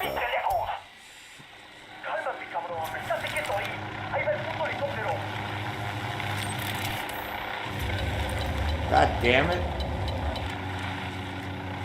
Fucking shit, man. God damn it. The fucking helicopter's right over the top of me. I couldn't even oh, this is fucking stupid, man. When did they fucking make it so the helicopter comes and stays right up? This is fucking retarded. I've never had this happen. When did fucking Ubisoft do this stupid shit?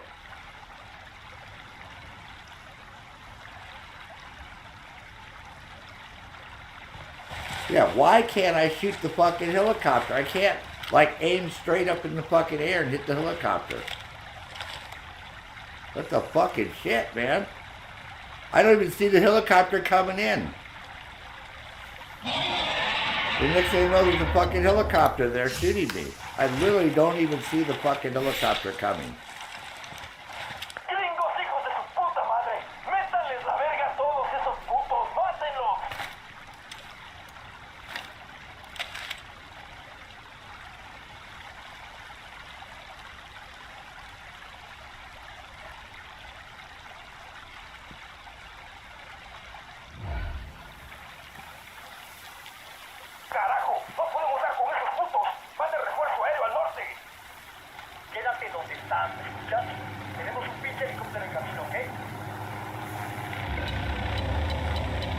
Yeah, where's the fucking helicopter?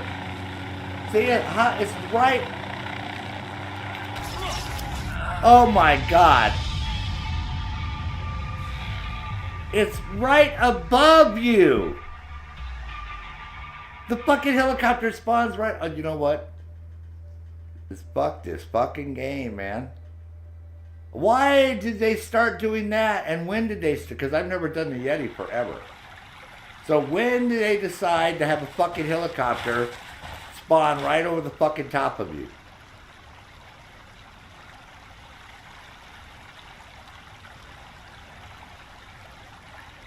That is fucking...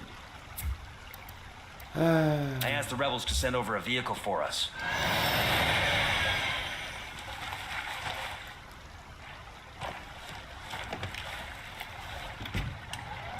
Yeah, I can't, you know, you can't aim straight up in this game. You know that. So having a fucking helicopter right above you, it's like, how the fuck, you can't shoot it. So I'll just get a helicopter, jump in it, I'll fly higher than them and shoot them. Fucking retarded, man. What, Ubisoft, man, they gotta tease these things and make it harder and harder and harder for people to do shit.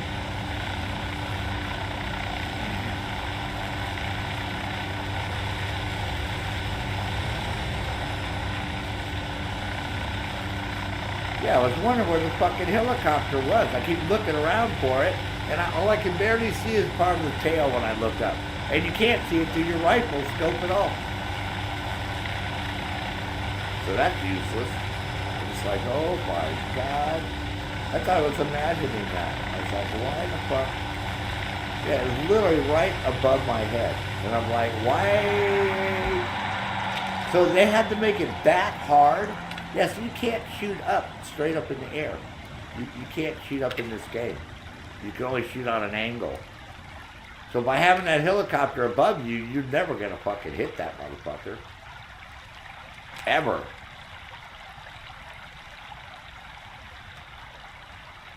So my only chance is to get in the helicopter, wait till they come and shoot them down.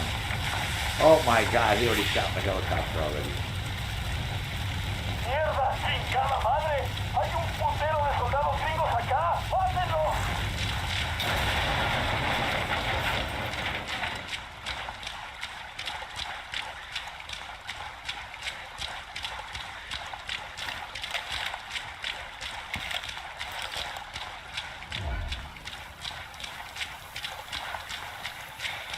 You'll go where they're not.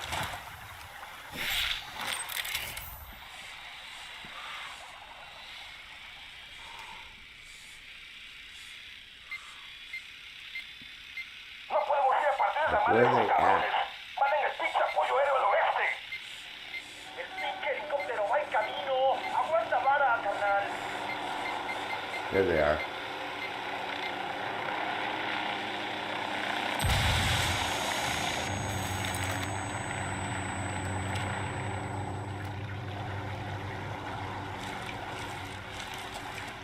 They faked them out. They don't know where I'm at.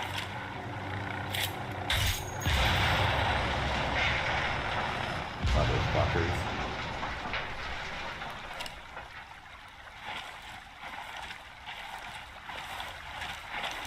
Fuck you. Santa Blanca! God damn it, Sarge. Right? You roll up your blunt yet? Oh shit, he's over here. He's behind me. Maybe. Oh yeah, I gotta be careful. Oh my God, he's fucking behind me. For fuck's sake.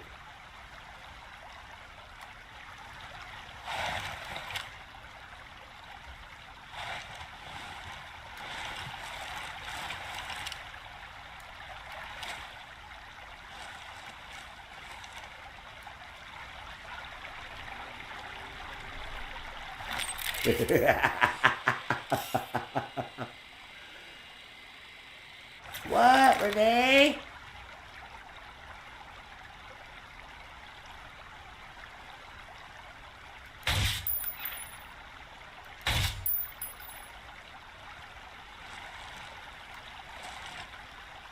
Oh, for fuck's sake, why can't I hit him?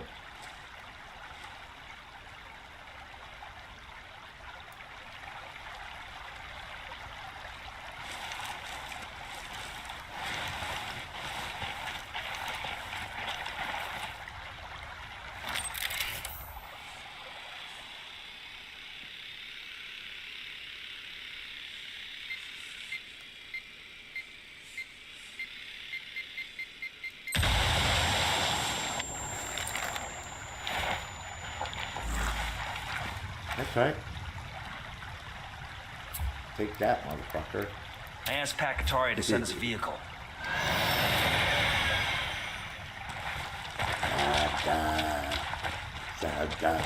I'm gonna go somewhere where they sing that and just sit there. Where they sing that song the whole time. Huh. Uh-oh. He heard that too? He probably perked his little ears up. I heard it. Alright, so here we go. The first challenge done. I use my drone, like I said. Yeah, the fucking helicopter, so I just outsmarted them. I said, well, fuck it, I'll just move, and then they're going to come where they think I'm going to be, and I'm going to be there, and I'll shoot them. There you go. You got your first challenge done. Now, unfortunately, you may not get this Yeti suit, but you will get the face paint. See the face paint he has? You will get this face paint, the cami paint I have on. Yeah, but you won't get this suit. And you won't get the night vision goggles. You won't get these either. These are Sam Fisher goggles. Oh, you are so bad, Renee. Wow, you would deny him of his little pleasure. Wow. Such a mean mom. Okay, El Sueños Convoy. This is real easy to do. Well, you would do that, huh? And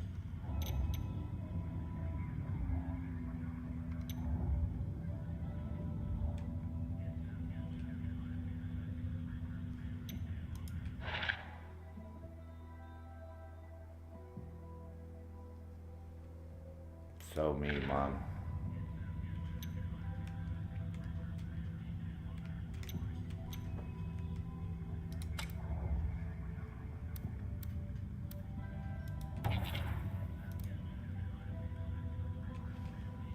El Sueño is sending a convoy loaded with personal items to decorate his private mausoleum.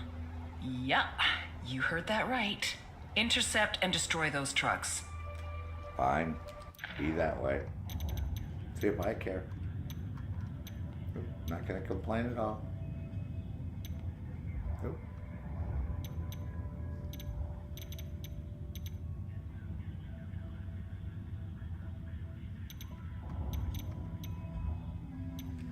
No, no complaints from Sarge. Nope, not at all. None.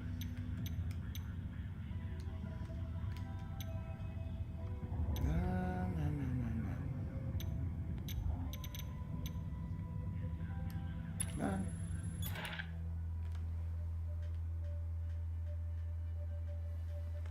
Oh yeah, that'll be great. That'll be funny doing that. Yeah, you should.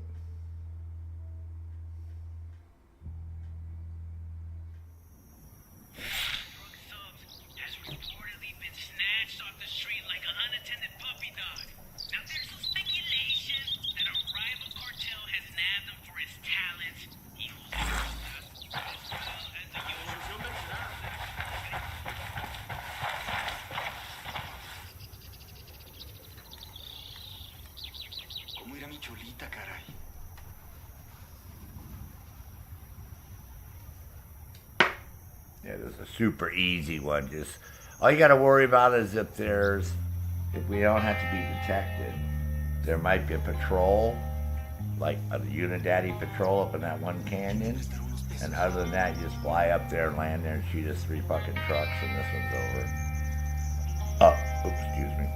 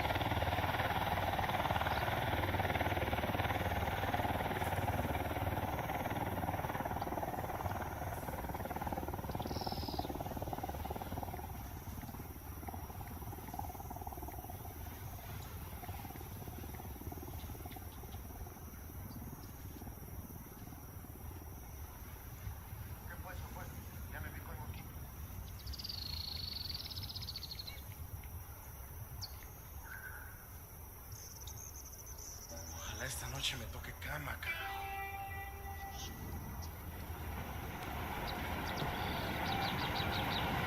I'm gonna change my outfit, man. Wrong outfit on. I knew there was something wrong. I was like, wait a second.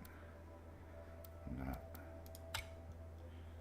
costumes. I should have my set already. Oh, there it is. Cool. Thought so. Now we're rocking.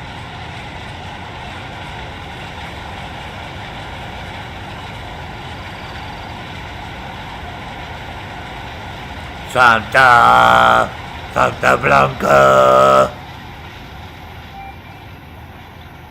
Oh, I bet he is. There's nothing wrong with that. No, I know you're good. I know you're good. You're a good parent. You already said you guys rescued rescue dogs and all that shit.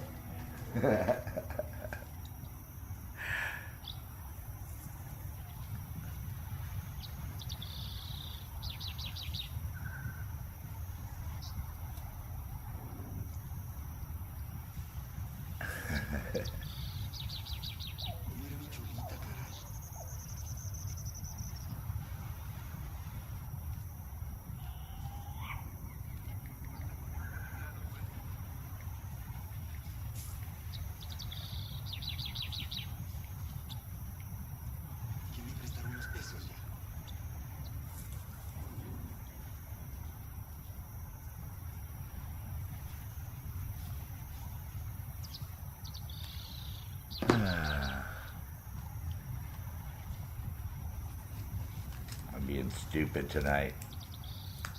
I don't know why.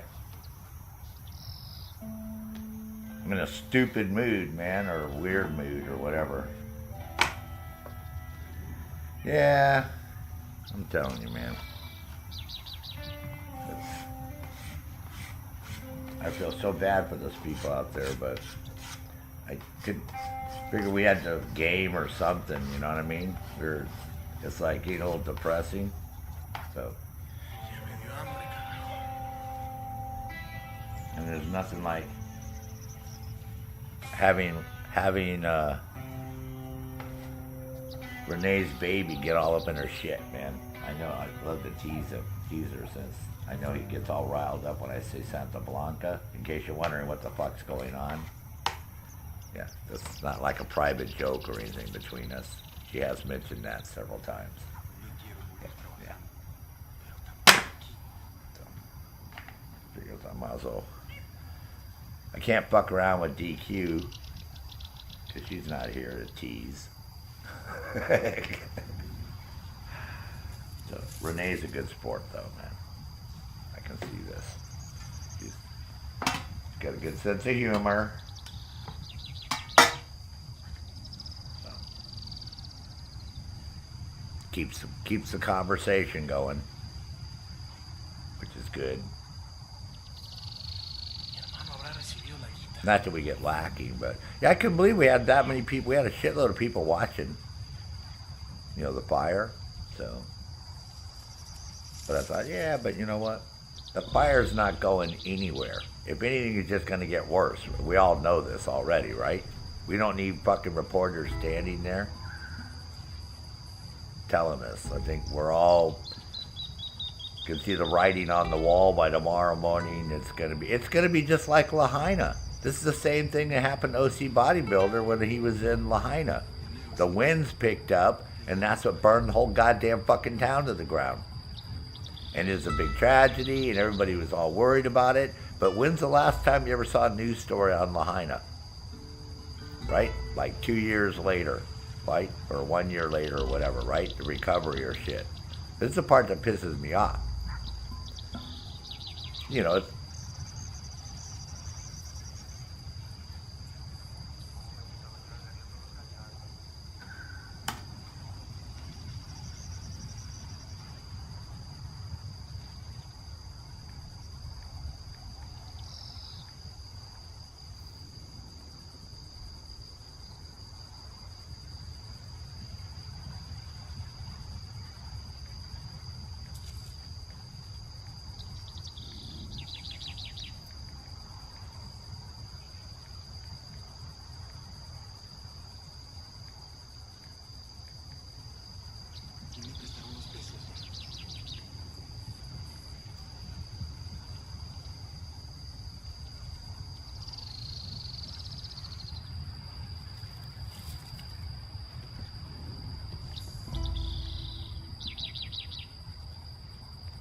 fucking hilarious.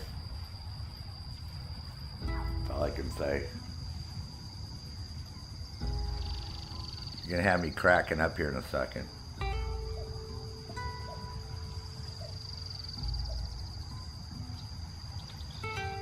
Oh, cool.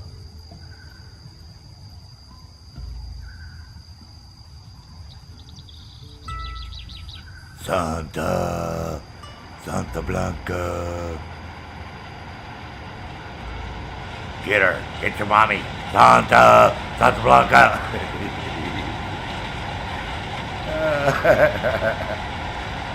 Oh, man.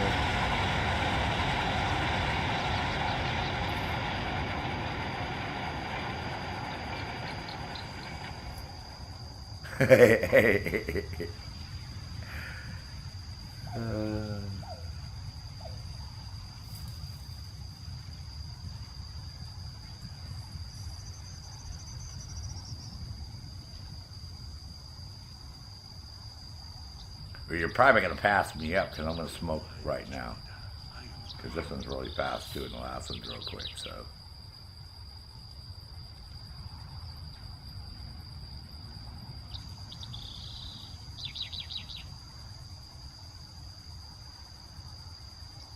¿Cómo irá mi chulita, caray?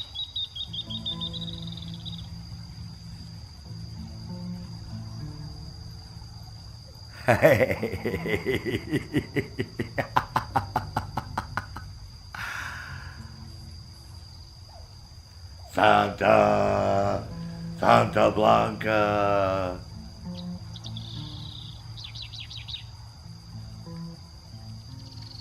Viva mi patria Bolivia, una gran nación. Por ella doy mi vida, también mi corazón.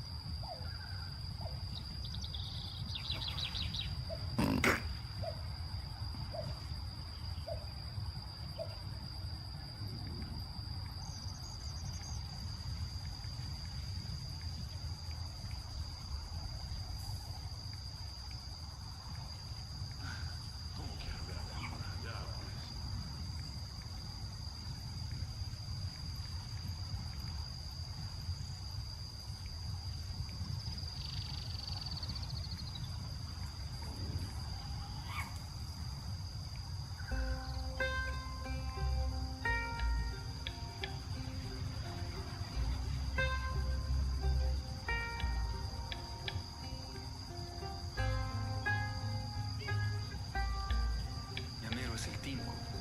Qué ganas de bailar.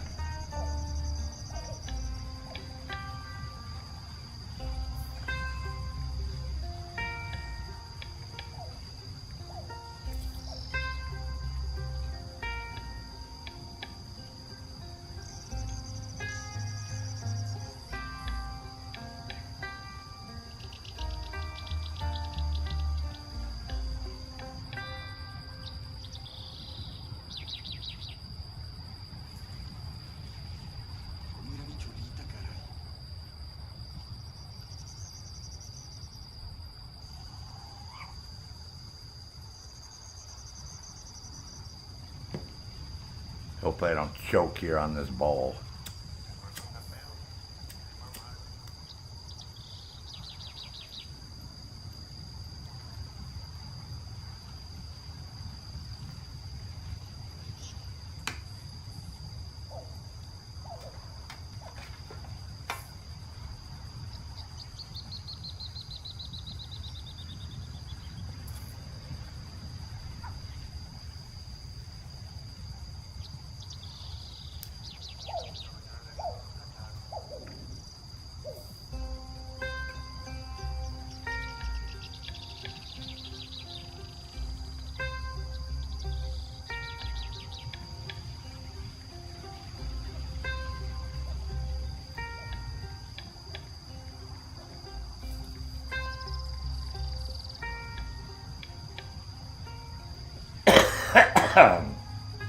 Wow.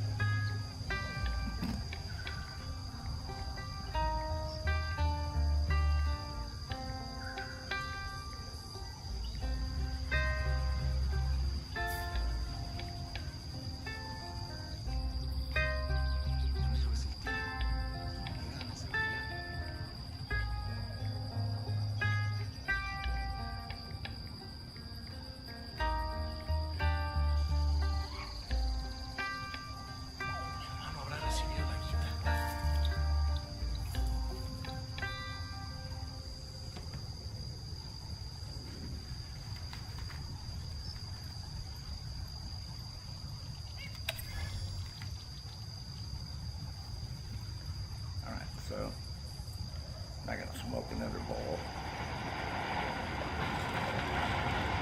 So the only dude, I think, you don't have to worry about being detected, and don't worry about it.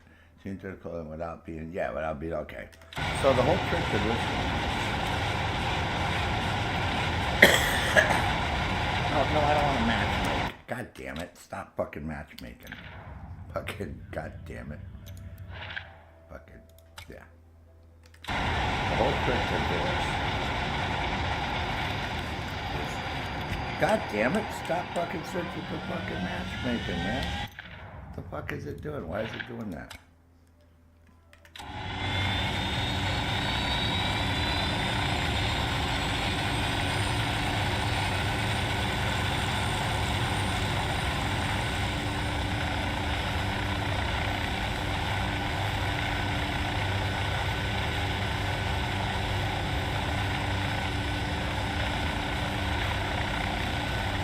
Go up here, right? You got to be careful because there's a canyon. You got to be careful. There's sand sites. You have to stay low. You don't get fucking blown up by the sand. Okay. And then in this canyon right here might be some fucking unit activities.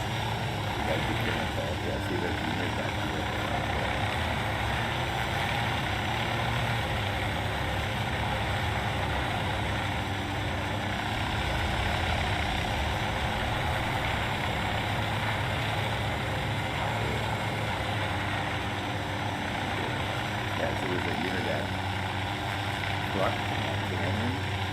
Happen, you won't realize it. You know, it's like live everything, but there's also 2 SAM sites.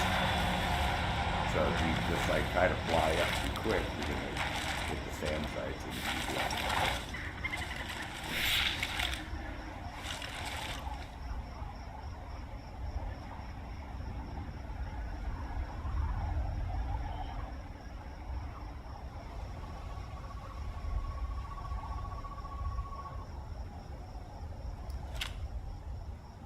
Alright, so this is easy. All you can do is shoot that truck,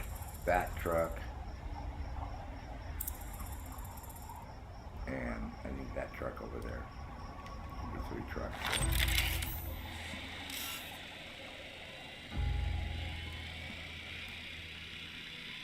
Oh, it might be 2 trucks and those other vehicles there.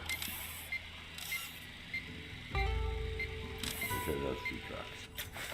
So this is real easy, just a little bit of a ways away, but.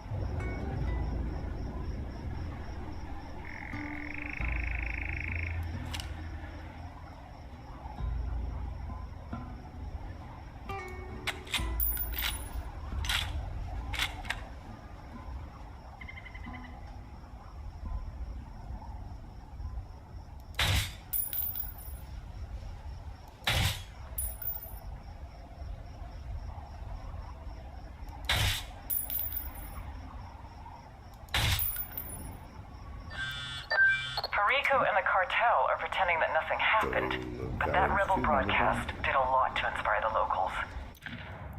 Easy peasy. 2 trucks, 2 Hummers, San Mateo Alba, Mitsubishi, La Carcel de Pueblo.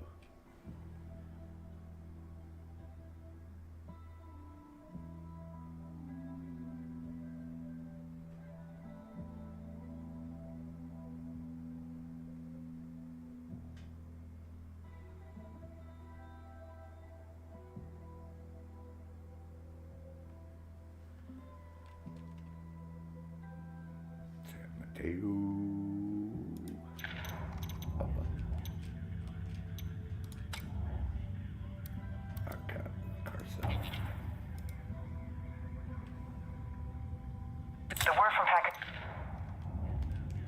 Packmeister.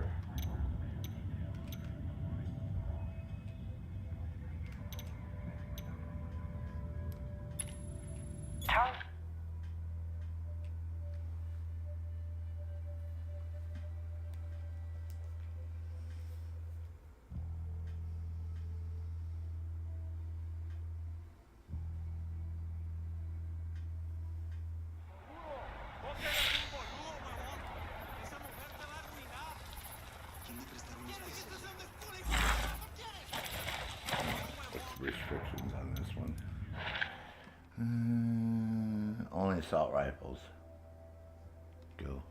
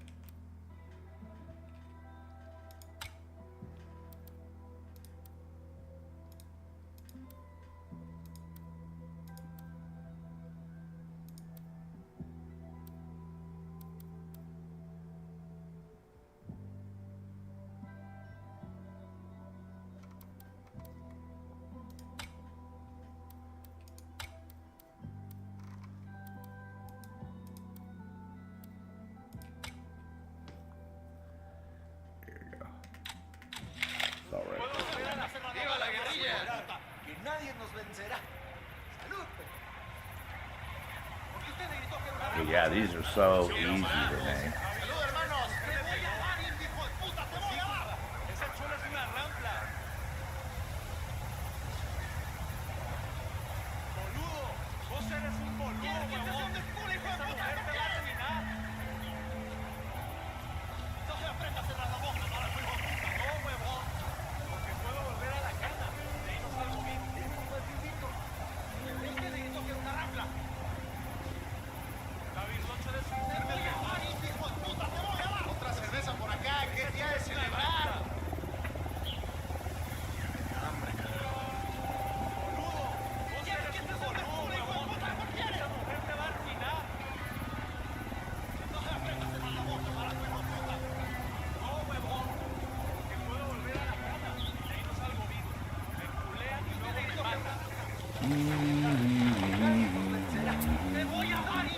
I asked the rebels to send over a vehicle for us.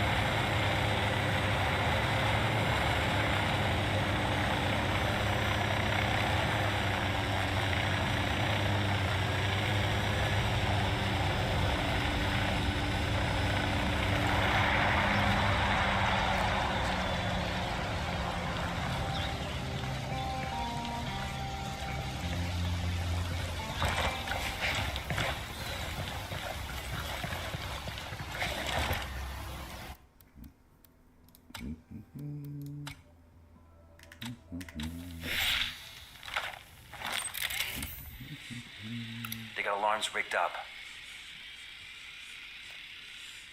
The Jenny's over here.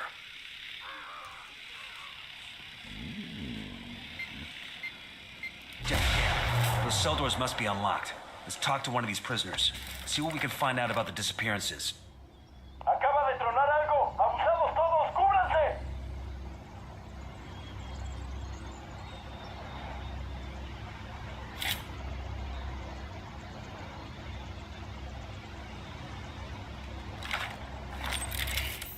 ¿Qué chingados esperas? A partir de la madre con todo. Vamos a enseñarles quién manda. ¡Disparen!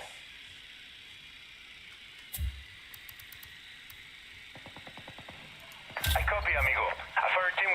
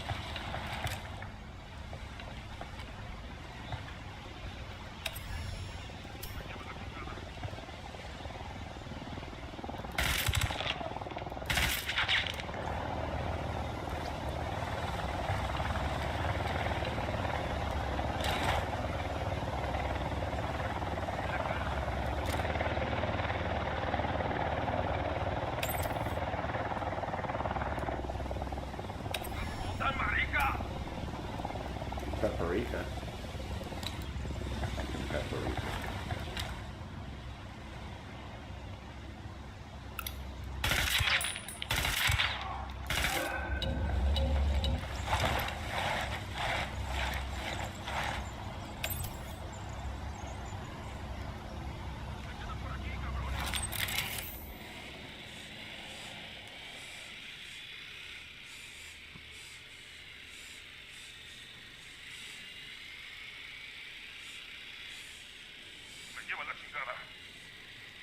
Oh, there's one more right there.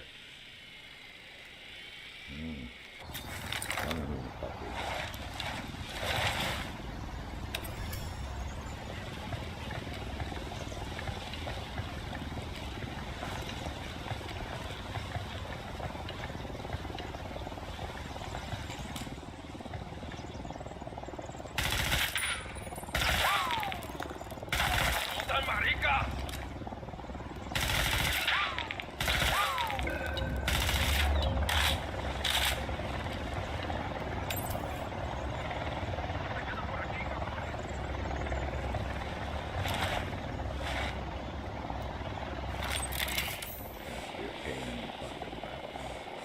Rebels in it.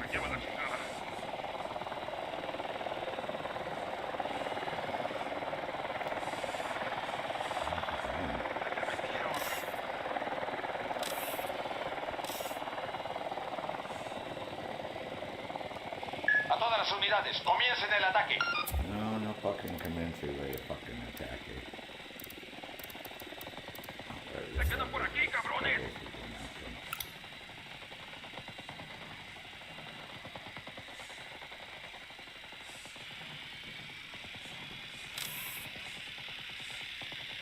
Hemos localizado la última posición conocida del enemigo, pero han desaparecido, comenzando una nueva búsqueda ahora mismo.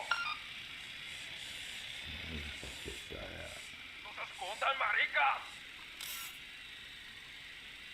Fuck's sake.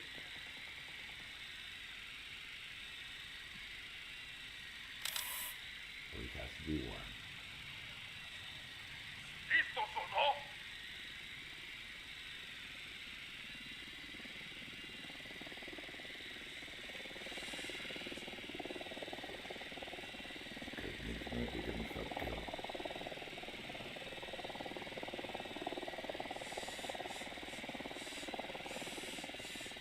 Hemos perdido contacto con el enemigo. Retírense, repito, retírense.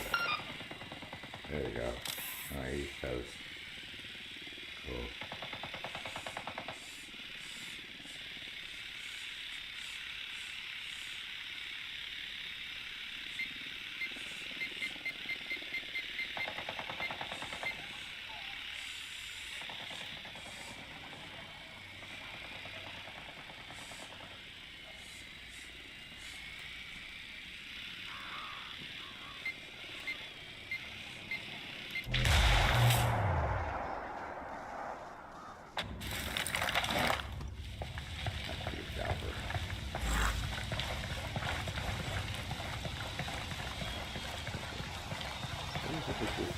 Fucking climbing all of a sudden. Why can't he climb? Why am I having a climbing issue?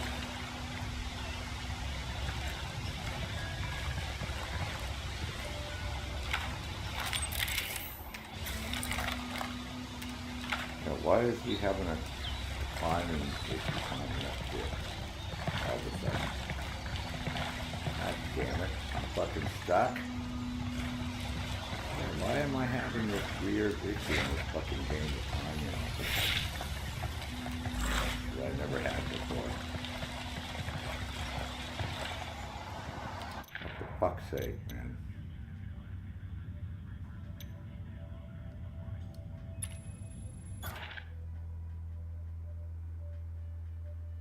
Ah, good work. I don't know why I got stuck in those rocks again.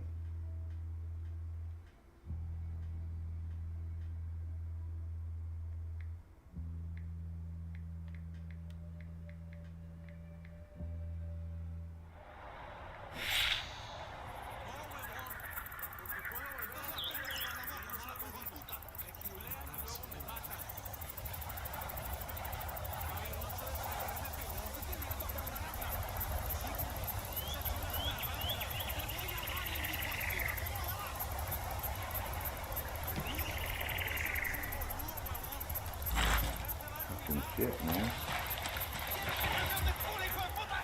I asked Pacatari to send us a vehicle. Well, I'm gonna bleed the fifth. All I can say. Smart ass.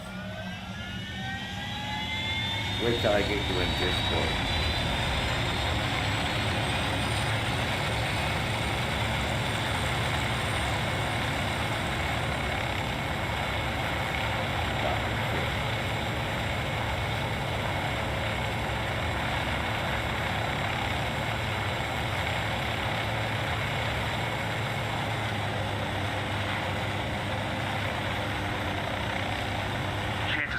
Size operation. Jail cells unlock automatically when the power goes out. So we take out the Jenny. We gotta find it first. Come on.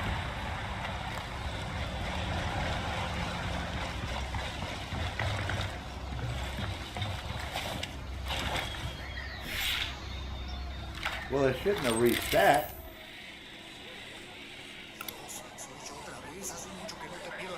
Oh, for fuck's sake, it reset?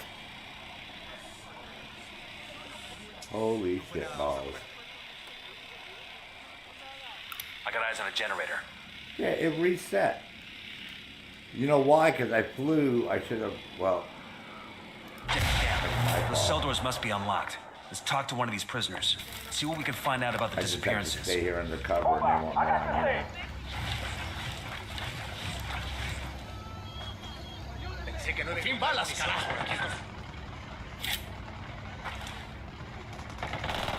Se quedan por aquí, cabrones.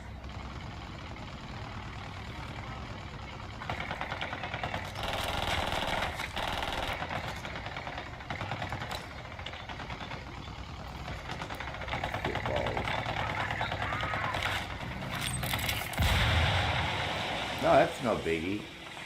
It just makes it more interesting. That's all. That's all. Right?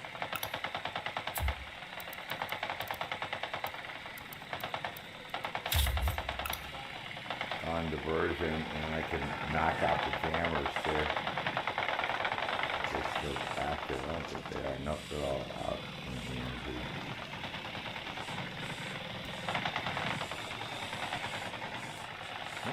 Not a biggie.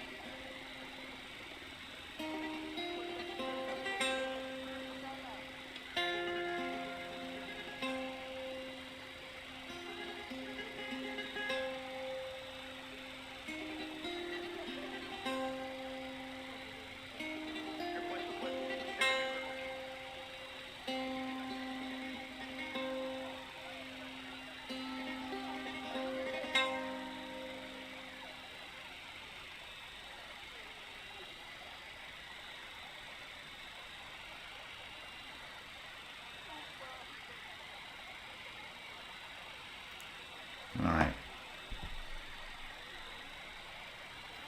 You are you are really fast, Renee, with the challenges, so I don't think I think it can be. But I still only have to go talk to this piece of people right here. There you go.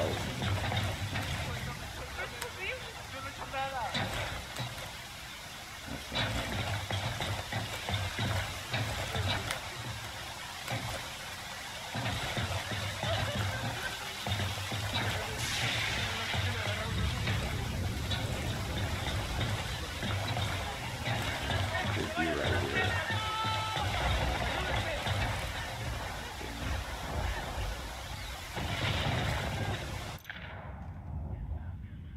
There he is, right behind me.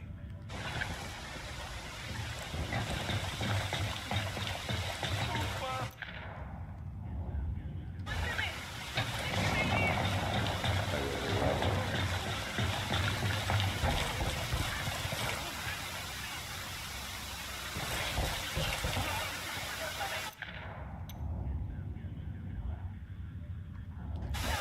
Tight upstairs.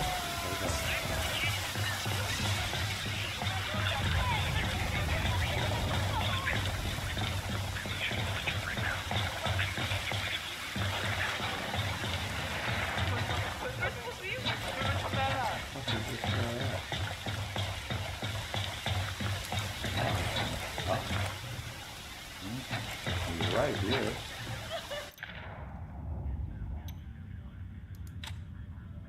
He's right there. There.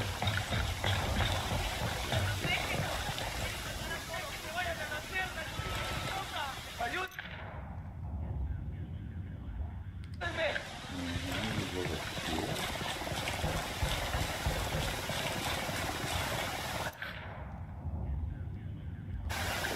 Oh, maybe it's underneath me.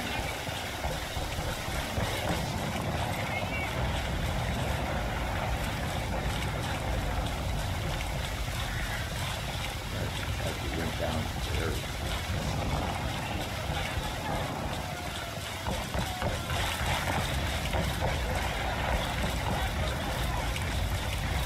How the fuck did you get down there?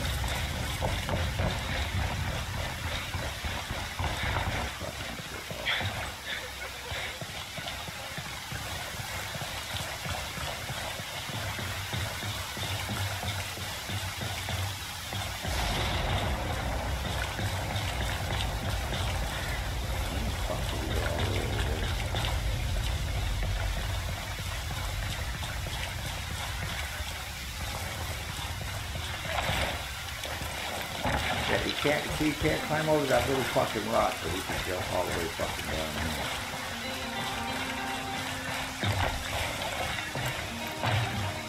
That seems like he's down here.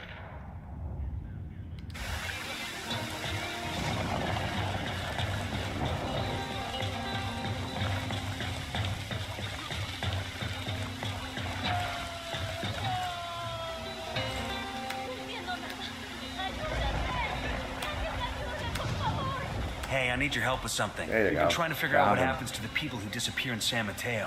What happens to them is Soler. Stew maker? But what does he do with the bodies? Where are they? He takes the corpses and stuffs them into oil drums, then covers them with lejía. What's the English? Lye. Caustic soda. Sí, sosa cáustica. Cool. In a few days, the bodies in the oil drums will. There are no bodies left to find. So now we've got a name. We need more info on El Pozolero. A way to go after him. He's the only one who can lead us to any of the remains. There you go. See, last challenge. You can kill bosses with a crossbow. It's real easy. Just go pick a boss and whack him.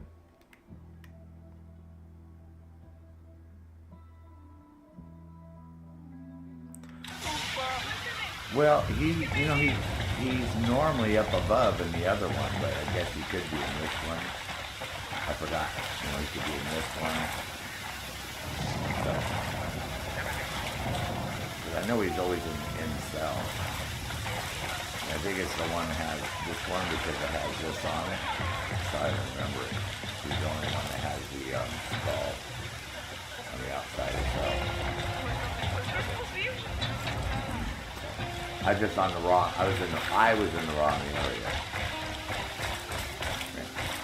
He wasn't up there. So he's down here. That's all. My mistake. Because I haven't done this one forever. So. That's all.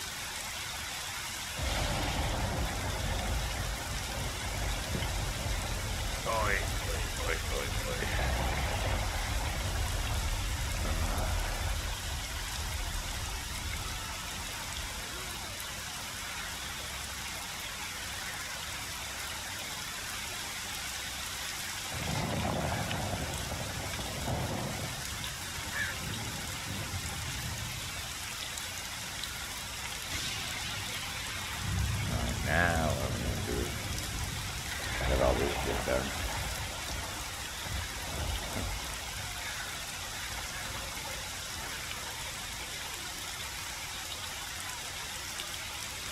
I'm going to go BS with her name.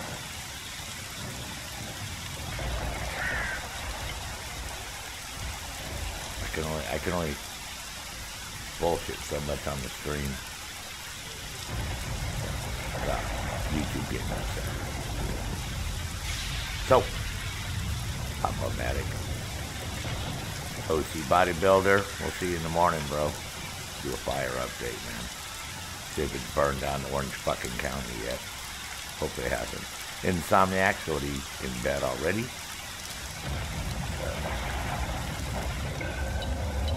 Uh-oh.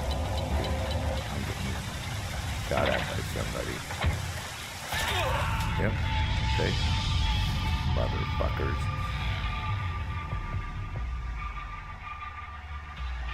And then Dream Queen came in way early in the stream. I'm scrolling way back up. Star. Thanks. Chris. Star. Chris Z. Star Z. Chris. Yep. Thanks for your offering of prayers for all those people. Yep, DQ was here earlier, but she man came and went so fast. I was just getting ready to say hello, and then she didn't say anything, and I was like, oh man, how come she's not chatting more? And I thought, and then Joseph, Joseph's not meant to sleep already. Widowmaker, probably definitely asleep. All right. Ah, that's good.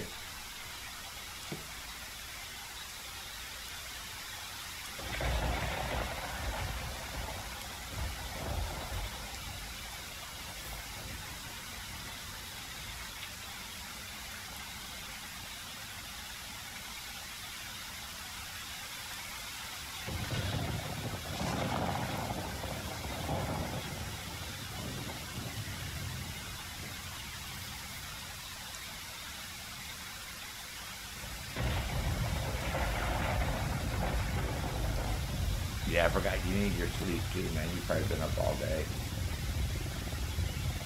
Oh, it's 12:36? What the fuck? I didn't notice the time, Renee. I swear to God it was like 9 or 10 o'clock. I swear it was like 9 or 10 o'clock. That's why I was saying, oh, we can just bullshit for a while. I didn't realize it was so fucking late. Yeah, I don't want to say too much later, because... Yeah. Yeah, I thought it was earlier, Pop-O-Matic. I could have swore when we were looking at the fire and it was like 7 o'clock. That would have been 10 o'clock our time. To me, I was bullshitting in the wildlands for 2.5 fucking hours. Well, I know, but still. All right, so anyways, everyone, we'll see everyone tomorrow morning. We'll do the fire update. See what the fuck's going on. And see how bad it is. So, because the winds are still going to be there, so they're not going to be able to fly around. You know, for the most part, helicopters are probably still going to be grounded.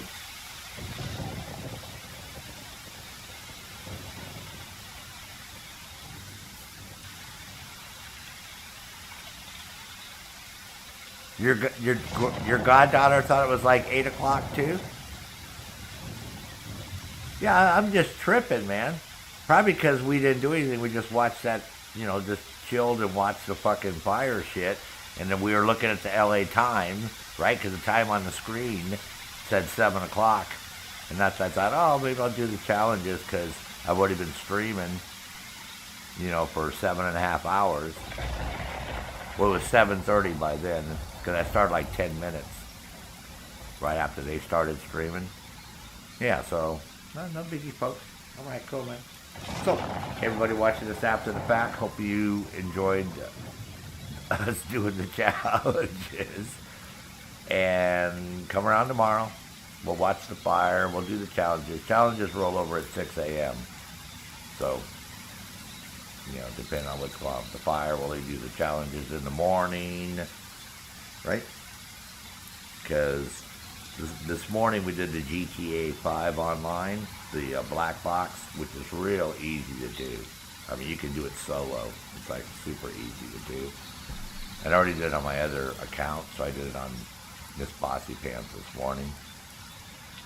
So other than spinning the wheel, I don't really have anything to do there, so, but we'll figure out something else to do. But cool. All right, so good night, everyone. As always, remember, at ease, soldiers. Thanks for watching so much.